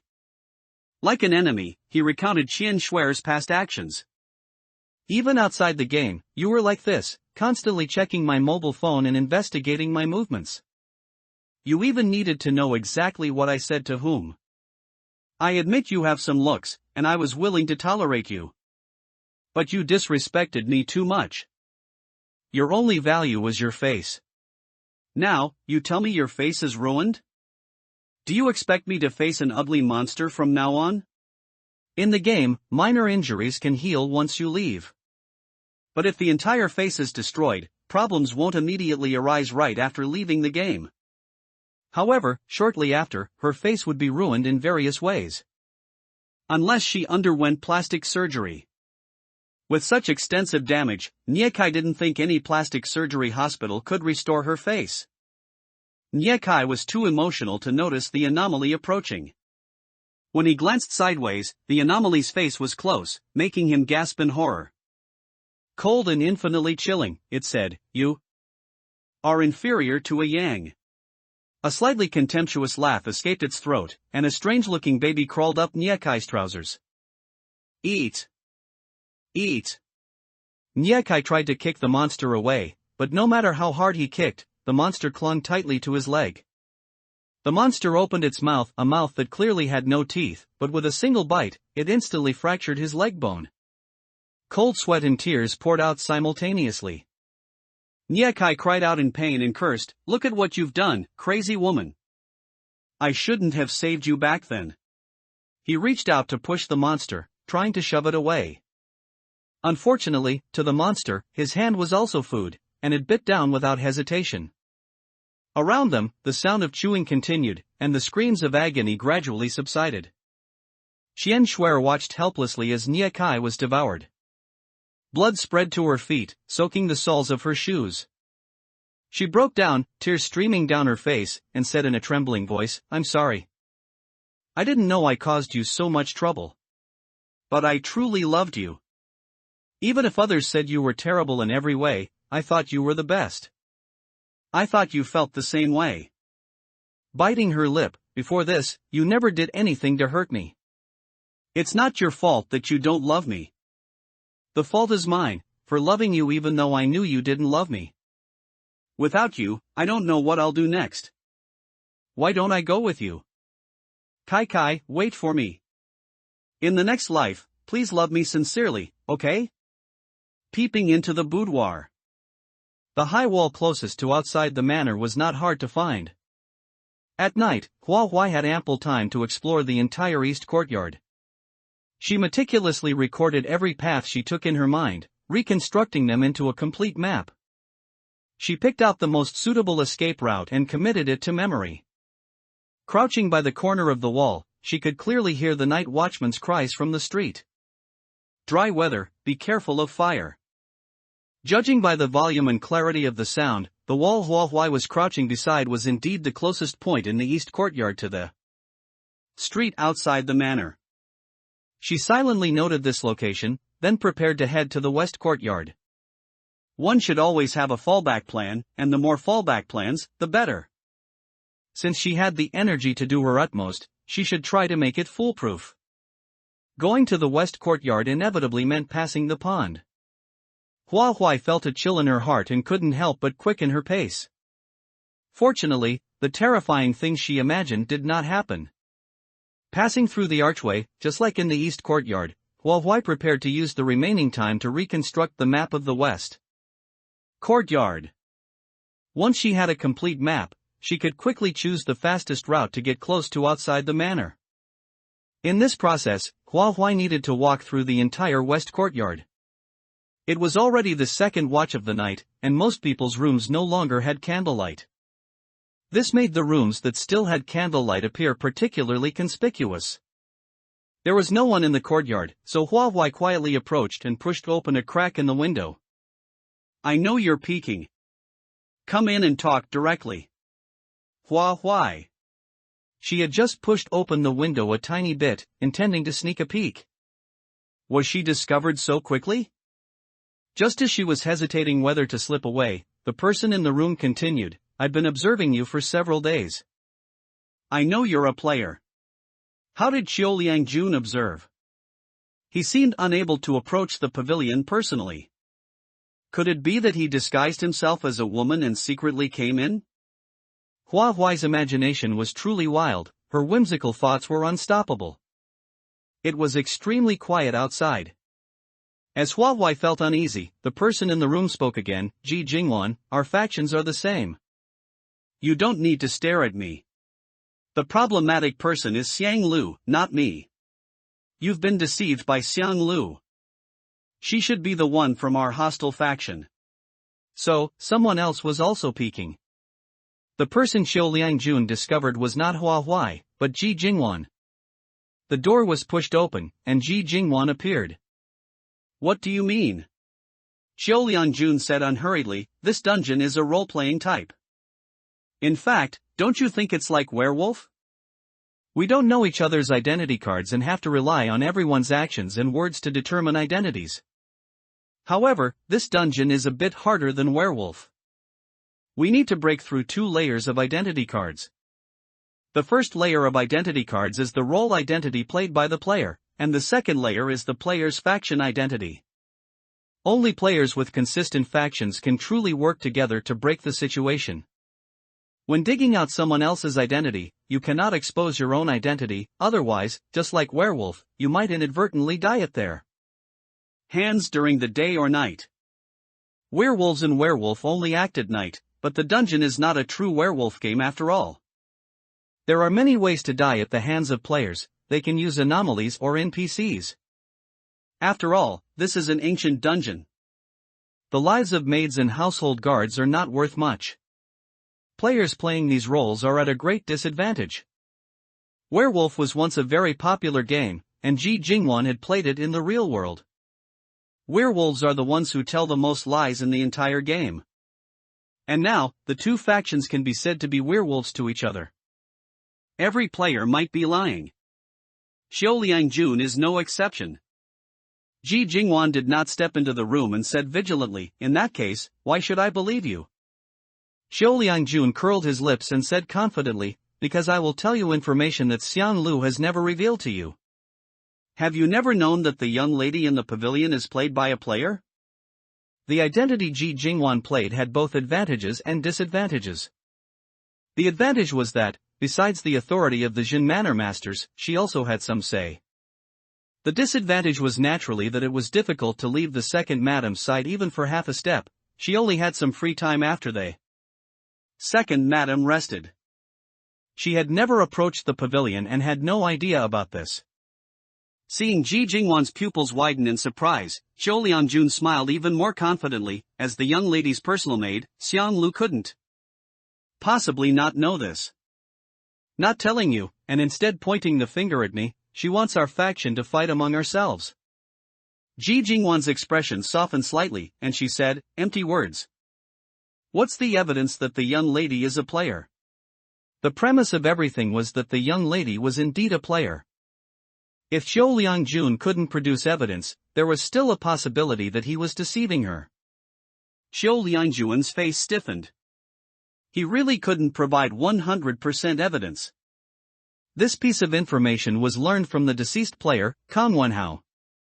Although he later arranged for the maids in the East Courtyard to change the person delivering meals, they were not players after all, so he couldn't explain it clearly to them. The role those maids could play was at most to monitor, reporting some insignificant things to him. For so many days, there hadn't been anything useful. The young lady staying peacefully in the pavilion every day seemed strange, too calm. Unease enveloped Xiaoliangjun, leading him to arrange for people to patrol near the pavilion later, trying to keep an airtight watch even at night. It seemed the results he got were too ideal. For 2 consecutive days, the patrol personnel reported no suspicious activity. After a long stalemate, Xiaoliangjun's many words converged into one sentence: the young lady left the pavilion on the first night. He did not witness this himself. She left the pavilion but did not directly leave the Jin Manor, returning to the pavilion before dawn. Coupled with Qian Shuer's previous analysis with Ji Jingwan, her lips moved slightly. Even if the young lady is a player, how can you be sure she is? From a hostile faction to ours? At this, Xiaoliangjun looked at her in disbelief, his face full of surprise. Could the young lady still willingly marry into the He Manor? One confusion puzzled Ji Jingwan. If not, the young lady clearly had a chance to leave the Jin Manor, so why did she return to the pavilion? For a moment, Xiaoliangjun was also thrown into confusion by her words. Yes. Why indeed? Inner Chambers, faction. That night, Kang Wenhao was the only one watching Miss Shin. Moreover, Miss Shin had managed to shake him off that night. Taking advantage of the chaos in the manor, as a player, Miss Shin shouldn't be without any items or personal belongings that could help her. Using these, dealing with NPCs should be more than enough. Or perhaps, Miss Shin, despite being a player, is a horror game novice who lacks items and other objects, preventing her from leaving directly, and requiring her to return to the pavilion if discovered. While this line of thinking is logical, it's quite outrageous. How could the core role-playing character of this dungeon be a complete novice? The difficulty of a B-level dungeon shouldn't be like this. Could it be that the real difficulty lies with Miss Shin's teammates? The purpose of the dungeon is for them to help Miss Shin escape the pavilion. Xiaoliangjun, being alone, has limited energy. So far, the only player he is certain belongs to Miss Shin's faction is Xiang Lu. If that's the case, the disparity in numbers between the two factions is too great, which still feels wrong. There must be players from the opposing faction mixed into their own faction. What they need to do is dig out the hidden werewolves. Before Xiaoliangjun could answer, Ji Jingwan's eyes lit up, and she suddenly said, "You said Xiang Lu belongs to the hostile faction. Is the hostile faction currently composed only of Xiang Lu and Miss Shin?" Xiaoliangjun was unsure. That's what I've inferred so far. Ji Jingwan analyzed, in that case, they are the weaker side. Based on what you said, continuing the inference, there is another possibility why Miss Shin hasn't left the Jin Manor. She is waiting for the final night. At first, Qiu Liangjun mistakenly thought Ji Jingwan had obtained a clue he didn't know about. He subconsciously asked, why wait for the final night?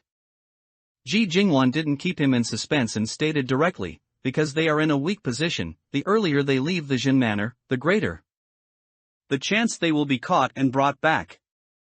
Leaving too early and having to hide outside the Jin Manor is not a comfortable situation. It's better to let the NPCs and us lower our guard and strive for a successful escape in one attempt. Hua Huai, who was eavesdropping by the window, fell silent. She had previously revealed the news about leaving on the last night to Qian Shuer. If Ji Jingwan and Qian Shuer are openly in the same faction, this information wouldn't be a secret. Precisely because of this, Ji Jingwan reached a new conclusion. Miss Shin revealing the news to Qian Shuer, saying she would leave the Jin Manor through the back gate, is a tactic to feint to the east and attack the west. When we go block the back gate, she can then leave through the front gate. Judging by Ji Jingwan's analysis, she was already leaning toward trusting Qiu Liangjun more. Qiu Liangjun didn't have as much information in this area as Ji Jingwan, and after hearing her, he felt enlightened. That's right. No matter how they looked at it, Miss Shin escaping on the final night was the optimal solution. Sure enough, having a smart teammate made mutual deduction twice as effective. To be safe, Qiu Liangjun smiled, that night, I will arrange personnel to guard both the front and back gates. NPCs may not be as capable as players, but their goal of preventing Miss Shin from leaving the Jin Manor is consistent. Then you take one team, and I'll take another, and we'll block both gates. I refuse to believe she can still escape then. The high walls of the Jin Manor were impossible for even him, a trained adult man, to climb over. Qiu Liangjun believed Hua Huai could only leave through those two gates. Compared to Qiu Liangjun's confidence, Ji Jingwan was much more cautious. We need to find a way to get rid of the ladders inside the Jin Manor. Also, don't forget, we are facing players, not NPCs. We don't know if they have items that allow them to cross high walls. After this reminder, Qiu Liangjun stopped smiling. If the scope was the entire Jin Manor, the role he was playing truly wouldn't count as a significant advantage. The best method would be to know Miss Shin's exact escape route. Qiu Liangjun's expression turned serious. Since Xiang Lu was impersonating you, you impersonate her back and extract Miss Shin's escape route from her. I will handle the matter of the ladders. For now, we will keep Niekai and Qian Shuer in the dark. Based on Qiu Liangjun's observation, those two didn't seem very bright. Telling them carries the risk of exposure. As for the person in the east courtyard, he's an alcoholic, so he won't be much help. After this analysis, their faction had many people, but few useful ones. The only players capable of performing the mission were the two of them. Ji Jingwan noticed that Qiu Liangjun hadn't mentioned Xu Wenyao. According to Xiang Lu's statement, this player existed. She parted her lips and said, there is one more player you missed. Tonight, Xiang Lu proactively requested to stay in the main courtyard. Her target for surveillance was precisely Xu Wenyao. Now that Qiu Liangjun skipped over Xu Wenyao in his speech, either he hadn't realized Xu Wenyao was a player, or Xu Wenyao wasn't a player at all. Qiu Liangjun frowned. Who else? If both Xiang Lu and Xu Wenyao belonged to the hostile faction, Xiang Lu would have no reason to expose Xu Wenyao's player identity. Just as she hadn't exposed Miss Shin's player identity. It seemed more likely that if Xu Wenyao was a player, he belonged to their faction. Ji Jingwan replied truthfully, it was information given by Xiang Lu. There is a player in the main courtyard role-playing as a household guard named Xu Wenyao. According to her description, Xu Wenyao is an intelligent person and possesses a certain level of martial prowess. Since they had judged Xiang Lu to be part of the hostile faction, anything she said might be false. Qiu Liangjun nodded. Leave it to me. I'll test him. Tonight was the fourth night, and they had determined the timing of Miss Shin's escape. With 3 days and 2 nights remaining, they still had time to analyze and plan their strategy. As Ji Jingwan left, Hua Huai quickly hid in the darkness. After the person walked far away, Hua Huai also left the courtyard. She found the outer wall in the west courtyard closest to the street and waited. It wasn't long before she heard the night watchman's drum, which formally confirmed that she had found the correct wall. Currently, it was already the third watch of the night. The sky grew darker, and the clouds heavily obscured the moonlight. The surroundings were extremely quiet, every one of Hua Huai's footsteps clearly echoed in her ears. The excessive quietness inevitably increased the panic in her heart. Hua Huai focused her attention, dedicating all her thoughts to memorizing the layout map of the Jin Manor. This method was effective. She felt like it didn't take long before she returned to the pavilion. The night was deep, it was time to rest. Lying on the bed all night, Hua Huai's mind was reviewing the layout map of the Jin Manor. Furthermore, due to the conversation between Xiu Lianjun and Ji Jingwan, Hua Huai was somewhat uncertain about Xiang Lu's and Xu Wenyao's factions. Everything Xiang Lu had done didn't look like she was hostile to Hua Huai's faction. Had she misunderstood Xiang Lu's faction? Then why didn't she refute her? Recalling the day by the pond, she had done all the talking herself. Perhaps Xu Wenyao had wanted to explain to her. However, she hadn't given Xu Wenyao a chance to explain. Had she truly misunderstood them? The boudoir was discovered. If you do something wrong, you should apologize. Unable to confirm their faction, and unsure if she had made a mistake, Hua Huai tossed and turned on her bed. She completely overlooked the fact that there would be another presence in the pavilion at night. At 1 to 3 a.m., Hua Huai suddenly sat up from her bed. Too many thoughts filled her mind, too active to sleep. The eerie silence was like a timed alarm clock. But conversely, the absence of sound indicated that it was 1 to 3 a.m. A notebook lay quietly on the dressing table. Had anything new been added? Temporarily sweeping away her confusion about Xiang Lu and Xu Wenyao's faction, she walked to the dressing table and picked up the notebook. She turned to the 4th page.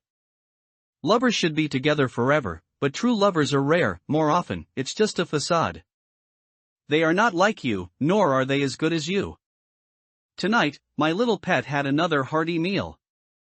I really want to bring it to see you, a young. Hua Huai was very puzzled by the first sentence. How did that eerie entity suddenly come to this realization? The little pet in the last sentence appeared again. What exactly is this little pet? The phrase had a hearty meal in the text made her feel incredibly eerie. The words tonight for the eerie entity should be last night. Last night, Hua Huai encountered the eerie entity. Its hands were covered in blood, but she didn't see any pet nearby. Her head ached from thinking. Facing so many players alone, along with countless disconnected clues, made Hua Huai feel extremely strained. Immense pressure weighed on her heart like a mountain. She put down the notebook and went to the soft couch to check the progress of the wedding dress. As expected, if she continued embroidering tonight, the wedding dress would be almost complete. She folded it neatly and put it into the wardrobe. Wait. The style of this wardrobe seemed exactly the same as the cabinet in the room where the young man was. She had previously checked the clothes inside the cabinet, and after touching the embroidered shoes, she hadn't continued looking. Now it seemed that the space beneath this cabinet was large enough to hold a living person. Hua Huai was startled by her own thought. With a pounding heart, she squatted down to check the bottom of the cabinet. There was no cabinet door, no drawer. A light tap produced a crisp thump-thump. Anyone with common sense could hear that the space beneath the cabinet was empty. If it was empty, why was there no door? Cabinets are made for storage, aren't they? After her meticulous inspection, finally, Hua Huai discovered a small design inside the cabinet. It was a small groove with a small ring attached. Hooking a finger into it and pulling gently, the wooden board was lifted, revealing a space exactly as Hua Huai had imagined. Inside, some out-of-season clothes were vaguely stacked, demonstrating the space's purpose. The wardrobe was designed too exquisitely, the small ring was tiny, and it would have been difficult to discover this design if she hadn't been suspicious and looked closely. This discovery made Hua Huai's heart pound. She understood. The noise from that original room was not rats at all. The young man was not Liu Yang, nor was he pretending to be Liu Yang. Instead, he had hidden the real Liu Yang in the compartment beneath the wardrobe. Therefore, he knew some things Liu Yang had done to the young lady, and then appeared before her, claiming to be Liu Yang. Coupled with the maid's hesitant answer that day when asked when Wu Jiang entered the manor, it gave Hua Huai the feeling that they weren't very clear about the matter either. Wu Jiang never left Jin Manor, that young man was Wu Jiang. The person who disappeared was Liu Yang, not Wu Jiang. Why, according to the maids, did Wu Jiang become the one who disappeared? Wu Jiang, as a player, had the possibility of using an item. Hua Huai's heart pounded like a drum, he was too cunning. Such a player was actually in the opposing faction. Her brain capacity was overloading, was the game trying to play her to death? Hua Huai's current feeling was one of narrow escape. Speaking of which, Liu Yang was the eerie entity's beloved. Wouldn't it be angry at being treated this way by a player? Or perhaps, even this wouldn't trigger the eerie entity's killing condition. The door was pushed open, and Xiang Lu leaned against the doorframe. You found out? At 1 to 3 a.m., Xiang Lu should be going to pay her respects to the master and great madam of Jin Manor. Yesterday she didn't enter the room, but today she did. Hua Huai didn't have time to tidy the wardrobe and looked back at her. You knew all along? Xiang Lu curved her lips, her eyes crinkling in a smile. That day I originally wanted to tell you about it, but you kept saying you wanted to draw a clear line between us. Alright then, if you want to, just do it. As long as you're happy. No matter how she listened, it sounded like Xiang Lu thought she was being unreasonable. She was a child, so Xiang Lu indulged her and played along. Words that had been trapped in Hua Huai's throat for a long time spilled out. You and I are in different factions, why would you tell me this? Xiang Lu retorted, what do you think? I said I'm in the same faction as you, but you don't believe me. I don't know where you got that conclusion. Hua Huai's eyelashes trembled slightly. Of course, she had a reason for reaching that conclusion. She looked up, her gaze burning. Can you, or can you not, see the eerie entity? Visibly, Xiang Lu's smile froze for a moment. Does this have anything to do with seeing or not seeing it? Not being able to see the eerie entity proves that I'm not in the same faction as you? Isn't this something the eerie entity decides? Without answering Xiang Lu, Hua Huai pointed to the seat in front of the dressing table, her voice dry. It's sitting right there. Tell me, can you see it? What is it doing? People show hesitation when faced with difficult questions. Even though the time was short, Hua Huai caught it. Xiang Lu's expression became a bit more serious. There's nothing there, little Hua Huai, you're lying to me. Her answer was neither yes nor no. She explicitly stated that Hua Huai was deceiving her. In reality, there was indeed nothing there. Her slightly deviated thoughts were solidified at this moment. Hua Huai's heart turned cold. You thought about it. Either it's there or it's not, but you pointed out that I was lying to you. I am lying to you, that's true, but was that sentence you added afterward due to a guilty conscience? You are not even sure if you can see the eerie entity, so you're considering whether it's possible for the eerie entity to appear in the pavilion at this time. During the first 2 days after entering the dungeon, I told you everything I knew. You should know the eerie entity's appearance times in the pavilion. So the answer is, at this time, the eerie entity is not here. Thus, you concluded that I was lying to you. Xiang Lu had witnessed player Kong Wenhao's death, which was clearly an eerie entity's act, yet she hadn't seen the eerie entity. Do you know that Xu Wenyao also cannot see the eerie entity? Yet, I can see it. The two of us are standing together, so why can I see it, and he can't? It must be because we're in different factions. In this manner, besides the young lady's beloved, who else would want the young lady to escape Jin Manor? Contradictory, she answered her own question. No, it's impossible. The boudoir, freedom. The conflict in Hua Huai's heart intensified. You're clearly in the enemy faction, yet you keep helping me. Do you realize that if you lose, you'll die? Xiang Lu knew exactly which faction she belonged to. Faced with Hua Huai's certain tone, she couldn't help looking away, tears beginning to form in her eyes. After a long while, she sighed. Hua Huai, everyone dies, what matters to me is that the death has value. I don't need your grief, and I don't need your sorrow. No matter which faction I'm in or what choices I make, they're the results of my own decisions, none of your concern. That hostile attitude you had toward me earlier was perfect, keep it up. Hua Huai's head felt ready to explode. She flung the clothes in her hands into the wardrobe, strode up to Xiang Lu, and snapped, "You have no respect for life. If I could beat you right now, I'd really give you a thrashing." At that, Xiang Lu lowered her gaze. "You have a bound specter, if you want to hit me, I couldn't fight back anyway." But Hua Huai ground her teeth. "If I hit you, of course I'd use my own ability. If I can't beat you myself, then I simply can't. Using someone else's power wouldn't be a true victory." Xiang Lu was silent a moment. "Then I won't fight back, go ahead." Hua Huai puffed her cheeks, her chest heaving twice, then pointed at the door. "Get out, now. I feel like I'm about to die of anger."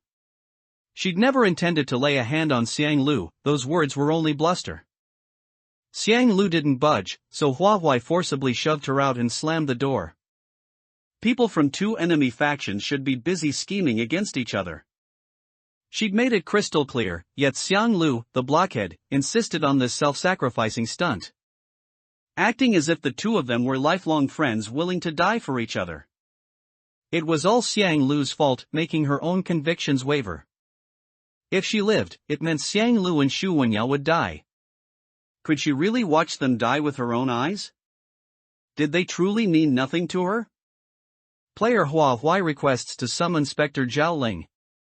Summon failed, Zhao Ling refused. Hua Huai. Player Hua Huai requests to summon Spectre Zhang Changchang. Summon failed, Zhang Changchang refused. Hua Huai. The game had once explained Spectre rules. One stated that Spectres enjoy extremely high freedom inside dungeons. Hua Huai had never imagined it could be this high. She slumped over the table, utterly dejected. For an instant, she thought of trading her own life for Xiang Lu's and Xu Wenyao's. She longed to live, desperately. Yet right now she was torn. Ever since learning they were in opposing factions, she'd never wanted to confront them head-on. Her craving for survival kept her searching for a way out. But she lingered on the edge of that escape, reluctant to step away, pondering the meaning of life. If, after everything she'd said, they chose to target her, perhaps she could pursue survival with a clear conscience. The word friend carries weight, a friend willing to live and die together weighs even more. She suspected she could no longer simply walk out of this dungeon. Facing death head-on is terrifying. Knowing her death is imminent, that dread hovered over her heart and refused to disperse. And to think she'd dreamed of becoming a top player in this horror game. Yet her path in the game was ending so soon. If Huayuan ever heard of this, he'd laugh nastily, point at her nose, and mock her loudly. How infuriating. She didn't stay depressed for long, suddenly a bright idea struck her. Right, there's still the hidden task. If she uncovered every clue in the dungeon, she might just dig up a hidden task and clear the stage. With that thought, Hua Huai regained her energy and resolved to keep playing the young miss role well. Today, only 4 maids arrived with breakfast. A quick glance told her someone was missing. Qian Shuer wasn't among the serving girls. Hua Huai asked, "Where's Qian Shuer?" The leading maid answered, "In response to Miss, we couldn't find her this morning. She didn't return to her room last night, we don't know where she went." No idea where she went. She hadn't come back to sleep. An inexplicable sense of foreboding crept over Hua Huai. Qian Shuer was a player. When a player vanished inside a dungeon, the first guess was trouble. Only specters could attack players unnoticed by NPCs. Hua Huai recalled the notebook line, "Tonight my little pet feasted again." Could the specter's little pet have eaten a player? What did the word again imply? Had the pet also eaten a player the night before last? Worse, she couldn't be sure the pet had eaten only one player at a time. Confined to the pavilion, she had no idea which players had been called. She hadn't heard from Shu Wenyao in ages. Had he already been swallowed by that little pet? She couldn't and didn't want to hold back any longer. Hua Huai asked again, is anyone else missing from the manor? These maids belonged to the west courtyard, under Qiu Liangjuan's command NPCs in the dungeon. They couldn't be completely controlled by Qiu Liangjun. He was their master, but so was Hua Huai. Since Qiu Liangjun hadn't specifically ordered them to keep silent, they had to answer her questions. It's strange, lately several people have vanished. Besides Qian Shuer, 2 maids from the east courtyard are missing, said to be Yu Qingmei and Xiaoting Shuang. Yesterday someone reported it to the steward, but today even the steward is gone. In this era, maids and household guards sign lifelong service contracts. They became the master's private property and could hardly leave Jin Manor. A sudden disappearance meant something bad had happened. They all vanished at night. Could there be a man-eating monster in the manor? The maid concluded, then shuddered and quickly shut her mouth. She seemed superstitious, as if speaking might summon the very monster she feared. Her offhand remark happened to echo the notebook's contents. Fortunately, among the names mentioned, Shu Wenyao's was absent. Slightly relieved, Hua Huai picked up her chopsticks to eat. She lifted a bite, then froze mid-air. These were Qiu Liangjuan's people. Today was the 5th day. Could he have tampered with the food?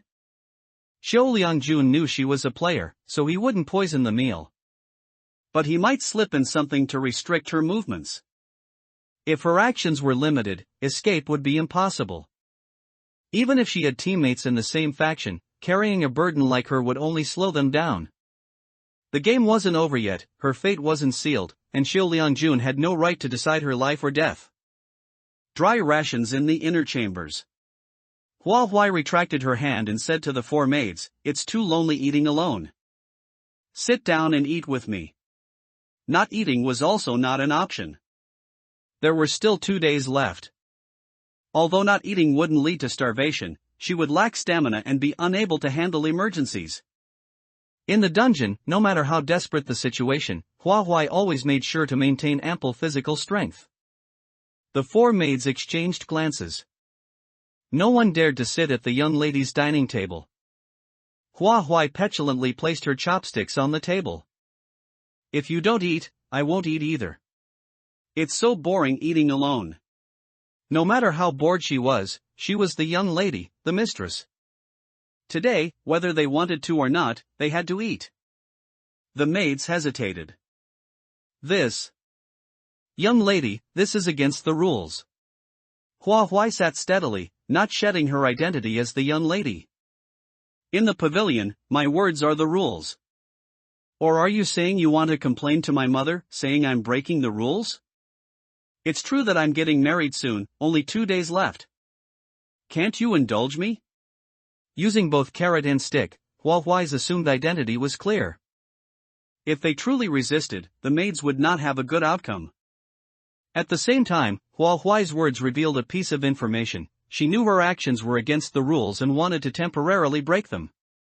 After being restrained for so long, she occasionally wanted to be rebellious. And to a certain extent, she made a soft request. With such words, who could refuse her request?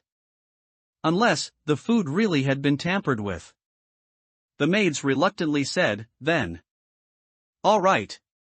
They sat awkwardly at the dining table, and under Hua Huai's gaze and gesturing, picked up the dishes and put them into their mouths. It wasn't until they had tasted every dish that Hua Huai's slightly raised heart settled down. Vigilance could not be neglected, the effects of medicine take time to manifest. Hua Huai did not speak to stop them, nor did she show any intention of using her chopsticks. A maid couldn't help but remind her, young lady, if you don't eat soon, the dishes will get cold. Hua Huai's lips curved slightly. I like watching you eat. The maids used their chopsticks cautiously, only daring to pick from the edges and not eating too much. Half an hour passed, and the maids showed no abnormal symptoms. It seemed Xiao Liangjun had not tampered with the food. Perhaps it was too early for Hua Huai to escape, and he thought it unnecessary. In any case, the crisis was temporarily averted. The remaining dishes were enough to fill Hua Huai's stomach. As the maids cleared the dishes and before they left, Hua Huai instructed, before lunch, make me 1,000 flour cookies and send them to the pavilion. She paused slightly. Don't buy them from outside, the ones made in the Manor's kitchen taste better. Don't think of perfunctorily dealing with me, I can taste the flavor of the Manor's flour cookies. 1,000 flour cookies, in such a short time, could not possibly be made. What Hua Huai wanted was the impossible. Only when it was impossible would they have to do it and try their best. If they tried their best, they wouldn't have time to report to Qiu Liangjun. Even if Qiu Liangjun found out, he wouldn't immediately know the purpose of these flour cookies. By the time he understood their purpose, it would already be too late. Hua Huai needed the flour cookies. Or rather, she needed rations. Just not this many. The quantity was a facade, a smoke bomb. The maids doubted the number they heard. Young lady, how many flour cookies? Hua Huai patiently repeated, 1,000. Her expression was serious, and the maids dared not question her decision. They responded with surprise and uncertainty, yes. The maids who delivered the meal left. Taking advantage of the free time, Hua Huai re-examined the clues she had obtained in the dungeon. According to what the maid just said, someone told Niekai yesterday that Xiaoting Shuang and Yu Qingmei were missing. From this, it could be deduced that Xiaoting Shuang and Yu Qingmei went missing even earlier, likely on the night before yesterday. Qian Shuer and Niekai, on the other hand, went missing last night. These correspond to the two entries in the notebook. The two little mice in the text probably refer to Xiaoting Shuang and Yu Qingmei. They knew nothing about the pavilion. That night, they secretly snuck into the pavilion, encountered the anomaly, and violated the anomaly's law of slaughter. Attempting to obstruct our escape plan refers to one of the laws of slaughter, and also the cause of their deaths. At this point, Hua Huai couldn't help but frown. Escape plan. In her speculation, that young man was the player Wu Jiang, not Lu Yang from the notebook.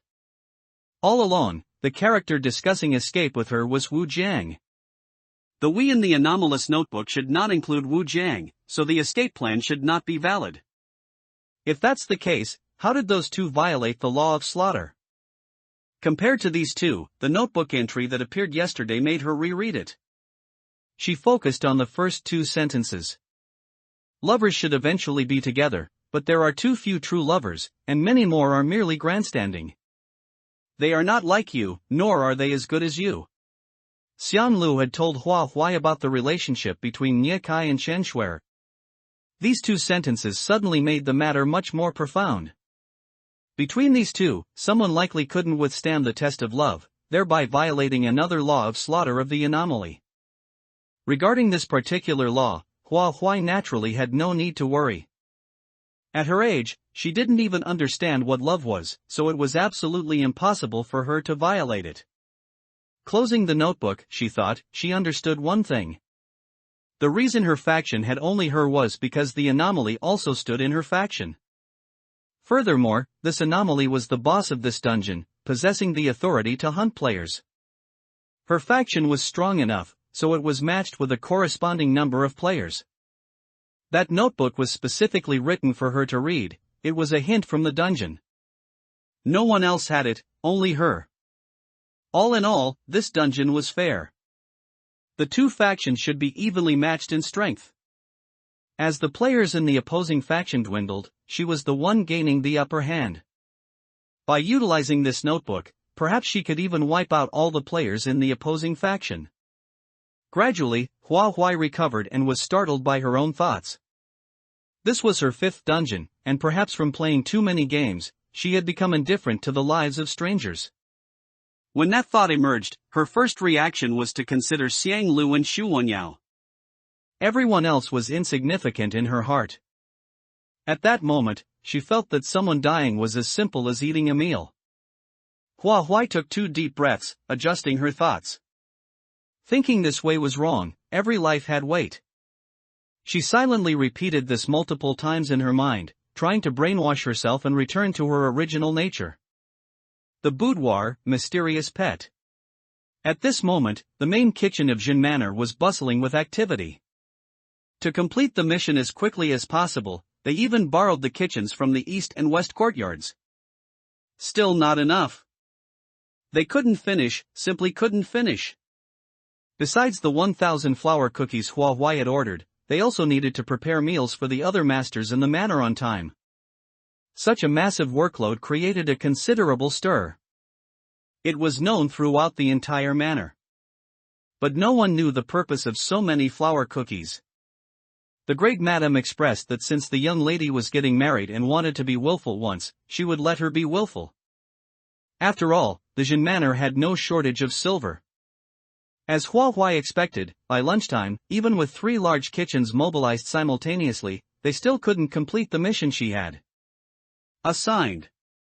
Despite everyone's best efforts, only 300 flour cookies were made. The leading maid, covered in sweat, stammered, "Miss, we can only make this many for now." The other maids who delivered the flour cookies silently lowered their heads, not daring to speak. Just when they thought Hua Huai would fly into a rage, she calmly replied, "Oh, all right." She waved her hand, "You may go and rest." "That's it?" The maids looked up in surprise, and the leading one promised, "Before dinner, we servants will definitely finish the amount Miss requested. This many is already enough." The flour cookies were well packaged, each wrapped in oiled paper, exquisite and beautiful. Hua Huai knew that without additives, these cookies could be preserved for about a week at the current temperature. For the next 2 days, these flour cookies would be her food. Provided, of course, that this food was absolutely safe. She didn't know enough about her opponent, nor how clever they might be. What Hua Huai wanted was foolproof safety. After the maids left, Hua Huai took an oiled paper package from the middle layer. The package contained 10 flour cookies, and she planned to test Wu Jiang with them. She waited until nightfall. Hua Huai carried her lantern as usual to the deserted courtyard. This time, before even entering the courtyard, a sharp, piercing meow entered Hua Huai's ears. The black fur stood on end, and its tail was held high. It seemed to be issuing a warning: if Hua Huai took another step closer, it would not be polite to her. Under the faint light, the black cat's fur looked a bit off. Hua Huai brought the lantern closer. The black cat again let out a sharp, piercing cry, which sounded particularly terrifying in the dark night. If it kept meowing like this, it would quickly attract Wu Jiang. Then the black cat would dart away, and she wouldn't be able to pursue it. Coincidentally, she had flour cookies with her.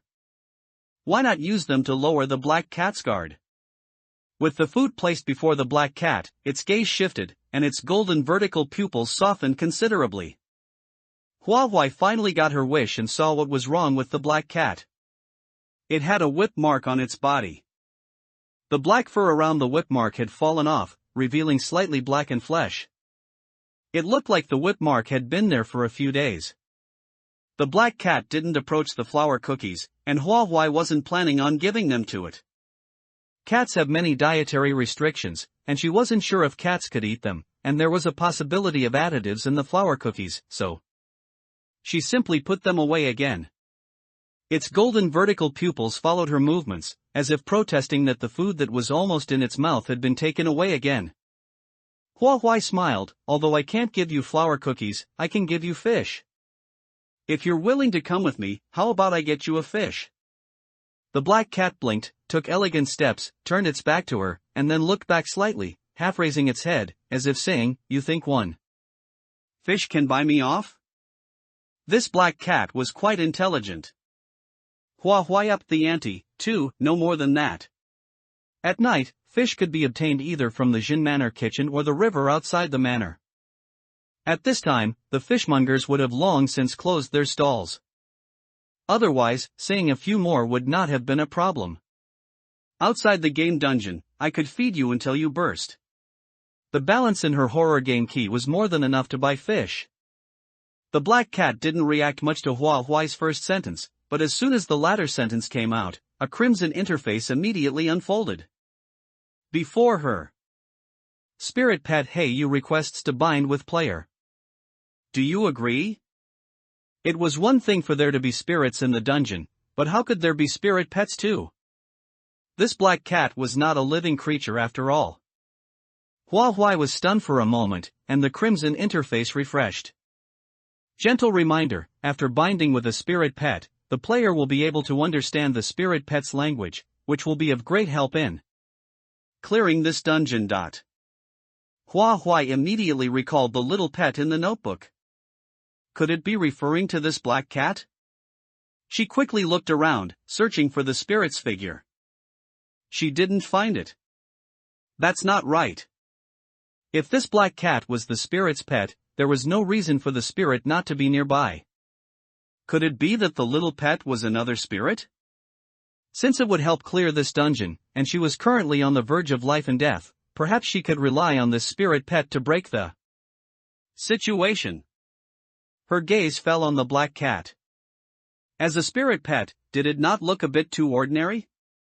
The black cat wagged its tail and snarled, bringing Hua Huai back to her senses. Was it urging her? I'll agree now, don't rush. She could afford to raise a cat now. After she agreed, she indeed understood Heiyu's meows.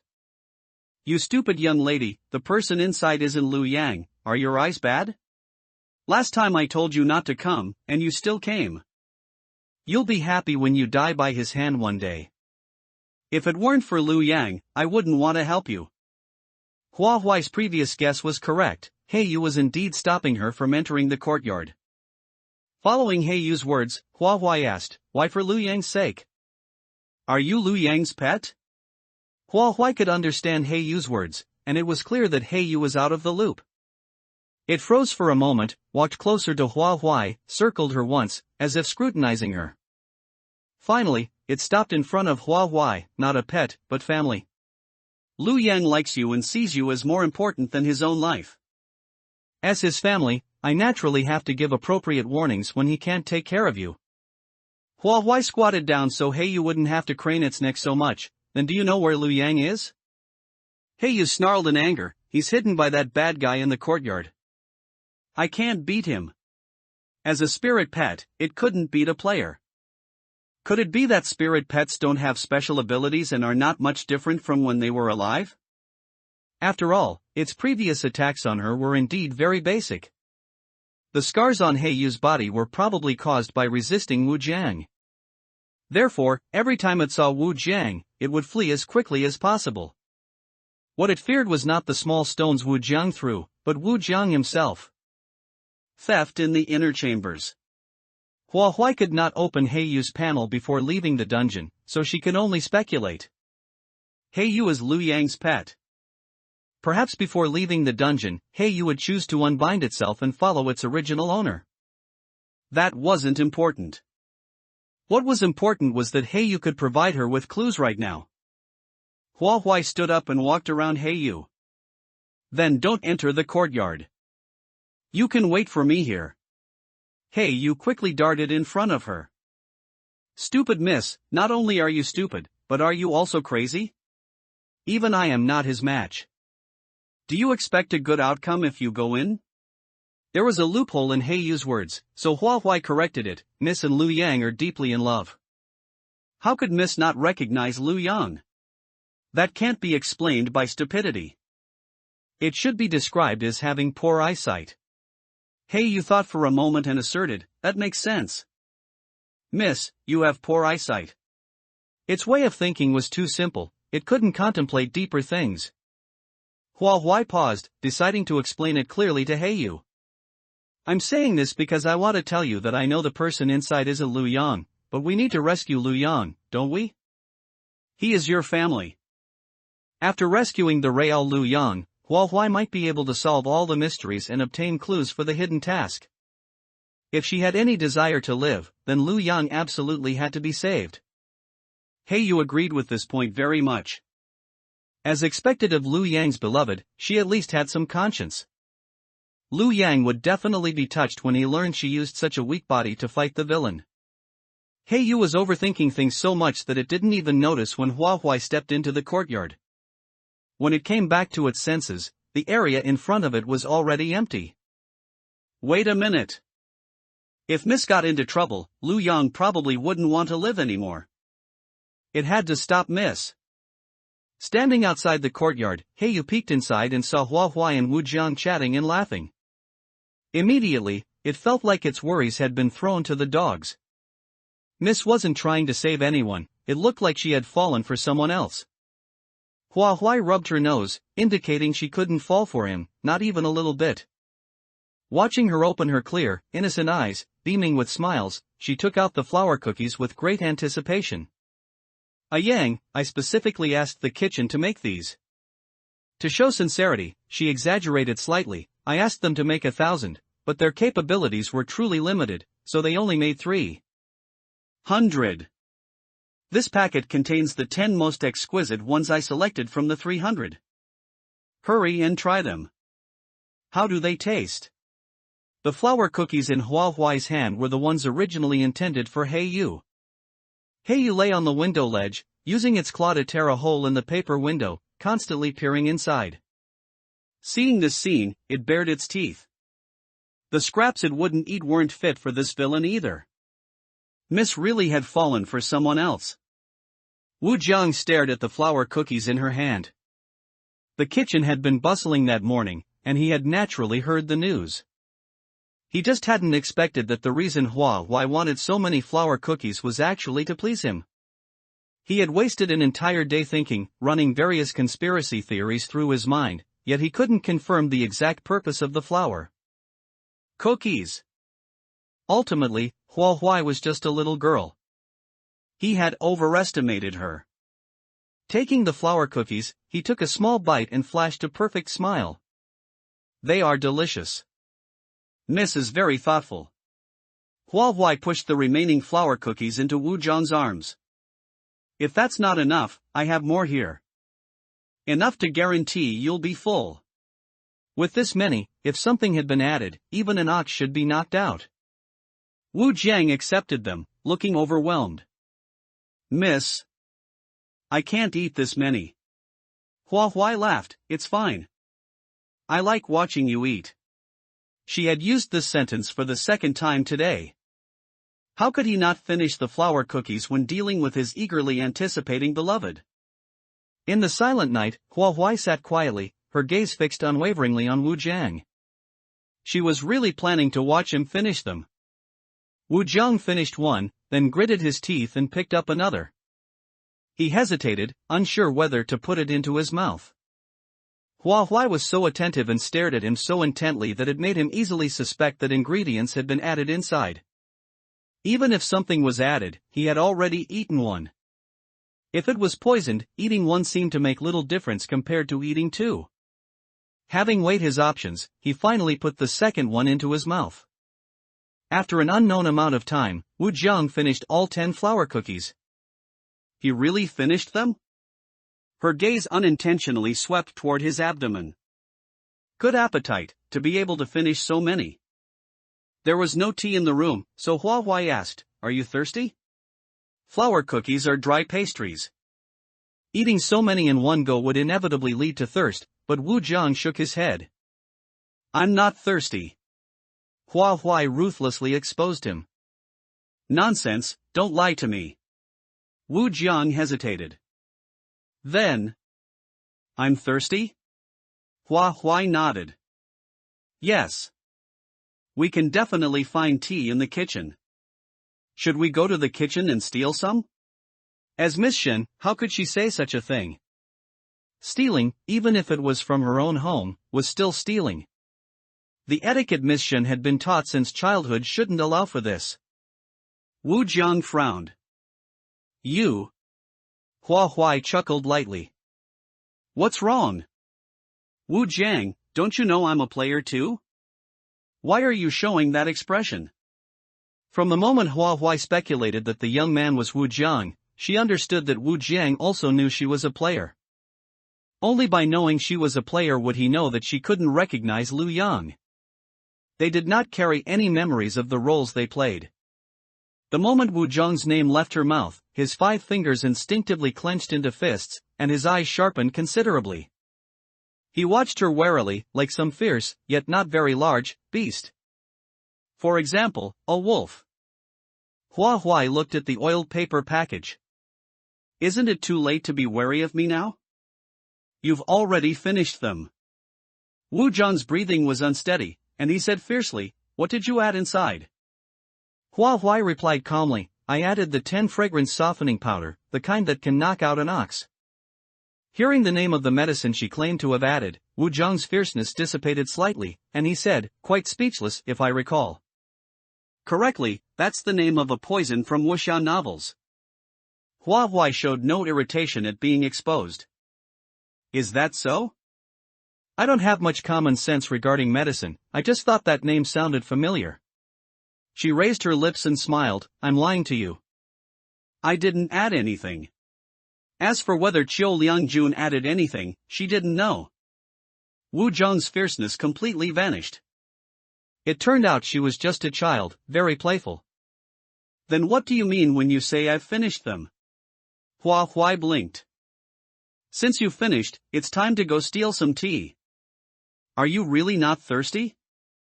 Hua Huai had thrown Wu Zhang's thoughts into complete disarray, and he couldn't quite grasp what she was trying to express. He tried his best to adjust his thinking and said, since you know I am a player, you should also know that our factions are different, and there's no need to act so affectionately. In the boudoir, murderous intent. Hua Huai couldn't watch Xiang Lu and Xu Wenyao die, nor would she abandon her own chance to live. The hidden task was her only hope. If the hidden task could end in a win-win, then they didn't have to be enemies. Hua Huai asked, how do you know we're definitely enemies? Wu Zhang answered without thinking, isn't it obvious? Our factions are different, it's a situation where either you die or I live. Wu Zhang was truly confident either she died or he lived. Either way, Hua Huai saw no path to survival in his words. Moments after he spoke, Wu Zhang slowly caught on. You want to do the hidden task? But the hidden task might not meet your expectations. The task might still force the two factions to slaughter each other. Hua Huai had already decided. She said simply, if that's really the case, I'll let your side win. Letting their faction win meant Hua Huai would die. What in the horror game could make her so ready to give up her life? The answer flashed through Wu Zhang's mind. You entered as a team? There was another possibility, Hua Huai was deceiving him again. She'd get what she wanted from him, then claim victory alone. For such a small child to think calmly inside a dungeon was already remarkable. If she tricked him again, she'd be terrifying in his eyes. Hua Huai's age could make many drop their guard. Pair that with her mature mind, who unfamiliar with her could resist. Hua Huai had no intention of exposing Xiang Lu and Xu Wenyao, but she needed Wu Zhang to lower his guard. That's right. The person who entered with me matters a lot to me. You don't look stupid, you must have sensed my faction only has me. If I win, the one who came with me dies. To me, that's not a win. I want a win-win, so you're not my enemy. Wu Zhang remained wary. Who entered with you? He asked, but Hua Huai still wouldn't say. You're wary of me, and I'm wary of you. Before we cooperate, that question isn't appropriate. Of course, I won't answer either. Wasn't that a dead-end loop of logic? Wu Zhang asked, then how do I know you're not lying? Indeed, their opposing factions made trust nearly impossible. Hua Huai offered a bargaining chip. I can tell you one thing. If you don't release Lu Yang, you'll die tonight. In the room, a woman in red stood silently behind Wu Zhang, staring straight at him. Hua Huai faced Wu Zhang and the woman in red. At such close range, Hua Huai's breath caught. That deathly pale face clearly belonged to someone long dead. A red tongue dragged to the floor, stark against the ghostly face. Bulging, fish-dead eyes created a powerful visual shock. Wu Zhang, puzzled, glanced back along Hua Huai's gaze and saw nothing. During this, he asked, why do you say that? Seeing nothing strange, Wu Jiang nonetheless tensed up. Hua Huai's eyes told him something was behind him. Something he couldn't see plus her words made him realize instantly. If something was behind him, it had to be a ghost. A ghost he couldn't see, but Hua Huai could. Watching Hua Huai part her lips, she spoke, Lu Yang is Miss Shen's beloved. I don't know why Miss Shen didn't act against you before. But now, it wants to kill you. When Hua Huai first met Wu Jiang, she hadn't encountered any ghosts.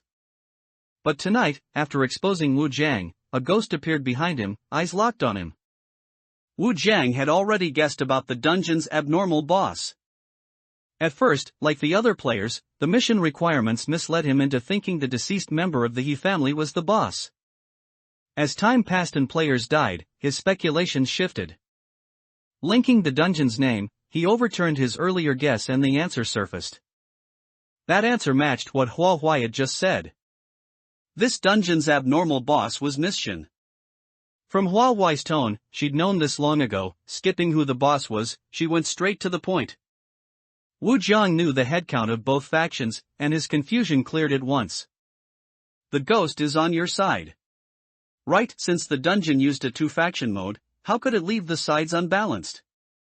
On the surface it seemed unfair, but in the dark, balance existed. Hua Huai didn't reply, her silence was consent. Now Wu Jiang was the one at a disadvantage. On top of that, the ghost posed a lethal threat. An abnormal boss in a B-level dungeon needed no introduction to its power. Cold sweat broke out on Wu Jiang. He'd held Lu Yang captive for days. Why hadn't it attacked before, yet now harbored killing intent? Could the ghost's kill condition really be tied to Lu Yang? What special thing had happened today? Wu Jiang's mind raced, sifting through every detail. Soon his eyes lit up. Staring at Hua Huai, he said, the ghost wants to kill me, probably not because I kidnapped Lu Yang, but because you exposed me. That didn't fit the notebook's contents. Hua Huai hadn't considered that angle. Wu Jiang had never seen the notebook, leaving a gap in clues, so his deduction differed from hers. Hearing Wu Jiang, Hua Huai still couldn't be certain. After all, the notebook said the ghost loved Lu Yang dearly. With Lu Yang abducted and mistreated by players, it shouldn't have stood by. Could Wu Jiang possess something the ghost feared?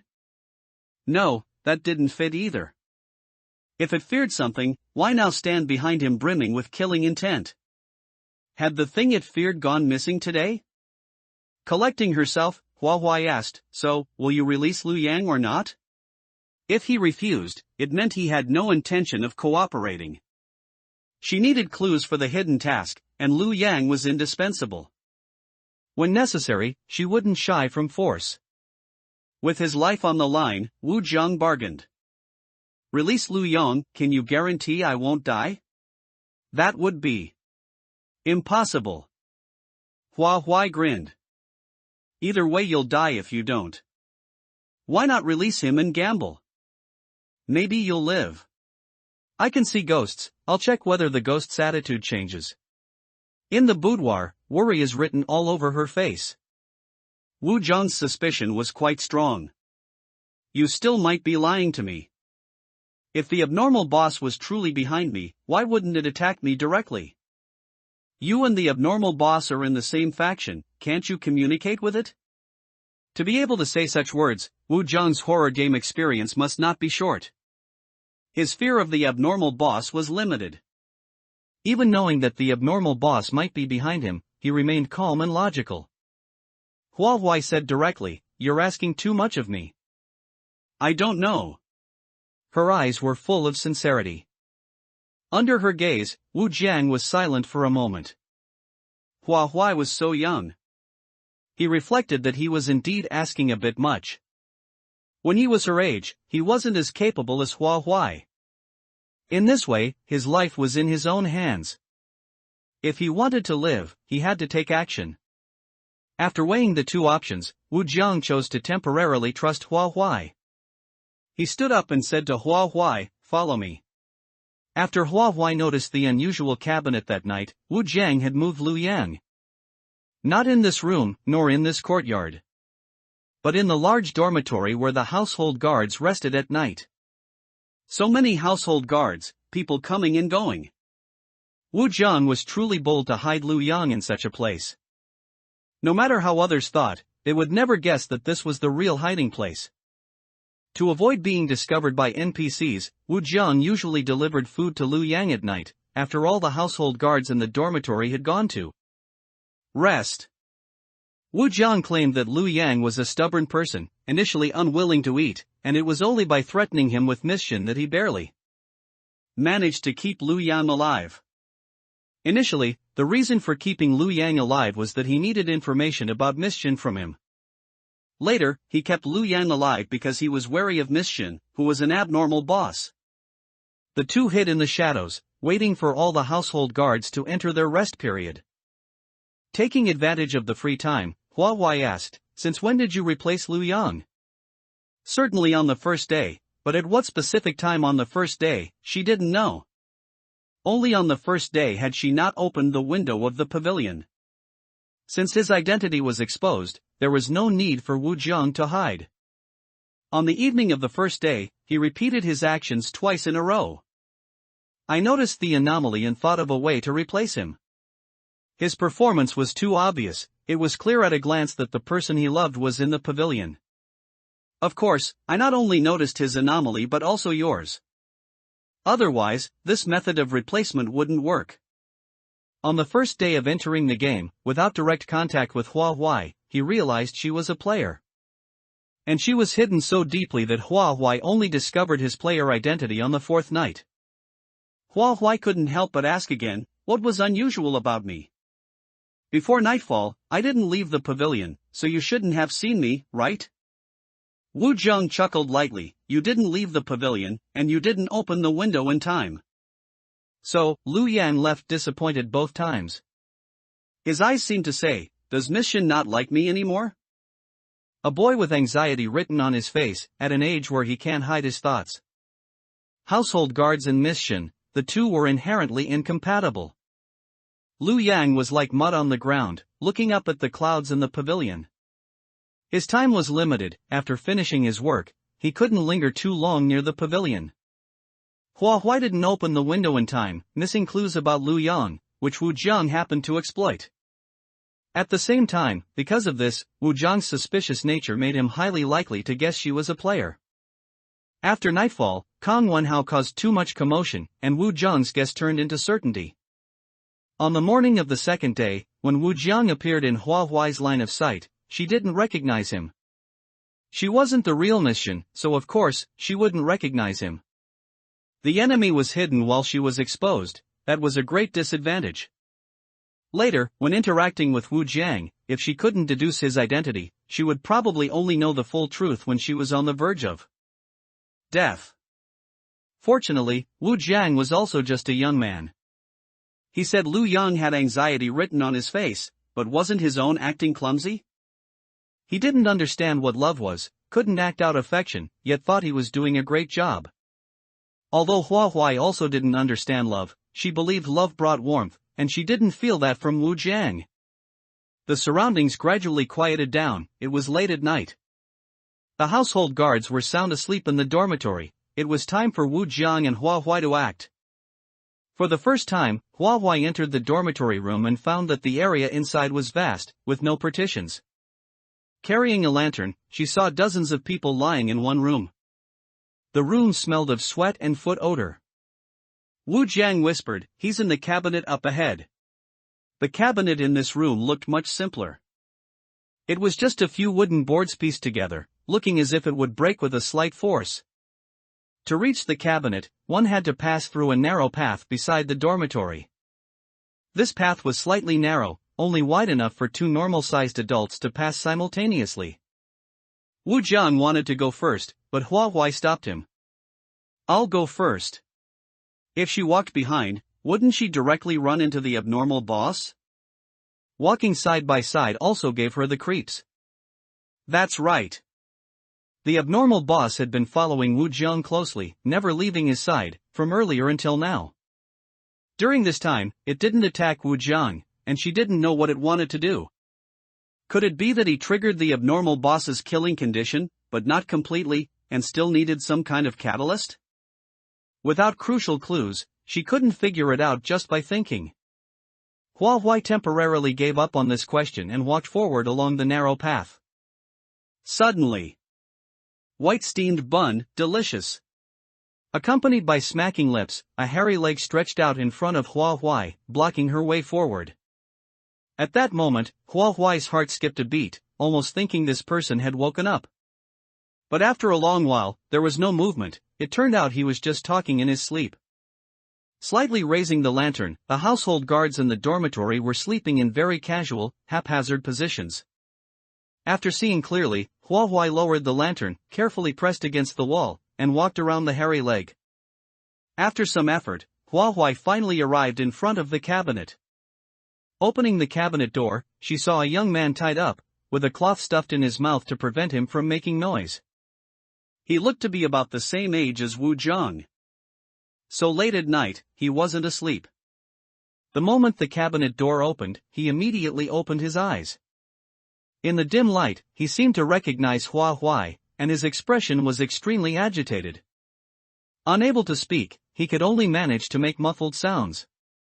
Hua Huai didn't directly remove the cloth from his mouth, instead softly telling him, "Don't speak. I'll take you away. If you agree, nod your head." In dangerous situations, encountering strangers usually calls for vigilance.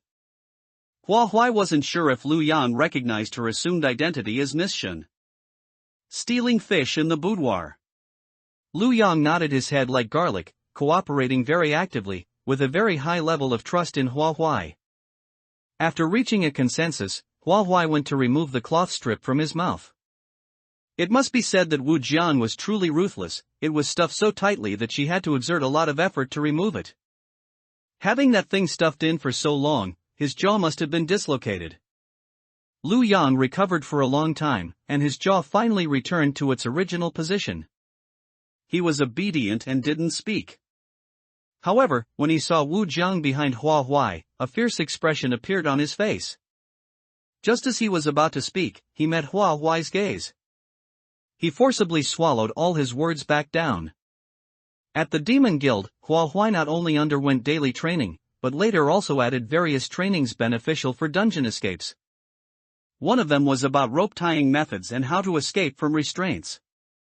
She could use Zhao Ling's corrosion ability, but she didn't want to rely on such a special ability. Only by truly becoming stronger herself could she handle various situations in the dungeon. She wouldn't be helpless and stand there waiting to die when the dungeon imposed restrictions. Now, she could try the skills she learned outside the dungeon. It was a complex knot. Hua Huai spent some effort and successfully untied the rope.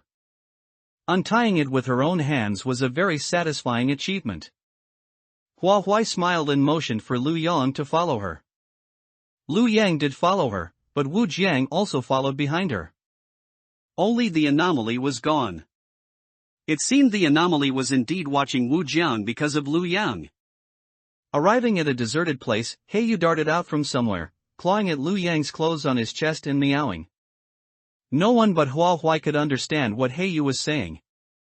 It whimpered, tears streaming, "This is great, Lu Yang, you're still alive. That big bad guy, treating you like this, and me like this, he deserves to be struck by lightning. The stupid young lady is somewhat useful, but not much. How could this cat mock people to their face?" Hua Huai stood on tiptoe to reach the back of the cat's neck on Lu Yang's chest, lifting it and saying, "I think you're the stupid Heiyu." Lu Yang looked at her nervously, "Young lady, it will be uncomfortable like that. Of course, I don't mean to criticize you. I mean, if possible, could you change its posture to something more comfortable?" They truly were family. Lu Yang was so concerned about a black cat. Heiyu meowed again upon hearing this. "Stupid young lady, did you hear that? I'll be uncomfortable. Lu Yang understands me best. Save me, Lu Yang, she's harming the cat close to you. At a time like this, the cat is more important, right?" Considering Heiyu had injuries, Hua Huai did not continue to hold it up. She put Heiyu back on Lu Yang's chest, and Wu Jiang asked, "Has the anomaly's attitude changed?" Hua Huai looked up at him. It's gone. In Wu Zhang's conjecture, the anomaly's killing intent towards him was related to his identity being exposed. Releasing Lu Yang, yet the anomaly left, there must be a connection between the two. Wu Zhang slowly said, since you say you're not my enemy, how about we cooperate? The anomaly and Hua Huai were in the same faction. To survive, even temporary cooperation with her wouldn't be a bad thing. From Wu Zhang's performance, his horror game experience was not shallow, he was good at thinking, and knew how to seize opportunities. If he genuinely wanted to cooperate with her, it would naturally be excellent. But she still had to test him, she was afraid she wouldn't be Wu Zhang's match. Suddenly, without any logic, Hua Huai said, let's go to the kitchen together, I want to steal fish. Lu Yang didn't understand their conversation. When Wu Zhang made a sound, he stared intently, gritting his teeth. He couldn't help but remind Hua Huai, young lady, he's a bad person. Although I don't know what he wants to cooperate with you on, I'm afraid he might harm you. Lu Yang didn't understand, and neither did He Yu. It picked up on Lu Yang's words. I warned the stupid young lady a long time ago, but she didn't take it to heart at all. But, why steal fish? Immediately, He Yu's eyes lit up, and it turned to look at Hua Huai, are you stealing fish for me to eat? Wu Zhang didn't take Lu Yang's words to heart. Even an important NPC in the dungeon couldn't possibly understand the communication between players. In his eyes, NPCs were not humans, merely strings of data. Their behavioral logic could only align with the story unfolding in the dungeon, they lacked the ability to transcend levels. In other words, they didn't have the sense of being a living person from the real world. Wu Zhang's identity was very well hidden.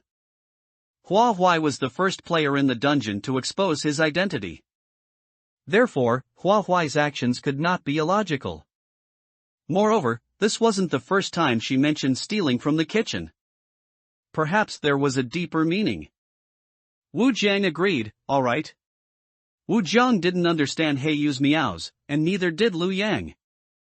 Unaware of their purpose, they blindly followed Hua Huai in the direction of the kitchen. At this hour, most people were asleep, except for the household guards on patrol. The kitchen door was locked.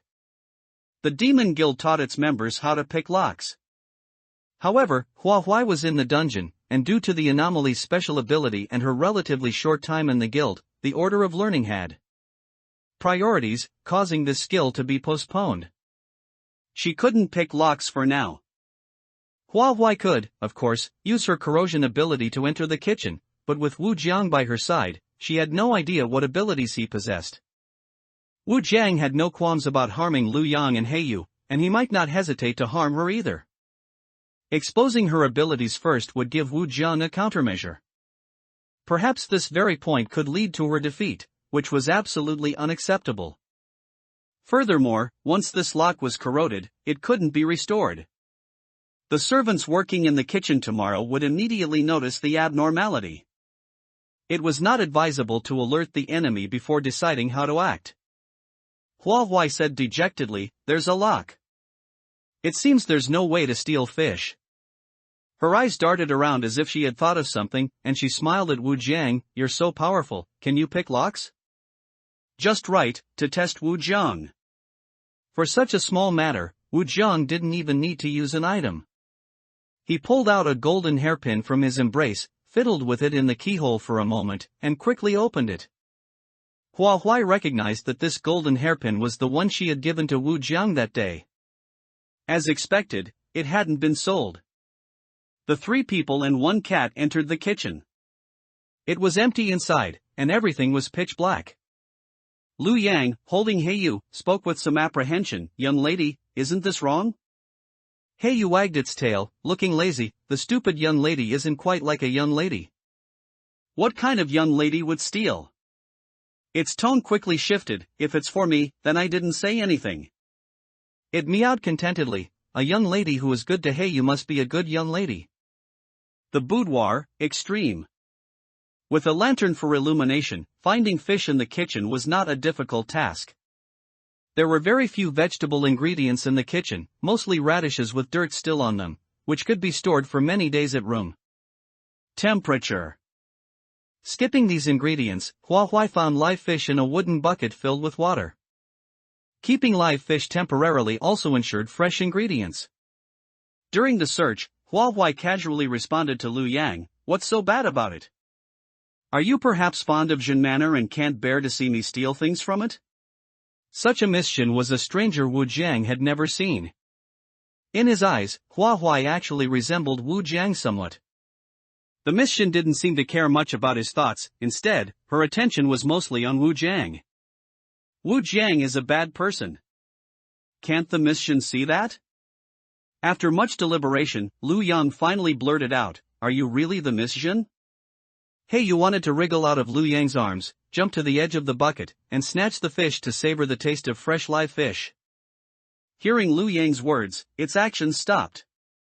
For some reason, it vaguely felt that Hua Huai was not the real mission.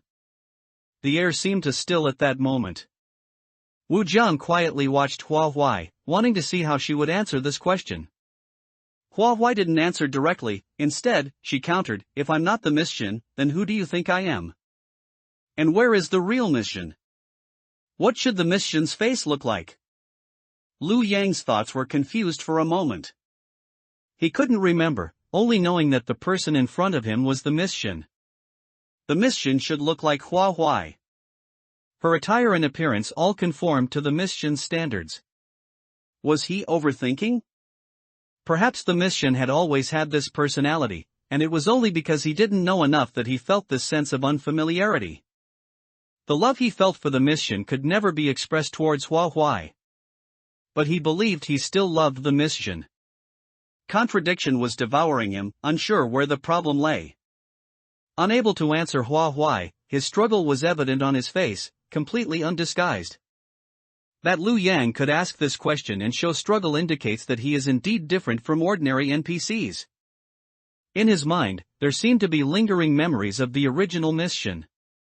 Could it be that the hidden task was to awaken Liu Yang, find the real mission, and have them leave Jin Manor together, living happily ever after? Soon, Hua Huai overturned this guess. Liu Yang seemed to be a person, but the mission was a spirit. A person and a spirit, separated by yin and yang, how could they live happily ever after?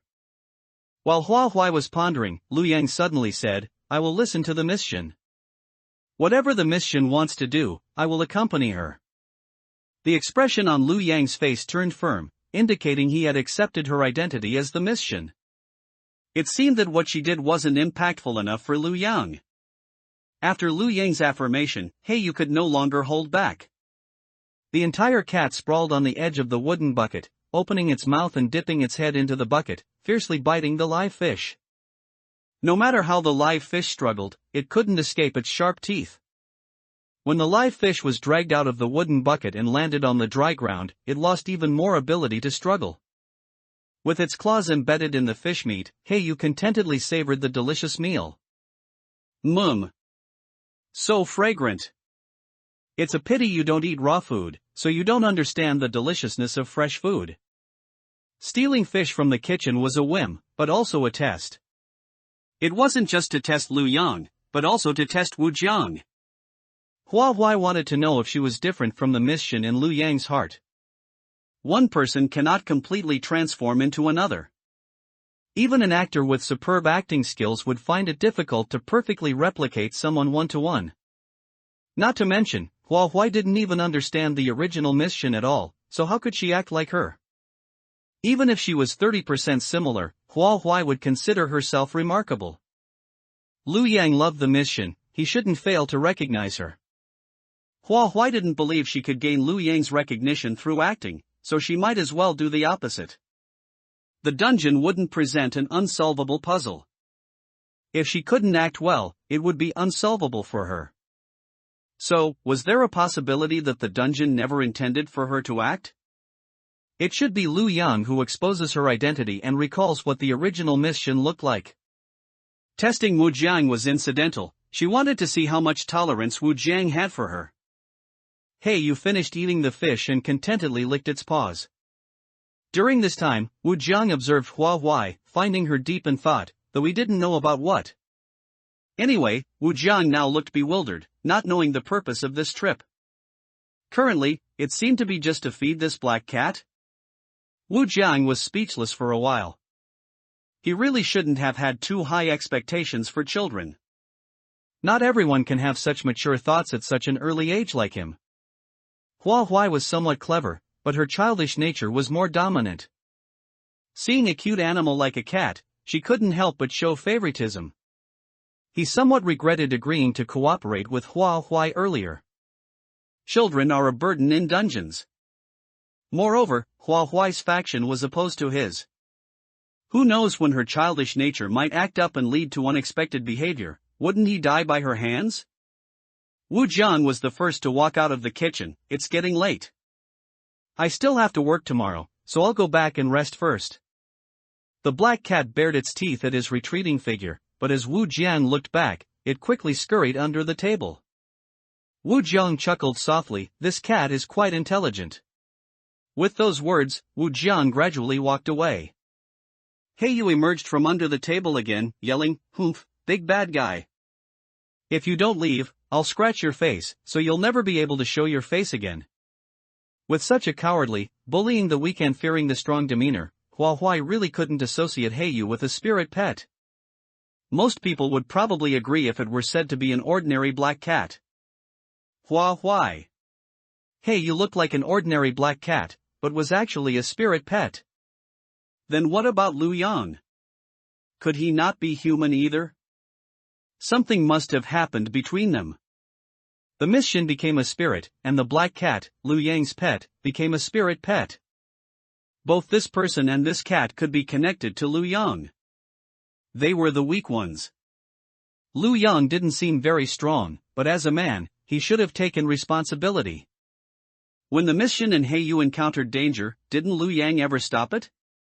Hua Huai once read in a book about criminal investigation that the Mission died by hanging.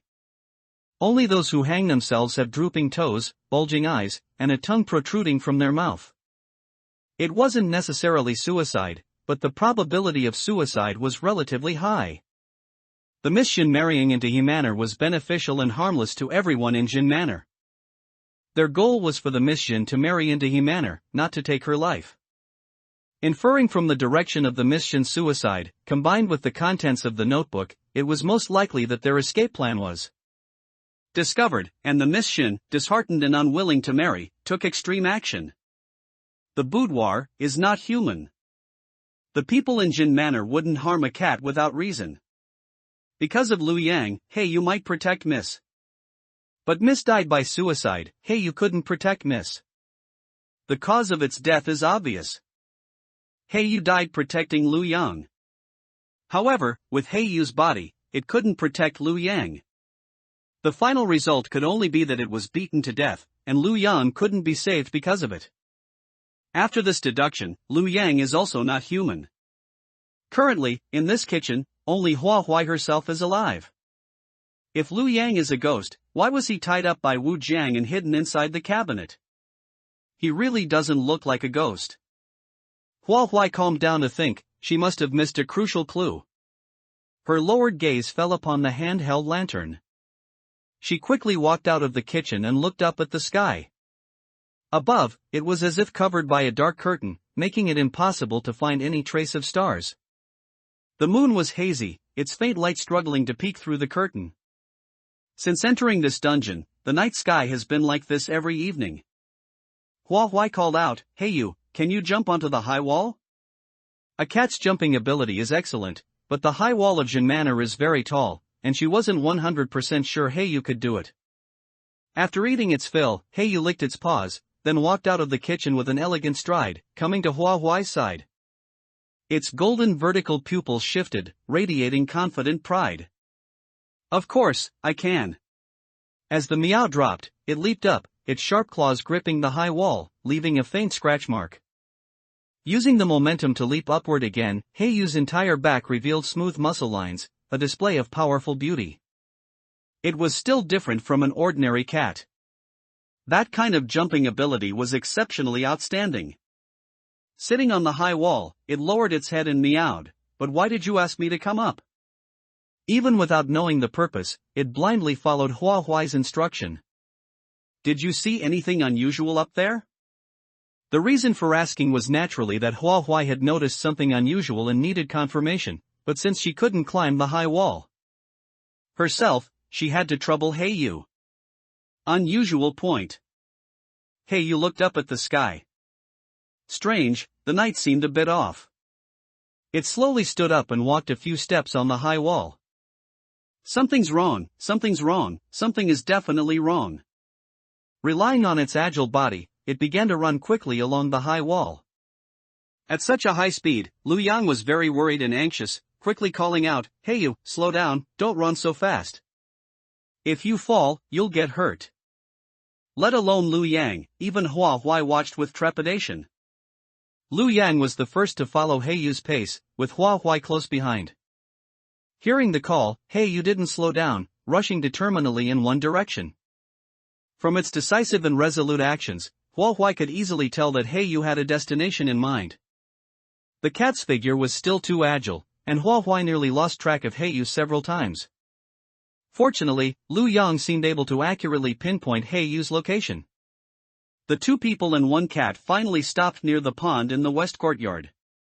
Heiyu stared intently at the pond, as if searching for something within it. Hua Huai felt that this kind of gaze was familiar.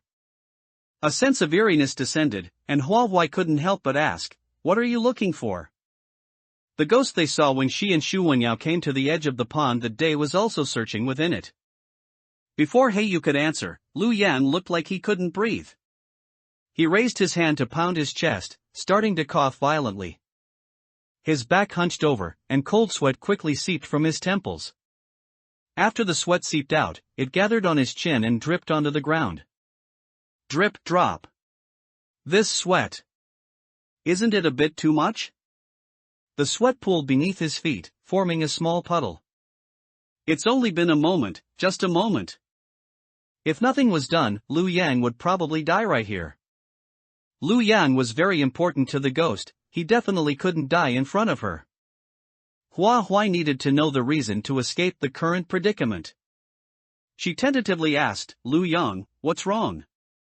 Lu Yang replied with difficulty, "I suddenly can't breathe. I also don't know why. It feels like something is blocking my chest, making it impossible for me to breathe. It's water." As he finished speaking, Lu Yang opened his mouth and spat out a large mouthful of water.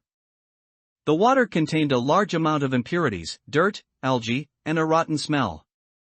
Even after spitting out so much, it still couldn't alleviate his strange condition. He looked at the stuff he had spat onto the ground, his eyes revealing disbelief. What is this? I didn't drink this much water. Not to mention, there were so many impurities inside.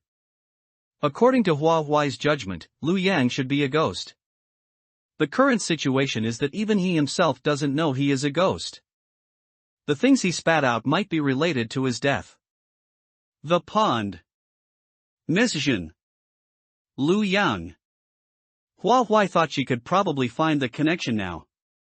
She said to Lu Yang, "Can you turn around?" Although he didn't understand why, Lu Yang listened to her and obediently turned around. As his orientation changed, the feeling of suffocation miraculously disappeared. He said blankly, "What happened to me? Why am I suddenly fine?" Heiyu sat on the high wall, flicking its long tail, staring thoughtfully at the pond.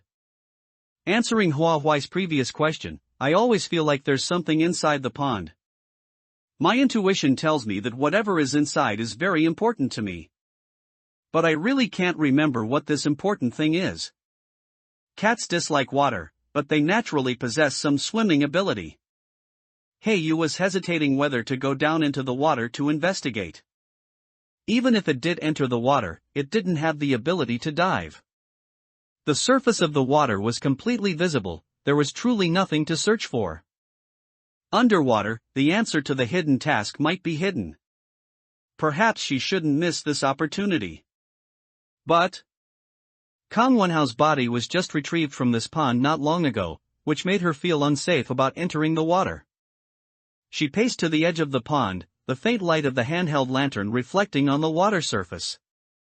The water surface was perfectly still, very calm.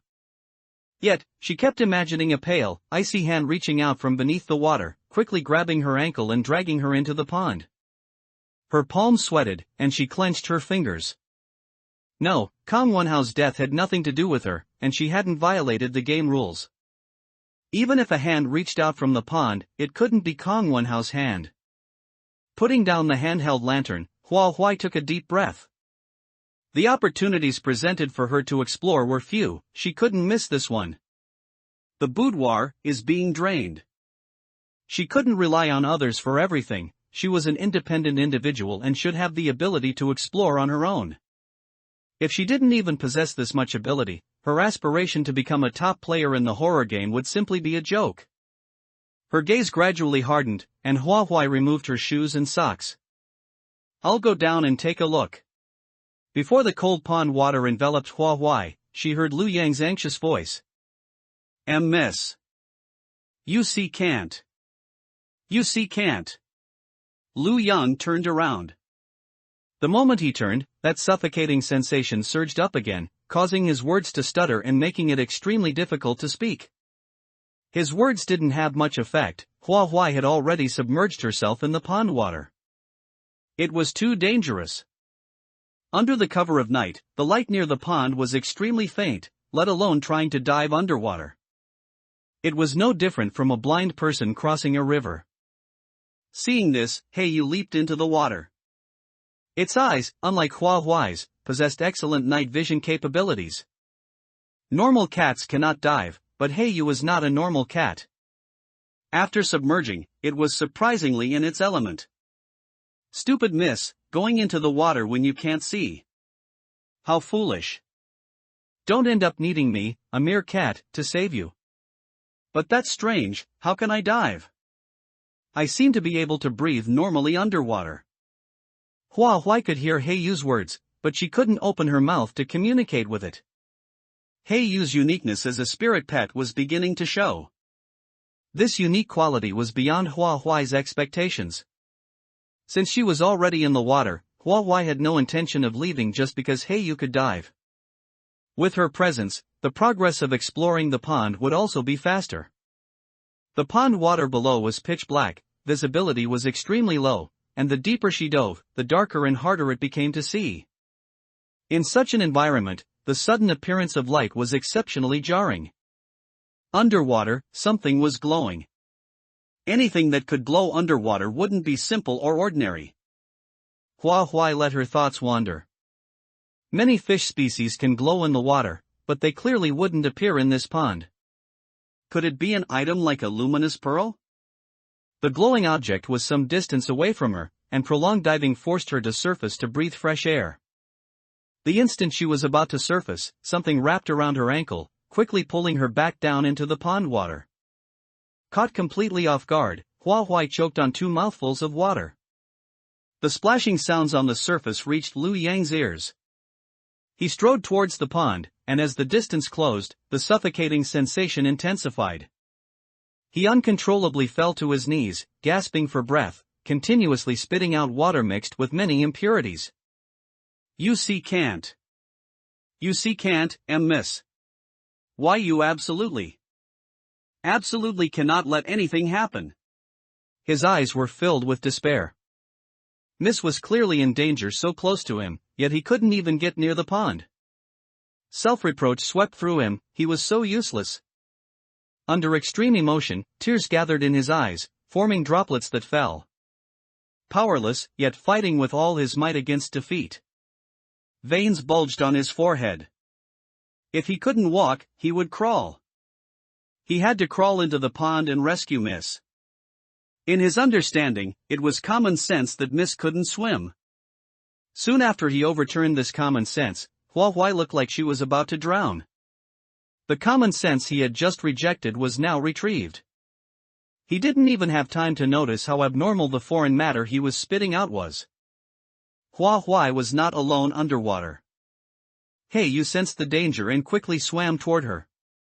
The thing wrapped around Hua Huai's ankle was thin and dense, entirely black, extending up from the bottom of the water. The ends that weren't pulling floated in the water, seemingly lunging and clawing. It looked like some kind of algae, but even more like a woman's hair. I truly have a jinxed mouth. Something really did happen. Heiyu bared its teeth, exposing sharp claws at the tips of its paws, attempting to swim forward and sever the hair.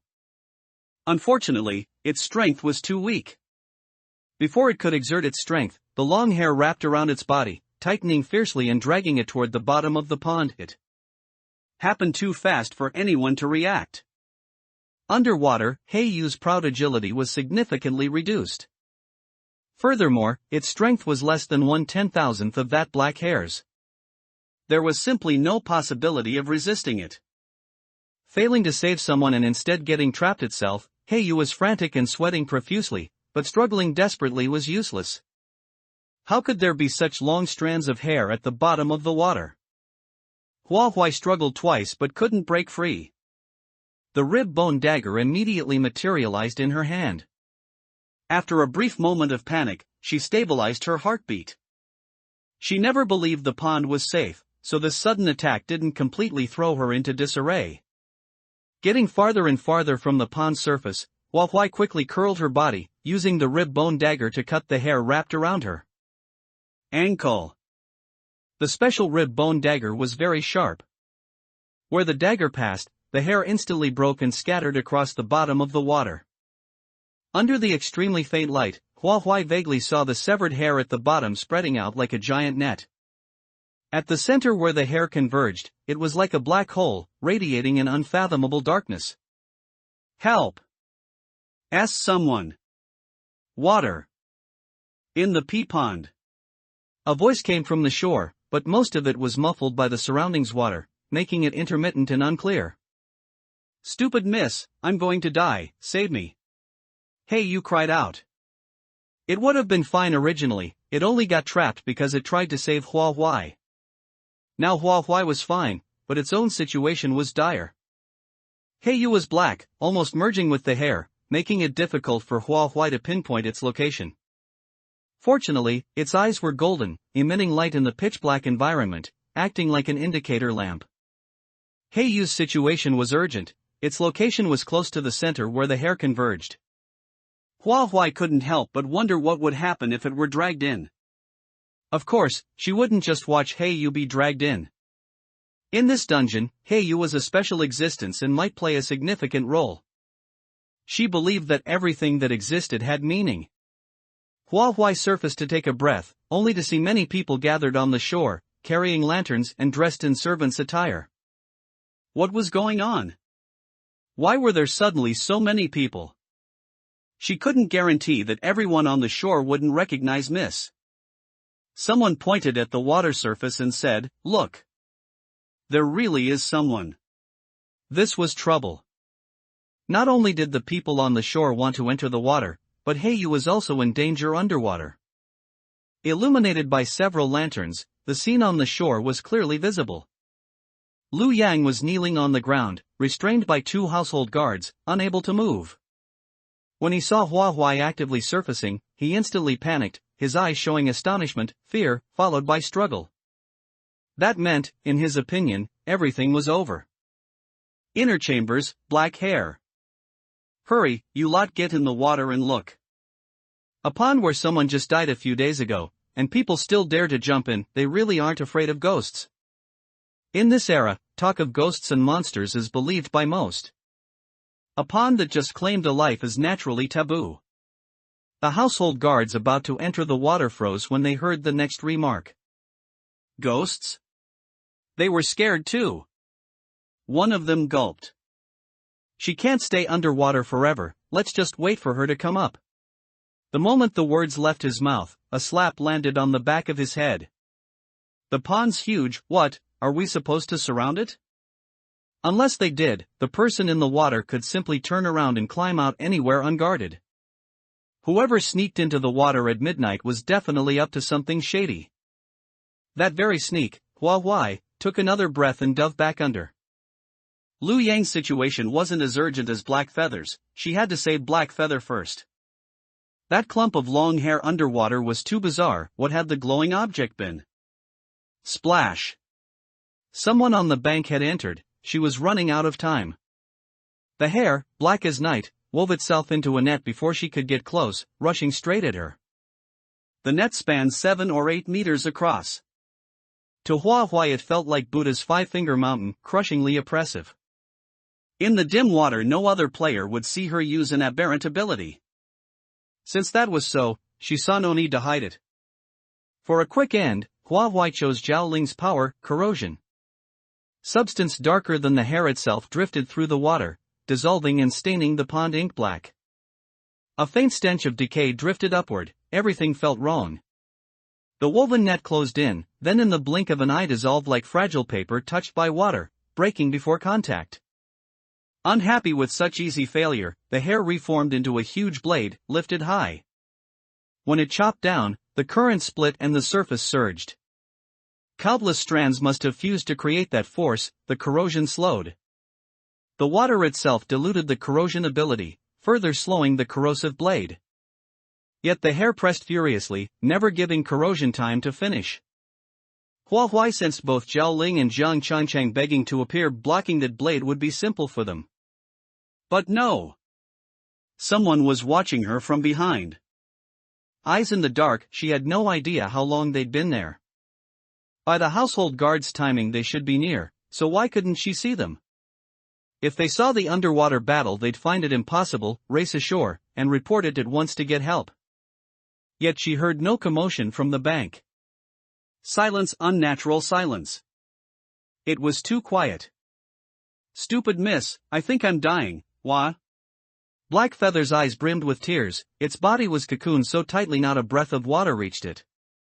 Worse, the black hair kept winding arms, legs, then mouth, ears, nose. And finally its eyes. Once its eyes were wrapped, Hua's human vision would never locate it. The hairblade loomed. Hua refused Zhao Ling and Zhang Changchang's pleas to appear. Not yet. She could sense the hair's terror level wasn't that high. Compared to common spirits in the evil spirit tower, it was about level D. As this dungeon's boss, Miss Shin was surely a level B aberration, and since she hadn't died by drowning, her hair showing up underwater made no sense. After piecing it together, Hua concluded the submerged hair couldn't belong to Miss Shin. A single strike from a level D spirit, she believed she could take it. She raised the rib bone dagger, corrosion climbed the blade, sapping the hairblade's strength before they even met. Even weakened, surely some impact should remain. It felt like soft hands settling on her shoulders, a gentle female voice whispering in her ear. Do you think the hairpin Yang gave me is pretty? The speaker was colder than the pond itself. The real mission had arrived. The underwater hair quailed, writhing in panic before folding its claws away. The black hair shrank into a tight ball and rolled off, dragging Black Feather in circles. Once miniaturized, Hua could vaguely see it was only hair. No head, no face, no body. It hadn't rolled far before a monster blocked its path. Apparently of higher rank, it made the hair reverse direction at once. The monster stepped on the link between hair and Black Feather. The ball halted, struggled, then abandoned Black Feather and fled alone. Run! Run for your life! But escape was impossible. Why was the monster so fast? Because it had an extra leg and arm. With all 4 limbs on the ground it had 6 legs. No wonder it could run so fast. The monster toyed with the hair until bored, then grabbed and stuffed it into its mouth, snapping thousands of strands with one bite. Hua's heart shuddered, monster and Miss Shin appearing together. Did that mean the notebook's description of a little pet referred to this monster? The monster had devoured 4 players, bones and all. Cold dread spread, she forced herself to look away. Thankfully, Black Feather was safe. As Liu Yang's pet, its rescue by Miss Shin didn't surprise her. What stunned her was the monster's appearance. Underwater she couldn't answer Miss Shin's question. Miss Shin found a solution. If you think it's pretty, nod. If not, shake your head. The wooden hairpin lay in Miss Shin's hand.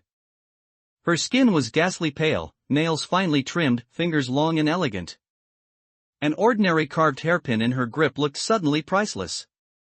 It was the wooden hairpin Liu Yang had carved. Hua Huai had kept it on her person, she was certain she hadn't dropped it.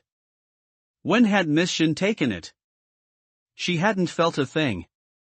No, something was off. The hairpin had been underwater moments ago. It had glowed, luring her down. Was it guiding her toward something?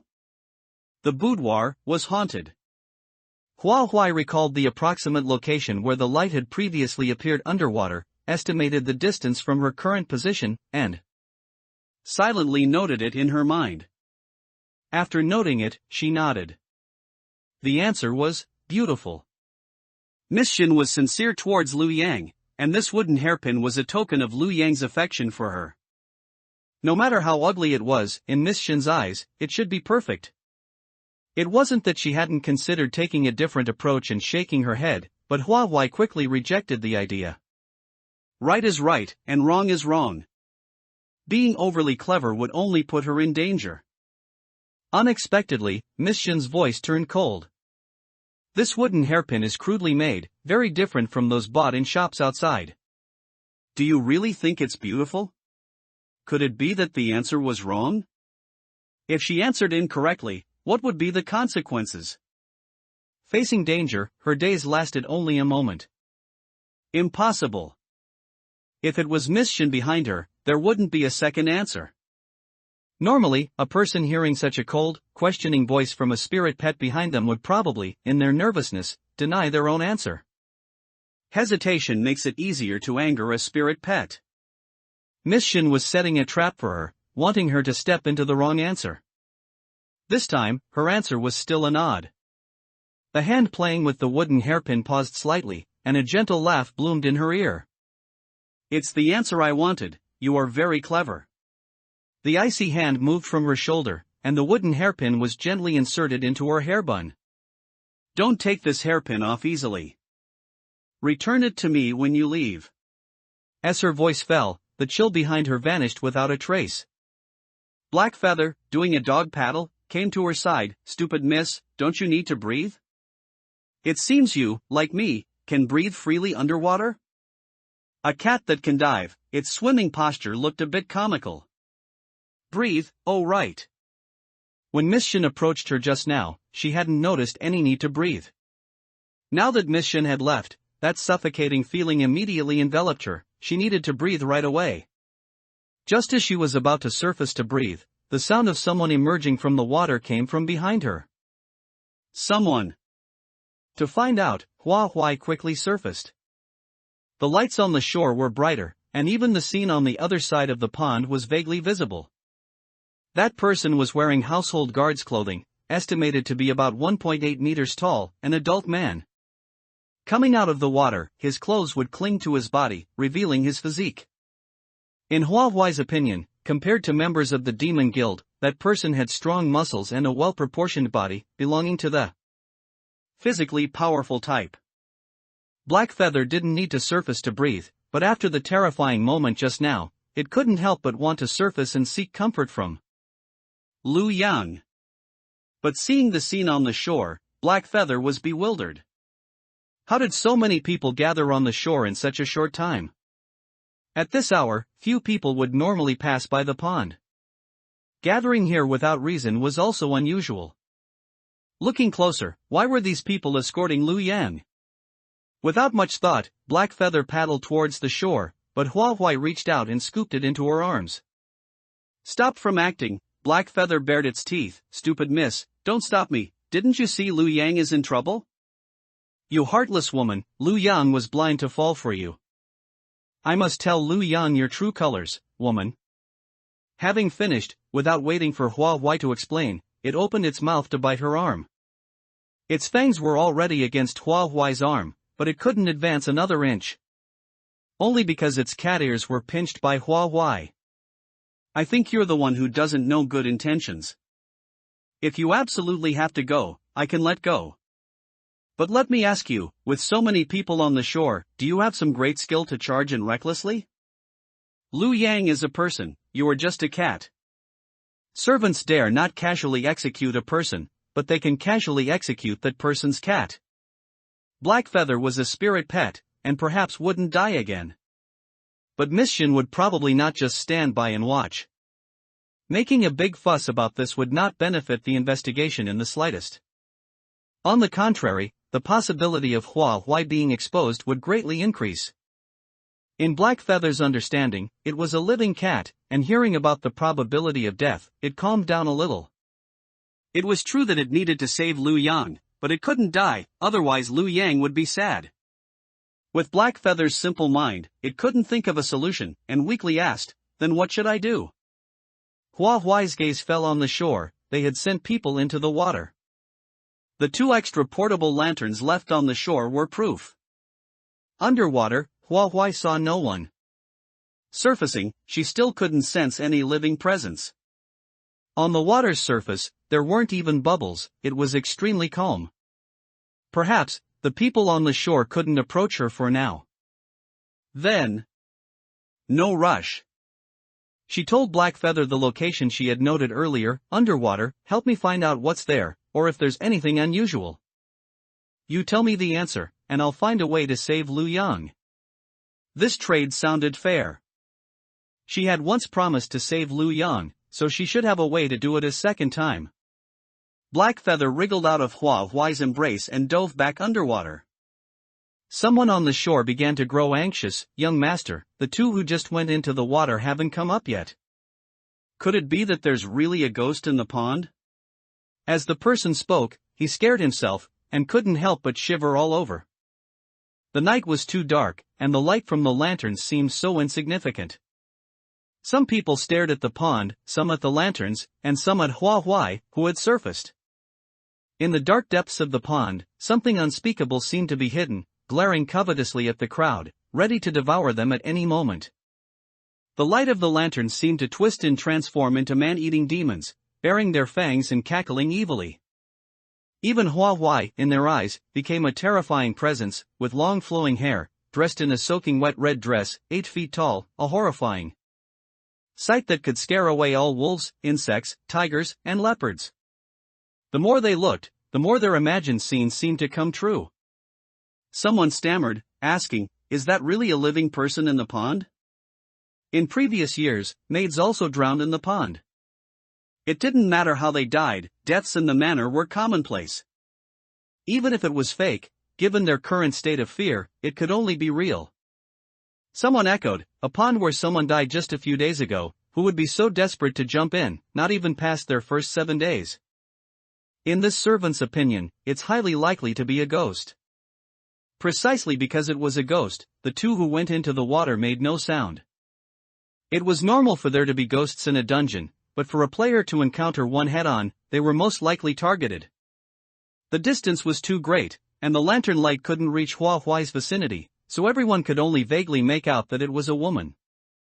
Qiu Liangjun rushed over upon hearing the news, thinking he could obtain some special clues. But now these people were telling him that he had encountered a ghost? The frame of a boudoir. Even if that were the case, he hadn't even reacted yet, so why were these people trembling so much? The household guards and maid are just NPCs, not real living people. Their lives are worthless. Since the game gave him the identity of a young master, he naturally had to make good use of it. Qiu Liangjun raised his leg and kicked the one who was trembling the most exaggeratedly, saying disdainfully, "Send 2 more people down. I don't believe there's a ghost in the water." To alleviate their fear, Qiu Liangjun said, somewhat kindly, "I'm telling you, there are no ghosts in this world.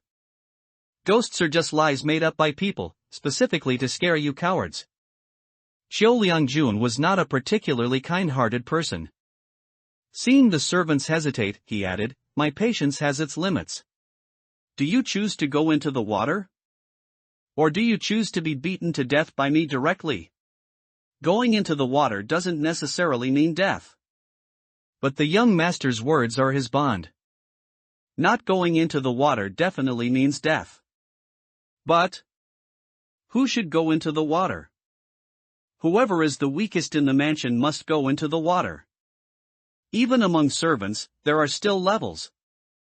Those who were neither high-ranking servants nor had friends or any connections in the mansion were forced to rush to the front at this moment. The moment they entered the water, long black hair wrapped around their bodies like algae, urgently tightening and constricting. Crimson blood quickly seeped out, spreading across the surface of the water. The thick scent of blood wafted into everyone's nostrils. Most people stood frozen, their minds crashing. They had never seen such a sight before. What kind of monster was that, capable of taking a life in such a short amount of time? Damn it, his crotch felt cold. Ah! Someone, nobody knew who, let out a piercing scream. Immediately afterward, the crowd scattered, each fleeing for their lives. What young master? What hierarchy and rules? At this moment, all of that ceased to exist. If they didn't run, they would all die. Compared to these NPCs, Xiao Liangjun appeared overly calm. Perhaps as a player, he indeed had the capital to be calm. His gaze remained fixed on Hua Huai. Hua Huai knew that Xiao Liangjun hadn't recognized her identity. The two of them had never met before. The black hair in the pond seemed to have its range of activity restricted. It tried its best to extend out of the pond, but as soon as it reached the shore, it withered like a flower and immediately drooped. The monster that followed climbed onto the black hair, opening its mouth to tear and bite, severing all the spreading black hair. During this process, the monster surfaced, its three eyes darting around before fixing on Xiao Liangjun. From Xiao Liangjun's perspective, the monster looked at him with a covetous gaze. From its slightly open mouth, an unknown liquid trickled out, appearing viscous and translucent. The information conveyed was self-evident. This monster wanted to eat him. Before he could react, the black hair retracted downwards, pulling the monster with it beneath the water. The blood on the surface of the water vanished, and the scent of blood in the air was almost gone. The bodies. The bodies were gone. Xiao Liangjun couldn't tell whether the bodies had fallen into the monster's belly or been completely devoured by the black hair. There was more than one entity in this pond. As expected of a B-rank dungeon, Xiao Liangjun couldn't bring himself to smile and instinctively took a step back. Hua Huai remained in place. Being able to coexist harmoniously with two entities, in Xiao Liangjun's eyes, she was also determined to be not human. So, there were three entities in the pond. No matter how many items he had, he couldn't withstand this kind of abuse. In this situation, if he had any sense, he would have to withdraw immediately. He wanted to leave, but his legs wouldn't move. It turned out that Lu Yang was hugging his thigh, his entire body weight pressing down on his leg. Young master, you can't just leave. He couldn't catch his breath. Where did that strange suffocating feeling come from? His words were unclear, stuttering, extremely difficult. Xiao Liangjun found it hard to listen, and he had no time or patience to do so. He tried forcefully to pry Lu Yang's hands off, struggling to pull his thigh away. Lu Yang was quite strong, but Xiao Liangjun was no pushover either. Seeing that Xiao Liangjun was about to escape from his grasp, he promptly recalled Hua Huai's instructions to him, quickly turned his back to the pond, and only then spoke fluently. Young master, it's too dangerous in the pond. Your cousin. Shut up. The commotion here was considerable. Xiang Lu, as a player, would engage in night activities and rushed over as soon as she heard the noise. She happened to witness the heart-stopping scene in the center of the pond. She had seen the person who was speaking. He was the one Wu Jiang had tied up. After Hua Huai provided the clue about Wu Zhang's identity, Xiang Lu used her astonishing amount of game experience to deduce Lu Yang's identity. She knew that at this moment, Lu Yang would surely want to reveal Hua Huai's identity. In Lu Yang's eyes, Hua Huai was in danger. To resolve this danger, he wouldn't hesitate to seek help from Xiao Liangjun, who held a high position in the mansion. Thinking carefully, the scene that just happened in the pond was not a normal force. Xiao Liangjun's identity as young master indeed gave him power and influence in the mansion, but no matter how powerful and influential he was, he couldn't contend with abnormal forces. Lu Yang had truly been a servant for too long, subconsciously believing that someone as powerful as Cho Leong-jun could face any difficulty. In reality, it couldn't withstand close scrutiny, and under Xiang Lu's angry shout, his mind finally cleared a bit. What to do? What to do? Miss is in danger, but he can't get close to the pond. At this moment, Heiyu surfaced, swam to Hua Huai's side, and said with uncertainty, "At the location you told me, there's a human skeleton. Ropes are wrapped around the skeleton, and the ropes are connected to a huge rock at the other end. This skeleton must have been in the water for a long time, almost merging with the mud and sand at the bottom." Hua Huai had a vague guess in her heart and casually asked, "Is it a man's skeleton or a woman's skeleton?" Heiyu shook his head frantically at this. "It's my first time seeing a human skeleton. Being able to tell it's human is already quite good for me. As for distinguishing whether the skeleton is male or female, I'm powerless." Hua Huai needed to enter the horror game world, so she naturally supplemented her knowledge on related topics. Distinguishing human skeletons like this was one of her compulsory courses. "I can't see clearly underwater. Take me over to feel it. Different genders mean different skeleton sizes, weights, pelvic shapes, smoothness, and so on." Facing Hua Huai's request, Heiyu instinctively looked towards the shore. Originally, the shore was full of people, but now only 3 remained. Lu Yang didn't seem to be coerced by anyone and was quite safe. "Stupid miss, I didn't expect you to be so efficient.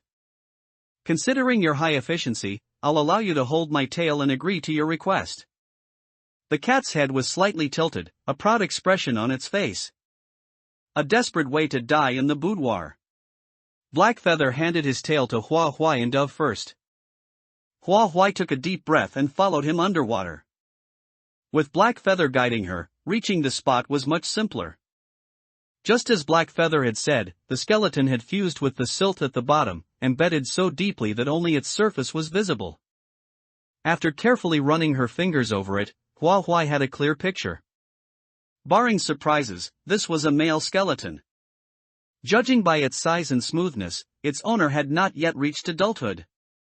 Outside the dungeon, Hua Huai had only theoretical knowledge. Touching a human skeleton for the first time felt surreal. Knowledge kept flooding her mind, turning hands-on experience into lasting impressions. On the other side of the pond, the monster and the black hare were still fighting back and forth. Clearly, the black hare was no match for the monster, yet the monster wasn't in a hurry to finish it off, gnawing away bit by bit to fill it with despair. The black hare's eerie aura grew weaker and weaker. Finally, when the monster found it boring, it opened its mouth wide and swallowed the black hare in one gulp. Burp. The monster seemed full, it gave a satisfied belch, bubbles rose to the surface and burst. Then, the monster vanished in a twisted posture. The pond became completely still. There were no other clues underwater, this skeleton was special enough. Hua Huai and Blackfeather swam back to shore, the 3 people there had not left. The puddle of water Lu Yang had vomited, along with the residue inside, was clearly visible. Earlier, Hua Huai had guessed Lu Yang wasn't human. When he spat those things out, she had started to suspect he'd drowned. But she hadn't imagined he might have been tied to a rock and held underwater until he drowned. He had the instinct to survive, yet nowhere to struggle. The rock was huge, like a small hill, far heavier than him. What a desperate way to die. Zhou Liangjuan's gaze was fixed on Lu Yang, he could see him too. The players all seemed able to see Lu Yang. Why could the players see Lu Yang but not Miss Shen, even though both were apparitions? Lu Yang didn't even realize he was dead. Didn't he find what he was vomiting abnormal? Hua Huai stepped ashore. Zhou Liangjun watched her warily, noticing her normal face and maid attire. She only looked very young. The only thing setting her apart from the other maids was the plain wooden hairpin in her hair. A maid was still a maid of Jin manner. When outside, one must look presentable. That hairpin was crudely made, no shop could ever sell such a thing. He tentatively concluded Hua Huai was no apparition. He asked her, "Which courtyard are you from, sneaking into the pond so late?" It was natural for a servant in the manor to recognize her. But the servants had scattered, and as a player, Qiu Liangjun had no memory of his current identity. Sure enough, he didn't recognize her. Hiding a smile, Hua Huai widened her clear eyes and said, "This servant is from the main courtyard. This cat fell into the water, and I had to save it." In her arms lay a black cat with golden vertical eyes staring straight at Qiu Liangjun. This cat feared no one at all. Jumping into the water at midnight for a cat? Didn't she know? Qiu Liangjun opened his mouth. Cats can swim, didn't you know? The implication, the cat had never needed saving. To his surprise, Hua Huai looked shocked. Really? I didn't know. Women of this era had little access to knowledge, and she was young and inexperienced, so it sounded believable. To strengthen the story, she added, "Young master, this is a stray. A few days ago I saw it chase down the street just for a scrap of food on the ground." Hua Huai deliberately exposed the scars on Black Feather. "I couldn't bear to see it suffer, so I brought it into the manor." Her words conveyed one clear message. She had kept the cat only a few days, not knowing cats could swim was natural. The scars on Black Feather were real, matching her story, so Qiu Liangjun couldn't find a flaw for the moment. Still, many things about her puzzled him. He asked, "Didn't you see the huge disturbance in the pond just now?" A normal person would have panicked and fled like the other servants. Yet her expression was too calm. For a moment Qiu Liangjun felt she wasn't an NPC but a seasoned player. Even if the dim light hid the scene, she should have heard something odd. Hua Huai pretended to think, then showed a look of sudden understanding. "Does young master mean the big fish in the pond? My cat jumped in after that big fish. That fish must be huge to cause such a stir and alarm you, young master." Xiang Lu, listening nearby, couldn't help curling her lips. Hua Huai's skill at talking nonsense had improved. Lu Yang, sitting on the ground, also realized she was lying, but as she was Miss Shin, he didn't expose her. Black Feather, certain no one could understand him, meowed, "Silly miss, I didn't know you could lie so well. If I had to spout such nonsense, I'd need a whole day to think it up." Qiu Liangjun's face twitched. What kind of answer was that? Those strands of hair had killed 2 men in the blink of an eye. Did she really not see it? He asked again, "Didn't you smell the blood?" Hua Huai sniffed hard. "Not now, but I did earlier." Suddenly she beamed with pride. "My cat is amazing, he actually bit that huge fish." Then she added, "The wound must be small, or I'd still be able to smell it." Black Feather's eyes bulged in shock. "You can smooth that over?" "I'm impressed, meow." Qiu Liangjun finally understood, this maid must be missing a screw in her head. He had meant to ask about the wooden hairpin, but after her answers he saw only darkness. Forget it, let the world end. He gave a cold laugh. Looks like this trip was a waste. With this time I might as well search Shen Manor and see what defenses need setting. All ladders in the manor had already been cleared on his orders. To be safe, he would inspect them personally. Still, something felt off to him. Xiang Lu had hurriedly cut Lu Yang off, and the servant's attitude toward him. This Lu Yang was probably no ordinary character. The pavilion in the boudoir, a dreamlike realm. With Xiang Lu present now, she would definitely obstruct him continuously, making a direct interrogation ineffective for Qiu Liangjun. It would be better to retreat to advance. He snorted coldly and walked away. Lu Yang spoke impatiently, opening his mouth only to spit out a mouthful of water. Ugh. Tears and sweat poured down simultaneously. What? Exactly is going on? Hey, you hurriedly jumped out of Hua Huai's arms, rushed to Lu Yang's side, and paced around anxiously. He had only been focused on the pond just now and hadn't noticed Lu Yang's abnormality. His cry was laced with a sob. "Lu Yang, don't die. Whoa, you're the only family I have. Pull yourself together. I'll call the idiot miss to find you a doctor." Hey, you rubbed his head against Lu Yang's arm, which was braced on the ground, looking tearful. Lu Yang felt He Yu's distress and slowly turned around, keeping his back to the pond. He was fine again. Had he developed a strange illness that prevented him from looking at the pond? He picked up Heiyu to comfort him. I'm fine, don't be sad. Miss is also fine, that's great.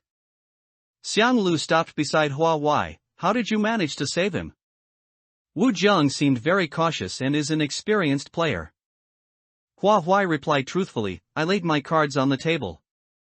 He already knows I'm a player. Lu Yan lost his value to him, and since the abnormal was targeting him, Wu Jiang likely had to let him go or Lu Yang would die. Xianglu's mind was quite sharp. In just 2 sentences, she inferred most of the cause and effect. Hua Wai hesitated slightly, actually. I have an idea. Xiang Lu looked down at her, what is it? Hua Wai met her gaze, her eyes firm. I suspect that the dungeon we are currently in is an illusionary realm. Xiang Lu had never considered this possibility and showed surprise, saying, why do you think that? Hua Wai looked up and pointed toward the sky. Since we entered the dungeon, hasn't the sky looked the same every night? It's uniformly dark and heavy, we can't see a single speck of starlight. The moon is always hazy, making it impossible to tell if it's a waxing crescent or a waning crescent. However, this evidence alone was insufficient to prove it was an illusionary realm. Xiang Lu asked, what if the sky just happens to look the same these past few days? That was a possibility, which is why the real reason Hua Wai believed it was an illusionary realm lay with Lu Yang and Heiyu. And the brightly lit lanterns hanging under the eaves.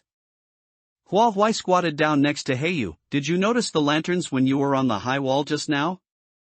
This was Hua Wai's true purpose for sending Heiyu onto the high wall, though she hadn't expected it to rush straight toward the pond. In the darkness of the night, light is very eye-catching. Even if Heiyu hadn't paid deliberate attention, he sensed something unusual. The lanterns under the eaves are very bright, like stars in the sky, and they are arranged very regularly.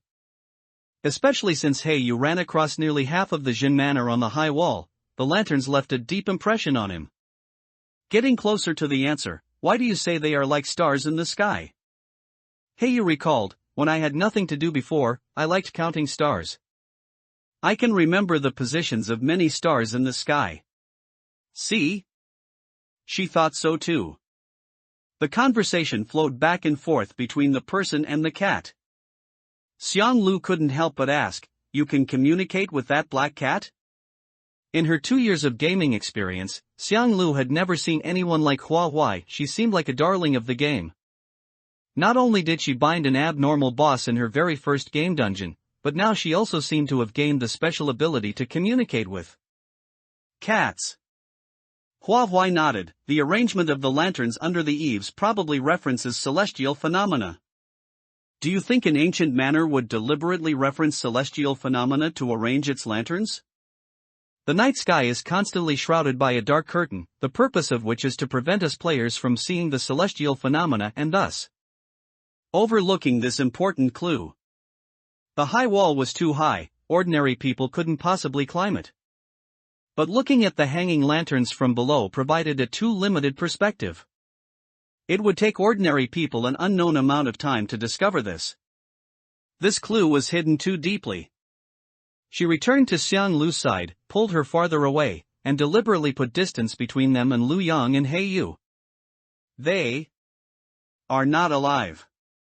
But they don't know it themselves. I discovered a male skeleton at the bottom of the pond. I speculate it belongs to Lu Yang. Hua Wai needed to complete the hidden task, and she didn't want to become mortal enemies with Xiang Lu and Shu Wanyao. They were not enemies, she didn't need to hide anything. Xiang Lu's gaze shifted slightly, her peripheral vision fixed on Lu Yang.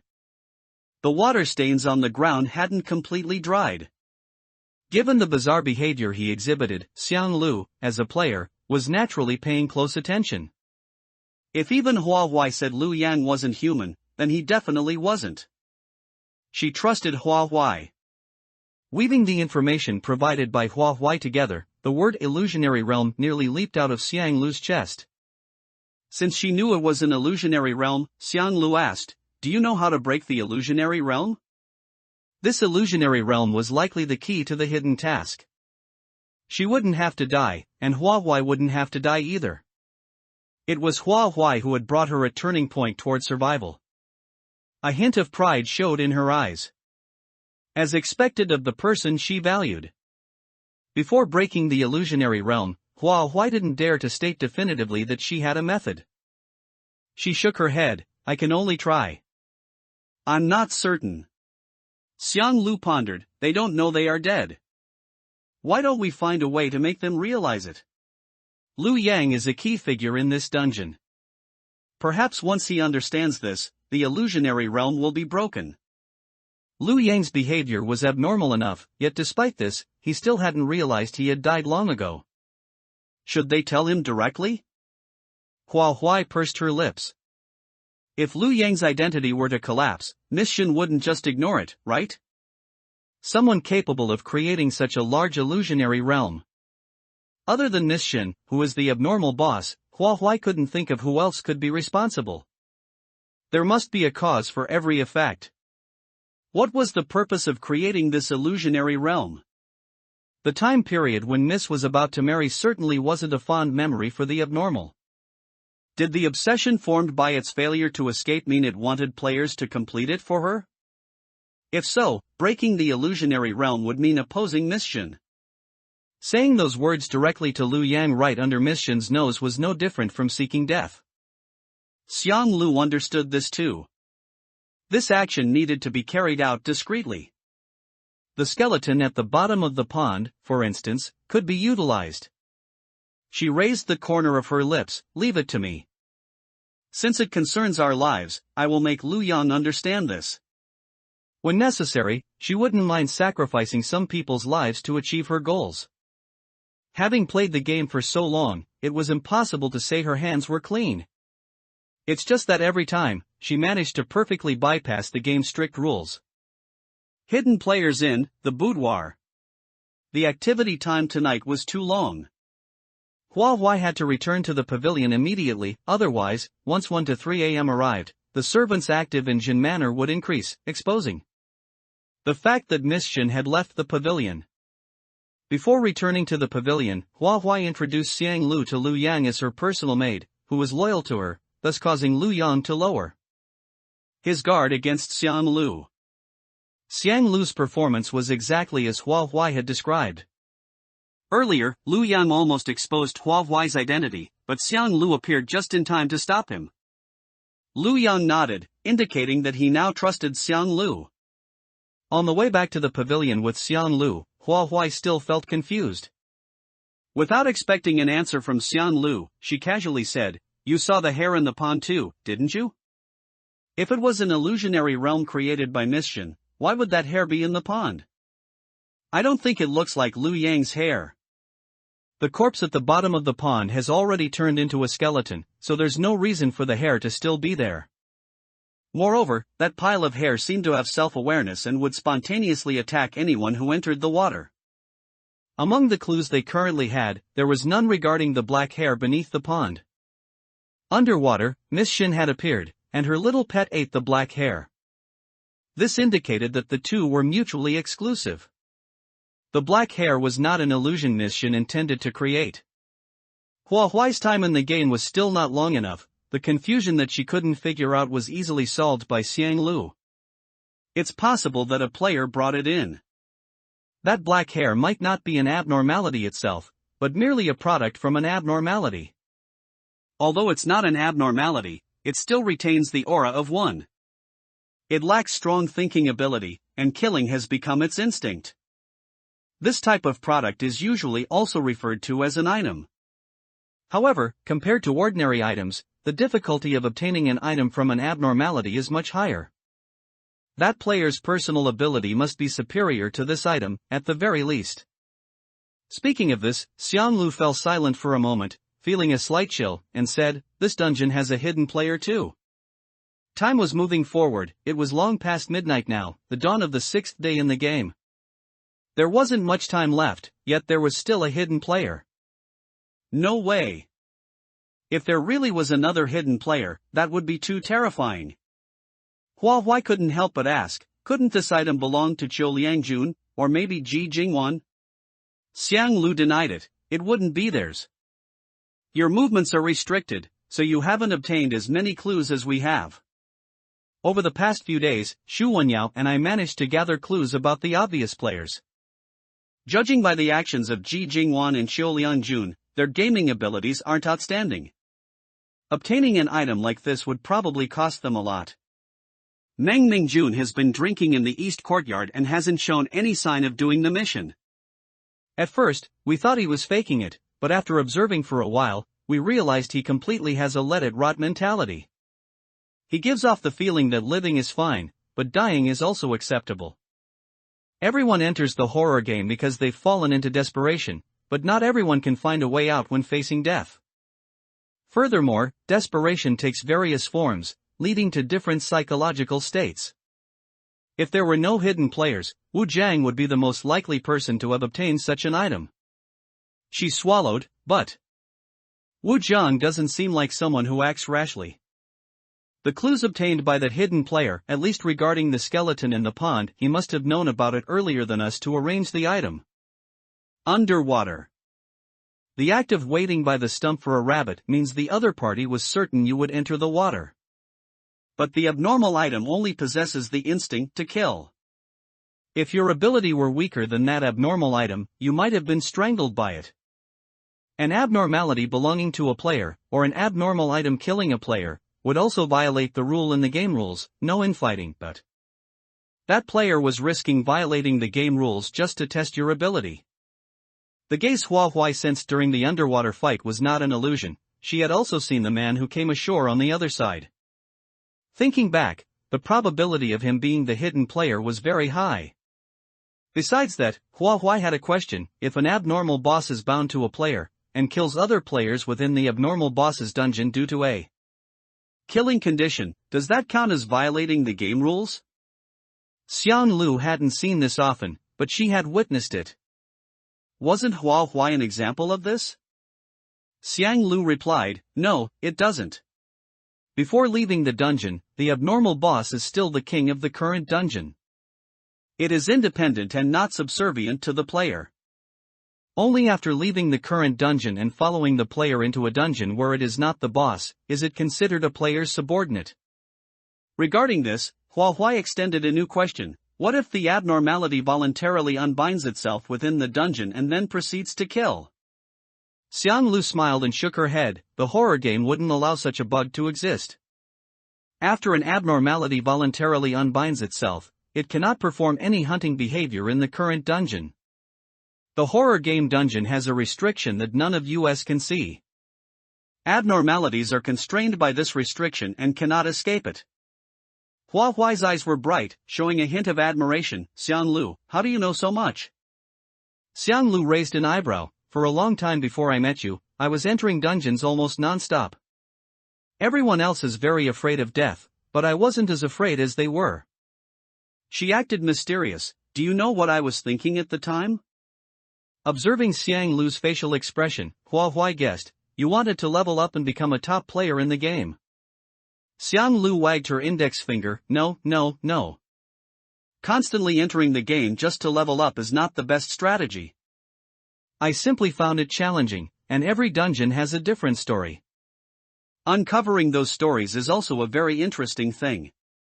After clearing the game, you can also receive generous rewards, so why not? More importantly, she could see naked and unrestrained human nature in the game. Her paintings needed such intense emotions as a backdrop. As a painter, only by experiencing these things firsthand could she perfectly express them. Having been immersed in the game for too long, she even vaguely thought that the human nature displayed in the game was everything. Until she met Hua Huai, she realized that human nature was never one-sided. People like Hua Huai were too rare, she would cherish her even more. Her world had been dark for too long, cold for too long. When a warm beam of light shone upon her, her frozen blood finally began to flow again. She wanted to stay with this warm light for a little longer, and then a little longer. It was an answer Hua Huai hadn't expected, and she fell silent for a moment. None of these stories in the horror game seemed like happy, perfect tales. In the boudoir, adding fire. While they talked, the two returned to the pavilion. Before locking the door, Xiang Lu glanced at the sky. Dawn's almost here. Get some rest, a clear head helps the mission. Warmth is contagious, Hua Huai smiled back. You too sleep early. Turning, she added, Xiang Lu, I won't let you die. If the hidden task fails, don't stop me, one death is cheaper than two. Xiang Lu watched her back. This isn't a bargain, no need to haggle over cost. If I take the hidden task, what's there to worry about? I won't fail, we'll both live. The pavilion door shut and locked. Let's hope it really goes that way. With the deadline looming, unease grew sharper. Too many unknowns, anxiety still coiled around Hua Huai's heart. Last night had stretched too long, exhaustion kept her asleep till noon. She could only have slept so long if the morning food-bearing maids had stayed out. Miss Shen kept a strict schedule, and the maids entered the pavilion right on time. Hua Huai yawned. Had Xiang Lu turned them away so she could rest? From today on, Hua Huai planned to touch nothing the kitchen sent, better they stayed away. As usual, she checked the wedding dress's progress. As expected, the embroidery had been finished last night. Since she meant to tackle the hidden task, the gown hardly mattered now. Next she opened the notebook and turned to page 5. The city gate opens at an hour, servants start work at 1 to 3 a.m. We move tomorrow at midnight, we'll reach the gate just before een. Many roads lead out of the city, once we leave at een, we're safe. By the time the dawn shift servants notice, they'll never catch us. I'll wear the wedding dress I embroidered and become your wife. At first glance the passage seems harmless. But ponder it, Miss Shen, cloistered in her pavilion, knows too much of the outside world. She hasn't left in 2 years, how could she be sure the gate hours haven't changed, or the servants' shifts? She even knows there are many roads beyond the walls. Like an omniscient eye gazing down, every scene and actor lies within Miss Shen's sight. These lines weren't penned from reliving memories but by the spectral Miss Shen who now rules this place. Miss Shen has paved a broad road, follow it and you'd win the game without effort. Sorry, but this illusionary realm must be shattered. That day, Hua Huai could sleep in, but Xiang Lu standing in for her had to greet Elder Lord and Great Madam at 1 to 3 a.m.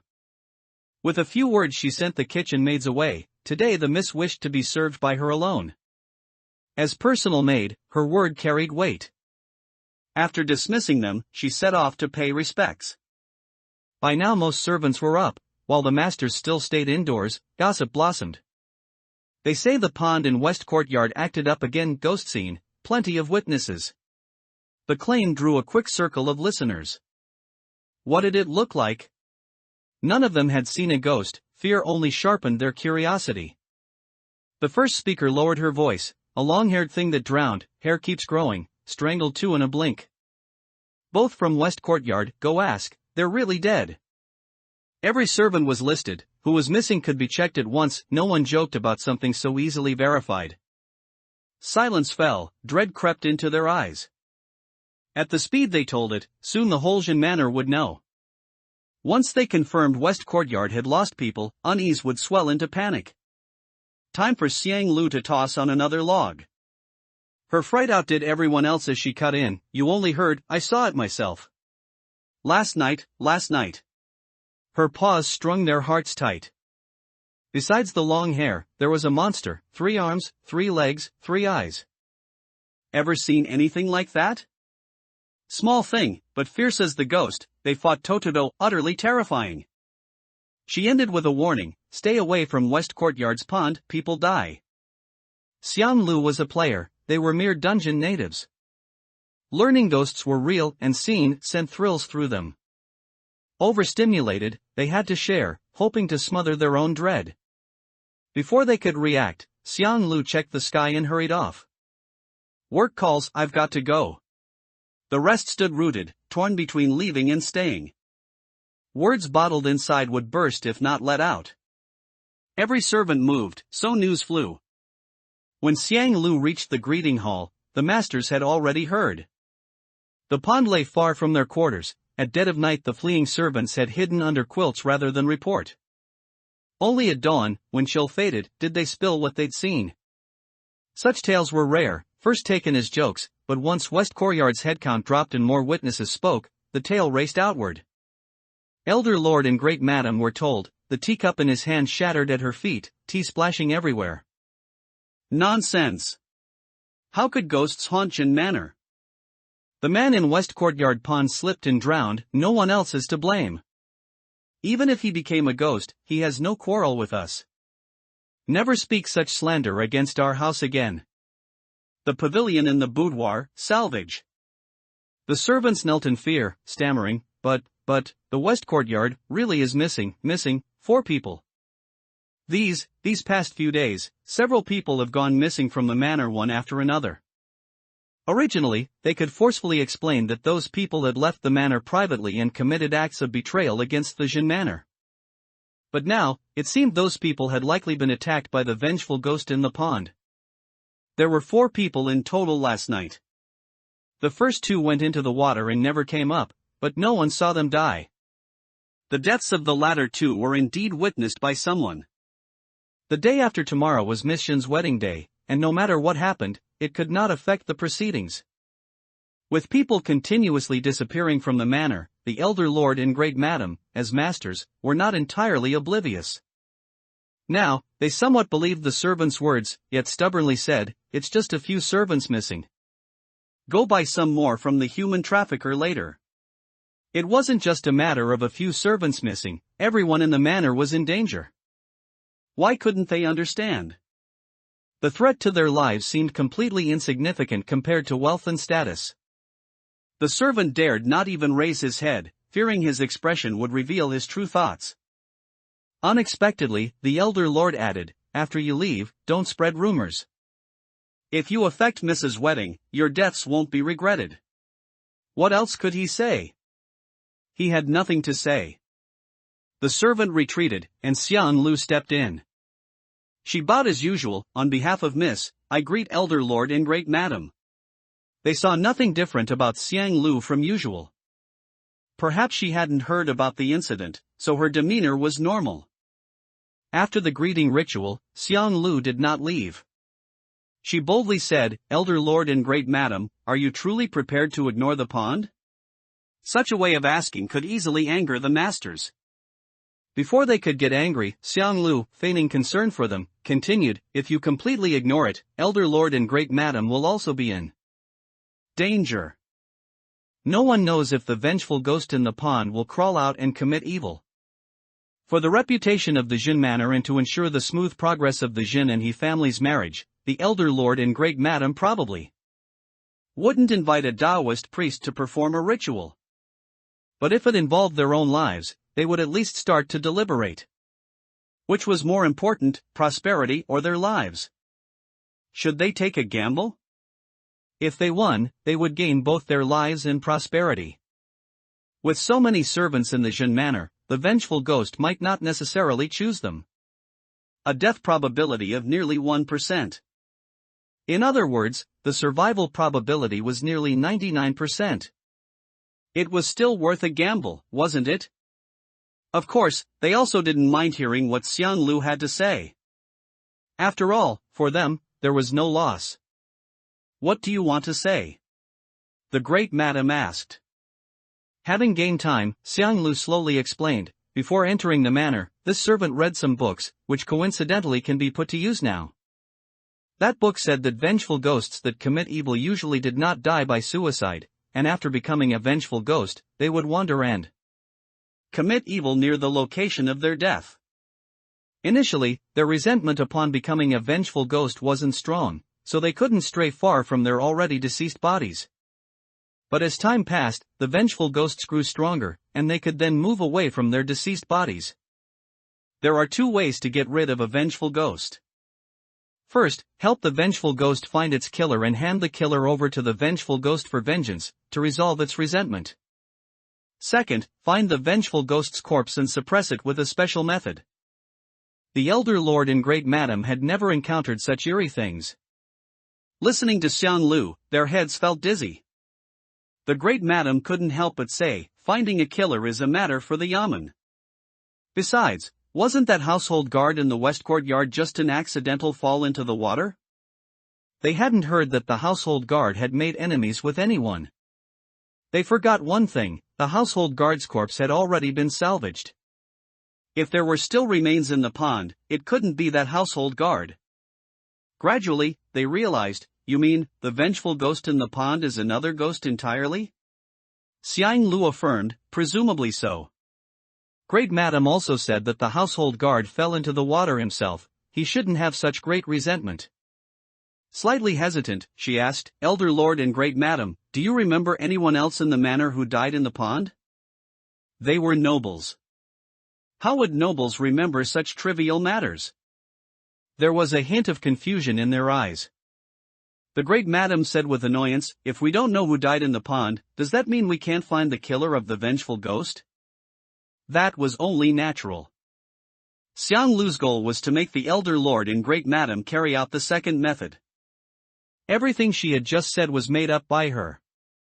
She wanted to break the illusionary realm, not find a killer. It doesn't matter if we can't find the killer. We're not good at solving cases, and if we make a mistake, the vengeful ghost's resentment will become even more terrifying. Therefore, we must use the second method. Vengeful ghosts do not like to appear during the day, they fear sunlight. We must seize this opportunity to salvage the vengeful ghost's corpse. As for the subsequent matters, Elder Lord and Great Madam can rest assured and leave them to the servant. This servant has a way to suppress the vengeful ghost, so it can never commit evil again. Xiang Lu's figure looked frail, but her eyes held a sharp glint. Were the words spoken by a servant trustworthy? The Elder Lord, whose efforts were largely responsible for the Jin Manor's prosperity, was a shrewd man. Initially, when confronted with knowledge he didn't understand, he was somewhat bewildered, but as for trust, he remained skeptical.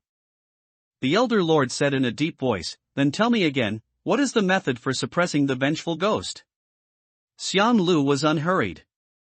Similar experiences filled her mind, and by casually skipping over a few, she could utter words to bluff them.